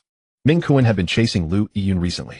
She deliberately stayed behind to wait for him to pick her up after school. Then she provoked me, and when I bullied her Ming Cohen would beat me up. How vicious. The thought of a woman like Lu Yun being so malicious sent a chill down my spine. No, I can't go on like this. In middle school I was bullied all the time because I was a coward. I won't let that happen in high school. I stared at the ceiling and made a decision. I was going to reclaim my manhood. I would rise up. Starting today, I would quit masturbating. Of course, quitting masturbation was just a side goal. I wanted to stop being bullied. I wanted to rise up. Why should I be the one jerking off while others get to date beautiful girls? With that thought, my resolve hardened. The next day I got up early and went to a hardware store near our school to buy a self-defense knife, a narrow half-foot-long curved blade. At first the auntie at the store asked all sorts of questions and refused to sell me the knife. I slapped 50 yuan on the counter. Without another word she handed me the knife, but warned me not to do anything bad with it. With the knife tucked in my pocket, I felt much braver. Normally, I wouldn't even dare to look the school security guard in the eye, but now I walked into school with my head held high. When I entered the classroom, I couldn't help but feel a sort of furtive unease. I jogged to my seat, and only after sitting down at my desk did I finally breathe a sigh of relief. What's with all the sneaking around? Wang Chen chuckled, shooting me a helpless glance. Have you been wanking too much lately? You look dead on your feet every day. And you're the one wanking too much. I shot Wang Chen a contemptuous look, carefully pulling a small curved blade from under my shirt and stuffing it into my desk drawer. Holy shit. Wang Chen's gaze had already been fixed on me, and when he saw me actually produce a knife his entire body shuddered with fright, and a curse nearly burst from his lips. What do you think you're doing, Wang Chen? Don't you know we should be reciting during morning study? Cursing so loudly disrupts everyone's learning. At that moment Wang Jejia, the class study commissar, turned her face icy cold and immediately reprimanded Wang Chen. Go stand outside and recite your texts. Wang Jejia, whether I curse or not is my business. What the fuck does it have to do with you? Wang Chen heard her words, chuckled, and fired back immediately. Watching Wang Chen's grin, Wang Jejia's angry little chest heaved with each breath, as though she were about to erupt. Tisk tisk, she's actually got quite the figure. I couldn't help but think to myself. Though Wang Jejia wasn't particularly pretty, her figure was decent enough. In the dark you wouldn't be able to tell the difference anyway. Tisk tisk, she's actually got quite the figure. I couldn't help but think to myself. Though Wang Jejia wasn't particularly pretty, her figure was decent enough. In the dark you wouldn't be able to tell the difference anyway. Just as I was lost in my fantasies, I discovered Wang Jejia's glare had already landed on me. What's wrong? You want to fight? I shot her a sideways glance, thoroughly annoyed by the way she was eyeing me with that dismissive, narrow-minded stare. Fine, Zhou Xiao Jin, Wang Chen. You're actually ganging up on me. Wang Jejia's shoulders began to twitch with rage upon hearing my words, and she quickly buried her face in her arms on the desk, sobbing softly. Seeing how quickly Wang Jejia fell apart under our teasing, Wang Chen and I exchanged glances and shared a chuckle, not taking the matter seriously at all. However, even though we didn't give it much thought, Wang Jejia wasn't someone to be trifled with. Damn it, are you fucking crazy? You actually dare to bring a knife to school? Aren't you afraid the teachers will catch you and call your parents? Wang Chen leaned on the desk, whispering urgently, his face grave. Aren't I afraid? At the mention of teachers my heart gave an involuntary shudder.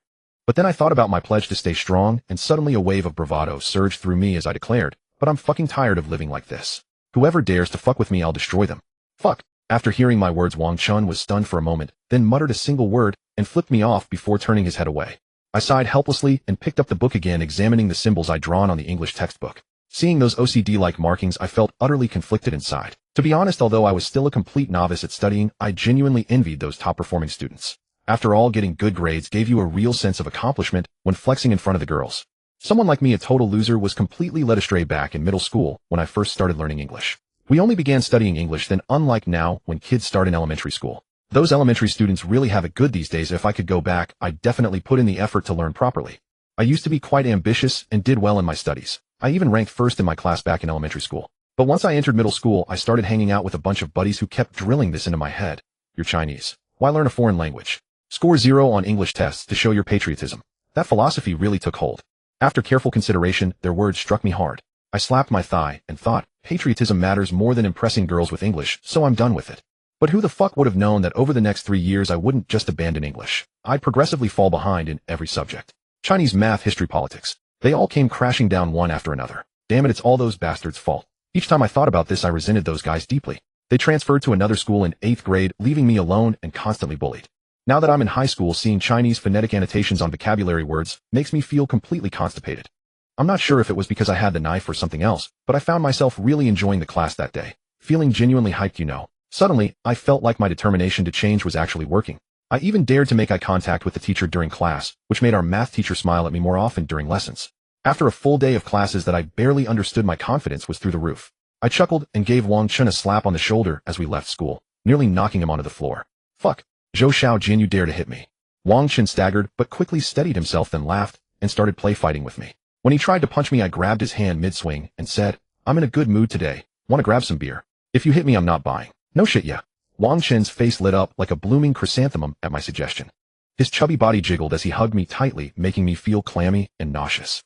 I couldn't take his homoerotic energy anymore and shoved him away disgusted. Come on, I'm not gay. If you're into that stuff, you should go to Thailand. Go to Thailand, my ass. Wang Chun just chuckled. Since you're buying drinks today, I'll let it slide. Let's go. I'm gonna feast like a big spender tonight. Truthfully, I'd never had beer before. Today I just felt impulsive and wanted to see what all the fuss was about. I'd seen plenty of delinquents outside enjoying it, and it made me curious. Actually, not many students had tried beer before high school. Our area wasn't exactly wealthy, so drinking back then was still considered a somewhat luxurious expense. As Wang Chun and I bantered our way to the school gate heading toward a nearby snack shop, a group of people appeared ahead and quickly surrounded us. What's up, guys? I noticed none of them were familiar faces, so I paused briefly before smiling and approaching them. What do you need? What do we need? The leader, a guy with bleached yellow hair dressed in flashy clothes, laughed and walked over. Without warning, he kicked me squarely in the stomach. I felt like my gut was about to burst and curled up, clutching my belly. Why are you attacking us without saying a word? Wang Chun was equally shocked that they came in swinging without any explanation, and he angrily shouted out, We're here to beat you too. The yellow-haired guy chuckled and signaled to his buddies. They immediately tackled Wang Chun to the ground and started pummeling both of us. Above are just some author notes. Thanks for reading. I'll get to the beast human transformation and the python turning into a dragon soon. In Volume 2, the protagonist will transform into a dragon and start showing off. Stay tuned. As for these two openings, I'm not sure if I'll continue them, so I'm sharing them with you all. Who knows, you might even enjoy them. If you want me to continue the face-slapping era series, it actually shares the same lineage as this story. If things develop further in the Flying Youth arc, you might see the protagonist appear. There are two important characters from Flying Youth I haven't written about yet. One is Lin Xie, not the protagonist of Death Flight. After finishing the Python arc, I'll write a Lin Xie side story that'll make your blood boil. The other is Huang Zhong, the protagonist of the face-slapping era. Okay, you're asking why I'm rambling so much at the end. Honestly, I'm just padding the word count to reach 2,500 so I can publish this chapter. I'm beyond saving. After graduating from high school, I dropped out and apprenticed under my grandfather, becoming an Inyang master in our village to help fellow villagers resolve the troubles they encountered. When I turned 20, my mother grew concerned about my marriage and painstakingly arranged introductions to several young women. But the moment they learned I worked as an Inyang master, they all kept their distance. Eventually, my mother gave up hope and would merely sigh when she happened to see me. I knew all too well that the profession of an Inyang master is destined to suffer from the 5 maladies and 3 lacks. The 5 maladies are widowhood, orphanhood, solitude, and physical disability. The 3 lacks are poverty, a shortened lifespan, and powerlessness. Among these 8 afflictions, perhaps mine would manifest as never finding a wife. The first of the 5 maladies is widowerhood, being without a wife or having lost one, which would be truly cruel to bear. Sometimes I would recall the scene of my grandfather playing house with me when I was young, and I told myself perhaps this fate would not be mine after all. My name is Ning Busha, given to me by my grandfather. You might wonder why I was given such a peculiar name. In truth, when I was born, my mother did not wish for me to bear this name either, but there was no changing it, for in our family my grandfather held the reins. Grandfather said he hoped I would grow up to be a wise man, which is why he chose this name for me. I once asked my parents why he didn't name me Ning Tsongming or Ning Henjing instead. They told me that according to our family genealogy, those of my generation must carry the character Bu in their names. There was no escaping it. My grandfather's status was somewhat unusual, and he was rather well known within the surrounding 10 miles. When I was young and naive, I often saw villagers coming to our home seeking out my grandfather for advice. Most of the time, grandfather would speak with them inside the house for a while before they departed. But sometimes grandfather would accompany them out and return much later, leaving me wondering what they had gone to do together. As the sole male heir across 3 generations, I was dear to grandfather. Sometimes he would take my hand and say that my father was incapable and that all our family's abilities would be passed down to me. My mother was a traditional woman who only wished for my safety, that I grow up, find a wife, and live a quiet, uneventful life. There were many children my age, and in childhood, we often played house together. But as we grew older, they refused to include me and would instead make me watch from the sidelines. At first, I did not understand why, but later I learned it was because of my grandfather. They had been told to stay away from me and not befriend me. I threw a fit at home over this matter for a while. Eventually, grandfather came to comfort me, saying that if I wanted a playmate, he would find one for me. Hearing this, I was overjoyed and immediately asked grandfather who he would find. I watched grandfather go out, and soon he returned with yellow millet, yellow paper, red string cinnabar candles, and other items along with an exquisitely crafted paper figure. When grandfather returned, he handed me the paper figure and said this was the one who would play house with me. I picked it up and examined it closely, my heart swelling with delight. The paper figure looked remarkably lifelike, especially with the small speckled dots painted upon it, as though it might come alive. I treated it as a toy and held it happily in my hands. Grandfather then prevented me from leaving and set out offerings of corn and peanuts on the incense table. He placed a bowl of cool water, lit the candles, and took a brush dipped in cinnabar to draw several crooked talismans on yellow paper. I watched grandfather draw with interest and asked with a smile what he was drawing. Grandfather chuckled and patted my head, saying this was the Supreme Clarity Yin-Yang Union talisman meant to find me a wife. Hearing grandfather say he was finding me a wife, I burst into laughter. In our childhood games of house, every boy dreamed of finding a beautiful bride. I asked grandfather whether the wife he was finding would be pretty. He replied that she would be as beautiful as the one painted on the paper figure. I nodded eagerly and urged him to hurry and find me a wife.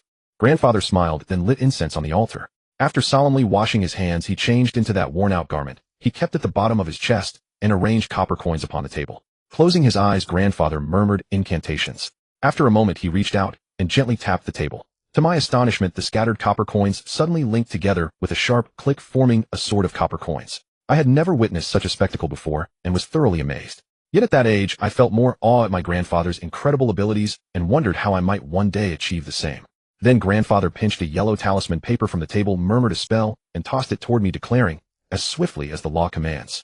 I was startled and tried to dodge, but before I could move, the talisman flying toward my face suddenly erupted into flames with a loud bang. I nearly fainted from fright. Afterward, grandfather chanted another spell, then dipped his brush in cinnabar and touched the paper figure in my hands, shouting "Lin" in an instant. I immediately felt a cold shiver run through my entire body, and then darkness swallowed my vision before I fainted. What happened afterward I cannot recall. When I finally woke, 3 days had passed. As soon as I opened my eyes, I saw my parents standing by my bed sobbing softly. I asked them what was wrong and why they were crying. Their sobs grew louder. They held me in their embrace for a long time, and it was not until dinner that I managed to slip free from their arms. Later I learned the reason for my parents' tears. Grandfather had passed away. Not long after I fell unconscious, grandfather too had left this world. Before his death, he had written a will detailing the arrangements for his funeral.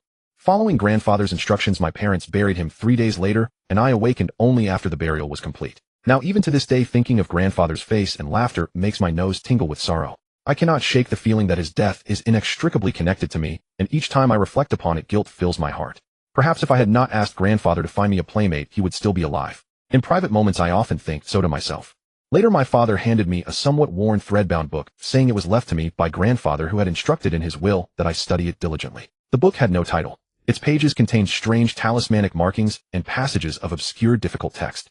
Whenever I missed grandfather, I would take out this book and study it carefully. As I grew older, I gradually came to understand more and more of its contents. It was then that I realized the incredible and astonishing secrets contained within the book grandfather had left me. Shaking myself from thoughts of the 5 maladies and 3 lacks, I couldn't help but sigh. It seemed I had yet to meet the right person. One morning shortly after I finished eating, hurried footsteps echoed in our courtyard. My mother went out to investigate, and moments later she returned, bringing Heir Shah's mother straight into my room in a great rush. Heir Shah's real name was not Heir Shah, it was simply a childhood nickname given by the village. As everyone knows, in villages and mountain areas, children often have nicknames because such names make them easier to raise. However, Heir Shah's name was connected to me in some way. Because to Shah, that's me. What else could you expect when my own name contains the character for fool? What's the matter, Aunt Wong? I glanced at the visitor and said to her, take your time. Tell me slowly. Aunt Wong looked at me, her face pale with panic tears in her eyes, as she said, little Ning, please go check on my Heir Shah. I don't know what happened, but there are huge purple and blue bruises on his buttocks. He's been crying in pain for days with no sign of improvement. Could you take a look and see if some filthy creature scratched him? Hearing Aunt Wong's words, I paused for a moment, then stood up and headed for the door, saying, all right, let's go. I'll take a look. A filthy creature scratching someone's buttocks. As I walked along the path, a particular type of unholy creature did come to mind. There exists a creature known as the fecal-eating ghost, also called the shit-devouring ghost, which feeds upon human excrement and craves it above all else. In a past life, they were miserly and greedy, refusing to give alms, or they offered unclean food to monks and Taoists, thus receiving this retribution. When that karma is exhausted, they are reborn among humans as the poor and sickly, their bodies foul-smelling, despised by others. Judging by Aunt Wong's description, I figured Heir Shah had most likely been scratched on the buttocks by this very shit-devouring ghost. We soon arrived at Ursha's house. He was screaming in pain on the bed, while his father and younger sister pinned him down, preventing him from rolling around. Upon seeing me, his father's expression instantly relaxed. His sister eagerly pleaded, Brother Shao Ning, please help my older brother quickly. I nodded and stepped forward. Ursha was exposed and looked utterly wretched. I circled around him, reached into my pocket, and pulled out a piece of mugwort. I formed a hand seal and touched it to my eyes. I could see a faint black aura surrounding Ursha, especially concentrated around his buttocks. You might wonder how I could see such things. This is actually a simple Taoist technique for opening the heavenly eye. By preparing mugwort or ox eye tears and silently reciting the incantation for divine sight, while touching your own eyes, you can open the heavenly eye. Once the heavenly eye is open, one can perceive malevolent energy or wandering spirits. This dark aura usually manifests on individuals who have been grabbed or possessed by ghosts. The more powerful the ghost, the denser the black energy. Furthermore, when this black energy grows thick, the surrounding air becomes tainted with spiritual corruption, causing the temperature to drop. This explains the chilling sensation commonly described as ghostly presence. It is primarily the evil chi at work. However, the malignancy on Ursha was not severe. The black aura around his buttocks was slightly darker, and a simple exorcism spell would suffice to dispel it. I formed a finger seal, stood beside the bed, and chanted, Heavenly Thunder Deity, Earthly Thunder Deity, 500 fierce thunders guard the body. Supreme Lord Lao commands the order, lower realm guardians, save all sentient beings. Whoever disobeys this decree shall be crushed beneath Kuagong and never rise again. I invoke the Supreme Lord Lao, whose golden light transforms all to dust. 5 thunders echo around the sacred hall, and boundless Tao arts pacify heaven and earth. Act immediately by the decree of the Supreme Lord Lao. Act immediately means execute at once. As soon as my incantation ended, a sudden gust of wind swept through the room and blew upon Ursha's body. Ursha's writhing body instantly stilled. He ceased his cries and lay quietly on the bed. Ursha's father, amazed that I had resolved a problem that had plagued them for days in merely 2 minutes, gratefully thanked me profusely. Ursha's younger sister Tsuehong immediately brightened and said, Brother Xiao Ning, you are truly remarkable. How did you do that? Facing Tsuehong's admiring gaze, I smiled bashfully. Nothing special, just an incantation. I will write it down for you later. You can paste it above Ursha's bed. It will serve to ward off evil and repel ghosts. Tsuehong was the most beautiful girl in our village, ranking among the top 3 in the entire village. In our childhood games of pretending to be a family, I always insisted that Tsuehong play my wife. Sometimes I would daydream about what it would be like to be with her, but as time passed, those feelings gradually faded. Ursha then woke up and asked me, Xiao Ning, why are you here? Wasn't I just going to the toilet? It seemed his mind was still stuck on the act of using the restroom. Apparently, this corpse-eating ghost had clouded his judgment for several days. We then explained Ursha's situation to him. He found it hard to believe. If not for his parents confirming it, he would have thought I was lying to him. In truth, I myself was puzzled. Generally speaking, corpse-eating ghosts rarely have any interaction with humans. They certainly would not torment someone and then cling to them for days. Frowning, I asked Ursha, what have you done these past few days? I haven't done anything special. I just came back from town, bought some things, used the toilet, and that was it. Ursha thought for a moment before replying. What did you buy? I was also bewildered by his words. Buying something and then encountering a ghost. That was incredibly bad fortune. I bought a few wooden combs. Ursha chuckled and glanced at Tsuehong. Tsuehong wanted a nice comb, so I bought her 3. Hearing this, something clicked in my mind. I smiled and asked Ursha's mother, Aunt Wang, do you still have another comb at home? Yes, we have an old wooden comb that we've been using, Aunt Wang confirmed, then looked at me curiously. Why do you ask, Xiao Ning? Can buying a comb attract ghosts? If a household has 4 or more wooden combs, its members become particularly susceptible to ghostly encounters, I said with a smile. In fact, beyond having 4 or more wooden combs at home, people with black moles on their left hands, yellow and brittle hair, or those born in the year of the dog suffering from unexplained insomnia, are all prone to ghostly attachments. I patiently explained this to them. Upon learning this, Ursha's family was startled and said they would discard all the wooden combs. I advised them against it, asking only for 1. Aunt Wang nodded and went to fetch a bowl of millet from the rice jar in their home, handing me a wooden comb. I accepted it with a nod. Back then, villagers typically compensated practitioners with millet or similar goods. Unlike nowadays, when so-called masters with little skill merely gesture dramatically, burn a few talismans, and demand hundreds or thousands of yuan. I originally thought this matter would come to an end there, but little did I know this was only the beginning of my true involvement in this field. I returned home, placed the millet into our rice jar, and headed back out. It was June, the busiest season in the village. Although I worked as a yin-yang master at home, I was still a laborer. More often than not, I was simply an ordinary farmer. Back then, threshing wheat was a common practice. After harvesting, the wheat was hauled by cart to a prepared flat ground where an old donkey or person guided a heavy stone roller back and forth over the grain until most of the wheat kernels were released. There were no tractors or machinery back then, and yields were far lower than what we enjoy today with chemical fertilizers. 10 mu of land produced very little wheat. Nowadays, each mu yields over 1,000 gene, roughly a dozen bags, thanks to fertilizers and electric or mechanized wells, making irrigation convenient. But back then, each mu might produce only 1 or 2 bags at best. In the event of a locust plague, the harvest could be completely lost. Our family of 3 had 6 mu of land allotted by population, 2 mu per person. After a full day's labor, we had harvested only 10 bags of wheat. My parents were quite pleased, as this was our largest harvest since separating from the communal rationing system.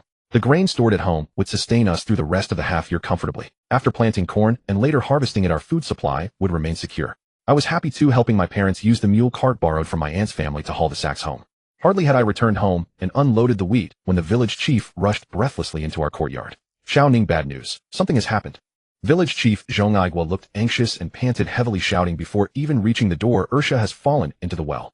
I was puzzled. If Ursha fell into the well, why weren't they rescuing him, but instead coming to find me? Something felt off. Stepping outside, I asked the village chief, haven't you gone to rescue him yet? We already pulled him out, but he won't wake up, the chief said urgently, grabbing my arm. Go check quickly, see if he's haunted by something. I couldn't help but recall that Ursha had just been exorcised earlier that day, only to fall into the well by evening.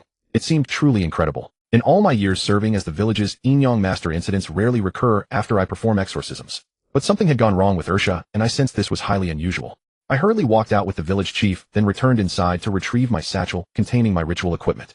This was the first ghost I had encountered that dared to disregard my authority so blatantly. I was now provoked. Previously I had acted with goodwill, merely dispelling evil spirits. But this ghost had ignored the warning of a Inyang master. Now I would eliminate this malevolent entity that dared to challenge me and harm people. The village had a large brick wall not far from the center.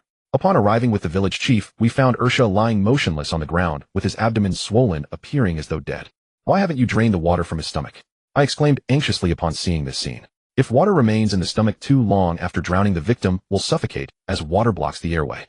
When Zhao Ning opened his eyes, the sunlight outside the window happened to cast its glow upon the calendar hanging on the wall. He blinked, rubbed his eyes vigorously, and for a long moment, he couldn't regain his senses. Where is this? Zhao Ning sat up from the bed, gazing at this unfamiliar room. It was worlds apart from the cramped 10-square-meter space, piled with web novels that lingered in his memory. Zhao Ning, you're awake. Just as Zhao Ning was lost in thought, a gentle female voice rang out, causing him to freeze for an instant. Mom. Zhao Ning turned his head, and the moment he spoke, he himself was taken aback. It was an entirely instinctive reaction. I actually have a mother. Zhao Ning looked at the middle-aged woman before him, and just as this doubt arose in his mind, a torrent of memories surged into his consciousness. Zhao Ning stood in a daze, savoring the unfamiliar memories that suddenly flooded his mind. For a long time he could not utter a word. Zhao Ning, what's wrong? Don't scare me. The woman, seeing Zhao Ning standing motionless and silent, turned pale with fright. She came to his side and shook him gently. Oh, Mom, I'm fine. Zhao Ning snapped back to reality and smiled at the woman. I'm just still a bit sleepy. Mom, I want to sleep a little longer. Though he said so, a storm raged within his heart. From these memories, Zhao Ning realized that he, a 21st century Chinese man, had actually transmigrated. Zhao Ning couldn't process it all at once, feeling utterly at a loss about his current situation. All right, Zhao Ning, sleep a bit more. I'll call you when it's time for dinner. The woman looked at him and said with concern, if you get hungry or thirsty at any time, just call for Mom, and I'll cook for you. I know, Mom. Zhao Ning, still groggy, saw the woman to the door. After closing the door, he stood there dumbfounded. Sitting on the bed for half an hour, he finally fully integrated the unfamiliar memories.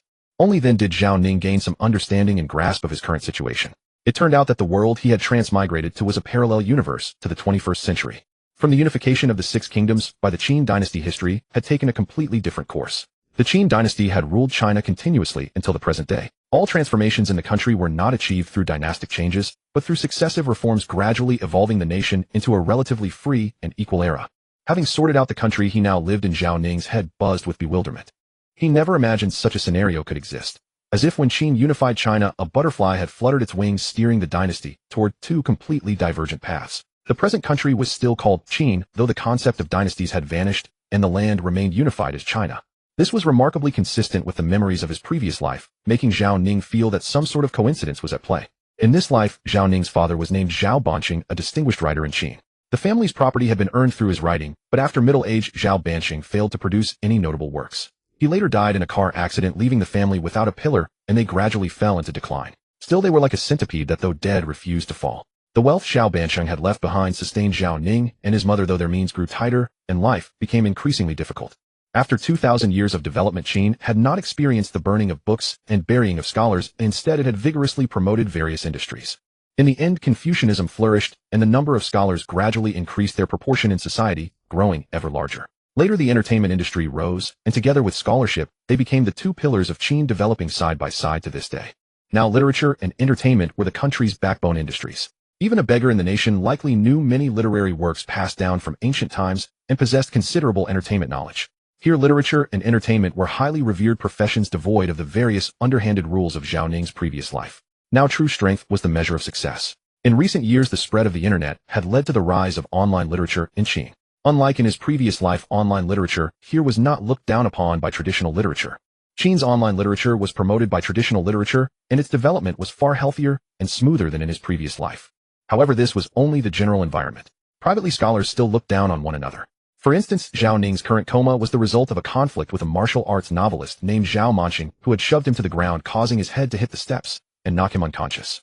The reason for the conflict involved Zhao Ning's father, also a novelist. Zhao Manqing had mocked Zhao Ning as being ignorant and unskilled just like his father. Zhao Ning, unable to bear the insult, had fought back, but unexpectedly that one push had ended his life, allowing the Chinese self from another world to take over his body. Staring blankly at everything before him, Zhao Ning, now a fusion of two lifetimes, felt a hint of warmth. This was his home. Zhao Ning couldn't help but feel a surge of emotion, almost on the verge of tears. In his previous life, he had been an orphan wandering the wilds, never even entering an orphanage, surviving by scavenging for scraps. He later became obsessed with web novels, often selling his finds to buy more novels or martial arts stories. But now he had a family and a warm home, something he could never have dreamed of in his previous life. What excited Zhao Ning even more was that in his past life, he had been a nobody living only to read novels. Yet the knowledge he had gained from that despised existence had now become his most precious personal treasure. In this world, although novels were written in vernacular, they were predominantly martial arts stories. The true digitalization of literature had not yet occurred. Moreover, the entertainment industry here was not as outrageously competitive for ratings as in his previous life. With these countless invaluable resources in his mind, Zhao Ning suddenly felt a surge of excitement. The one who wronged me is called Zhao Manqing. Since we two Zhao Nings have merged, I must avenge you. Zhao Ning clenched his fist and murmured softly. The setting sun slowly descended, casting its light upon the spacious window, draping the entire room in a delicate silver veil. This was the end of a day, but for Zhao Ning it marked the beginning of a new life, a farewell to the past. As night fell, Zhao Ning's mother prepared a meal. Eating together with her, he could feel her tender care. Looking at the wrinkles gradually appearing on his mother's face, Zhao Ning felt both warmth and a pang of sorrow. I cannot remain idle any longer. I must take on the responsibility of supporting this family. He silently vowed to himself that he would provide his mother with a prosperous life. Returning to his room, he sat down at the computer and opened the browser. The internet was filled with many online literature websites, the most prominent among them being a site called Black Iron Novel Website. Zhao Ning browsed through numerous top-ranked works, all of which were still within the realm of martial arts novels, never venturing beyond that category into the free-spirited, open literature. However, within the martial arts genre itself, it was far more diverse and flourishing than in his previous life. It could be said that here famous martial arts novelists could achieve the same level of renown as Jin Yong and Gu Long from his previous life. There were even those who wrote more thrilling and astonishing martial arts stories. The genre seemed to constantly innovate and thrive. Zhao Ning couldn't help but admire the thinking of the people in Qin, for the quality of martial arts novels was excellent, and the classifications were quite comprehensive. Many even incorporated elements of science fiction or fantasy, though they were not yet systematic. The most popular works at the moment were martial arts novels set in modern life, seamlessly blending martial arts into everyday existence. After searching extensively, Zhao Ning gradually formed a plan. He was not skilled at writing martial arts novels, but by extending from modern martial arts, he could make his work more ordinary and realistic. At the thought, a title surfaced in his mind, though he felt a bit anxious, unsure whether the book would become popular in this world or if it would be banned. He registered on Black Iron Novel Website under the pen name Yejiqiu. After a moment's thought, when creating a new novel, he typed out the title The Bad Guy. The autumn of Ningxing arrived, carrying away the last traces of sweltering heat. Zhao Ning stood on his bedroom balcony, feeling the cool breeze brush against him, yet his heart burned with anticipation. While writing his novel, just now Zhao Ning never expected that he could recall in his mind every single word of the novels he had read in his past life. It was as if Zhao Ning's mind resembled a vast library housing thousands of hit web fiction novels from Earth. What excited Zhao Ning even more was that his memory not only preserved those novels he had read, but also every variety show, film, and television drama he had watched. Each frame etched vividly in his mind, like scenes unfolding one after another. After composing himself, a bright glimmer flashed through Zhao Ning's eyes. If heaven had bestowed upon him such a precious gift, how could he possibly let down its expectations? Ding dong. A crisp notification sounded in Zhao Ning's ears, bringing him back to reality. He turned to his computer screen, surprised to see a message announcing that his novel had passed review. Zhao Ning had uploaded 2 chapters totaling 6,000 words to Black Iron Novel Network just moments ago. It was nearly 11 o'clock, yet someone was still conducting reviews on the platform. Zhao Ning felt a trace of astonishment. He believed that the literary culture of this world was far more valued than he had ever imagined. In the Qin Kingdom, web fiction was recognized as a legitimate form of literature, and writing it was an endeavor that demanded tremendous mental effort. Many of these web novelists differed markedly from the mercenary authors he had known on Earth in his past life. Their works bore the unmistakable mark of meticulous craftsmanship and painstaking dedication. Perhaps this was one reason why literature had become a pillar of the Qin Kingdom's national industry. Here, a truly excellent book would rarely remain buried and unappreciated. He had barely settled before his computer when another chime sounded. Glancing at the back end, Zhao Ning was surprised to find it was a message from an editor. Opening it, Zhao Ning saw that the editor wanted him to add her on Lianxin to discuss the contract terms for his novel in detail. Lianxin in this world was similar to QQ from his previous life on Earth, a tool for online communication between people offering roughly the same functions. Zhao Ning was pleasantly surprised that simply publishing 6,000 words had earned an editor's favor. However, thinking of the opening plot of the novel Villain, he felt reassured. The opening of Villain stood in stark contrast to the conventional web wuxia fiction popular in this world. By incorporating satisfying hooks right from the start, it offered something truly rare and refreshing for readers here. After adding the editor on Lianxin, messages came through shortly from an editor named Inan. Hello, One Leaf Knows Autumn. May I ask whether you still hold the copyright to your novel Villain, serialized on Black Iron Novel Network? Hello, editor Inan. All copyright to my novel remains with me. Zhao Ning typed excitedly, watching the chat window continue. I have not authorized any third party. I see. Would you like to sign a contract with Black Iron Novel Network for your novel? Uninsent. Zhao Ning replied without the slightest hesitation, of course. Very well, let me send you our contract agreement for your review.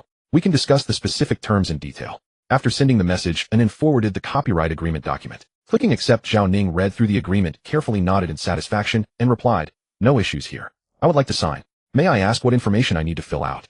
Hello, the agreement you are currently viewing is our website's Level A contract. We will complete the signing process digitally using the latest electronic signature technology. It only takes about 10 minutes to finalize everything. Inan replied. Under Inan's guidance, Zhao Ning promptly signed the copyright agreement with Black Iron Novel Network. When he sent over his electronic signature, he let out a long breath of relief. Let us see how it performs in the future. Imagining how the novel had once swept across his former world, Zhao Ning's heart brimmed with expectation for its success here. Drawing on his memories, Zhao Ning wrote 3 more chapters totaling 9,000 words, then scheduled them for timed release across 3 slots the following day, morning, noon, and evening. Hardly had he finished setting the schedule when another notification chimed from his author dashboard.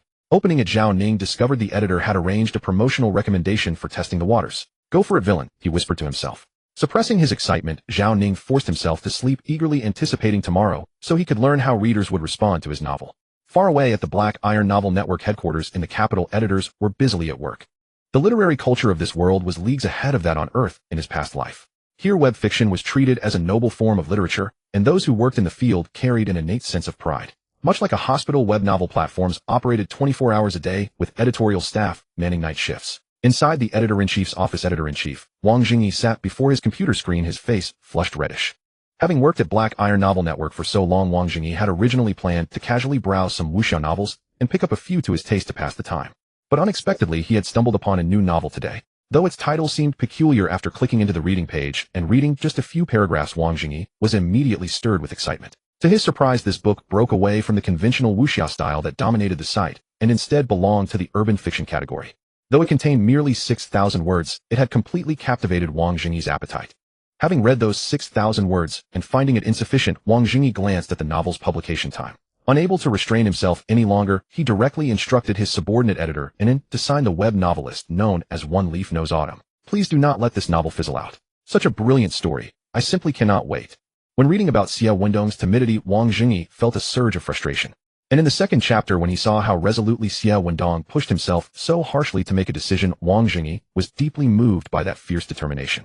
There was a time when Wang Jingyi himself faced scorn and disdain in the literary world. Yet through extraordinary effort far beyond what others could imagine, he had risen to his current position as literature editor-in-chief. In his youth, he too had made a resolution to strengthen himself, much like Xie Wendong, but none as fervent as that of this novel's protagonist. Wang Jingyi was eager to discover just how far the protagonist of this novel, Xie Wendong, would ultimately rise.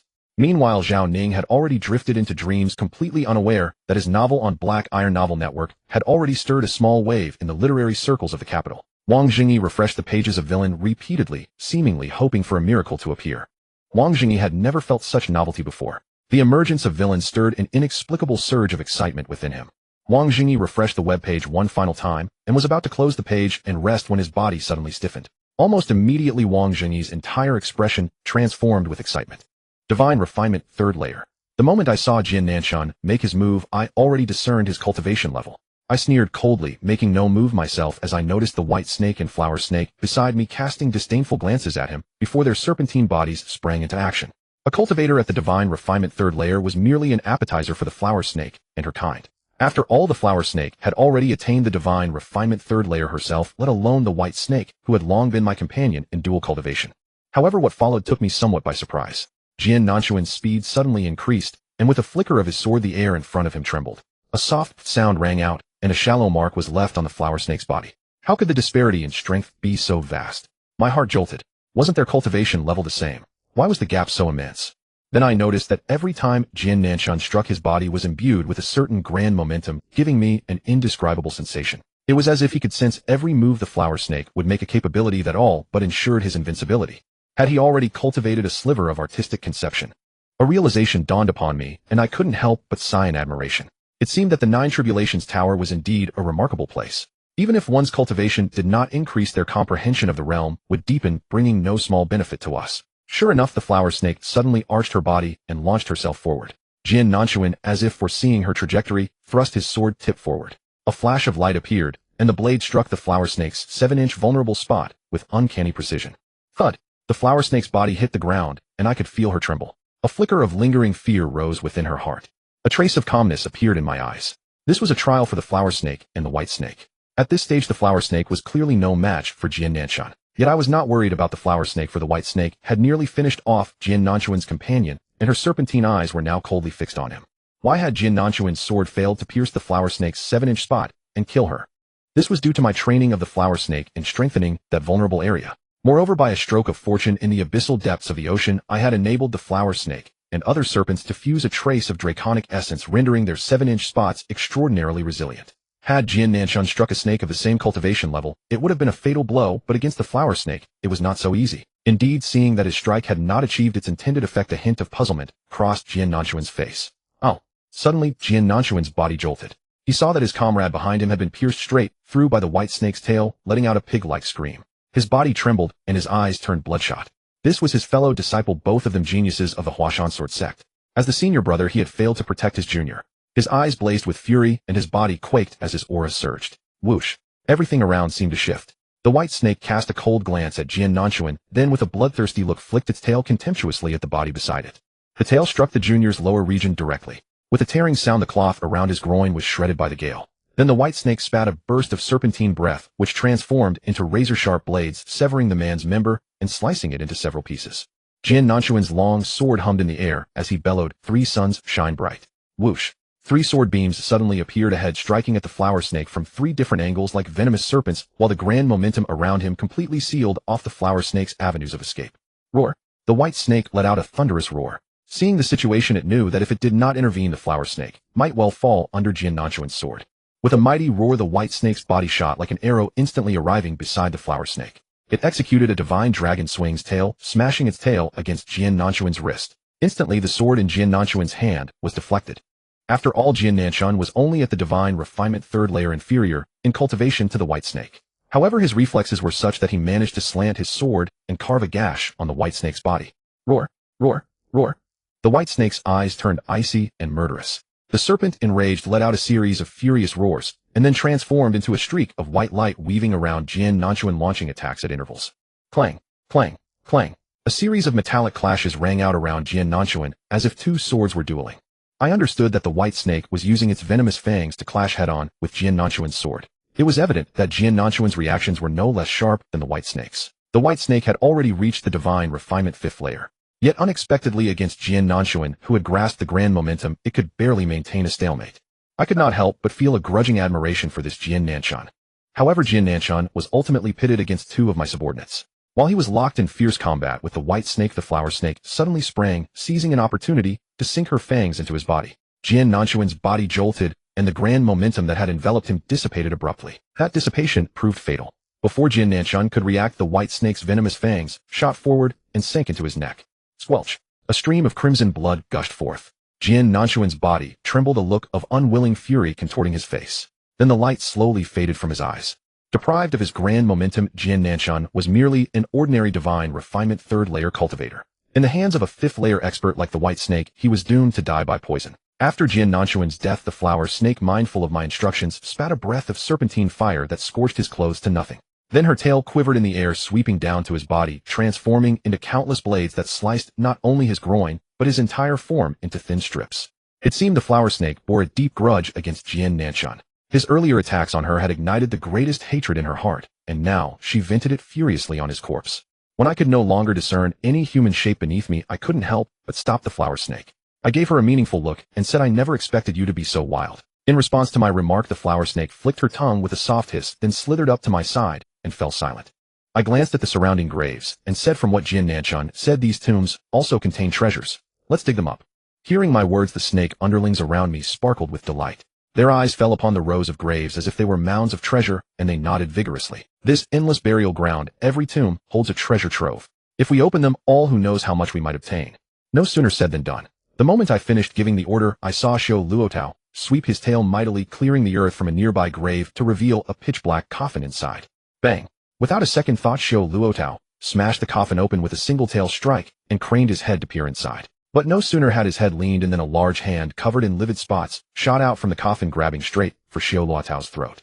Whoosh! Shou Luotao jerked his body back, but was a fraction too slow. The hand from the coffin grazed his neck, leaving a long bloody gash on his body. Trickles of black blood oozed from Shou Luotao's neck. A zombie inside the coffin.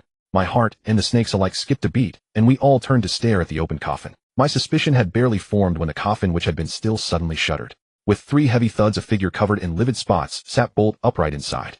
The figure was stiff, devoid of any life force, exuding an aura of death, decay, filth, rot, and icy cold. A brief, chilling silence descended. It was my first encounter with such a being, and I was taken aback by the occupant of the coffin. This corpse exuded a powerful aura. In my perception, I could clearly sense that its strength could at least match an expert at the 3rd layer of spirit refining. The flowery snake and white snake were both filled with battle fervor. Having just dealt with a Jiananshan at the 3rd layer of spirit refining, they felt the humiliation of being demon beasts, especially since their cultivation was already higher than that Jiananshan's. Both snakes eagerly volunteered to face this half-rotten corpse directly. The corpse's eyeballs were gray-black, speckled with tiny points, and a faint red glow, chilling to behold. As snakes, we harbored no fear of such creatures. The white and flowery snakes swiftly advanced, unleashing their serpentine breath, a scorching heat that actually inflicted some damage upon the corpse. It seemed that no matter how sinister the presence, it would struggle against such searing power. However, while the corpse did respond to the white and flowery snake's breath attacks, it was not overly affected. The damage dealt was sluggish and minimal. Boom. In an instant, the 2 snakes exchanged glances and simultaneously swept their tails against the corpse. A thunderous crash echoed as both snakes struck the corpse's legs with their terrifying strength. The corpse was sent flying, crashing onto another grave with a massive thud, and the owner of that other tomb was also dislodged. Whoosh! Another corpse crawled out from within the grave, remarkably similar to the first one. Meanwhile, the corpse that had been blasted away suddenly rose from the ground, appearing hardly any different from before. Had our attacks proven useless against it? The flowery snake and white snake never expected that their combined strike would fail to destroy this corpse. Instead, they had unearthed another grave, forcing us to confront another formidable opponent. Both snakes were utterly frustrated, nearly vomiting blood. I glanced at the corpse and frowned. Generally speaking, a corpse in such a state could be classified as a jiangshi, a walking dead. Jiangshi possess rigid bodies and are extremely difficult to destroy, particularly those with overwhelming strength, nearly invincible within their respective tiers. As jiangshi, they emit a corrupting poison aura. If a human cultivator were exposed to it, they would be poisoned to death instantly. From the recent attack against the jiangshi, small patches of rotting sores had appeared on the tails of both the flowery and white snakes, leaking traces of death energy. Both snakes had inadvertently absorbed a trace of corpse poison through their attack. However, both snakes carried a fragment of dragon essence within them. At this moment, the corpse poison surfaced briefly before being dispelled by the dragon chi emanating from deep within their bodies. Whoosh! The movement speed of both corpses was astonishingly fast. In an instant, they reached the white and flowery snakes. Like humans, both corpses extended their hands to snatch at their prey ahead. The white and flowery snakes sprang upward, violently leaping more than 10 meters to escape the demonic grasp, but during the leap, both corpses managed to graze them. Rustle! A large patch of mottled white snake flesh tore away, accompanied by streams of snake blood. Both snakes were in no condition to endure this. They continuously spat serpentine breath at the corpses, but although their breath was scorching hot, its effect on the 2 corpses was barely noticeable. If they engaged in prolonged combat, they would likely be killed. Seeing this, I furrowed my brow, understanding something. With a roar, I emerged from the grave mound and unleashed a torrent of dragon breath directly at the 2 corpses. Instantly, a scorching temperature like flames engulfed the surrounding air. Upon contact with the divine WIRM aura I had released, both corpses began to peel and slowly caught fire. Finally, with a massive explosion, both jiangshi were annihilated. I glanced at the white and flowery snakes, both hanging their heads dejectedly. Then I looked at the sea snake, black mamba, king cobra, and the other snakes following me. They all appeared disheartened. After all, outside these grounds, we were nearly invincible within our respective tiers. But upon entering the 9 Calamity Tower, we could not even defeat opponents of lower cultivation. I looked at them and said calmly, in my opinion, this 9 Calamity Tower likely gathers countless geniuses from humanity. These corpses may very well be the remains of human geniuses who perished throughout ancient times. It is only natural that you cannot defeat them. Hearing my explanation, the snakes felt somewhat better. I then told them to inspect what lay inside the graves of the two Jianshi we had just destroyed. Only then did the snakes cheerfully scramble toward the destination. Soon after, the white and flowery snakes returned excitedly, each carrying a ring in their mouths, spatial rings excavated from the two graves. However, having remained in the graves for too long, both rings had been corroded by some mysterious power. With a single spray of serpentine breath, the two rings crumbled into fragments. Clatter, clatter. From inside the rings spilled numerous treasures, bottles of pills alongside many cultivation manuals, though their quality appeared modest. Besides those, there were also two palm-sized swords. Upon seeing them, my eyes lit up. I laughed and said to the snakes, "These are legendary flying swords." Immediately, the snakes' eyes turned red with excitement. Having followed me for so long, I had shared many stories about human cultivators and introduced them to weapons such as flying swords. By the current weapon grading system, ordinary flying swords qualified as mid-grade spiritual artifacts. Thus, the snakes' enthusiasm was understandable. So the Ding Xian from earlier must have obtained one of these artifacts from within. Realizing this, I too felt envious, almost tempted to personally dig up the graves myself. These were all treasures. However, I restrained my impulse and had the younger snakes continue excavating. Essentially, two snakes would tackle one grave, dealing with the corpse inside. With that, the snakes immediately set to work with feverish enthusiasm. Having experienced success, the snakes grew cautious when digging subsequent graves. After unearthing each one, they fought fiercely against the Jianshi within. Should they encounter a situation beyond their capability, I would emerge and unleash a single dragon breath, reducing the corpse to ashes. As time passed, our excavation speed increased. Through this practice, the snakes' combat abilities improved dramatically. Eventually, two snakes could handle a single corpse on their own. Gradually, even one snake managed to deal with a corpse independently. Ultimately, their overall strength increased nearly tenfold. Boom. The flowery snake channeled a massive attack. After her breath erupted with over 10 times the previous strength, she obliterated the Jianshi before her. Beaming, she looked at me and said, "Boss, there must be great treasures here. I sense an extraordinary aura." I approached and observed the grave. The flowery snake retrieved a ring from within, broke it open with her breath, and the treasures spilled before our eyes. Ding. Suddenly, I noticed a dragon scale falling from within the ring. My heart skipped a beat. I never expected such a treasure here. Looking closely, the dragon scale bore a small notch as though severed by a powerful expert from a living dragon. Sensing it, I realized this scale belonged to a four-clawed golden dragon. Smiling, I integrated it into the flowery snake's body. Instantly, her aura shifted, and with a boom, her cultivation breakthrough to the fourth layer of spirit refining. The pills inside were naturally divided among all the snakes. With these pills and the training gained, our strength had risen so recklessly. We continued excavating, unearthing over 100 graves. Watching the snakes work with such passion, and inexplicable feelings stirred within me. But before I could ponder further, human voices drifted from ahead. "I truly don't understand how we're supposed to enter the second floor of the 9 Calamity Tower. We've been fighting Jianshi here for nearly half a year." Indeed, Senior Brother Luochen already entered the second floor. A female cultivator's voice came through. But Senior Brother Luochen is a true disciple of our sect, ranked within the top 10, so naturally, he could enter the second floor. As for us, sigh. My mind stirred. I instructed the snakes to stop immediately and conceal ourselves. With my extraordinary vision, I observed 7 newcomers. They wore similar attire, clearly disciples of the same sect. Hearing their mention of the second floor ignited an urgent hope within me. I had previously thought this was the entirety of the 9 Calamity Tower, lacking interest. But from their words, it appeared this was merely the first floor with a second floor above. Among the 7, 4 were male and 3 female. After the female cultivator finished speaking, her expression grew melancholic as she murmured, "I wonder where junior sister Luoyao is now. That wretched Jiananshan abducted her, truly despicable. Jiananshan is but a lowly henchman. Once we find him, we shall tear him to pieces." The lead member, a pale-skinned man who had remained silent thus far, finally spoke. "Furthermore, upon leaving, let us sweep through their sect. Senior Brother." Suddenly, a disciple to the side displayed terror, pointing ahead. "There appears a vast clearing. Every grave has been dug up." "What?" The pale-skinned leader's expression changed dramatically.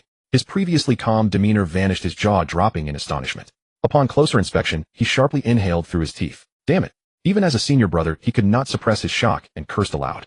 That senior brother's exclamation instantly diminished his revered image in his junior sister's eyes. The faint admiration in her gaze immediately dissipated.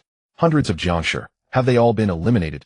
The male cultivator beside him looked around in terror, searching for something, but finding nothing. "This is the first time we have encountered such a large-scale excavation in half a year. I wonder which sect did this. Aren't they afraid of being hunted down by other sects upon exit?" The leader replied, "True, while there are valuable items inside, the corpses are equally powerful. Only geniuses from each sect can excavate graves. If we dig too many, we shall surely be wiped out. Moreover, these are tombs of ancient experts from various sects. If we empty them all and the treasures are auctioned outside, the owning sect will undoubtedly seek out whoever dug them. I am the one who dug them." I gradually revealed my body with my snake followers emerging behind me. Hearing my telepathic voice, everyone shivered in fear. Their gazes turned toward me filled with extreme terror. Is that a dragon? A female cultivator's face stiffened as she stared at me trembling with shock. That is not a dragon, but a divine WIRM as recorded in ancient texts, the leader stammered, gazing at me. Shouldn't such a powerful demon beast exist only beyond the 7th floor of the 9 Calamity Tower? Why have we encountered such a powerful race on the very first floor? Beyond the 7th floor. My heart paused. Could it be that the higher the floor, the more formidable the strength? If divine WIRMs appeared on the 7th floor, would dragons emerge on the 8th or 9th? Elation surged through me. I suddenly felt that through this trial in the 9 Calamity Tower, I had an 80% chance of evolving into a true dragon. The Jiananshan you seek has already been killed by us. As for your junior sister Luoyao, if my perception serves correctly, she should be a few li further ahead, I communicated to them. Thank you, honored divine WIRM. The leader immediately bowed shakily before turning to leave. Hearing that title, I nearly dropped my WIRM head in surprise. Amused, I called out, hold on. My telepathic voice made the leader's legs quiver. A wet patch rapidly spread across his trousers. He had actually soiled himself from fear. Shaking my head in exasperation at his chicken-like terror, I communicated again, I mean no harm to you. I merely wish to know how to enter the 2nd floor of the 9 Calamity Tower. Only after hearing my words did the leader exhale in relief. However, disbelief flickered across his eyes. You don't know? The female cultivator immediately asked in surprise.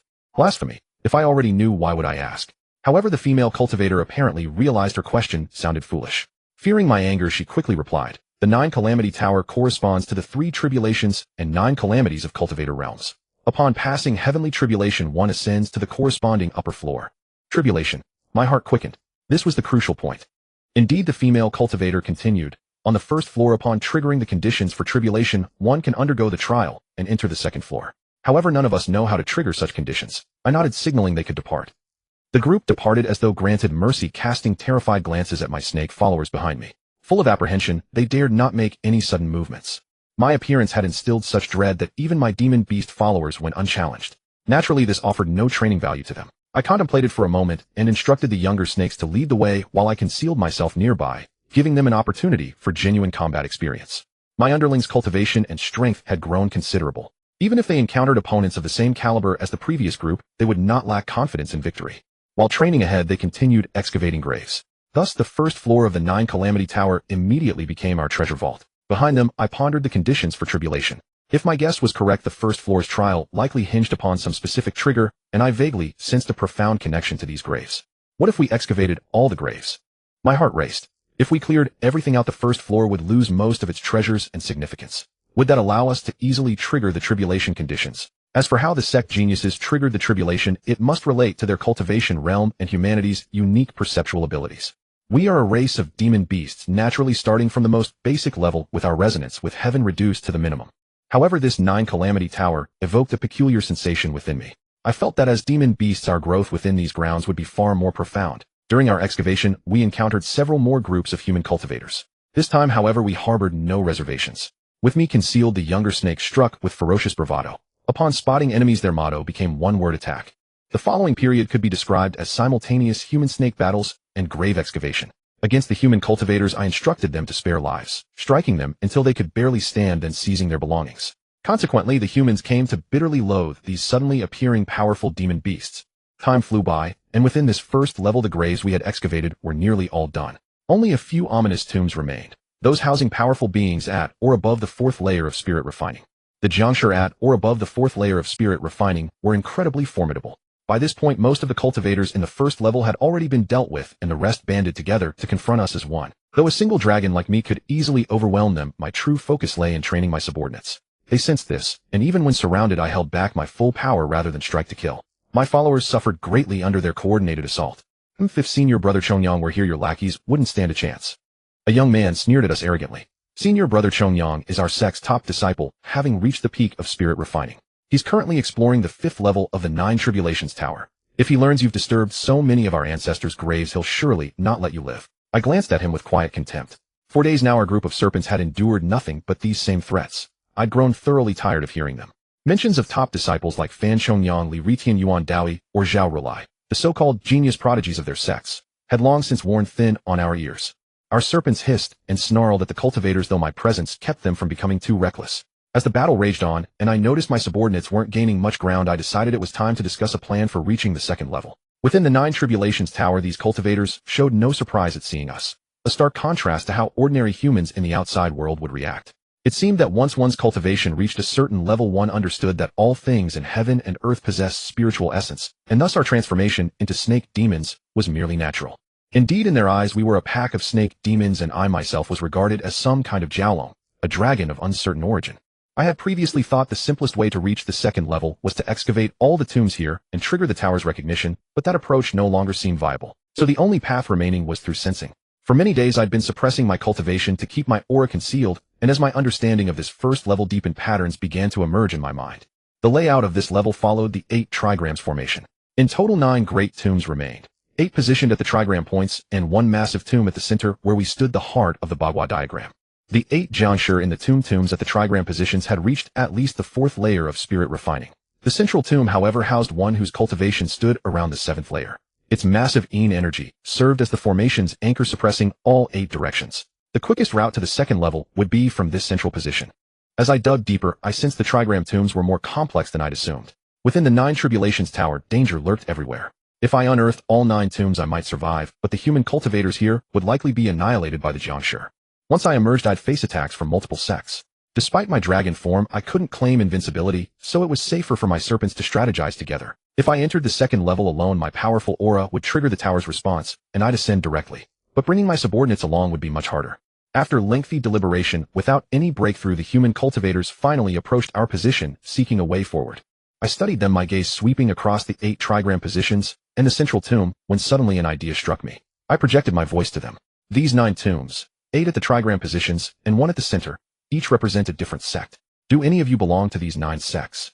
Yes, they exclaimed with sudden excitement. You know how to reach the second level. I'll try. I chuckled darkly. I directed the 9 sect geniuses to take positions at their respective tombs, then had my serpents gather around me at the center. I unleashed my powerful aura and let out a mighty dragon's roar that echoed throughout the first level. Meanwhile, the sky seemed to shift, and suddenly 9 beams of light erupted from the trigram positions in the heavens. The light pulsed outward with tremendous force, sending shockwaves through the entire level. Everyone, myself included, felt their energy surge and their spirit quicken. The gloomy first level, once shrouded in Yin energy, was suddenly illuminated with a flicker of vitality. Then the environment shifted, and a powerful gravitational pull drew us upward. At that moment, I unleashed a torrent of dragon breath that enveloped everyone around us, including my subordinates, concealing their aura from detection. Despite masking their presence, the intense heat of my dragon chi caused many of them to cry out in pain. The female cultivators were especially shocked. They hadn't anticipated such a method. In an instant, their clothes began to burn away, and the flames formed 9 talismans of varying sizes in the sky. With 9 successive hums resonating from the trigram positions and the center, a powerful force pulled us upward, and I felt my body suddenly lift off the ground. Success! I roared in triumph as my body ascended into a swirling mist, and in the next moment light flashed before me. I found myself standing in a mystical realm. Where are we? The thought barely formed before screams erupted around me. A female cultivator's voice rang out in panic. Pervert, stop looking. They'd arrived too. I realized with a start that their clothes had been consumed by the dragon fire during our ascent. They were completely exposed. At that thought, I couldn't help but smile, then surveyed my surroundings and called forth my followers. With hissing sounds, they appeared around me, bowing deferentially. Chief, we've finally reached the second level. I chuckled softly, but before I could say more, a hum echoed from the sky, and characters appeared before us. Congratulations on reaching the 5th level. Treasure competitions are underway here, and you'll be transported to the battlefield shortly. The 5th level. My jaw dropped in disbelief. How had we ended up here instead of the second level? I glanced around at my subordinates' frightened faces and the naked cultivators who had been flustered about their exposure. They were all frozen, staring blankly at the words in the sky. Suddenly it clicked. I understood what had happened. My cultivation was far beyond ordinary cultivators. By their standards, I should have reached the 7th level.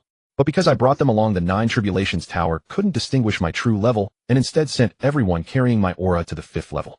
I was at a loss for words. Why the 5th level? A male cultivator, forgetting his embarrassment, screamed, the monsters here are far stronger than us. We're trapped. My serpents looked to me, and I spoke gravely. Since we're here, use this as training. The greater challenges will accelerate your cultivation. Hearing my words, my serpents' eyes gleamed with excitement as they nodded eagerly. No sooner had I finished speaking than the sky trembled, and we found ourselves in a vast expanse. Before us stood a massive coalition of human cultivators arrayed against a dense, menacing forest, their faces etched with grave concern. At this moment, we are positioned at the flank of the human faction. Upon seeing us serpents appear, these human cultivators suddenly turned their heads, but immediately spun back around to gaze into the dense jungle. I had no idea what they were looking at, what secrets lay within those thick woods. Whoosh! In an instant, their eyes snapped back to me. Without warning, someone shouted, "Over here!" I was baffled. What did that mean? Were they searching for me? The air rippled once more, and the human cultivators I had brought along came crashing down in a cacophony of thuds, landing squarely between our group and the assembled humans. Their faces registered shock and surprise at the sudden arrivals. Eldest senior brother, senior sister, junior brother Chun. The fallen cultivators scrambled to their feet. Seeing the group of gathered humans across from them, they broke into joyful cries. Never did we expect to find you here. This is wonderful. Our lives are secure now. These words came from a male cultivator. Yet the moment he finished speaking, the peerless genius disciples from the sect across from them gazed upon him with thinly veiled pity, remaining utterly silent. Did we say something wrong? Junior brother Chen, surely you agree. A portly man dressed in Huashan robes stepped forward, addressing a youthful figure among the assembled opposition. Right. Senior brother, we are now in the gravest danger. A great battle is imminent, and none of us can guarantee we will survive, let alone protect you all. The young man shook his head before continuing, almost time. Hearing his words, I suddenly noticed movement flickering in the opposing jungle. Whatever creatures lurked within, I found myself holding my breath, my attention fixed upon the shadows. Just as my gaze settled upon the woods, a foul stench erupted from within, so overpowering that even as a serpent-type being I struggled to endure it. What stunned me most was that suddenly deep within the jungle ahead, hundreds of trees began snapping and cracking. The air churned violently, and countless plumes of dust and debris soared skyward. Then a colossal dark shadow erupted from the depths, launching into the air and hurtling straight toward us. What in the world was that? The thought had barely formed when a loud, tearing sound echoed through the air. With a thunderous boom, a monstrous creature materialized overhead. It possessed the serpentine body of a dragon, yet sprouted a pair of majestic wings upon its back, the very wings that allowed it to soar through the heavens. A Jiaolong. My heart leapt. Upon beholding this kin of mine, an inexplicable discomfort settled over me. After ascending into the sky, the Jiaolong noticed me. Its eyes rolled curiously, and it let out a pair of roaring cries before descending with a thunderous impact at the edge of the jungle ahead, regarding me with keen interest. 2 Jiaolong. Instantly the faces of those genius disciples turned ashen. Staring at both myself and the suddenly appeared flying Jiaolong, they were utterly at a loss. But what I least expected was for that flying Jiaolong to open its mouth and directly utter words so shocking I nearly dropped my jaw. Are you seeking to cultivate dual harmony with me? I quickly realized. This flying serpent must be female. Upon seeing me, a handsome male Jiaolong, she actually desired to practice dual cultivation with me. Cultivate dual harmony, your sister, I cursed silently within, then fixed the flying Jiaolong with a cold stare. Go play elsewhere. Very well. Once I have dealt with these cultivators, I shall return to properly discuss matters with you. The flying Jiaolong showed no sign of offense. After sending a transmission, it roared aloud and launched itself straight toward the gathered cultivators. How is this possible? There is a Jiaolong on the 5th floor. Didn't the previous senior brothers inform us that Jiaolong only appear on the 7th floor? To think we would encounter 2 Jiaolong here on the 5th floor. What is going on? The newer disciples who had just entered began murmuring anxiously. Even I could not help but feel puzzled. For the genius cultivators who had undergone trials on the 5th floor all wore expressions of grave solemnity, their faces etched with utter disbelief. Especially as the flying Jiaolong ascended, their countenances grew ever more grave. They immediately formed an array formation, preparing to confront the beast. The female Jiaolong roared and spat a torrent of flames. Yet these cultivators proved formidable. In an instant they conjured an 8 trigrams array that completely absorbed and neutralized the inferno. You all come help us cast spells now. Suddenly one of the geniuses cried out desperately to the freshly arrived newcomers. Otherwise we shall all perish here today. What of that Jiaolong? Another cried in panic. Forget that one for now. Deal with this one first. Chaotic voices erupted from the cultivators. Watching them debate over me and the flying Jiaolong, I felt utterly speechless. Meanwhile the Jiaolong let out a series of piercing cries, and a wave of sonic energy surged forth. Almost immediately several cultivators' eardrums ruptured, blood streaming down their faces as they staggered, dazed and disoriented. And at that very moment, the Jiaolong unleashed another devastating breath of dragon fire. Enormous flames erupted, engulfing everything around before surging toward the gathered genius cultivators. Seeing this, my heart quickened. I launched myself into the air and struck directly at the Jiaolong. Boom! A torrent of my dragon breath erupted from my maw, scorching away more than half of the scales upon the female Jiaolong's head. The acrid scent of burning flesh filled the air. Oh whoa! The female Jiaolong let out a deafening wail of pain. Casting a chilling glare at me, she suddenly propelled herself upward with tremendous force, shattering through the barriers of the 5th floor and vanishing into the 6th layer. I will await you above. Her ice-cold voice echoed, delivering a clear warning. I stared coldly into the sky, my gaze locked tightly upon every change unfolding below. Shoot! Suddenly a whistling sound tore through the air, sending a shiver of danger down my spine. My body moved instantly. There was a sharp clang, and an arrow embedded itself in the massive boulder beside me.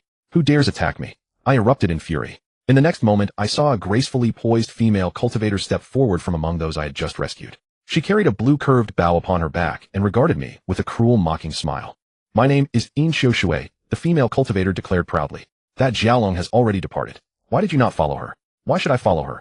I shot the female cultivator a cold glance, then looked toward my serpent offspring before saying, that arrow you just fired has angered me. Speak. How do you wish to die? Being looked down upon by such a female cultivator when I was a Jiaolong sent my blood boiling. Yet I maintained my composure, addressing her in a calm, measured tone. Hey, you wish to kill me? You fall far short. The female cultivator sneered, her eyes raking over me. True, you are a Jiaolong, yet your strength is separated from that of a true dragon by 10,000 miles. Moreover, I am protected by my sex elders. You cannot lay so much as a finger upon me. Should you try, our sex masters will descend upon you, and you shall certainly die. Is that so? I chuckled softly, casting a glance at her. She nodded proudly. She smugly opened her mouth to speak again, but before she could utter another word, I released a torrent of dragon breath. The flames transformed into samadhi, true fire, shooting forward like a spear and engulfing the woman, setting her robes ablaze. Suddenly, a resonant vibration erupted from the woman's body. A ripple of energy shook the air, and my samadhi true fire was instantly extinguished. Insolent wretch, you seek death. An elderly woman's voice boomed. Instantly, a translucent figure materialized before the female cultivator. Pointing at me, she sneered coldly, you beast. If you dare harm my sex disciple upon your release, I will slay you myself. Get lost. A cold snarl escaped my lips. I gathered my dragon breath into a sword-like projectile, releasing it with fierce intent. The blazing energy instantly dispersed the phantom figure, and with a piercing sound it plunged straight through the female cultivator's abdomen. Dragon energy flooded her body, instantly extinguishing all traces of vitality. Threatening me. I smiled coldly. Threats were the very last thing I feared. The surrounding human cultivators could hardly believe I had dared to act so decisively, even under the threat of a sect elder. A collective tremor ran through them. In the next instant, several male cultivators sprang from the crowd. Their long swords flashed as they left their scabbards, and within 3 bounds 4 men had taken positions surrounding me on all sides, their expressions cold and menacing. How are you planning to attack me? I glanced coldly at them. All were clad in Huashan robes, just like that woman. Among those men was one I recognized. The very junior brother named Chun whom the portly man had addressed earlier. Junior brother. Seeing his junior brother make a move, the fat man glanced at junior brother Chun and said, if this person hadn't saved you just now, you might be lying severely injured right now. The fat man looked at his senior brother, flashing signs repeatedly. I glanced at him and transmitted my voice. Enough, you just arrived, and this doesn't concern you. Leave now. A major battle is about to erupt, and if you stay here, your lives will surely be at stake. These cultivators who entered the 5th layer with me looked at me hesitantly, seemingly at a loss over my transmitted words. Finally, a youth dressed in pale blue clothing cast a cold glance at the crowd before leading the way out. Very well, we should go too. Instantly, everyone steeled their resolve. They had been brought to the 5th layer by me, where they encountered their senior or junior brothers, never expecting these people would target me. They couldn't side with anyone, so they simply refused to help either. Excellent. The aura of that flood dragon was clearly far more imposing than yours. If my guess is correct, you must have transformed from a serpent into a flood dragon. Stepping forward was a youth in pink robes, chuckling as he looked at me, while gradually raising his sword to point at me. We might struggle against that flood dragon, but facing you is entirely different. With a hum, the air trembled as I watched them all draw their swords. The vibrating air produced a resonant hum. I glanced at them with a cold sneer, remaining silent before unleashing a fierce breath of dragon fire. Whoosh! Like the sound of howling wind after my dragon breath surged forward, they all swept their long swords. A barrier formed before them, completely blocking my scorching energy. Thud! Coldly, I swept my tail against a nearby tree, lifting it entirely. Channeling my power, the tree transformed into a sharp blade and shot rapidly into the crowd of cultivators. Buzz, buzz, buzz. Under my precise control, the tree emitted successive cracks through the air, whistling as it pierced through the crowd. Many began to dodge, but 2 or 3 were too slow, their bodies instantly impaled by the massive tree I had launched. It begins. A cold smile crossed my mind as I swung my serpent tail upwards, soaring into the sky. Whoosh! The tail's passage through the air produced a light whistle. Like an iron rod, yet resembling a sharp sword, the tail's tip, akin to a cicada's wing, traced an arc through the air. Rustle, rustle. A ring of spiritual energy appeared in the sky, radiating from my tail, like a sword cheese sweeping toward the crowd. Several prodigies among them sneered, then unleashed their sword light to counter my spiritual energy. Clang, clang, clang. The sound of metal clashing echoed as sparks suddenly flew from their swords. With a crack, one person's sword snapped in half. Shish, shish. The sound of tearing paper rang out, and the cultivator with the broken sword suddenly shuddered. His body began to split from the waist, gradually separating into 2 halves. Aru. Having slain 3 in succession, my aura reached its zenith. Letting out a mighty howl, the mountains and forests trembled. I soared through the sky like a dragon, unleashing massive breaths of dragon fire, while my cold eyes surveyed the cultivators below. Their eyes filled with shock, especially those human cultivators who had thought they could match me. Now they were overcome with terror. Some genius disciples even wet themselves in fear, and one was a female cultivator. I smiled coldly. That flying dragon had sought to mate with me, clearly sensing the powerful true dragon chi within my body, combined with golden dragon scales of a higher order, giving me strength not inferior to that flying dragon. Though injured by me and furious, it could only withdraw. This proved the flying dragon was not necessarily stronger than me. Facing cultivators at the spirit refining stage now, I was like hacking through melons and vegetables. Dragon breath erupted continuously. Those below frantically raised their hands to shield themselves, but couldn't withstand it. Suddenly, a powerful pressure descended from above. Within my body, I felt a golden light tremble, as if a force from deep within had been summoned, resonating outward. Spreading from my body across dozens of li, the overwhelming pressure shattered the cultivators' defensive sword formation below. I pressed forward as flames roared around me. These cultivators were each sect's top geniuses, second to none. Meeting me today was their misfortune. Their sects would likely face a decline in talent from this point onward. Roar. Without mercy, I let out a deafening roar and dove my entire dragon body into the crowd, thrashing about, before crushing countless cultivators beneath my massive frame. Boom, boom, boom. The bodies of many cultivators shattered under the vibrations, reduced to pools of blood and flesh. Laughing triumphantly, I let out a long, piercing cry. A wave rippled from my body, sending shockwaves through the surrounding air. No matter the genius or prodigy, all would fall to my instant strikes. This was the power of a true dragon, far beyond what human cultivators could comprehend. After eliminating them all, I finally exhaled deeply. However, as the energy within my body gradually dissipated, a vague yet profound understanding began rising from the depths of my heart. So that's how it works. Understanding suddenly struck me, and my body launched into the air. Thwick, thwick, thwick. Several sounds echoed as 4 visible holes appeared on my body, causing my subordinates below to scream in panic. But I laughed uproariously. Moments later, 4 massive dragon claws emerged from the 4 holes on my body. Hiss, hiss, hiss, hiss. Instantly, all my subordinates went wild. They never expected that at such a moment I would achieve another breakthrough and comprehend the laws of dragon claws manifesting them. Rumble. Suddenly, a massive opening appeared in the sky above. Before I could react, a powerful gravitational pull descended upon me. Even having comprehended a fragment of the divine dragon's laws, I couldn't resist. It was as if heavenly will itself bound my body and dragged me upward. Cultivate hard down below. Before departing, I transmitted these words to all the snakes, then leaped upward, ascending once more to the higher level. My serpent descendants had already vanished from sight. As my body moved again, the space ahead came into view. 7th layer. An insubstantial stone tablet before me displayed a line of text which vanished when I looked again. This 9 Tribulations tower was truly astonishing. I couldn't help but feel surprised. Then the surrounding air suddenly compressed, and with a final violent shake, I truly entered the 7th layer. Immediately within my dragon vision, endless water stretched before me like still death, completely motionless, radiating a serene and profound aura. Nothing seemed to exist around me. I wondered, if this was truly the 7th layer, what purpose could standing alone on this sea's surface possibly serve? No sooner had this thought crossed my mind, when suddenly from the center of the world ahead, a colossal tree erupted toward the sky. To my shock, several figures hung from its branches. No, they weren't growing. They were suspended. Yet within moments, the tree seemed like a massive straw, draining the spiritual essence and flesh from those beings at an unmistakably visible rate. Soon after, these human bodies had turned to piles of bleached bones. The great tree tossed them into the water below with a soft plop. Only a faint bubble surfaced before the bones vanished entirely. What struck me as wondrous and astonishing was that these bubbles created no ripples whatsoever. Hardly had this thought formed when the tree that had emerged from the water seemed to come alive. Spotting my arrival, a branch surged upward from its trunk with a sharp hiss, slicing through the air and sweeping toward me.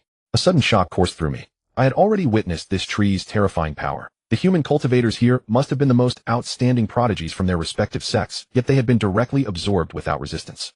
I had only just reached the 7th layer, my strength uncertain. The eerie nature of this tree left me daring not to underestimate it in the slightest. I shot upward, abruptly seeking to escape the tree's reach. But the tree seemed conscious. Its branch whistled through the air, curving upward to pursue me relentlessly. I was immediately startled by the tree's impressive display and quickly soared upward. That branch transformed into a streak of white light, spiraling straight toward me. I fled desperately, without ceasing, barely managing to create distance from the towering tree. Damn it, this can't go on forever. What kind of tree is this? It's as if it possesses divine powers. A single branch is chasing me, a half-dragon thoroughly defeated. I cursed relentlessly in my mind, cursing as I flew upward. Although I had become a flood dragon, I was still only half a true dragon. The higher I flew, the more I approached a certain altitude, when suddenly the sky seemed to birth a new sun. Radiant light emanated from a central point, instantly illuminating the earth below. Hiss, hiss. I immediately heard a hissing sound emanating from the branch that had been pursuing me, and then witnessed that very branch begin to retract. A moment later, the sound of cleaving air reached my ears, and the branch disappeared from my vision entirely. Only then did my heart settle, and I couldn't resist glancing at my position in the sky. By now I could no longer make out any objects on the ground below. The radiance emanating from the center of the sky gave me an inexplicable sense of sanctity. As the light gradually spread across the realm, this watery world suddenly transformed into a spectrum of vibrant colors. I descended through the sky, flying for nearly half a double-hour cycle before finally returning to the surface of this ocean. However, unlike when I had first arrived and seen only endless ocean stretching in every direction, land masses were now emerging from the seabed. In particular, as I had just flown here, I witnessed even more land slowly rising from beneath the waves. That massive tree had completely vanished. Clearly, it had retreated into the deeper waters to escape the blinding light. Bloody hell, having to hide within land barriers every single night. What an agony. A youth clad in flowing white robes spat dismissively and complained. What the? Suddenly, upon catching sight of me, this white-robed cultivator was utterly startled. A demonic flood dragon beast is here too. TCH, so what if you're a flood dragon? Encountering me, Li Ritian, is simply your misfortune. The cultivator went on boastfully. Hearing this, I paused for a moment before realizing. He was indeed Li Ritian, that so-called number one genius of some sect. From his speech and demeanor, he was clearly an utter cad. Roar. I directly expelled a torrent of dragon chi. Li Ritian's cultivation base was at the peak of the spirit refinement realm, nothing I needed to fear. I had already transcended that realm, and having obtained the divine dragon inheritance, dragon claws had grown upon my body. A single breath of dragon fire could scorch away half his face. Hiss!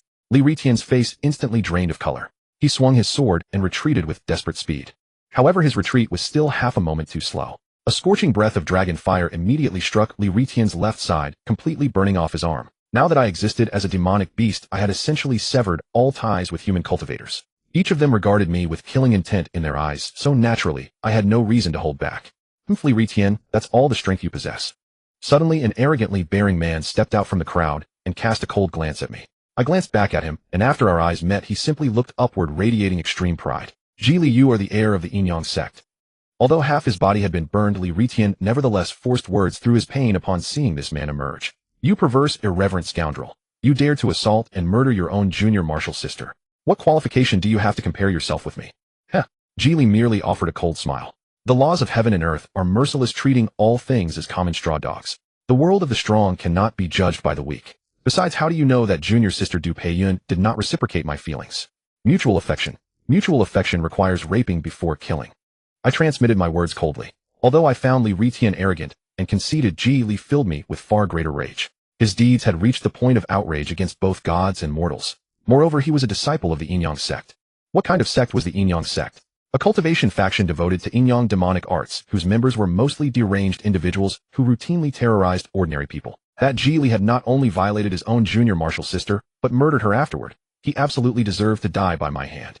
After transmitting my thoughts, I expelled a torrent of dragon breath. This breath was infused with my fury and far more powerful than the one I had directed at Li Ritian moments earlier. After transforming into a flood dragon, dealing with cultivators at the spirit refinement realm was as effortless as chopping melons and vegetables. Although Li's cultivation base exceeded Li Ritian's, he remained firmly within the boundaries of the spirit refinement realm. We were fundamentally different beings. As my dragon breath erupted, Li's face still bore a faint smile, as though he intended to mock my efforts. But that smile was instantly swallowed whole by the torrent of flame.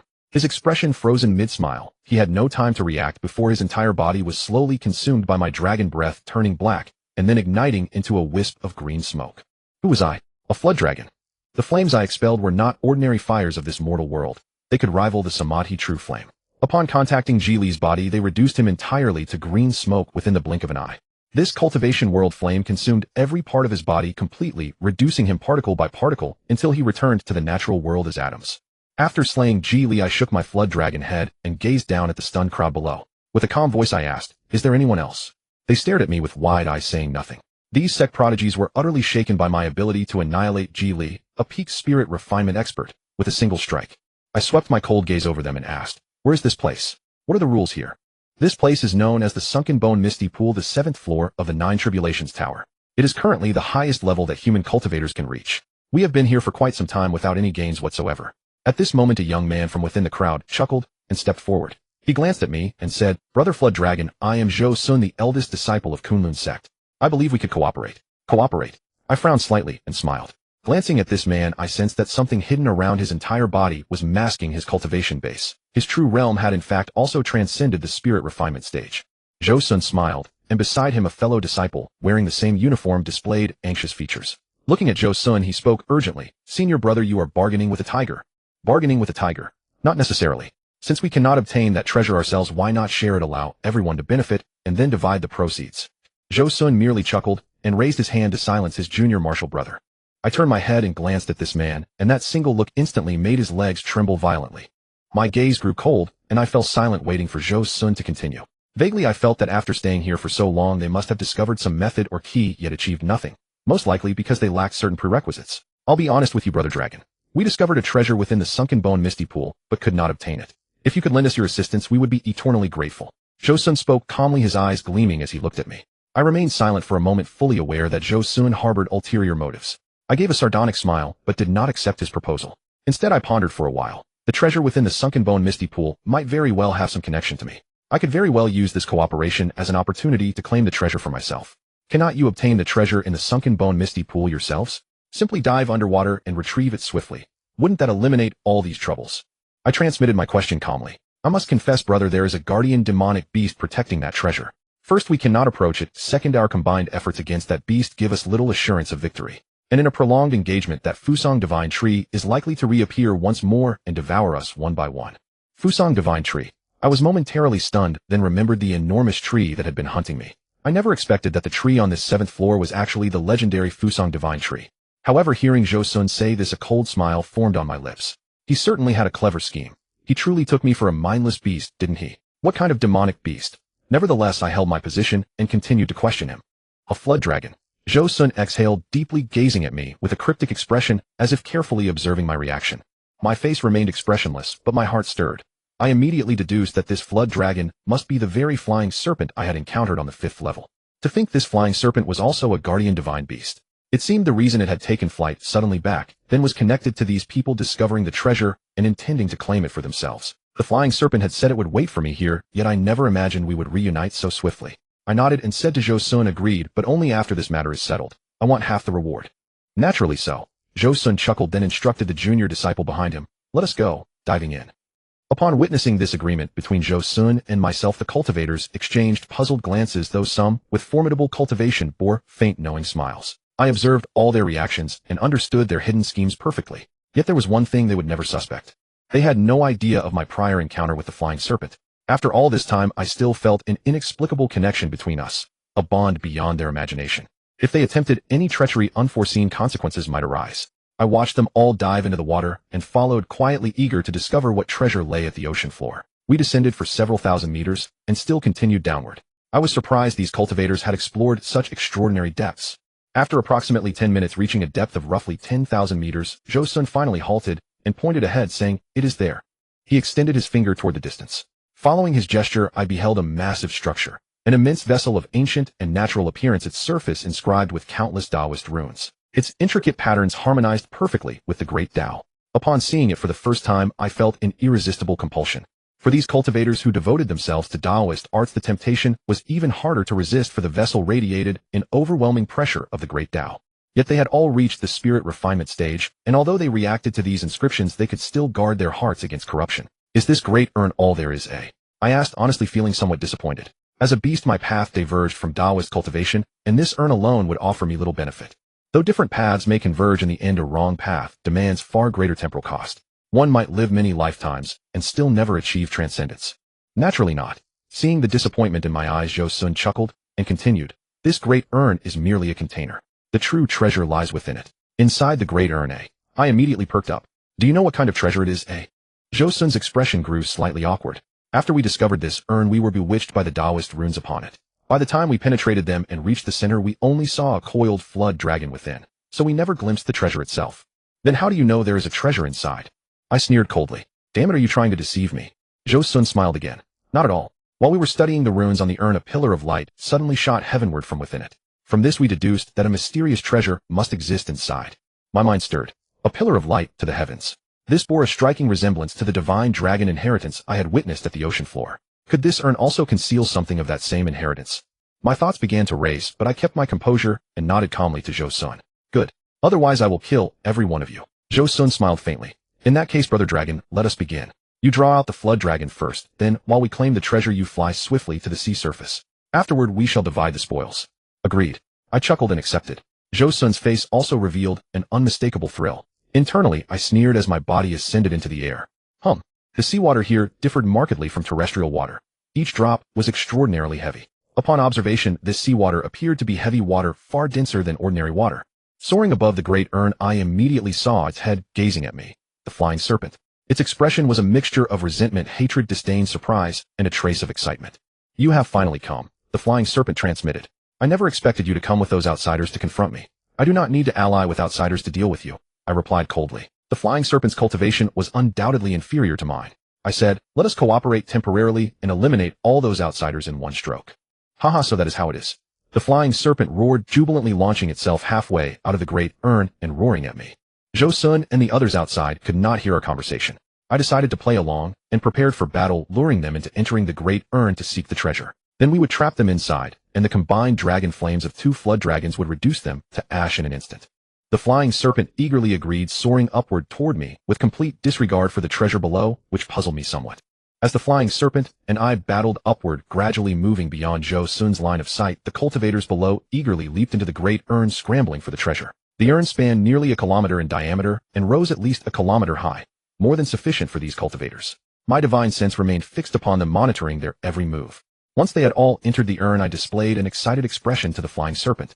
"They are inside." The flying serpent also wore a cold smile.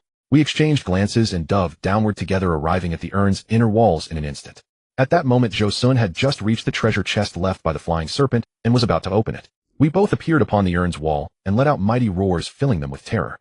Especially Zhou Sun. His face turned ashen upon seeing the flying serpent and me. But it was already too late. With a united roar, both flood dragons unleashed our flames, engulfing the area below in an ocean of fire.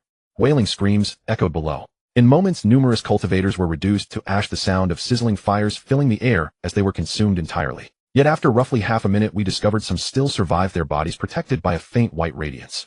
Upon closer inspection, they wielded treasure artifacts capable of resisting our flames. Zhou Sun was among those bearing such protective treasures. The rest were essentially the top experts from their respective sects. I could not help but think that each major sect truly possessed formidable means. Just then Zhou Sun sneered coldly and severed the chains binding the great iron chest with a single sword strike. "Despite your efforts, you have only done all this work for us." Zhou Sun and the others laughed mockingly at us. "Once we fuse this treasure with our bodies, you will be the ones who die." After speaking, the several of them formed a circle around the chest in the formation of the 8 trigrams, and the remaining cultivators numbered exactly 8. It seemed all of this had been meticulously planned.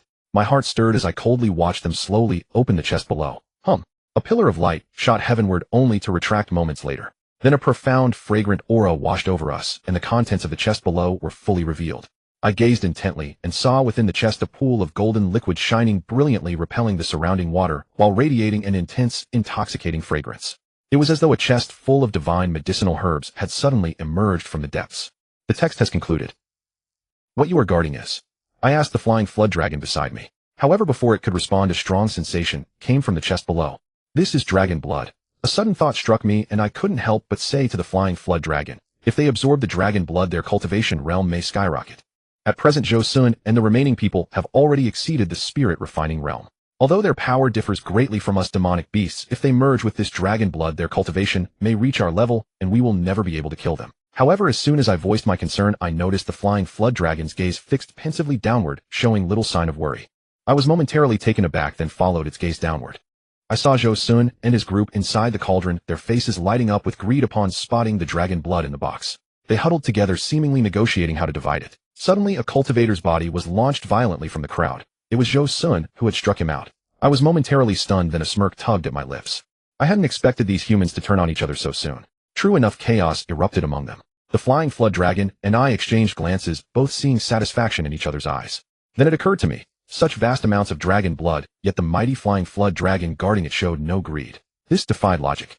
But before I could dwell on it, a thunderous boom echoed from below, sending a shiver through my heart. There, standing amidst the fallen bodies except for Zhou Sun, was another human cultivator wearing a ghost mask. What was happening? I was overwhelmed with confusion. Below Zhou Sun and the masked man locked eyes, both seeing wariness and dread reflected in each other's gaze. "There's someone from the Yin-Yang sect here too," Zhou Sun exclaimed in shock, staring at the masked man. "Who exactly are you? Which sect were you infiltrating from?" "Hehe, you needn't worry about that." The masked cultivator chuckled without moving, instead regarding Zhou Sun. "This much dragon blood should be enough for both of us to absorb. Once we've consumed it, we'll deal with these 2 flood dragons, ideally making them our mounts. After we exit, we can compete for leadership of various sects. What do you think?" I stared at the masked man, a chill of dread creeping over me. His mask transcended spirit artifacts in my perception. It was likely a low-grade Dao artifact. That's why those cultivators fell so swiftly. The masked man had suddenly donned the mask and wielded its Dao artifact power. And Zhou Sun's survival proved he too possessed a low-grade Dao artifact beyond the masked man's. Dao artifacts could devastate entire nations.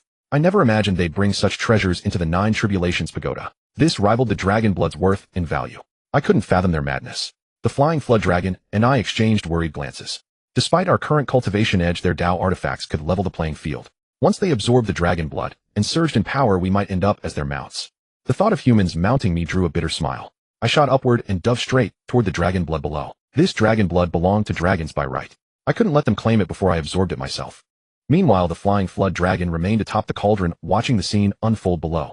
Though I dived swiftly, 1,000 meters separated me from the pool. By the time I reached it, both cultivators had already leaped into the crimson waters below. Damn! My heart leapt as I plummeted downward. Aloha echoed. But barely had I touched the dragon blood surface when a blinding radiance erupted, hurling me backward to the cauldron's edge. Watching me repelled by the dragon blood's pressure, the flying flood dragon sneered. Let's observe. Anxiety gripped me as I glared at the female flood dragon. She was surely revenging my attack on the 5th floor. Enjoy yourself now, I thought bitterly. Wait until Zhou Sun absorbs the dragon blood, then see how smug you'll be. Before I could dwell on it, the pool shuddered again. A figure launched from within. It was Zhou Sun. His body gleamed like molten gold, pressure radiating from him as his power surged dramatically. I felt an overwhelming threat. Did it work? The flying flood dragon exclaimed in shock. Impossible. Stop gawking and act. I snapped. Just as I prepared to strike, Zhou Sun's form began swelling before exploding within the cauldron. The absorbed dragon blood reverted to a golden stream, returning to the pool below. The dragon blood had overwhelmed him. My thoughts turned to the flying flood dragon. Despite guarding this dragon blood for ages, he dared not absorb it, proving how formidable the substance must be. 2 humans attempting what he feared was pure folly. Even the flying flood dragon would likely burst from absorbing it, let alone human cultivators. Yet the masked cultivator hadn't emerged. After 10 tense minutes, a golden ray shot from the pool. The masked man, a cultivator with a golden mask, ascended, eyes gleaming like diamond and radiating golden light. He actually absorbed it. The flying flood dragon trembled. How? He's human. Ha ha ha. Foolish dragons. The cultivator's aura surged as he addressed us, ascending effortlessly. Half the dragon blood remained. The cultivator's aura peaked. Absorb more and he'd burst. He'd stopped absorbing because his body couldn't handle more. How could a human withstand such power? The Dao artifact. I witnessed dragon blood essence circling his mask, the Dao artifact suppressor preventing explosion. This transcended low-grade Dao artifacts, likely mid or even high-grade. Only superior artifacts could contain such blood. I'd never encountered such refined Dao artifacts. Zhou Sun's low-grade artifact shattered under the golden blood's force. Let us see your worth today. Yield as mounts, and I may spare you. Dragon Chi erupted from his form, a phantom serpent materializing behind him as he glared fiercely. The phantom dragon stirred something primal within my bones, organs, and blood, as though this dragon blood was my birthright. Boom. A brilliant flash erupted from his palm, detonating the water before us with tremendous force. Fly. The cultivator's strength exceeded our expectations. We surged upward, breaking through the sky. Despite our ascent, the golden-blooded cultivator pursued through the void. His power slightly surpassed ours, locking us in fierce combat. Blood dripped from my wound as the flying flood dragon unleashed fire. The mask nullified everything while striking back. In the 7th layer, one man pursued 2 dragons relentlessly. Time passed into night, and everything shifted dramatically. As night fell, I immediately glanced at Fei Jiao and transmitted a message into his mind. We must enter the sea quickly. Fei Jiao paused for a moment, then, as if comprehending something, immediately let out an excited shriek. Meanwhile, I was flying rapidly when suddenly my body dove sharply downward. Fei Jiao followed closely behind me as we plunged toward the sea. Upon seeing Fei Jiao and me flying not upward but toward the water, the ghost-faced man burst into uproarious laughter. In his current state, he must have believed himself invincible, having long forgotten the danger lurking behind him. With my precise calculations, Fei Jiao and I exchanged telepathic messages in that final moment before the last ray of light disappeared, then suddenly raised our heads upward. When the ghost-faced man saw Fei Jiao and me suddenly raising our heads, a cold smile crossed his face. His body shot upward with tremendous force, flying 100 meters in an instant, attempting to intercept us. However, contrary to the ghost-faced man's expectations, although both Fei Jiao and I had raised our heads at that very moment, our bodies suddenly plunged downward, diving straight into the water. The ghost-faced man was also taken aback, never expecting us to make such a maneuver. But barely had he recovered from his surprise when an unexpected change occurred. The sky seemed to undergo a sudden transformation, and then an aurora erupted from the central sea area, radiating in all directions. It was only at this moment that the ghost-faced man finally seemed to understand. His expression instantly changed, his eyes filled with terror, and he hurriedly dove his entire body into the seawater below. However, his reaction was always half a beat too slow. After that ray of light passed over right in the center of the water surface, that Fusang divine tree suddenly appeared. Whoosh. At the moment the Fusang divine tree appeared, a branch instantly transformed into a stream of light, darting forward in the blink of an eye to reach the ghost-faced man. Then the branch pierced straight through his body with a sharp sound. All of this occurred within the brief moment he stood frozen in shock. And at this moment Fei Jiao and I, two dragon serpents, had just barely entered the water. Hearing the commotion above the water surface, we turned our heads sharply and saw that branch retracting into the main trunk of the Fusang divine tree, bringing the ghost-faced man with it. It then engulfed him entirely, slowly absorbing the energy from his body. I glanced at Fei Jiao and saw the same look of terror reflected in his eyes. Neither of us had expected the Fusang divine tree to be so formidable. The ghost-faced man hadn't even had a chance to escape before being killed outright. Beneath the water we watched as the ghost-faced man's body gradually withered and shriveled, eventually turning to ash that drifted slowly down into the depths below. Swish! Suddenly a branch of the Fusang divine tree trembled slightly. Terrified, we both shuddered and urgently dove into a sheltered hiding place.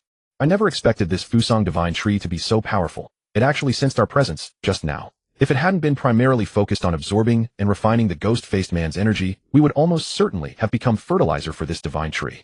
Fei Jiao said, panting heavily. I nodded. Staying in this hiding place meant we were somewhat safe from danger. This shelter was wrapped in a separation formation array, which prevented the Fusang divine tree from detecting our presence. However, if we were to leave now, we would likely not escape the risk of being killed by that colossal tree. I looked at Fei Jiao and couldn't help but ask, this divine tree is so powerful. Surely there must be a way to counter it. Fei Jiao shook his head, but then his eyes lit up again. Looking at me, he said, I've heard that divine dragons are not afraid of the Fusang divine tree. They exist on the same level as this tree. If we can evolve into dragons, we won't need to fear it anymore. I glanced at Fei Jiao and nodded. Then I thought of the remaining half-box of dragon blood, and couldn't help but close my eyes to recover my primordial energy. At this moment Fei Jiao's eyes gleamed with excitement as he looked at me again and said, actually we now have a great chance to— I couldn't help but shoot Fei Jiao a sideways glance. This fellow had been clamoring about dual cultivation with me since I arrived. He clearly had ulterior motives. I'm sorry, but I don't want to practice dual cultivation with you. Let's just cultivate steadily, I said, directly rejecting Fei Jiao.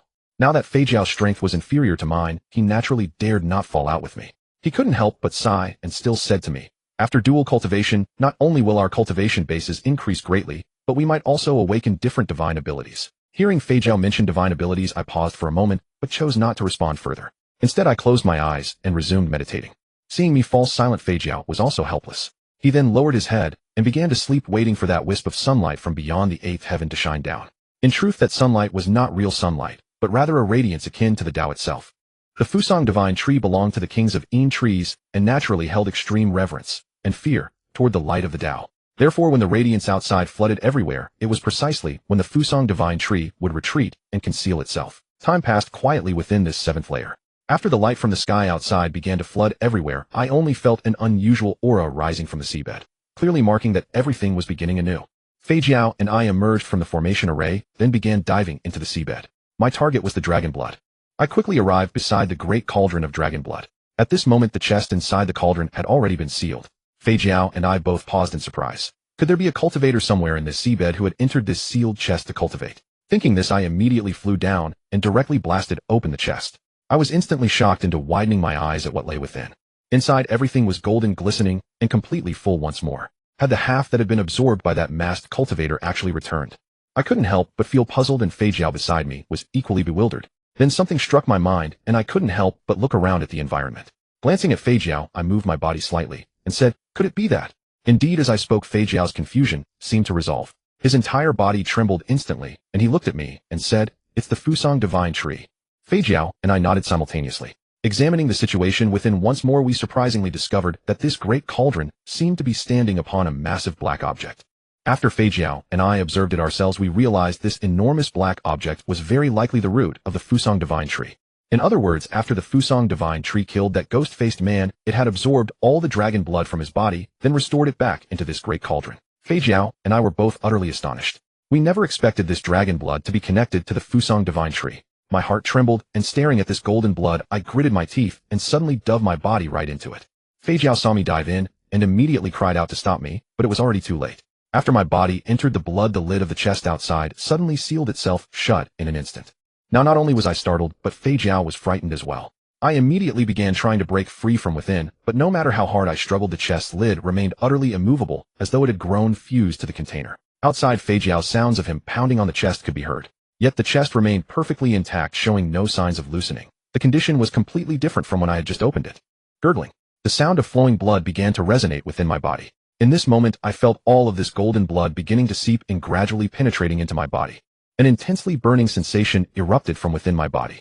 I felt my spirit jolt awake, but soon that very clarity became unbearable, for in this lucid state, I endured increasingly severe pain. I felt my dragon's serpent body beginning to soften, and my 4 claws underwent changes, gradually revealing traces of radiance. This permeated slowly through my tail and upward through my entire body, bit by bit, moment by moment. I had no idea how long I stayed inside. I only felt that potent and immense primordial energy from the dragon blood penetrating my body, wreaking havoc within me. Finally, at some critical juncture, I felt my flesh undergo a tearing sensation, and then I fainted from the agony. However, as I lost consciousness, I felt my entire body undergo a drastic transformation. Then my soul seemed to suddenly ascend, arriving at some unknown location. I looked around at the utter darkness, then stepped forward and discovered that I had actually transformed into a human soul form. Could it be that I could now take human form? My heart instantly filled with wonder and delight. Yet as I looked around, everything appeared shrouded in gray mist, as though all had undergone transformation. Then before me, several enormous characters suddenly materialized, shining brilliantly. 9 Tribulations Tower, 9th layer, 9 returns to 1. The 9th floor. I felt everything was somehow unbelievable. How did I suddenly arrive at the 9th floor? However, after arriving here, I increasingly sensed a powerful will guiding me from all around. Buzz. The air trembled abruptly, and I instantly appeared in the space of the 9th floor. There was no light source here, yet it was extraordinarily bright. All around me surged a fierce Tao intent, and the sky grew calm. The Fusang divine tree was nowhere to be seen. I looked at myself and found that I was still a dragon. But I had already shed the form of a flood dragon. After merging with the dragon blood, my body had undergone a fundamental transformation, incarnating into a true dragon. As I soared, I suddenly felt as if I were a creature of the wind and rain, born to fly. I expended no effort at all. Oh, I had become fundamentally different from a flood dragon. Sensing the wind rushing beneath my belly, I moved my limbs and discovered that I now had 6 dragon claws. I never imagined that merging with that dragon blood would bring about such a tremendous change. Judging by the number of claws, I was certainly surpassing the 5-clawed golden dragon. Now I had already reached 6 claws.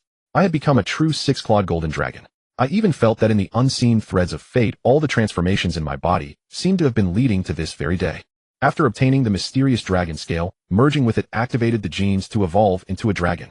Then I grew, killed Ding Xian, acquired the entry jade slip of the Jujia Tower, entered the ocean, merged with the dragon bone, and obtained the dragon pearl.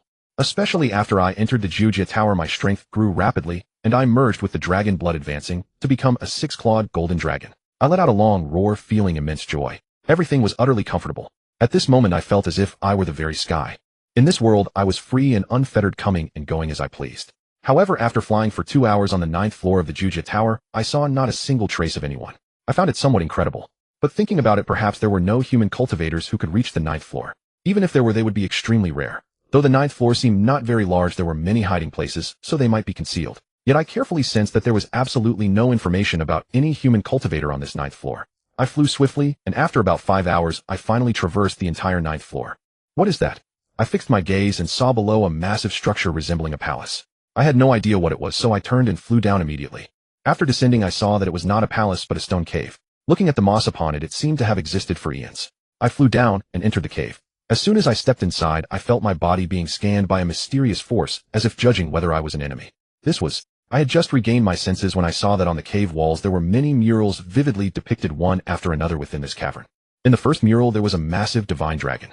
Its body was pitch black, but it had 9 dragon claws, and its eyes shone brilliantly. The second mural showed this divine dragon fighting against countless human cultivators while it glanced back at a 9-clawed female dragon behind it.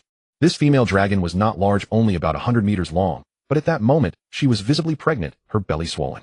The third mural depicted the divine dragon fighting against all the human cultivators. The female dragon was gone, but the divine dragon was now at its last gasp, driven into a desperate situation by the human cultivators. The fourth mural showed the divine dragon being completely slain by the cultivators, who then extracted its dragon bone and blood and took them away. The fifth mural, the sixth mural. The more I looked, the more shocked I became. If I had not transformed into a dragon, I might have thought these were merely human imaginings, a sacred symbol. But now, seeing these images, I could clearly sense that this was a real event. It was likely a war between humans and dragons in ancient times. Next, by the 99th mural, it showed the most prosperous scene of human cultivators. They bestowed dragon bone scales and the like upon their disciples, enhancing their strength. But in the 100th mural, suddenly 9 divine dragons appeared in the sky. Each dragon looked different, ranging from 1-legged to 9-legged divine dragons. Especially the 9-legged divine dragon, which was unparalleled and swept across the world. The next 100 murals all depicted the great war between cultivators and dragons. The war between the dragon race and human cultivators lasted for a long time. By the 200th mural, the human cultivators had finally paid a heavy price, but they had nearly wiped out the dragons, leaving only the Flood Dragon clan. The top-tier human cultivators were virtually annihilated. However, the remaining humans and Flood Dragons no longer waged war. Instead, the Flood Dragons were subdued and became vassals of humanity. After that, the world gradually became mediocre, and the human world sated with warmth and lust pursued material pleasures, leading to the decline of cultivation. When I reached the last mural, I arrived at a vast cavern. It was extremely empty inside. I looked around and saw nothing. I was somewhat puzzled, wondering who would be so bored as to build such a huge cave. But just as I was about to leave, a voice suddenly came from the sky. Primordial Saint Dragon 9 returns to 1. The voice seemed to reverberate within my body, startling me greatly. I looked around, but found no trace of any human or electronic device. I had no idea what had produced the sound. I was stunned for a moment, then let out a loud roar. Roar. The dragon's roar echoed in this place, shaking the stone walls and producing faint sounds. After a moment, a beam of light shone down from above. I felt my body tighten suddenly. My control over my body was not yet sufficient, but under that light, I felt a tingling numbness spread through me. Then to my astonishment, I saw that the dragon claws on my body were still growing. Puff. Like a tender sprout breaking through the soil, a 7th dragon claw emerged from my abdomen. Puff. An 8th claw also grew out. Then after about half an hour, I suddenly opened my eyes. Puff. Another sound, and another dragon claw grew from my abdomen. 9 dragon claws. I felt a surge of powerful dragon chi erupt from within, shooting up into the sky. I raised my head and roared, becoming a 9-clawed golden dragon. Innumerable golden lights descended from the sky, shining upon me. My originally golden dragon body began to change, transforming into a dragon with black markings. It was like the snake I had become when I was reborn. A black-striped snake had become a black-striped dragon. But now the essence of life had changed, and I had become an inconceivable existence. However, my mind was still occupied with the words, Primordial Saint Dragon, from that voice. Was the 9-clawed golden dragon the Primordial Saint Dragon? According to that saying, the Primordial Saint Dragon would be the origin of all dragonkind. Now that I had transformed into a dragon, a thought suddenly struck me. Wasn't my relentless pursuit of becoming a dragon ultimately about turning back into a human? With this in mind, I focused my will and tried to turn back into a human. However, what I expected did not happen. Was it not possible? I was taken aback, and as I was about to move, the golden light that had enveloped me began to fade. After it disappeared, a screen-sized object suddenly appeared before me, immediately displaying the state of the entire Juja Tower. This was something like a surveillance device monitoring the status of each human cultivator across all 9 floors of the Juja Tower. The grid-like surveillance interface before me left me stunned for a moment. I couldn't help but marvel at the wonder of the Juja Tower. It was clearly a surveillance device, made using the power of cultivators far superior to those made with electricity. With a thought, I saw the cultivation state of my little brothers on the 7th floor. I couldn't help but chuckle. Their strength had greatly improved. Since I had eliminated the threats, they were now cultivating and improving together with the human cultivators I had brought in. Finally reached this step. A voice suddenly sounded in my ears. I was startled and looked around. The voice was familiar yet vague, and I couldn't recall it immediately. It begins. The voice came again faintly, and then began to fade. After the voice disappeared, I clearly felt that the space around me had changed. I immediately flew out of the cave and saw that massive thunderclouds had gathered in the sky. The power of thunder. My heart trembled at the thought. Then recalling the name Juja Tower, I suddenly understood I had transformed into a 9-clawed golden dragon, but I had not truly become one yet. I still needed to undergo the final heavenly tribulation. 9 calamities tower, 9 calamities tower. So that was the meaning. This Juja Tower was prepared precisely for me, for the dragon race. Even if a human cultivator reached the 9th floor of the Juja Tower, they would not obtain the divine dragon inheritance because they were not part of the dragon clan. Although the Chinese people are said to be descendants of the dragon, true dragons and humans were mortal enemies. Boom. A rift opened in the sky and a bolt of lightning descended. Puff. The first lightning tribulation brought no pain. I endured it easily. Then the sky suddenly changed, and with a crack the second lightning bolt fell. The second bolt was roughly twice as powerful, and I felt a tingling numbness, but no pain. I withstood it as well. Then came the third, the fourth. Finally at the 7th bolt, a sharp pain suddenly struck me, causing immense agony. The 8th lightning bolt descended, and I felt my spiritual consciousness violently shaken. I felt as if I were about to die. If the 9th bolt came, I was sure I would not survive. No, I did not want to vanish like this. A fierce unwillingness surged within me, but my body was too weak. The 8th bolt had drained most of my energy, and I had no strength left to fight back. Sizzle. Suddenly a powerful Tao pattern appeared in the sky, and a Taiji diagram emerged. Just before the lightning could strike, a giant brush descended from within the Taiji diagram, stabbing directly toward my eyes. Oh, I couldn't help but scream, but it was useless. The brush carried a trace of icy aura imbued with the aura of the great Tao and touched my eyes.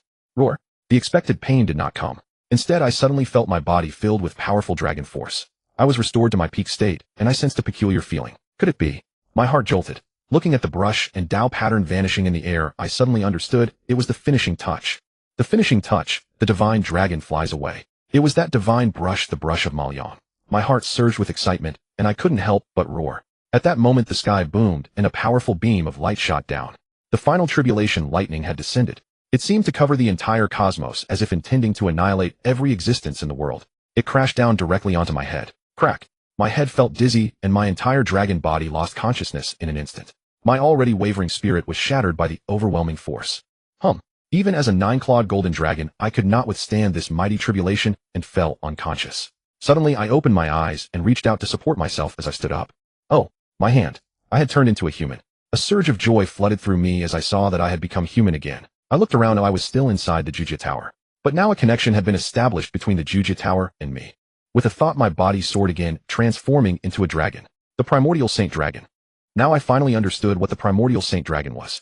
The dragon I had become did not have 9 claws, but I felt that I was even more powerful than a 9-clawed golden dragon. My entire body was golden, just like the first dragon scale I had merged with. I was resplendent all over. With another thought, I transformed back into a human, finally fulfilling my long-cherished wish to become human. And as for the Juja Tower under my mental control, I clearly sensed that it was a Tao artifact. A supreme-grade Tao artifact. Now the Juja Tower had become my natal treasure. With a single thought, I could clearly perceive the actions of all human cultivators inside the Juja Tower. I couldn't help but smile. Human cultivators thought the Juja Tower was a place of training, but they did not know that it was a supreme-grade Tao artifact, and moreover a dragon's treasure. Understanding all this, I felt a chill in my heart. Clearly the Juja Tower was a tremendous scheme laid by the dragon race against humanity. The primordial Saint Dragon was the most powerful dragon. To restore the state of the primordial Saint Dragon, one needed to collect all the dragon genes, the best way being to gather dragon blood. Thus the Juja Tower was created to kill the strong among human cultivators, extract the small amount of dragon blood within them, store it slowly, and wait for the return of the dragon that would undergo atavism. Over the millennia, the Juja Tower gradually absorbed all the genes of the primordial Saint Dragon. With my appearance, the timing was ripe, and it guided me to gradually meet the conditions to enter the Juja Tower, eventually transforming into the primordial Saint Dragon. It was truly an astonishing scheme. I slowly closed my eyes, then opened them, letting out a long breath. I couldn't help but feel deeply shocked by the dragon race's cunning. But now that I had transformed into the primordial Saint Dragon, I had essentially fulfilled the dragon race's goal. However, for me, my true aim was to become human and return to school. With this thought, I willed my body to leave the Juja Tower and reappear outside. I transformed back into a human and stood before the human cultivators.